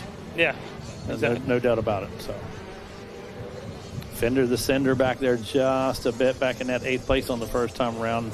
Matt Massimino out there in the number 6 spot on the number 99. These guys, in their mind, they didn't get the start. Yeah. But, I see these guys as in good position. We know what they're capable of doing, but wait a minute. All the guys in front of them can do the same thing at this point. I mean, that's just incredible. Now, what we will say is once we start seeing some of those times, start making a few assessments off of that. But just like Spina caught back here, we know he's going to go to work. There's no question about that. Fluhart sitting in that number 15 spot. Yeah. Well, even Riley Gall over there. Look at that. Mm-hmm. No question. She's on the right side of the screen. That's where you don't want to be, is the right side of the screen. Yeah. Up here in the booth, we have the top 21 on the left side, 22 and down on our right side. So your goal is definitely to start on the left side. Oh, yeah. If you work your way over to the right, something didn't go good for the day. Wrong. But anyways, somebody has to be on the right. Exactly. Somebody has to be over there. True. And as long as all these kids out here giving 110%, where you land is where you land. And going back to Kyle's message the other day, it's about giving 100% in life, giving 100% in being a person. And nobody is going to judge you or define your life by that finish here today. And nobody's going to think less of you for not winning the championship. It's funny, I did that math a long time ago of how many winners there are here and how many losers there are here. Oh. And there's only like 1 or 2% that'll be winners at the end of the week, man. Right.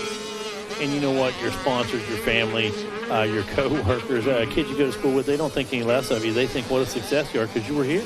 Exactly. Because you made it, man. Wow, you went and did what? Over Thanksgiving for a week? Holy cow. You raced how many times? People came from where? Yeah. Right. Very true. Very true, man.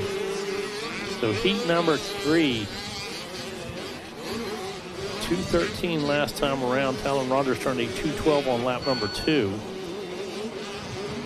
So that's our fast lap so far, 2:12.3. Staying very consistent with the rest of the divisions. Absolutely, yeah. Well, kind of. And 2:05, 2:11. Yeah, you know.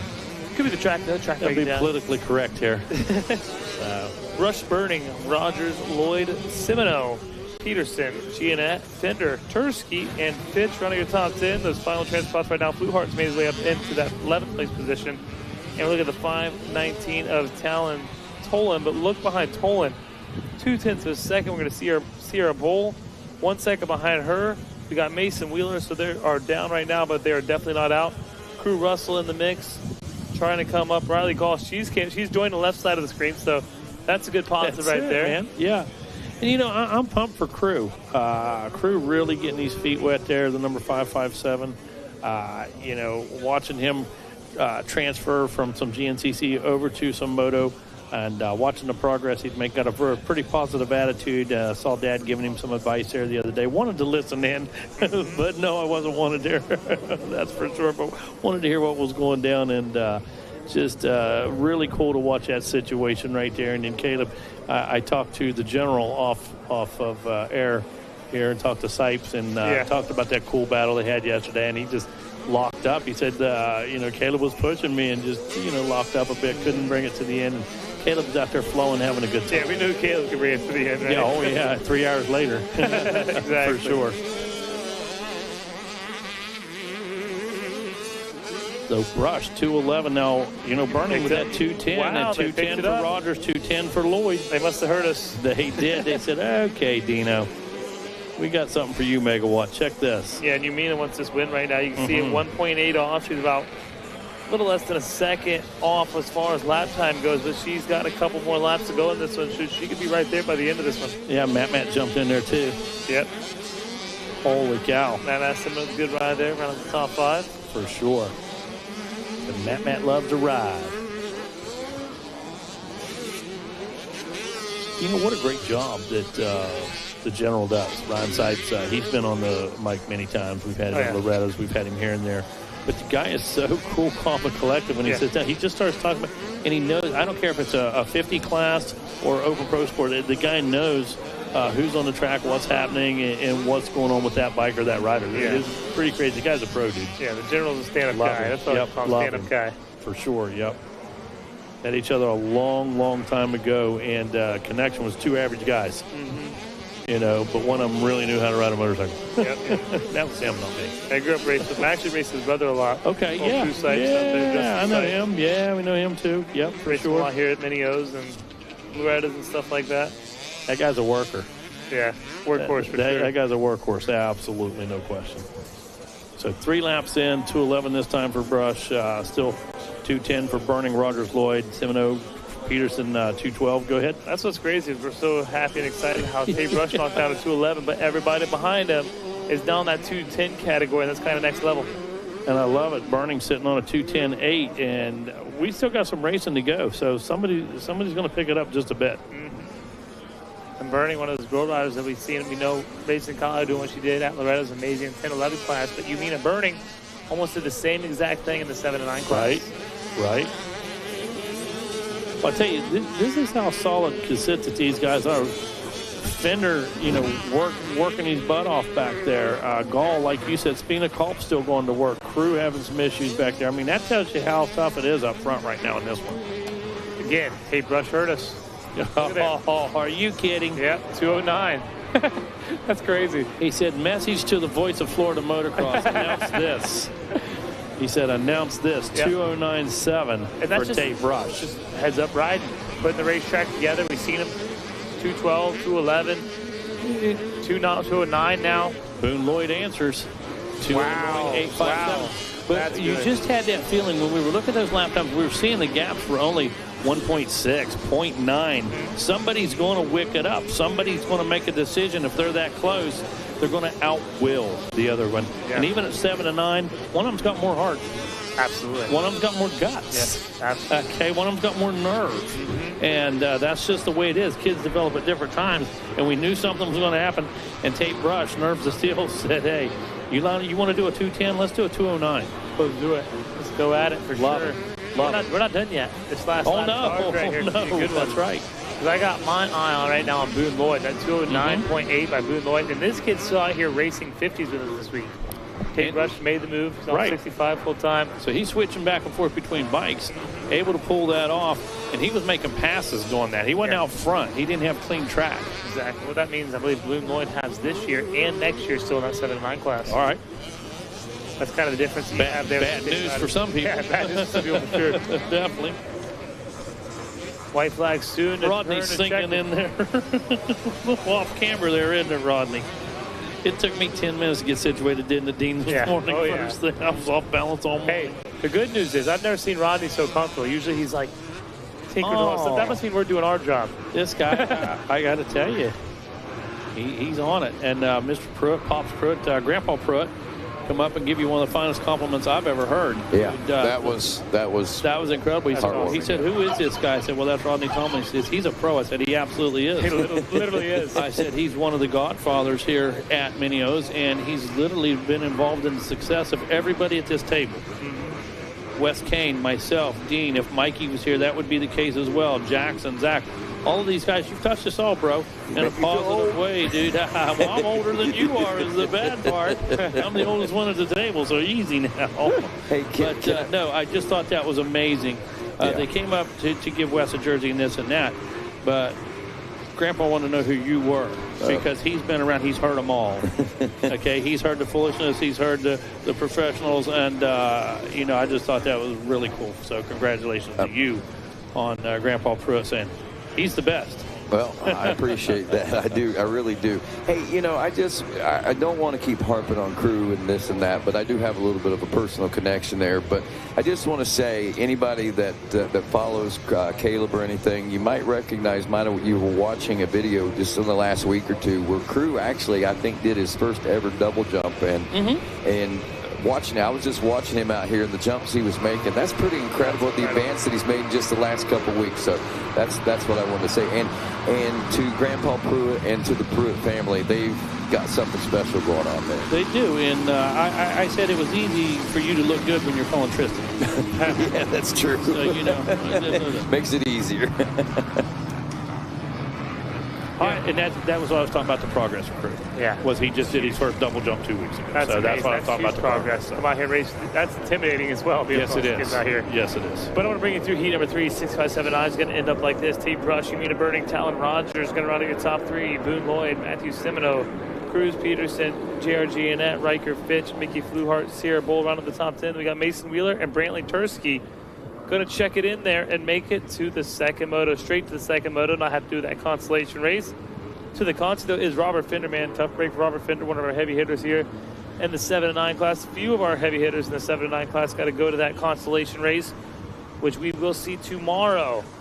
But out on the track right now, race number 72, 40C, division number 1, Preston Miranda, Gabriel Morales, Easton Edgar, Halo Densley, Juan Brazula, Cooper Coet, Bryce Bollinger, Cave Tangler, Jaden Burrows, Austin Gore, Leandro Segovia, Jal Becklar, Michael Snyder, Ryan Smith, Levi James, Thomas Copanaro, Wyatt Jereminsky, Gavin Wilson, Maverick Gold, Sullivan Watson, Wesley Hospitales, Nathan Ruff, Talon Ekholm, Wyatt Edmond, Aiden Conklin, Chase Landis, Austin Fluharty, Robert Schneider, Kyler Kubik, Jack Dawson, Francisco Perez, Caleb Bester, Corbin Taylor, Trey Pillins, Jao Martins, Jacob Souter, Reed O-Ring, Diesel Watts, and Colin Flanagan all out there on the track. That's 39 entries here in the 450C. Dean, I got to tell you, that was almost like a GP. We almost had our international entry list and our domestic entry list there. Holy cow. That was a good one, man, for sure. And look out front. Juan Brazilia out front leading the way. KTM number 17 got a little bit of a gap there. Not a big one by any means. About 4 or 5 bike lengths as they drop down Gator Falls. Yalmark. Basilar? Yep, or Becalar, I think that's what it is. Bacalar, Basilar? Yeah. Okay. All right, Ryan Smith in third, Caleb Bestor in fourth, Preston Miranda riding in fifth, Austin Gore sixth, Maverick Gold seventh, Wesley Hospital in the number 8 spot, Wyatt Dremeniski in the number 9 position, and Reed O-Ring rounding out our top 10 with Bryce Bellinger in 11th and Gabriel Morales in 12th. I'm pretty sure that might be pronounced O-Ring. And how cool the last name of that be, O-Ring? Oh, yeah, right on. What'd I say, O-Ring? Kind of, yeah. Okay, I got you. Yeah. O-Ring, yeah, that very well could be because of that E right there. And it just sounds cool. It's cool as crap, so we're going to go with it. O-Ring. Reed O-Ring. Need the Reeds or the O-Ring? I like it. You want it to last? Use an O-Ring. That's awesome. Good stuff. Good stuff right now is race number 72 on the track. 450C, division number 1. 450C, division number 2, race number 73 on the starting line. And the staging area, race number 74, 450B, division number 1, division number 2, and pre-staging. I know. Yeah. I'm just excited as you are. There we go, buddy. Curious to get a count of how many of the guys run on the 450s and how many of them are staying on the 250s there in the 450B. Right. Thor was going to ride his 250. I believe he's going to go ahead and ride the 450. He was having some issues and stuff, so I believe. Or wait a minute, that's B class, yeah. Yeah, he's an A guy. My bad. Yeah. I was thinking 450 Open A or whatever. I do want to let you know that the 33 Jal Becklar has now got in the lead out there, so good ride for Becklar. Where's he from? He's from overseas, but he stays in Florida. I do know that. Orlando, Florida, actually. See him in my neck of the woods a lot.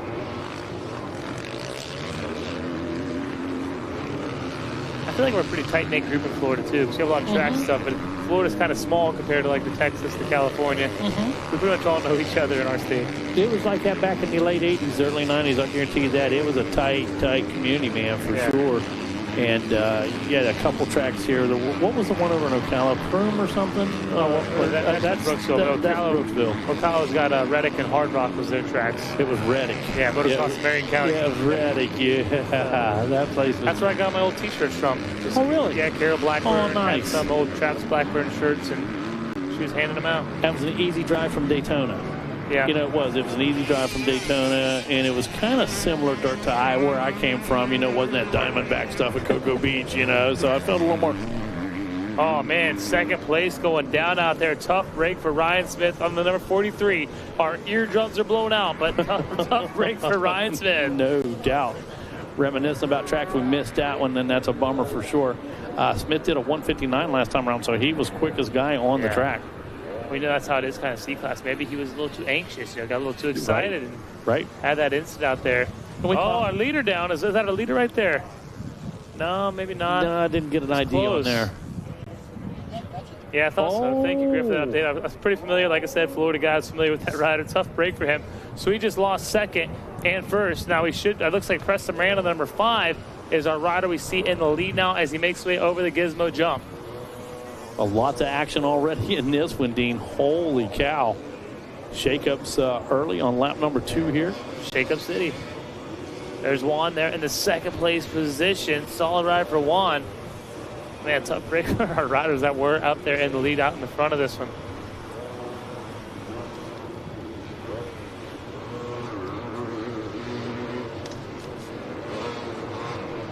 Man, looking out there on the racetrack.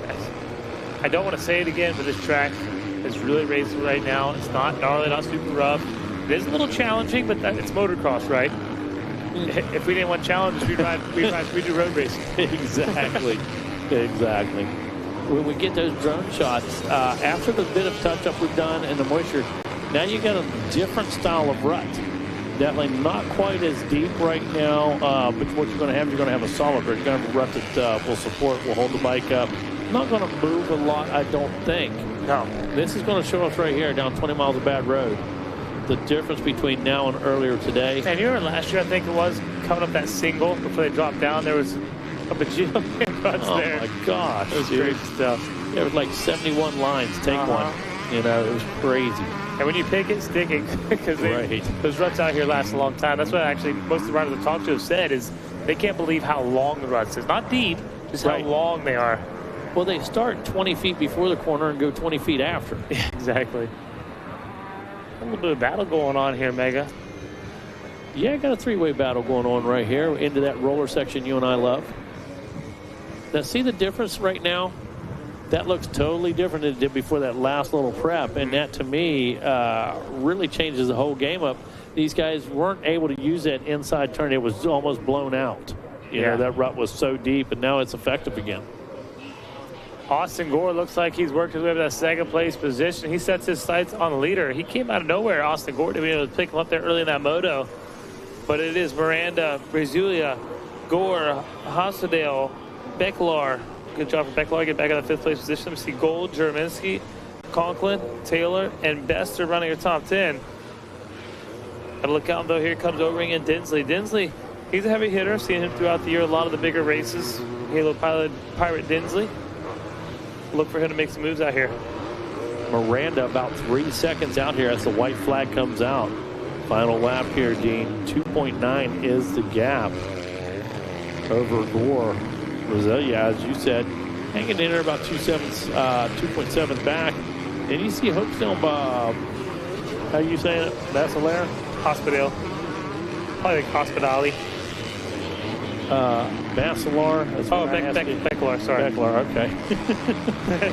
I think it starts with an H, bro. But anyway, it's, yeah, you look at these guys, they're 203 back here all the way through. And then all of a sudden you see Conklin, Taylor, Denzel, and O-Ring got a 203, but those guys all turning 202s, 8, 9, and 10. Impressive stuff. I think we all got turkey in our mind right now. Hold your emotion there if you can. Dean, you know, don't get too excited about those 206s back there. Well, I'm checking those 202s. 202s. No, look at the 201. I'm super excited about that. Back in the 14th place, Gavin Wilson, the 72. That's what I'm saying. This one, to me, it looks like there's a little more of a shakeup than we've seen in the past couple divisions, man. And I think was Wilson that one that was in second there at the beginning of this race that had the little number 72 might be, Yeah, I think it was. Yep, 72. Look at Scopanaro in that 13th position. That's what you want to see in the C-Class. Obviously, RPV system that's set in place has been working because we're seeing inconsistency right here, and that's what exactly, man. That's what C-Class is all about. Exactly. Inconsistency. No doubt, dude. 4 laps into this one, and 159 the fast lap. I don't know, man.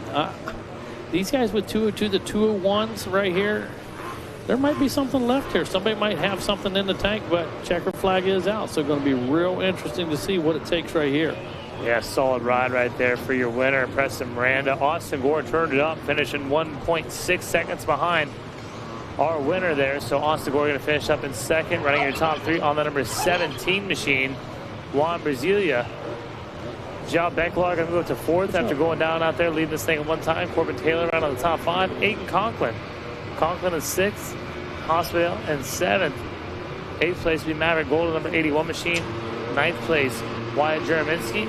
Halo Pirate Dinsley got to finish up 10th. Reed O-Ring. And Austin Fluharty in that 12th spot. The 2 divisions this one, so I'm going to read it on down. Gavin Wilson. Thomas Scopanaro. Diesel Watts. Talon Ekholm. Jacob Souter and Gala Bester bested it out there and taking that final transfer position. So race number 73. This is going to be our 450 Division 2, 450C Division 2 that's blasting off. Race number 73 again going to go to race number 79 in your program. All right, again, a lot of more heavy hitters in this one. We got William Vanderford, Luke Fontenot, Jacob Kingsfield, Jack Shea, Harry Braden, Cannon Tyler, Lucas Scopanaro, Cade Martin, Avery Rosenbaum, Charlie Morrison, Nicholas Frieda, Carson Schmidt, Joaquin Gomez, Logan Figueiredo, Blake Mara, Cade Stallo, Zachary O'Brien, Landon Finelli, Emmanuel Tello, Ayrton Feliciano, Camden Anthony, Seth Carter, Braden Lottie, Declan Carmody, Lucas Likorchik, Cole Trinkle, Dayton Lowry, Dirk Foster, Cole Martin, Champ Nelson, Cody Cameron, Ryder Bechtel, Keon Majors, Max Giberson, Joseph Figert, Daniel Fluhart, Kanan Martin, Jackson Beck, and Kyler Opliger. And Mega, what did you see? Man, we've got a battle going on back and forth. I believe, let's see, had 17 on the jersey, but I believe it's like 171 or something like that. Might be 176. But these guys back and forth. Here they go right below the table. Right below the tower. We're going to get a ID as they work their way through here in just a moment from timing and scoring. But so far, about 3 passes from 20 miles of bad road to here. About 3 different passes. So anxious to see exactly who that was. Again, big 17 on the jersey, but I believe it's like 171. Blake Mara, I believe, is the 117, so I might have had his number. If I had to guess, that's who it'd be. There it is. Yep, there it is. Dirk Foster knew that was the 374 back in there, and Scopenard did not have an ID on him. Good to see him up there in the number 3 spot. Beck on the 51 Kawasaki rides in 4th. Dayton Lowry mounted on the 333 Gas pulls down the number 5 position. Yeah, solid riding out there for sure by all of our rides in front of the pack. What did you see over there? Well, that first lap was a good one. I'm just finding our leaders. I use my fingers to kind of track. But that first lap was a really good one. Mara had a couple good lines. Foster wasn't going to relent easily. He's carried Foster with him. Is that right? Yeah, right on. And the bottom line was both of them tagged up a couple times, inside, outside, back and forth. Turned out to be a very, very exciting first lap, and Mara comes out of it with just about a 2-second lead. Yeah, watch now as they're on the far side of the racetrack. Should be coming out of the rollers here very shortly. Before you know it, you guys get to cheer him on there on the fence lines. Our leader is Blake Mara. He's on number 117. Motor Bros KTM leading this thing out. Your second place rider, Dirk Foster. He's on number 374 ride. He's on his JCF Companies LLC 110 ride. Dean, we may have to make our Christmas card down here. Yeah, I think so. Look at this picture right here in front of us with the sun blasting off of the pit. And so this would be a great place to make our Christmas card. I agree with you.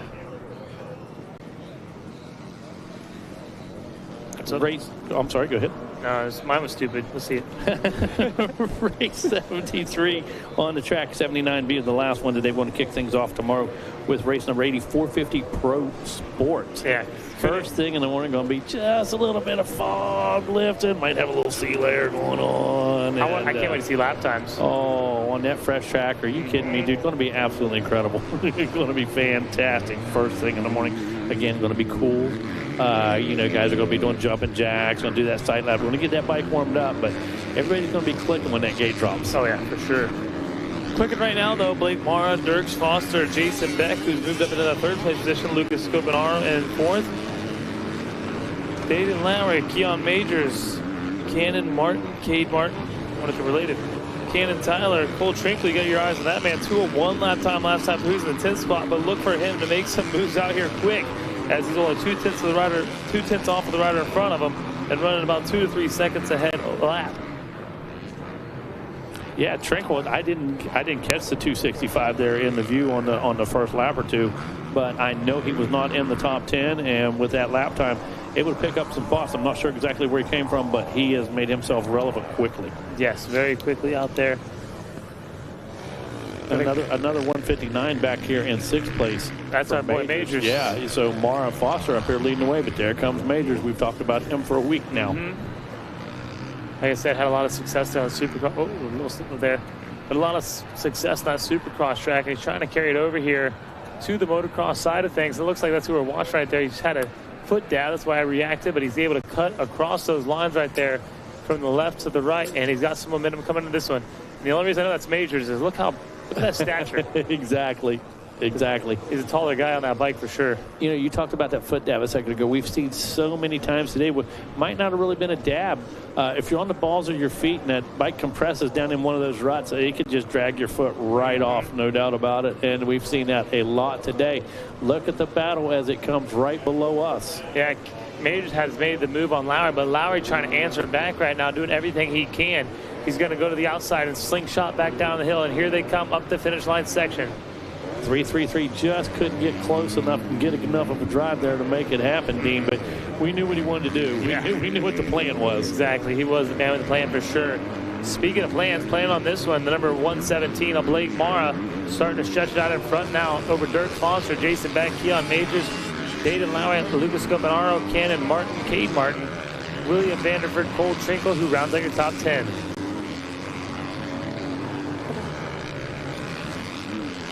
Going to move into those B divisions next. 2 of those coming up. 33 riders in Division 1, 32 riders in Division 2, 450B, race number 74 and 75. Going to see some of our young ladies in race number 76. Going to be our girls 11 to 16, race 77. Division 1, 125, 12, 17 BC, 78 Division 2, 79 Division 3, number 125 BC. Yeah, BC. Look at the Martin boys. They're actually not from the same area, so they are not related. No. But they say they share the same initials and everything, so pretty cool. Wow, right on. And they're sharing 7th and 8th place position right now. Right now, I'm looking for Blake Mara, your leader there. He already checks out on screen. And what we're seeing is Keon Majors going to go to the inside, take away inside on a Kawasaki rider. Was that a position move right there? Yes, I believe he does. Get around Beck. So Jackson Beck now falling back to 4th. But up to 3rd is Keon Majors. And Majors isn't done yet. He's on a hunt. You can see him there. No. Attacking. He's hungry. Yeah. They didn't feed him lunch so he can have a good dinner here this Thanksgiving. And he is hungry out there on the track right now. Ride for your supper. Yeah, boy. Get out there. Mm-hmm. It's the box for breakfast.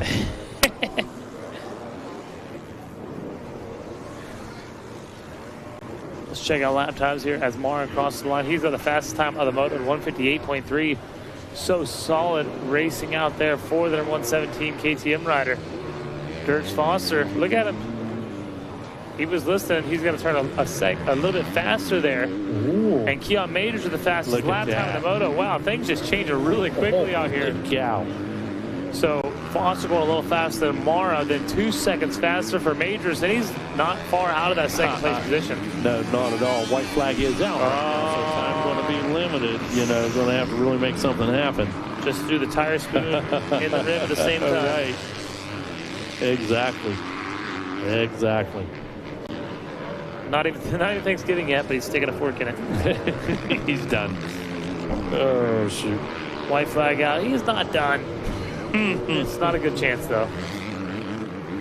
Rodney, what do you got for us? Oh, man, I'm excited. Rodney comes over the phone. We tried to hook up your tether. I just couldn't quite figure it out. When Rodney comes over with the device in his hand, there's something of interest or importance about I said, well, I need to find that page I was referencing. 450C, heat number 2.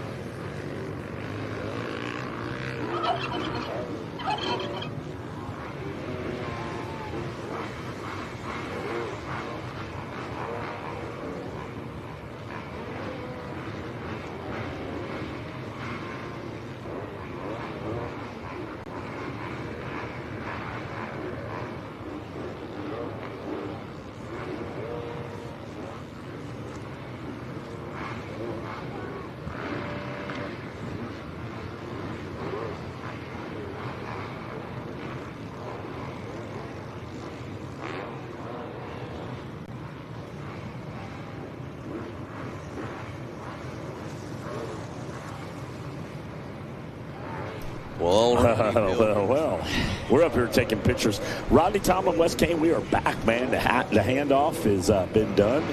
Drew Adams just fell up Wind stairs up here. I'm like, how do you ride a motorcycle? I hear tumble, tumble, tumble. And I look over there, and Drew Adams is laying on the top of the stair. Yeah, I saw a head gum and then just slide. Yeah, I'm like, do I got to call Mitch and tell him like one of his star pupils can't even go up a set of stairs? All righty, here we go. Just wrapping up the 450C Division 2 race 73 as we hit the mark next with the 450B Division 1. And we've got a tangle up coming down Gator Falls, it looks like. Aha. All right. Where do smoothies come from? From the Fort family, not Forte. The Fort. The Fort family. Well, thanks to the Forts for the strawberry smoothies. Those look pretty good. Are they lefties?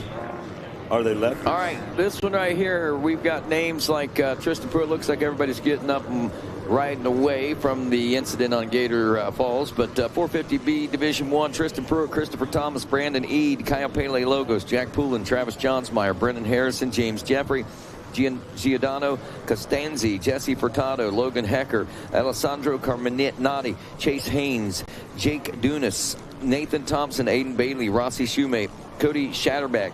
Also, looks like Tommy Farris, Jacob McPherson, Cannon Hargrove, Tegan Kortenbach, Nicholas Fanello, Riley Bussey, Caleb Wood, Grayson Watkins, Nathan Snellgrove, Duke Gomez, Mitchell Gilbertson, Blake Thomas, Logan Reniger, Troy Naharano, and Caden Martin as we near the completion of one lap in the books.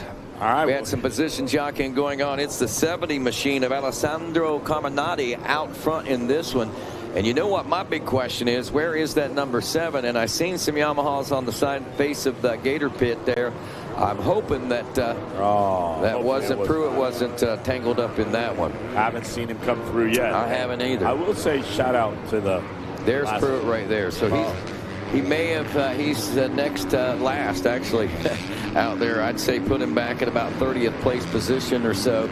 As we wrap up the first lap, it is McPherson in the number 2 spot, Riley Bussey third, Cannon Hargrove in the number 4 position. You know, we get to find out now how good is Tristan Pruitt. Right. Because we've seen him win. We check the boxes, he can get a whole shot, he can win. He come back from 4th and 5th. How many people can you catch now from 38? I see Ben Townley at High Point get on a podium with a 3rd, being a lap down with like a 10 and a moto win. And he came in dead last, had to change the front tire. So you want to check those boxes. In a situation like this, can he come back from the back? Can he weed through traffic? So this is a test. One of the biggest tests. Boxes, we're going to look right now. The biggest test he might face so far this week. So far this week, he's been dealt some good hands.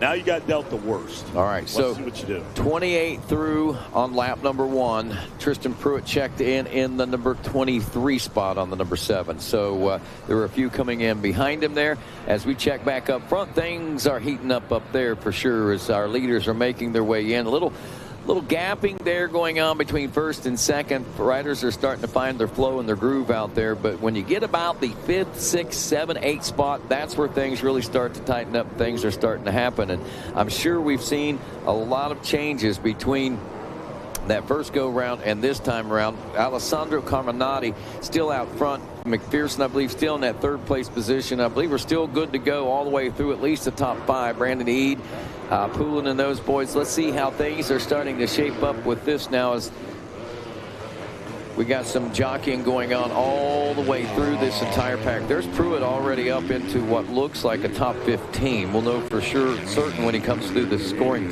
timing. If he can get 5, 6 bikes, you know, hey, these guys, they ain't kids out there. These grown men out there. These are young, strong guys out there. They know how to ride motorcycles. They've been doing it for a long time. This is a test of all true testament out here. Carminetti showing you what he's got. The EBR rider out of Mexico, Alessandro, looking good. Furtado had a heartbreak in one of the earlier classes. Looks like he burned the clutch up. Had that one won. Brendan Harrison, Jack Pullen, the who's who right now out there. Tristan Pruitt back in, he came through in 17th, Rodney. So from 23rd to 17th, he's making passes, he's making moves. But I'm watching right now on Racer TV And there comes the pack right there. McPherson, Carminetti, Riley Bussey looking for a good run right now. Furtado's wants redemption out there to show you the boys he can do. There's Caleb Wood and the rest of the field out there. Rodney, this one here is shaping up to be a dandy on this Chamber of Commerce Day here on Thanksgiving here in Newberry, Florida. I'm excited. I can't wait for dinner. Well, dinner is coming up at 6 o'clock here at Thor Mini O's. But before we get there, we've got lots more great racing to get through. And we've got a great battle on the track that's shaping up for the second place position as it works its way here in front of the Gizmo Mods viewing tower and tabletop. And now down in front of the announcer's tower, our leaders gone by, Carminati. And now look at Bussey all over Jacob McPherson there with a front row seat. Cannon Hargrove back in the number 4 spot. Brandon Eade. Then it's Jesse Furtado, Brennan Harrison, Poulin, Johnsmeyer, Blake Thomas, Rossi, Shoemate. That would be your top 10. We'll see what kind of, if any, changes are going on through there. There's Tristan Pruitt. He's up. I don't know if he's up there. That was Tegan Kortenbach, so that should put him up to about a 14th place position, maybe as far up as 13th place. As we check in with lap 3 complete. Carminati, go ahead. Yeah, go ahead, Robbie. No. Carminati, McPherson, Bussey, Hargrove, Eade, Furtado, Brennan Harrison in 7th. It is Jack Poulin in 8th, Travis Johnsmeyer 9th, Blake Thomas in 10th, Caleb Wood 11th, Rossi Shoemate 12th, Tegan Kortenbach in 13th. Tristan Pruitt is 14th now. Troy Narano is 15th. Christopher Thomas is 16th. Chase Haynes 17th, and Tommy Ferris puts him at 18th, your final transfer spot after 3. Still more to go, though. A lot more to go here. Carminetti out there running at 1.5. Got 6 seconds on second. So all these guys right after running at 5.2, 5.3. They got a host of guys down there. It's going to be hard to make any traffic, any time out there. And Pruitt back there running at 1.53. So he's about where he's really got to drop it down a second or two if he's going to start making passes. Yeah, and talking earlier with Ryan Sipes, the one thing that he doesn't want to do is get stuck in the flow and get stuck in their pace out there. So he's got to stay in his own mind and keep the mindset of moving forward, or he could find himself getting stuck back there. And he made some good game. Oh, really? Wow. McPherson. Okay. Well, here's what I know. Carminetti is on fire. Where's Bussey? Bussey having a good ride. He's had a couple ups and downers. And he's all over McPherson, who we just heard is on a 350 instead of a 450 as they go by the finish line out of the Gator pit. And there they are side by side. Looks like Bussey may have him on the outside, and he does make the pass. And there goes the 404 now. McPherson put up a whale of a fight there. Whale of a fight. Whale of a fight. Woo. That's a big one. That's pretty huge. And there's Bussey out there now. Moves up into second. It's a great job for Riley Bussey, showing you he's got the juice out there, but it's all about Carminetti. Might I say this might be the best one I've ever had. Nothing special about it, I'm sure, but it's really, really good. What is this, strawberry smoothie? We got you. A man hit me up. He goes, when's everybody going to be in the tower? I said, about 3:15. And then come on. Here we go, just like that. Bam. Just like the stork delivering a little baby Galen. He's right here, right in front of us. 9 pound 30 ounces. That was fighting him. Pruitt gets another one. Pruitt moves up to 12th now. Going to be a hard road, a tough road to row right now, Rodney. Yeah. But still a good fought battle for these riders, as there is a lot of talent. We keep talking about the talent pool in this one. Carminati really just getting off to a great start out of Mexico. It says Mexico, Texas. I don't know if it's Mexico, or is there a town in Texas called Mexico? No, he's from Mexico residing in Texas. Okay, that's kind of where I was thinking that might be going. McPherson and Bussey now in second, as they'll be checking in next time around with 5 laps complete. That will tell the tale of that story.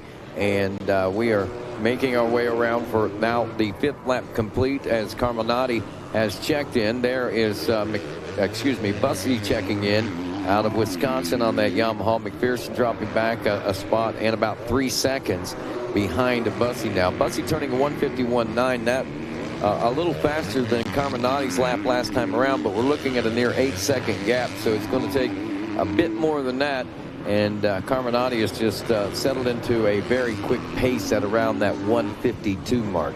Right now, McPherson third, Furtado in fourth. We got Brennan Harrison in fifth, Brandon Eade in sixth, Caleb Wood seventh, Poulin in eighth place position. That's Jack Poulin. Travis Johnsmeyer in ninth, Tristan Pruitt now up to 10th. Now this, I believe he's answering those questions that we were asking. Is he going to be able to pass up through the pack? And what is it? And he did not get stuck back there. He didn't find himself getting in that. You got to pick his bike up off the ground.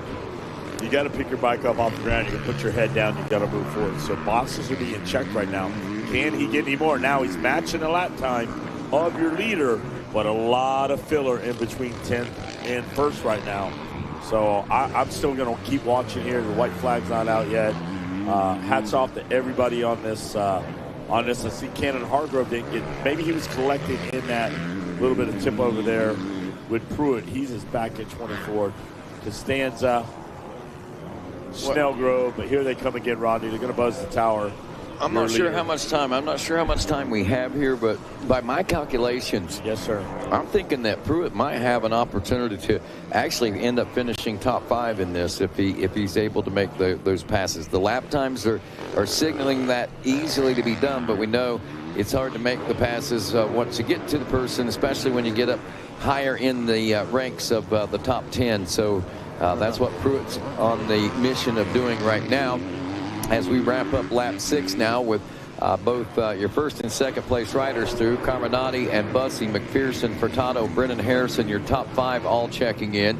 And we should be seeing the 7 machine checking in soon as well.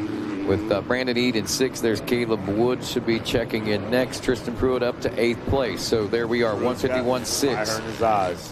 151.6. He's a couple seconds behind Caleb Wood. Wood is also a couple seconds slower off that pace. So this will be interesting. If Pruitt and Wood hook up together, that could be good news for those two. If Wood just becomes a roadblock and an obstacle for Pruitt, it could slow both of them down. So this will be interesting to see. Yeah, I'm interested to see. Now there's a 9-second gap that falls between the 5th and 6th place position. So that didn't take that into account in my calculation. So 6th place he might be able to get. Rodney's got his abacus out over here. He is. I missed that 9.2 second gap on that last lap, but he could in my speculation. So he can't get up to 6th. And again, that's very impressive when you take into consideration he came around here 25th, 23rd place when he was right here in front of this announcer's tower on the first lap, and that's saying a lot, being able to pass through the pack. Everything here is a test. The amateur races is a test. The real test is when you line up at the pro gate. All this stuff is a test to make sure everything's the skills and the things are needed, the tools to make that next jump. And these guys are doing it, man. There is Carminetti gets the white flag. Maybe Pruitt picks up another one here. Harrison putting pressure on Furtado, it looks like, for that 4th place position now. Furtado got some fried clutches and now back together, and he is out there. Actually, looks like both Furtado and Harrison are up to the 3rd and 4th. McPherson, something happened there. I missed that. Check. McPherson drops to the number 5 spot as he checks in on lap 7. Tristan Pruitt is up to 6th. Well, there you go, Rodney. You pulled the 6 out. I don't know if Pruitt can get up there and get that. 10 seconds is going to, yeah. Now it's almost 10. That's a lot. Mm-hmm. That's a lot right there to make up. You'd have to, each one of us going to have to pull over for swing through the drive-thru. Swing in here, pull over. Not going to happen on this one. Somebody pop a hot dog stand up like in the cartoon.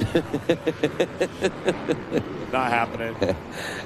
Hey, big shout out. I want to say I passed Caleb Russell coming in here, and he is grassrootsing over there. The family, the canopy, he's just out there hanging out, got the family. I patted him on the back. I told him good job, and he turned around and thought he saw a ghost. I'm like, happy Thanksgiving. And hats off to you, Caleb Russell, for coming down here, spending your Thanksgiving, a true champion that you are. You could be anywhere in the world. You're with us on Thanksgiving, so hats off to you, Caleb Russell. Good seeing you, man. Good dude. I'm a big fan always. Carminetti out there carving it out. He is carving him out a slice of the pie. And can't take enough. Can't say enough. Riley Bussey doing an exceptional job here. Bussey, there's Carminetti. You get the checker. Congratulations. You are the first in line for the first slice of turkey. We got there with me. All right, folks, don't forget, we ask that you please, and it's mandatory, you cannot be practicing starts in your campsites or down in the camping area. Everyone, there is a burnout area for starting practices and things like that at the top of the hill near Diamondback. That is where you go for your practice starts and things like that. Please do not be doing that in the fields near the campers. There is an area designated for that at the top of the hill at Diamondback. So once again, if you see your neighbors doing that, you got your kid wanting to practice a start, that's where you need to go. Hey, one more time, SLR Rifle Works AR-15. Raffle tickets on sale. Wayne Kern, the owner, he is right here in the tower with us. Hand-built weapons, amazing. They've got Black Friday going on. Go down there. What do we got? No burnouts. Don't burn out in the area. And do not burn out. So we got that going on. SL Rifle Works raffle. And our good friends down at Unruly down there with stuff. But here we go. Hey. Carminetti, Bussey, Tato, Harrison, Pearson, Pruitt up to 6.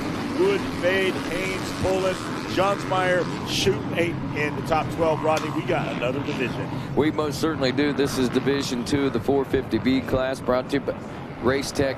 Gold valves providing a plush feel with drastically improved bottoming resistance and increased traction. All Race Tech products are 100% guaranteed and made in the USA. Division 2 featuring riders like Max Devaney, Logan Edwards, Chase Engelwitz, Caden West, Josh Greedy, Gavin Pettit, Ethan Kaufman, Ethan Ruck, Trinity Batchelor, Ricardo Chica, Cooper Bergeron, Mila Baltic, also Michael Thompson, Seth Dennis, Deacon Bloomfield, Gavin Moon, Jacob Cruz, Landon Shank, Alexander Anderson, Bailey Murphy, Tyler Lynch, Seth Creedy, Jonas Allo, William Barrett, Nico Holmes, Joel Newcomb, Lottie Van Drunen, Mason Pasina, Carson Cahill, Hogan Mims, Tyler Maas, and Jake Roberts. 32 riders in this 450B Division number 2.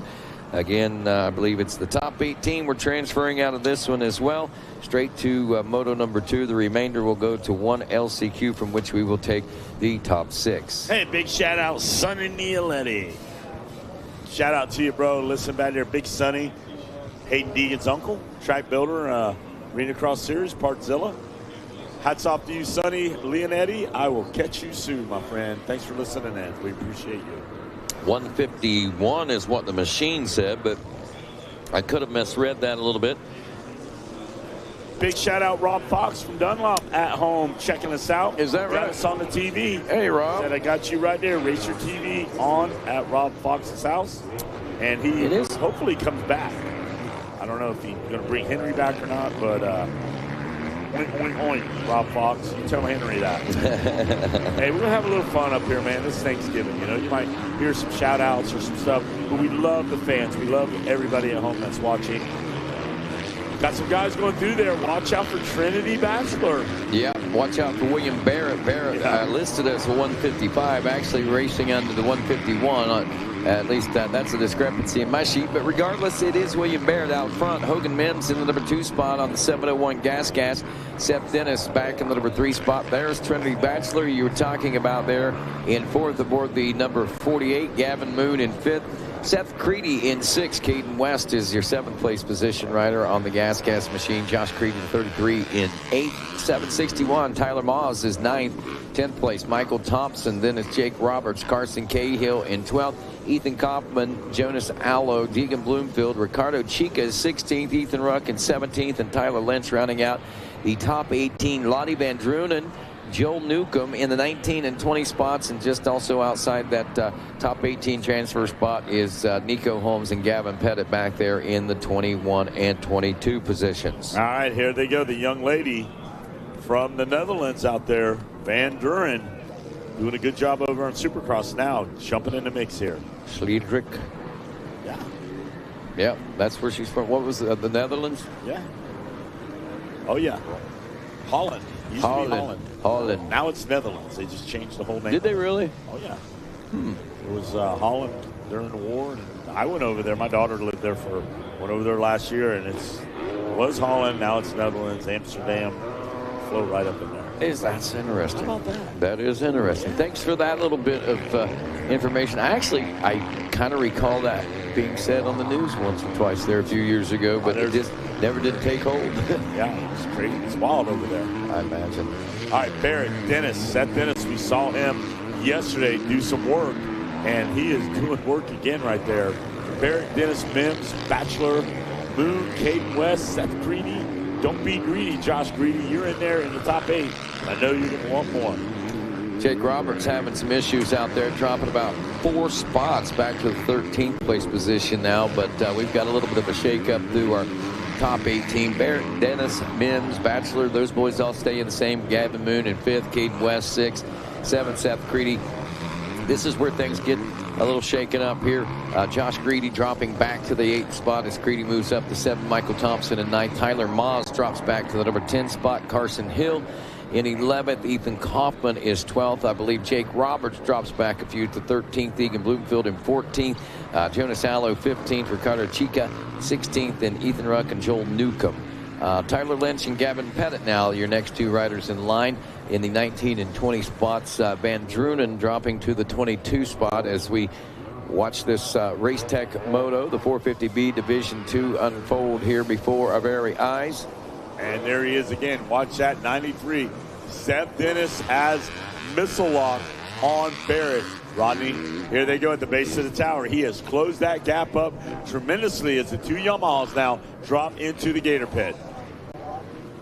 Well, dropping into the Gator Pit, a hard right-hand turn there, getting the drive up out. William Barrett still holding on to the number 1 spot. But, man, look at that big tail whip. You can see he's feeling good. Seth Dennis is feeling his oats this morning, and he is charging hard. You can see that gap just ever so slightly shaving away as they drop down the face of the Gator into the Gator Pit and now to the face of the Gator. Oh, you better look out. William Barrett, here comes Seth Dennis now knocking at the door. I'm still watching this one close, though, Rodney.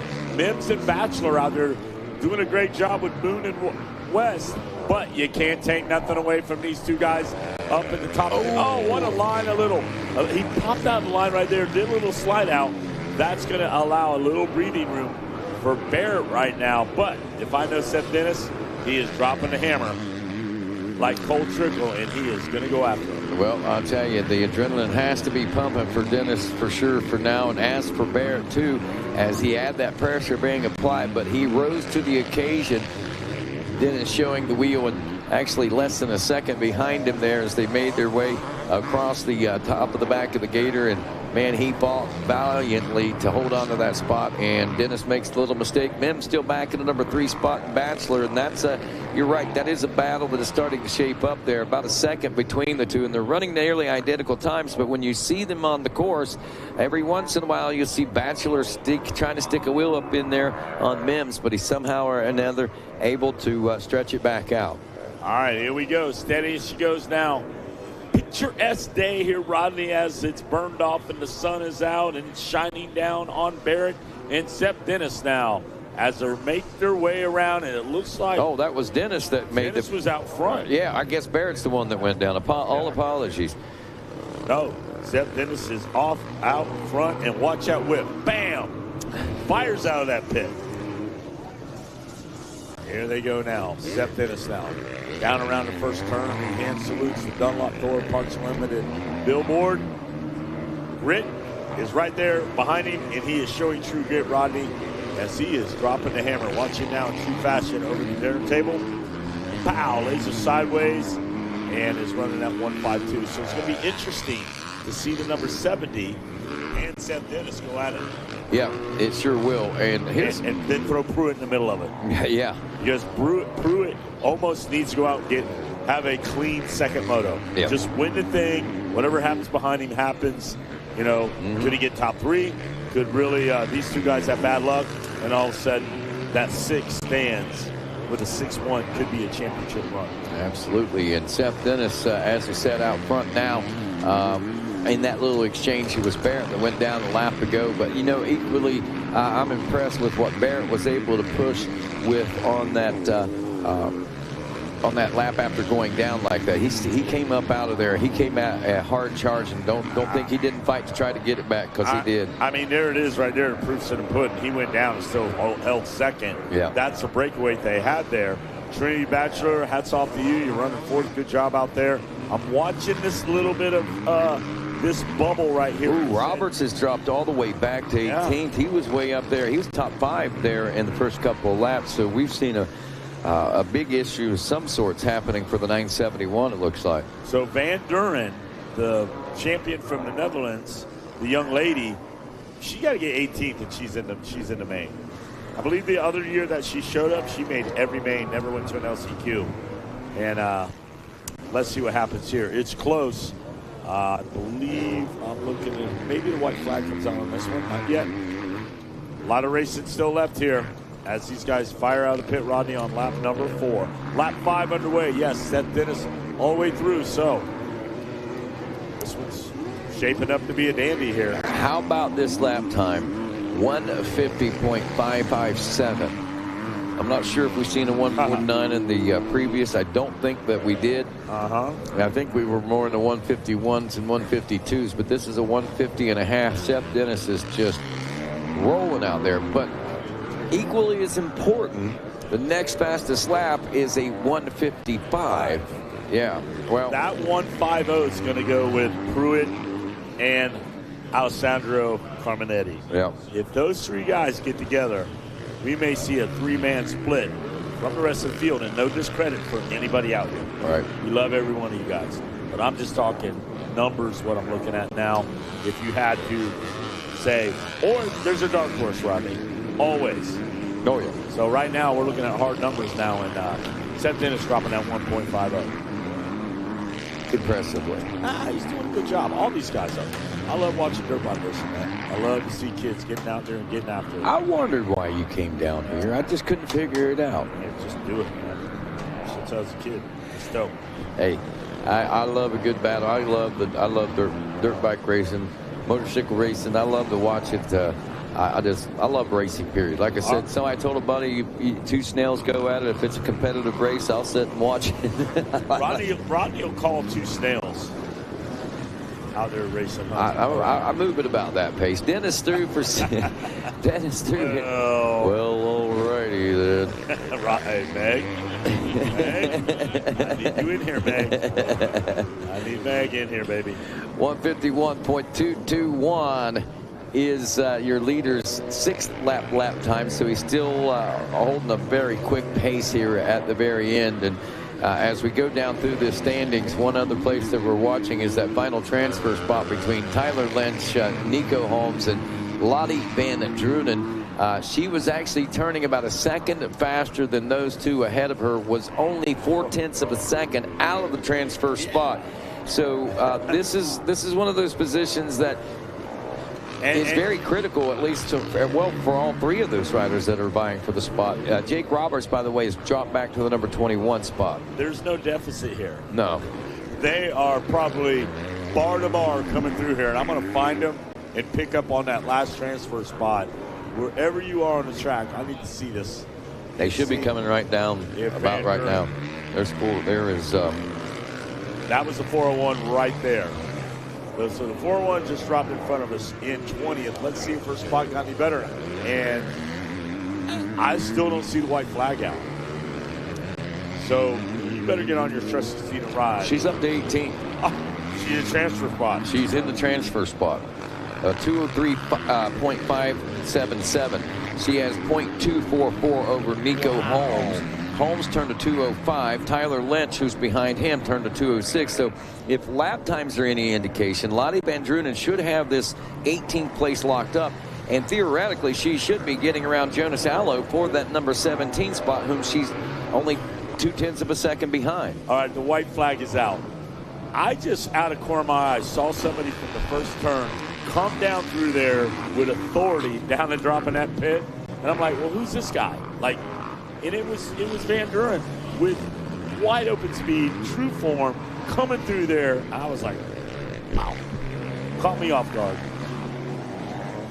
That was carrying some speed. And she is in that transfer spot. Absolutely. There is your leader on screen right now with us on this Race Tech Moto Racer TV, and it is Seth Dennis carving out lines and getting ready to carve the turkey here in just a little bit. Slice of pumpkin pie going your way, bud. You deserve it. You got a moto win. We'll throw a little whipped cream on that thing. Oh, yeah. And don't forget, tonight, 6 o'clock, we'll be serving over here at the Thor Thanksgiving Feast. You never know. It could start a few minutes earlier than that, but we'll start gathering around 5:30, 5:45, and we'll gather in. And what's amazing is how quickly we all get through the line, and we all get a big healthy feast for our Thanksgiving each and every year. And you get to bless we got the blessing going to happen. Yep. Got to bless that meal. Kyle's going to be asking a blessing on that tonight. I'm going back to Mike Jones' pit. I'm going to bless his meal. You know, when you got Mike Jones, you need to bring the blessing down there. You better bless it. Take some holy water back there too. Yeah, I'm gonna bless the meal. I'm gonna go in there and bless the meal. I always think that happens. Well, I'm happy to hear that you've got that power. I might want to ask for a blessing on that meal, though, instead of bless it yourself. 17th place position is Lottie Van Drunen as she finishes this up in a solid qualifying position. And yes, I was correct in my assumptions. Give her another lap. She could have got 16th. But Nico Holmes is your final transfer spot there. And here it is. Seth Dennis, William Barrett, Trinity Batchelor, Hogan Mims, Gavin Moon, Caden West. Well, I guess we haven't seen the checkers fly for her just yet. Oh, yeah, there it is. Flag out now. It is out. I thought they got the checkers just now. But she's up to 17th, so she could still get 16th. All right. We'll see. Hats off. You're going to the second moto with no concert. So far with checkers and on their way to the second moto, Seth Dennis, William Barrett, 1 and 2, Trinity Batchelor up to third. That battle between Batchelor and Mims lasted pretty much the entire race up to the last couple of laps there. Gavin Moon in fifth, Caden West finishing in sixth at the Freehold, New York. Looking for in the 7th place position then Seth Creedy. There he is checking in on the 127. About 12 seconds back, we'll be seeing Michael Thomas, Tyler Maas, and Josh Greedy. There is Maas checking in down into the Gator pit now. And is that Lottie going for another position there? I think she may have just made another pass right there at the check as they're heading for the checkers. Maas checks in 9th place. That could put her up. That's a little far up. That's Joel Newcomb into the 10th place position. I think I'm mistaken there but Josh Greedy is 11th. Ricardo Chico, Ethan Kaufman, Deegan Bloomfield, 12, 13, and 14. Pettit and Bloomfield. Ethan Kaufman actually dropping to 15th. 16th place position for Lottie Van Drunen. Just wanted to wait that one out. Carson Cahill, Nico Holmes will round them out in your top 18. The remainder will go to the LCQ, from which we'll take the top 6. Race 76 getting set to roll next. This is the girls 11 to 16. And again, this is another one of those great classes that I've enjoyed watching the growth in here on the not only on the national level, but on the local level as well, to see the competitiveness of these young ladies and what they are. Well, what we see out here on the track, and if you'll see, you know already. Madison Casimir riding the number 4 out there. The 08 of J.C. Ray Jones. The number 8 of Alexandria McConey. 11, Cheyenne Hines. Number 12, Rosalie Silvestri. The 13, Emma James. 17, Gabriela Espinoza. The 18, Kaylee Raymond. 22 will be Tinley McCoy. The 23, Anna Paola Guitarres. 41, Ella Salmon. The 52, Callie Sutton. The 57, Hannah Jameson. 63, Zoe Moore. Then we got 66 Addison Platt as our leaders going by there. There's the 123 machine, or is it the 23 machine? But got Danica Bridgham, Kelsey Harris, Charlie Fitzmaurice, Kaylee Frick, also Jillian Money, Javier Koch, Isabella Likens, Tatum Taylor, Zoe Basala. Mayla Herrick out front, by the way, on the 123. Hannah Jamison in second. Callie Sutton in third. Tinley McCoy in fourth. Zoe Moore rounding out the top 5. By the way, other riders still on the track: Stella Lee Halsey, Lillian Campbell, Addison Boye, Brindley Shepard, Camilla Bailey, Julian Espinoza, Chesney, Anthony Emerson Judge, Racing Kyler, Haley Kasinger, Valentina DePrima, Taylor Massenzio, Cody Cattinger, Kinsey Watine, Kaylin Mason, and Addison Likens. All right, so that's the field of 42, a full gate. Here's what we're looking at, Rodney. The battle that everybody wanted to see. It's kind of been rumored through there. Mayla Herrick, Jamison, 1 and 2. You got Sutton McCoy, Zoe Moore, Harris, Jones, Kyler. But look at Herrick and Jamison go at it. They say those two are evenly matched now. Let's see. Yeah, Jamison now trying a good run on the outside. Herrick goes to the inside. Jamison with the leg out. No. Herrick now out front, but look out, the line change, and here comes Hannah Jamison. Like two gladiators in the octagon. 2-man enter, 1-man leave. It's going to be Herrick. Jamison now looking for a way around. Here they go, Rodney. Pick them up as they head down that. Well, as they make their way back towards the spectator area now down the fence, it is still nearly nose to tail, and you got to give it to Jamison as she is trying every line possible to get around, not losing any time in the process, but staying rather even as these riders make their way down now in front of the Yamaha announcers tower. Go ahead, Rodney. Nope. Oh, that bike that Jamison's on, I saw that thing over there and over there just start pulling a wheelie with power to the ground now. And there they are. Jamison way out to the outside, Herrick inside, but Herrick still has the advantage, Rodney. I'll tell you, both, evenly matched. You brought it up, and these ladies are, and I don't know which is truly faster. They're both very, very quick, and, they both have a lot of the same style of riding, and they're both very aggressive, and they're both very hungry for the win, and I think they're both ready for the challenge that each one brings to the other. Side by side. Oh, Herrick squeezes off the turn a little bit. Jamison, side by side. I thought Jamison was going to come on the outside of that roller, and they both squeezed up there both at the same time. Jamison to the inside. No, here comes Herrick on top of the Gators' back. They're slinging. Look out. It's going to be Herrick.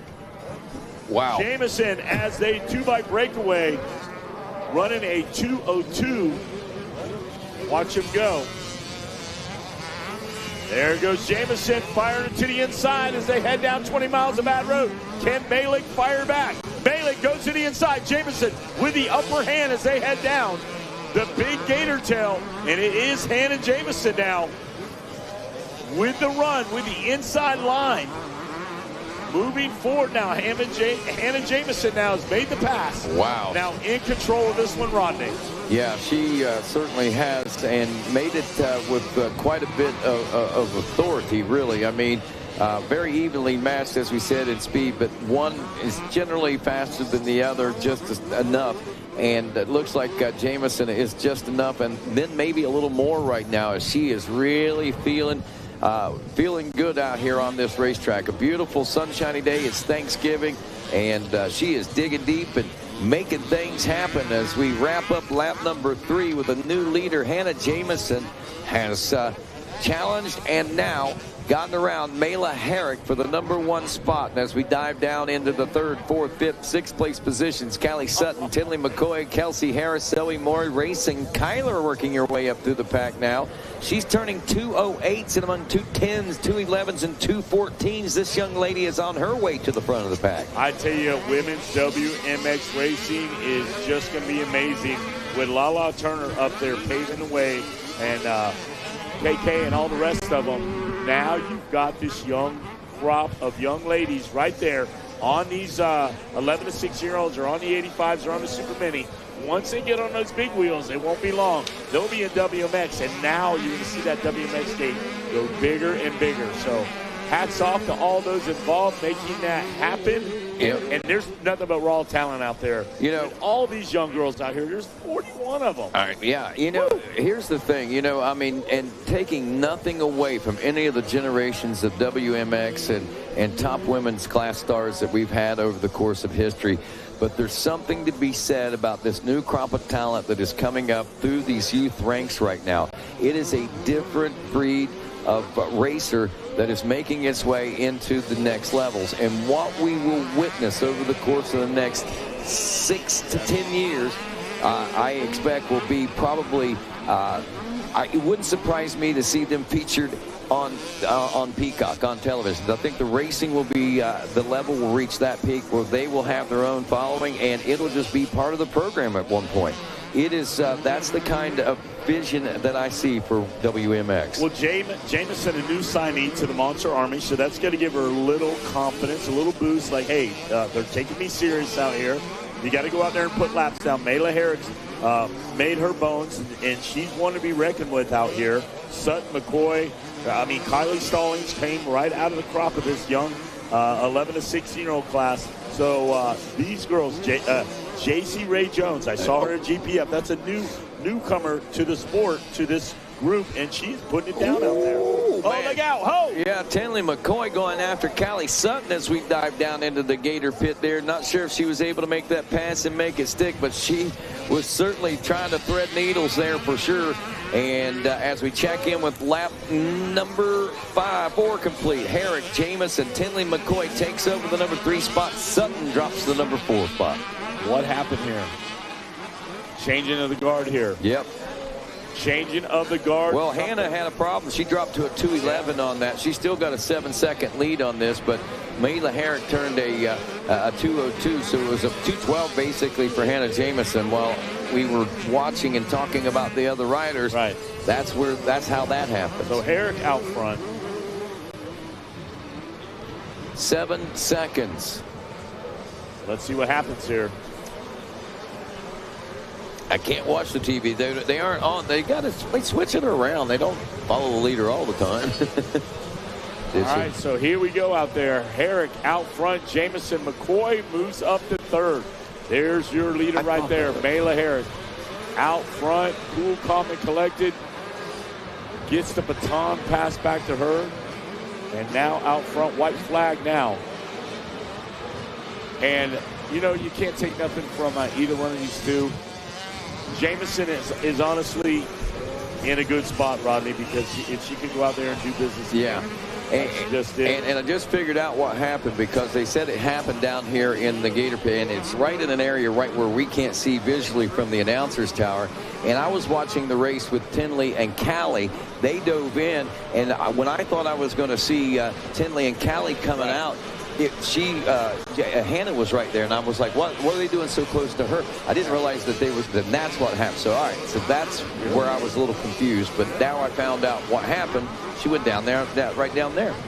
And Mayla Herrick out front one more time. Here comes the checker.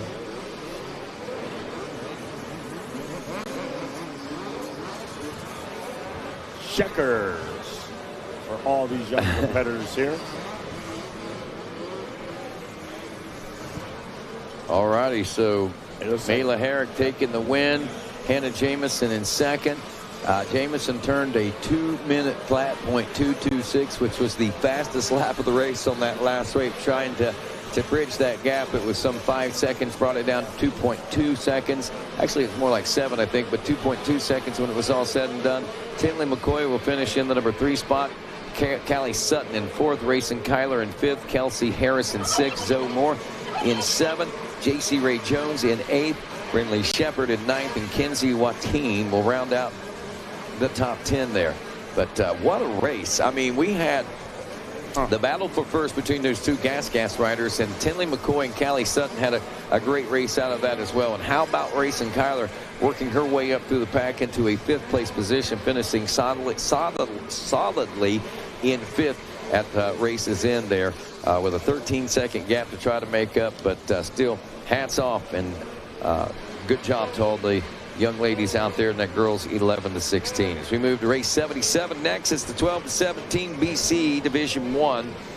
And I believe we may have, do we have 3 in this one? Or? Yes, we do, Ronnie. And this will be our final class. We'll be done at the end of this one with Division 3. So race 77, 78, and 79, our final races of the day. Then we're going to go spend the rest of our afternoon getting ready for a Thanksgiving feast over here with our friends at Thor and with you, our friends here at the racetrack as well.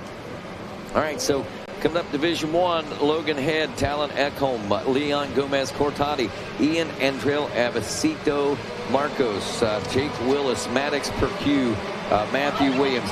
Also, hey, real quick, I have a lost phone. It was found over, and it's at Gypsy Soul. So if you lost the phone, go check over at Gypsy Soul. They have one that was found over near there. Once again, a lost phone at Gypsy Soul. Cole Beard, Jack Davila, Aiden Goff, Nolan Murphy, Jack Elu, Jaden Smeltzer, Caden Pedigo, Jack Dwaynes, Landon Walters, Jackson Stevens, Jay Stanley, Wesley Minery, Gage Brown, Quade Edwards, Trip Glasgow, Briar Stesick, Lathan Porterfield, Ryder Gobig, Joel Newcomb, Caden McCaffey, Michael Livernoise, Benji Harris, Caleb Hoey, Bryson Baird, Ryan Klipner, Xavier Halsey, Travis Snyder, Oliver Camp, Landry Hatcher, and Sam Swaffer. Yes, Ryder Gorbig, Goerbig, out of Muskegon, Michigan. Brought to you by Gorbig Racing. Go big or go home. Yeah. I'm going to go big on a plate of turkey tonight. Stop it. Tryptophan. Come and get me. Well, I've been going to bed rather early. I mean, depending on if I make it to 8 o'clock, we'll be in good shape after the plate of food I'm fixing to feast on. Oh, boy. I can't wait. What's your favorite part of the feast? I mean, the food-wise, other than, all the, spending time with friends and family. What do you like most at Thanksgiving, food-wise? If I'm going to get some food, I'm getting me some candy potatoes. Scott, I got to have some stuffing with some cranberry sauce. Turkey. I get the norm. The norm. And the pumpkin pie's got to go down after. Got to. It's got to happen. I definitely love the cranberry sauce and the stuffing and the turkey and the mashed potatoes and green beans. Oh, stop it. I know. Deviled eggs and all. Oh, yeah, but how about this guy right here? Matthew Williams, Gage Brown. Brown looking good, Rodney. Matthew Williams, Briar Stesick. Who do you got over there on the roster? Oh, I see him over here. Oh, yeah, they're all the cream rising to the top. One rider that I was expecting maybe a little higher up in the point or in the transfer spots would be Jaden Smelzer. He's back there in the number 13 spot, just out of a transfer position. But we got Matthew Williams out front, Gage Brown in second. Third place is the 214 Briar Stesick, Maddox Perque, the 43 in fourth, Aiden Goff, the 57 in fifth, Nolan Murphy in sixth on the number 64, Oliver Camp, the 9-10 in seventh, and Jack Davila eighth, Travis Snyder ninth, and Ian Andre Acevedo Marquine in the number 10 spot, Quade Edwards in 11th, and Jake Willis. So I'm going to say Ian Andre is what we're just going to shorten that up to. Yeah. And if he needs to be called something more or different, please let us know. But that's a lot for one person's name. And there's your guy. Your guy's back in 18th, Rodney. My guy, Wesley Minery, out of Jamestown, Ohio. Oh, yeah. Close to your neighborhood. It's over near the Dayton area, actually. So about an hour and 15, 20 minutes. I've been up in that Dayton area. Williams and Brown out there. Let's see if Gage Brown can pull the trigger. They got a mall over there, an outlet mall in Jamestown. They sent me to a mall in Des Moines, Iowa one time. I was cold. I needed a jacket. I said, "Where's the mall?" Go down and make a left. They just built it. I went down there. I came back. I said, "That was the nicest Walmart I ever saw." That's what they told me. That was the mall, the Walmart. Yeah, they were happy to get it. God bless you. I'm thinking about Nordstrom's and Macy's and Dillard's or something like that. Saks, and I got Walmart. I jumped right in there, dude. All right, so the discrepancies I've been told it's Powhatan, Powhatan, Powhatan, So anyway, out of Virginia is Matthew Williams as he leads this one on the 46 after 2. And Gage Brown has now moved up into the number 2 spot. He's running .42, a 155 lap time as we go across the top of the Gators back there. We can already see that we've got a new leader in Gage Brown. Brown will deliver, that's for sure. And that's what we were talking about a little bit touched out there on the Supercross track. Just a bit of him getting off that Super Mini and into that, it's kind of his peak has transferred over. Some kids peak on one bike, it takes them a little bit to get used to it. He is riding that Yamaha YZ125, and I know Donnie Luce is back listening, and I'm sure they're pretty pumped on this kid right now. And should be, rightfully so. Absolutely. Matthew Williams now in second. Briar Stasek is in their third place position, along with Nolan Murphy in fourth. Oliver Camp rounding out the top 5. Then it's Perque, Aiden Goff. Then it's Ian Andre, Jack Davila, Travis Schneider, Jake Willis, and Leon Gomez Cortati in the number 12 spot. Your final transfer positions: Landon Walters, Jaden Smelser in the 13 and 14 spots right now. All right, here comes Brown by the tower. The 129 of Gage Brown. He's running an old Bobby Bonds amateur number. So Bobby Bonds came through, and that's what he ran, the 129. I think he should change his name to 12 and go by 12 Gage Brown. Hey, he is on it. He's running all cylinders right now. Gage Brown now looking good as he comes down around. Watch him now as he comes skirting down along in there. He's going to drop down, Gatorback falls. Gage Brown looking good, and he's starting to get some real estate between him and Matthew Williams. He's like dropping that lap time. Check out what's going on for second right now. Williams, Murphy, and Oliver Camp in a heated battle right now. Look at this. Murphy was under pressure from Camp, and now I think he's trying to fire one off on Matthew Williams to move into that second place position. Top of the Gators back as they make that hairpin turn back this way. Oh, boy. And we got a new second place ride. That is a shuffling of the deck if I've ever seen one between the dinner table and the top of the Gators back. Bada boom, bada bing. He's made the pass, and now he is making headway and going after Gage Brown. Don't know if he's able to reel him in, but he sure is going to try, Rodney. Camp, I think, making the pass to the number 3 spot around Williams as well, dropping him off to the number 4 spot. Looks like Briar Stesic may have him in his sights now, so it looks like that Matthew Williams is going to have to collect his thoughts and get that what just happened out of his mind. He's got another fight that he's got a fight coming up behind him right now. Meanwhile, we got a fight that is starting to shape up for the second place position between Murphy and now Camp, I believe. You better look out. Here he comes back there. Murphy, Camp, Stesic, spotters up here. Oh, we're good. Here we go. Battle at hand right there. Stesic, Camp. Watch him as they pass in front of the tower, Rodney. That white helmet's letting you know what's up. And that is the number 64. Murphy got Camp at his heels. Down at the bottom of the Gator pit now, the hard right-hand turn. Still going to be Murphy. Yep.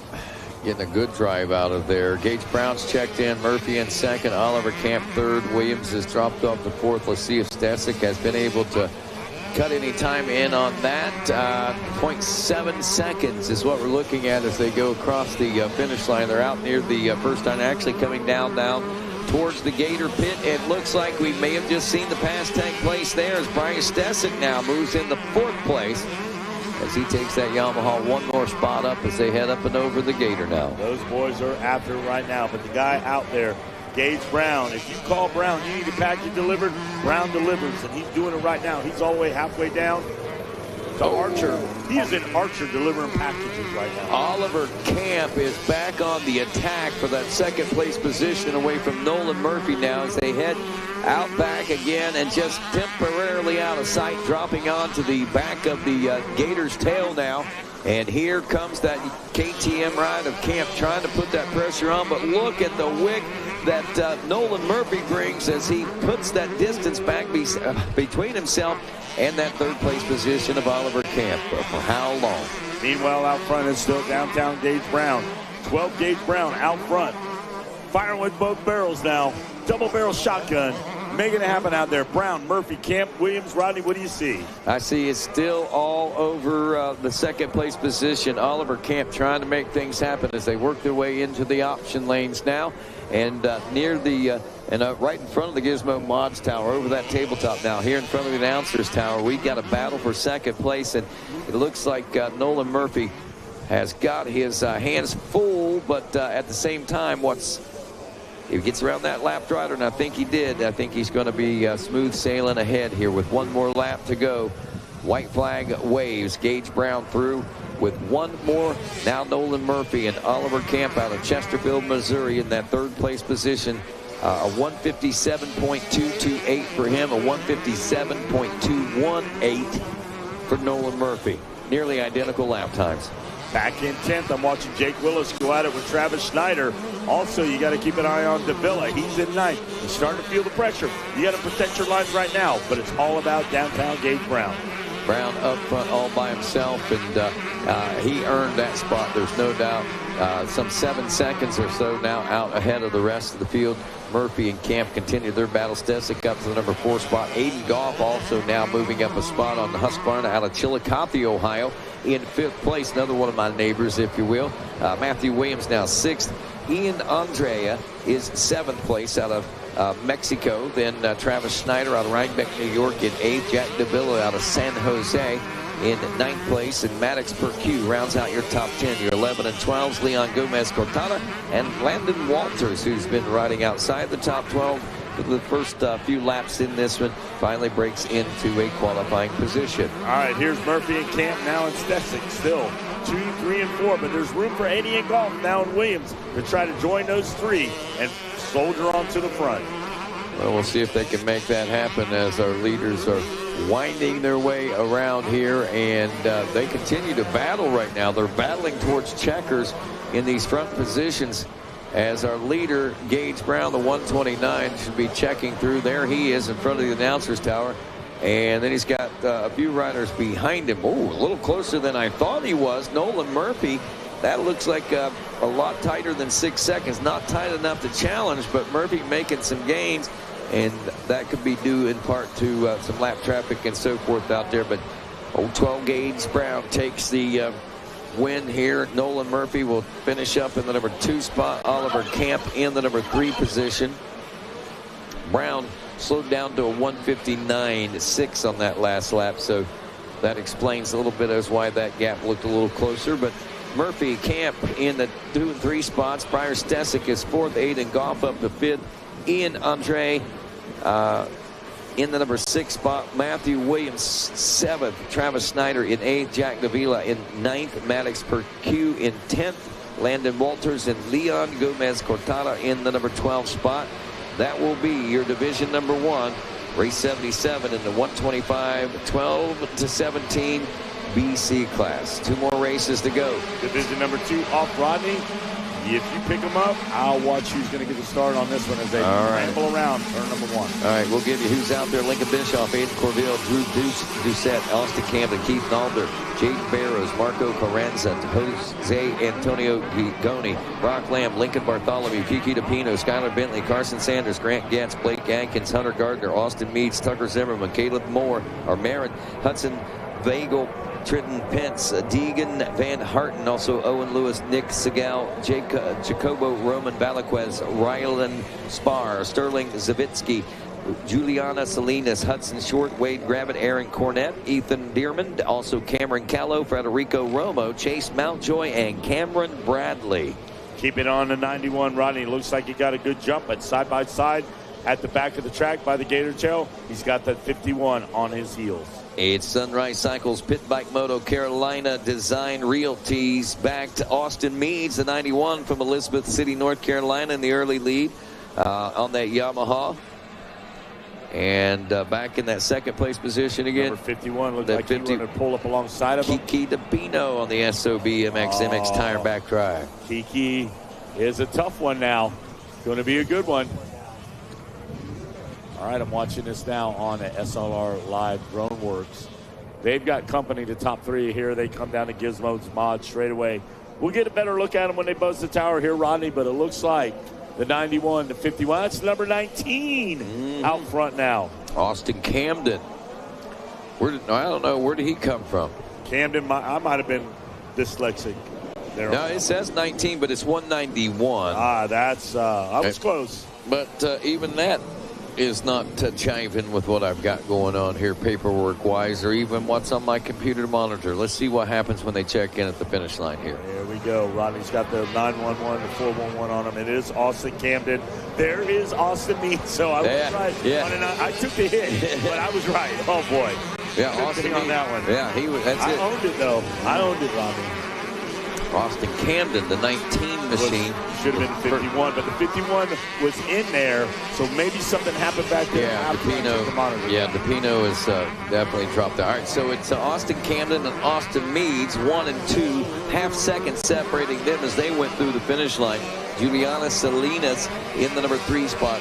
Marco Carranza in 4th, Grant Getz in 5th, Hudson Bagel in the number 6 spot, Kiki DePino is 7th, Lincoln Bishop in 8th, Jacobo Roman Valaquez in the number 9 spot out of Columbia, Lincoln Bartholomew is in 10th, Hudson Short is 11th, and looks like Nicholas Segal rounds out the 12th place position.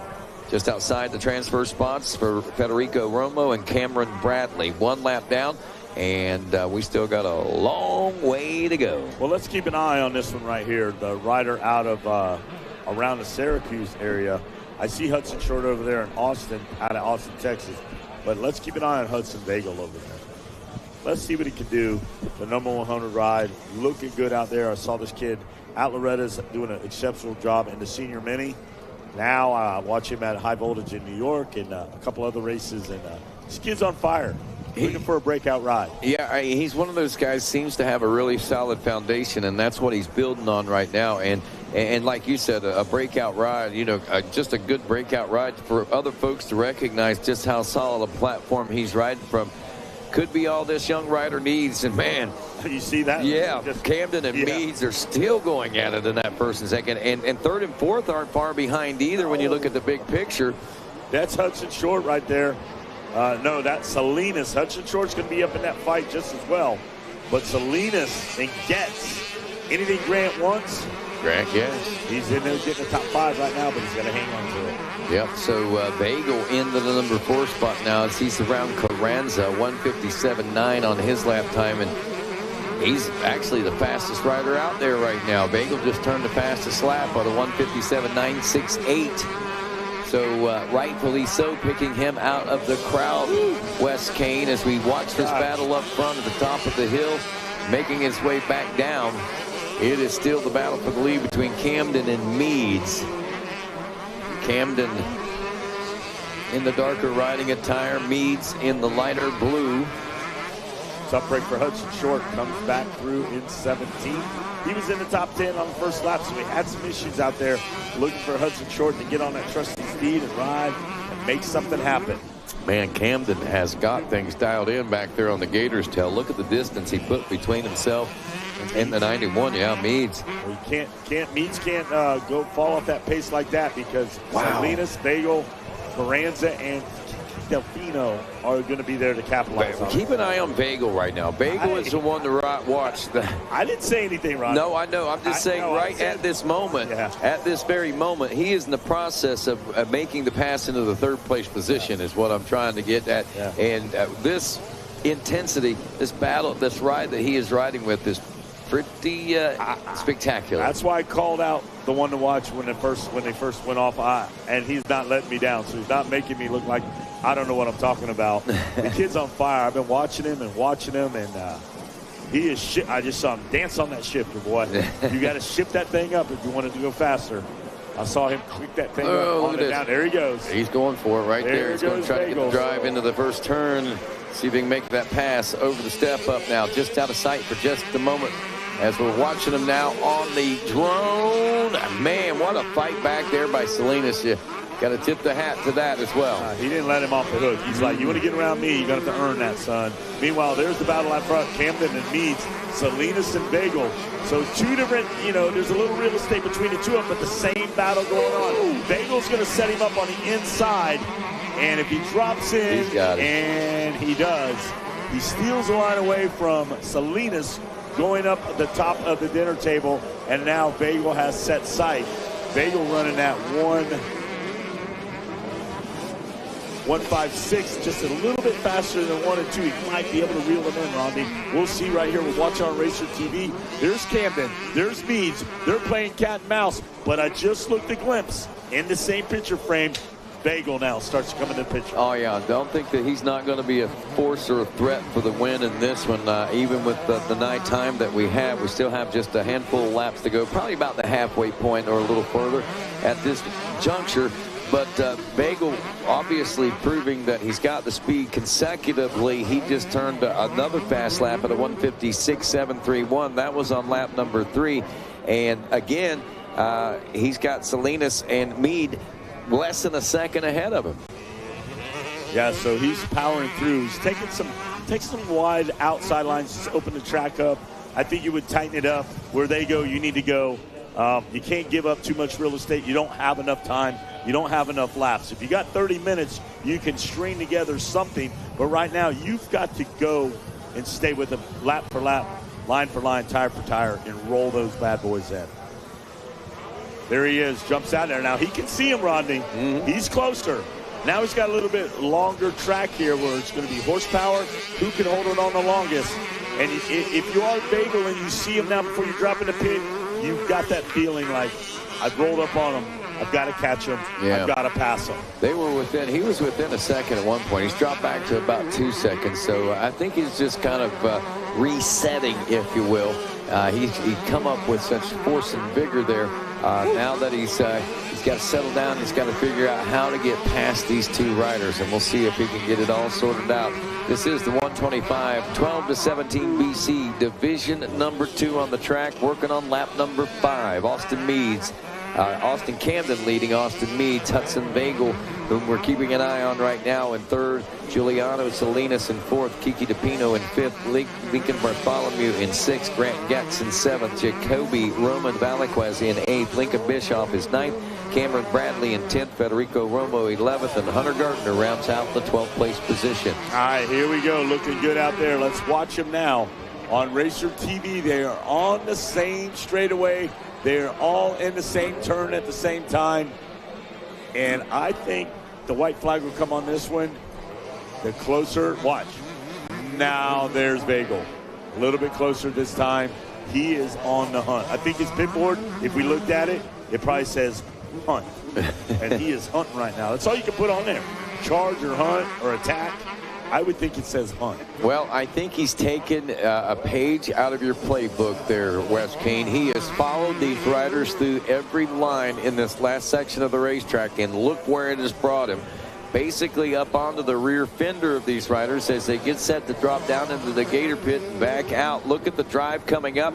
Bagel has the second place ride in his sights right now.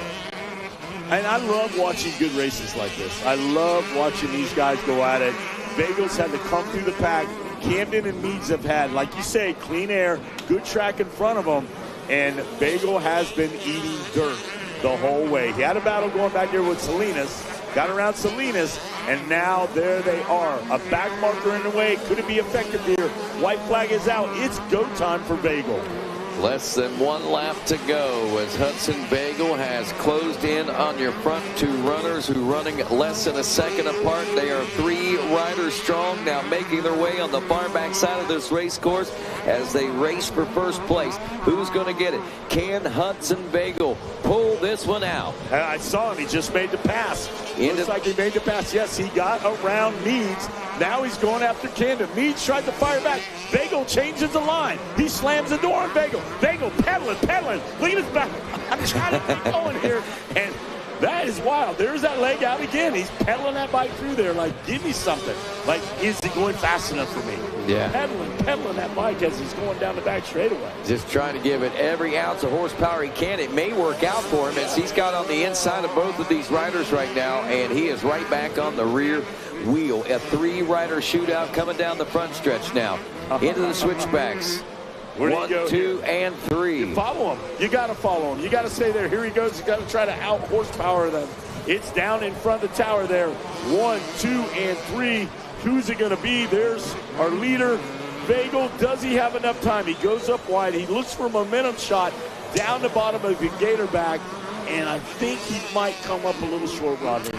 I believe he may, but man, what a valiant effort. What a great ride by all three. Big round of applause for all those guys, man. Hats off for that. That was a good ride, Rodney. Man, Camden and Meads, I mean, they were going at it like a second and a half apart that entire battle, with Bagel working his way up and then putting that pressure on. Incredible. I don't think Meads knew it was coming down like that. I thought they were clear, and when he saw Bagel pop that fender in there, all of a sudden, urgency. You ain't passing me, dude. I've been here the whole race, and I'm not giving up my second. So hats off to all three of those, and every one of you 31 guys out there. Hats off to every one of you. Absolutely. Great race. When I get on the edge of my seat, I know there's some good racing going on. I paid for the half the seat, a whole seat when I come in, but I got to pay Wind-Current extra for the end.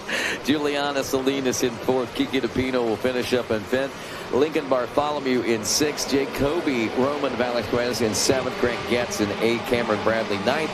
Lincoln Bischoff in 10th. Frederico Romo in 11th. And Hunter Gardner rounding out the 12th and final transfer position as we go down. Now the gate is down on our final division and our final race of the day. Race number 79, 125-12 to 17 BC. Riders include Corbin Taylor, Crew Carr, Hagen Brown, Cooper Johnson, Sawyer Geek, Kate Tangler, Aiden Henley, Steele Kelly, Max Lasco, Ethan Sullivan, Christian Humphrey, Justin Schuff, Jackson Francis, David Kane, Chase Moynihan, Chase Baker, Oliver Weitzel, Jeffrey Rook, Braden Comerford, Jacob Cruz, Mattias Lara, Logan Kressel, Tyler Tilson, Kyler Kubik, also Cole Trinkle, Ryan Freeborn, Samantha Cruz, Dixon Holland, Drew Stock, Mattias Castanana Fontana, Caleb Botham, Mason Wright, Trenton Burton, Quinn O'Hara, Blake Little, and Weston Crisp. 36 riders, top 12 to transfer.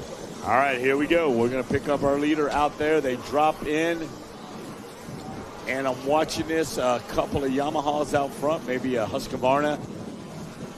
I saw a little glimpse of Cooper Johnson, probably in about fifth right now. We'll see where he ends up, and this first lap's going to shake down. There's guys 3-4 wide coming in behind him. And here they go, Rodney. Looks like a Yamaha rider up to the inside. Here comes another guy in tow with him. And we'll get the number here. Is that a 411? No. Trying to pick up on it. Yeah, 81. Yeah, 81. Rodney. That's Oliver Weitzel, Columbia Falls, Montana, on the Williams Brothers Big Bud Third Rock Hammer Nutrition Yamaha. He's backed by Double Diamond, Titan Roofing, and Lynx Racing. Well, here they go down at the bottom of the Gator pit, 4 or 5 wide. Rodney, you're going to pick them up as they fire out of the pit. There's your leader right there, the 81. A 4-by breakaway, and then Cooper Johnson in fifth. Needs a roll up on those guys. Well, that's absolutely correct. And this is, again, I think we're going to see another race where we're going to see a lot of passing taking place as riders jockey for that position on that first lap. We've got Weitzel, Justin Schuff, Christian Humphrey, Sawyer Geek, 1, 2, 3, and 4. Cooper Johnson, as you were pointing out there, back in the number 5 spot. The 418, Drew Stock in 6th. Chase Moynihan opening up in 7th, 4th, 72 with Braden Comerford, the 99 in 8th. Mattias Lara, the 199 in 9th. Chase Baker is 10th, the 4th, 78. Aiden Henley in 11th, number 23. And your final transfer spot right now is Logan Kriesel on the 218 Gas. He's got Husqvarna rider 717 Queen O'Hara behind him, and David Kane, the number 60 Yamaha. Just Baker back there in 10th.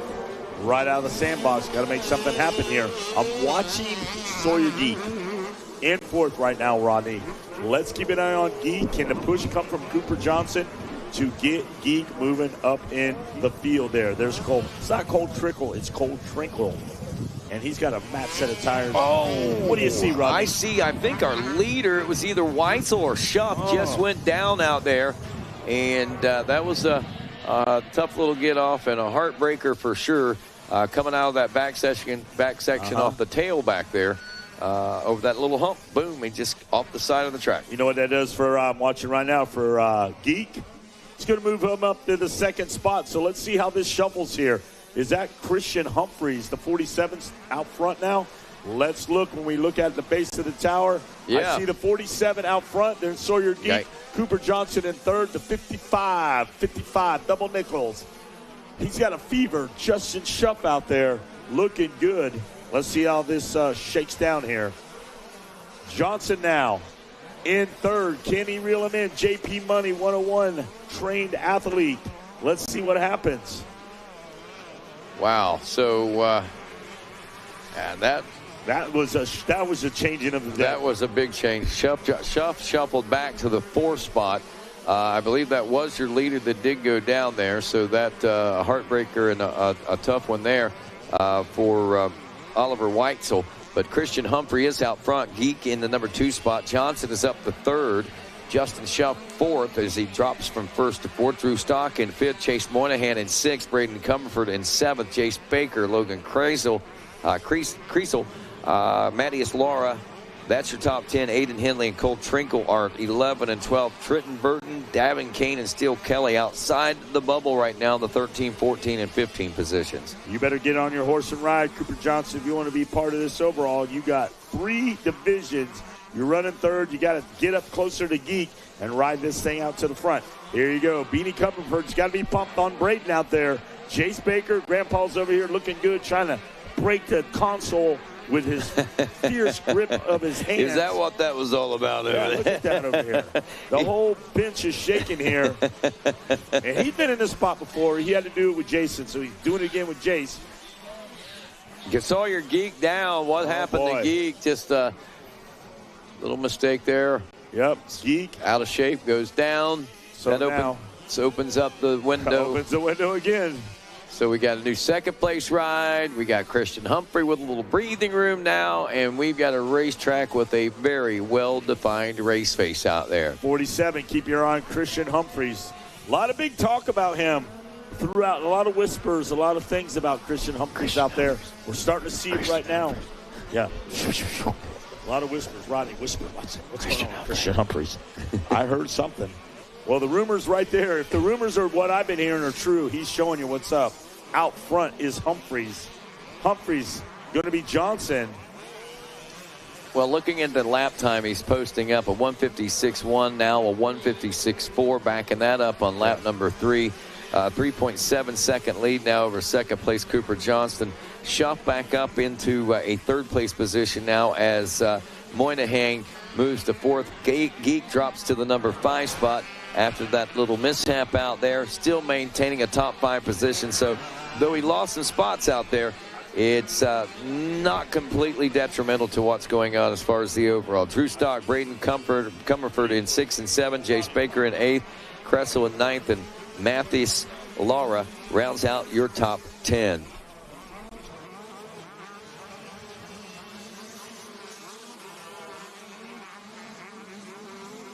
You're welcome, Win Kern. Great job today. Thank you, my brother. All right, Win Kern's going down there to start stacking up the turkeys. He's getting all right, he's going to cut them all up, huh? He's going to carve all of our turkeys for us. He's got a machete down there, dude. I've seen that guy do that before. Well, Humphreys Johnson running a 158. And Schuff the door with a 201. Can't wait for this Moto 2 of these guys. No. You know, it comes to a point where you don't want to wish your life away, but I understand exactly what you're talking about. The anticipation of what is to come is pretty exciting. Just to see what the second moto is getting these top riders together and this hoping that they all get a good start so we can just see them lay it all on the line against each other, 1-on-1 or 2 on however they do it. There's like 10 of them, 15 probably on every start, so it's going to be 15 guys in a battle royale, I guess, because a Pier 6 brawl is It'll be on Pier 6, and the reason it's on Pier 6 because the union workers are all suit and tied up on 1, 2, 3, and 4. Down on Pier 6, they're gnarly guys. 2 in the back, they're just unruly. And when you go down to Pier 6, you can catch a good backhander down there. They're trying to wine and dine you on Pier 1 and 2 with donuts and coffee. Let's talk about it. Ain't no talking about it down at Pier 6. The rednecks are down there in the rough cuts. That's it. The outcasts are on 6 with old man Baker over here. He's been on Pier 6 before, man. He's been a brawler back there. I've seen this guy do work before in the pits. Didn't mess with him. He just grabbed you by the arm, choke you out. I seen it many years ago. Much respect. I seen it, Rodney. I believe it. That's just Jason. That's Jason Baker's dad. You see what Jason Baker does when with a Ted Shed and a Bobcat. Poof. Crunch that thing right up. Snatch it right off the truck.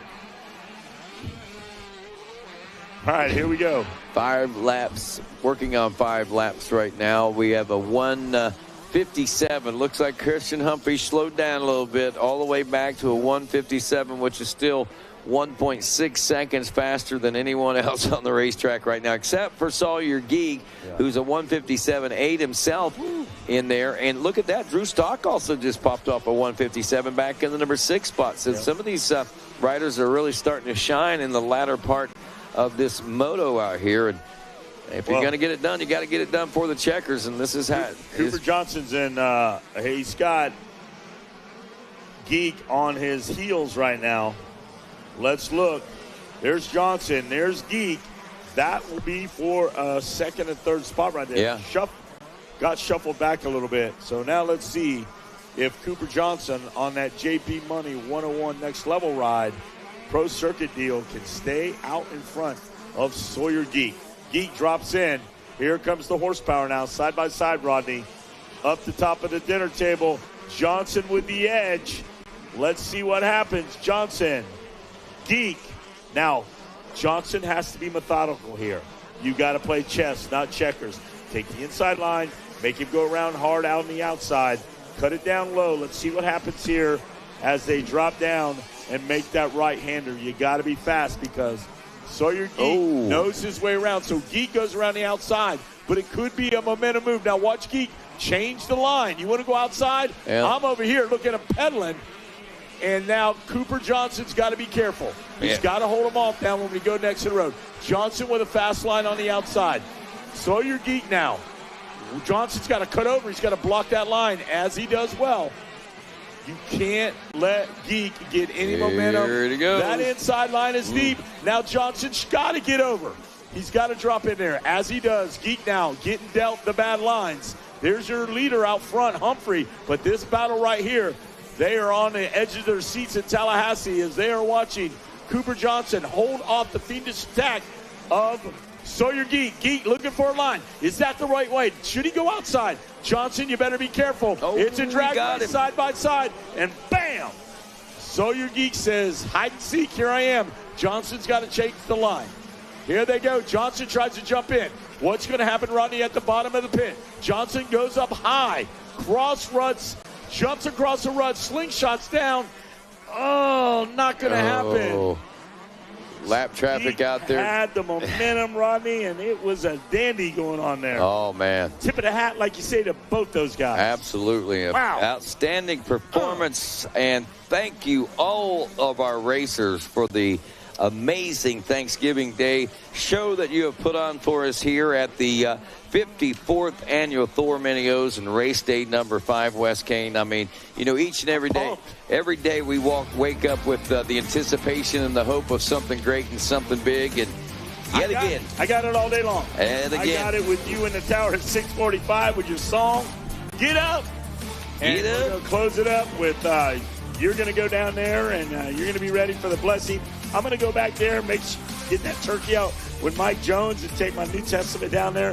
Hopefully I can bless that meal. All righty, brother. Well, you have a wonderful Thanksgiving dinner, as everyone else. By the way, our top 12 and final transfer spots in today in Division 3. Christian Humphrey, Cooper Johnson, Justin Shuff, Chase Moynihan, Sawyer Geek, Drew Stock, Braden Comfort, Jace Baker, Logan Kressel, Mattias Laura, Aiden Henley, and Cole Trinkle, your final transfer position.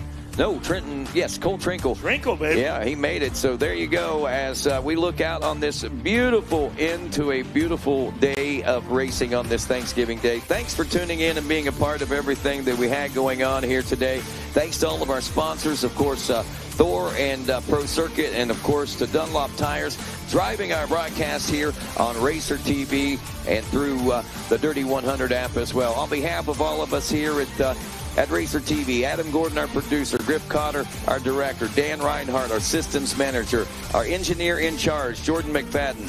On the audio, Judd Poindexter. Of course, camera operations, Adam Arndt, Adam Atkins, Jimmy Hughes, Amy Burton, Chadwick Lynn, Josh Hefner, my son Chance Tomlin, Joey Nachi, our drone pilot doing an amazing job. Gabe, you gotta love Gabe. Gabe Shaw, thank you for all the great shots today. And on behalf of all this great talent we work with here, the voice of Florida Motocross, Dean Diaz, Wes Kane, and Megawatt Matt Watson, I'm Rodney Tomlin. Have a great day and a happy Thanksgiving, everyone. Thank you, Rodney. I'm Wes Kane, and you're not, and I am out.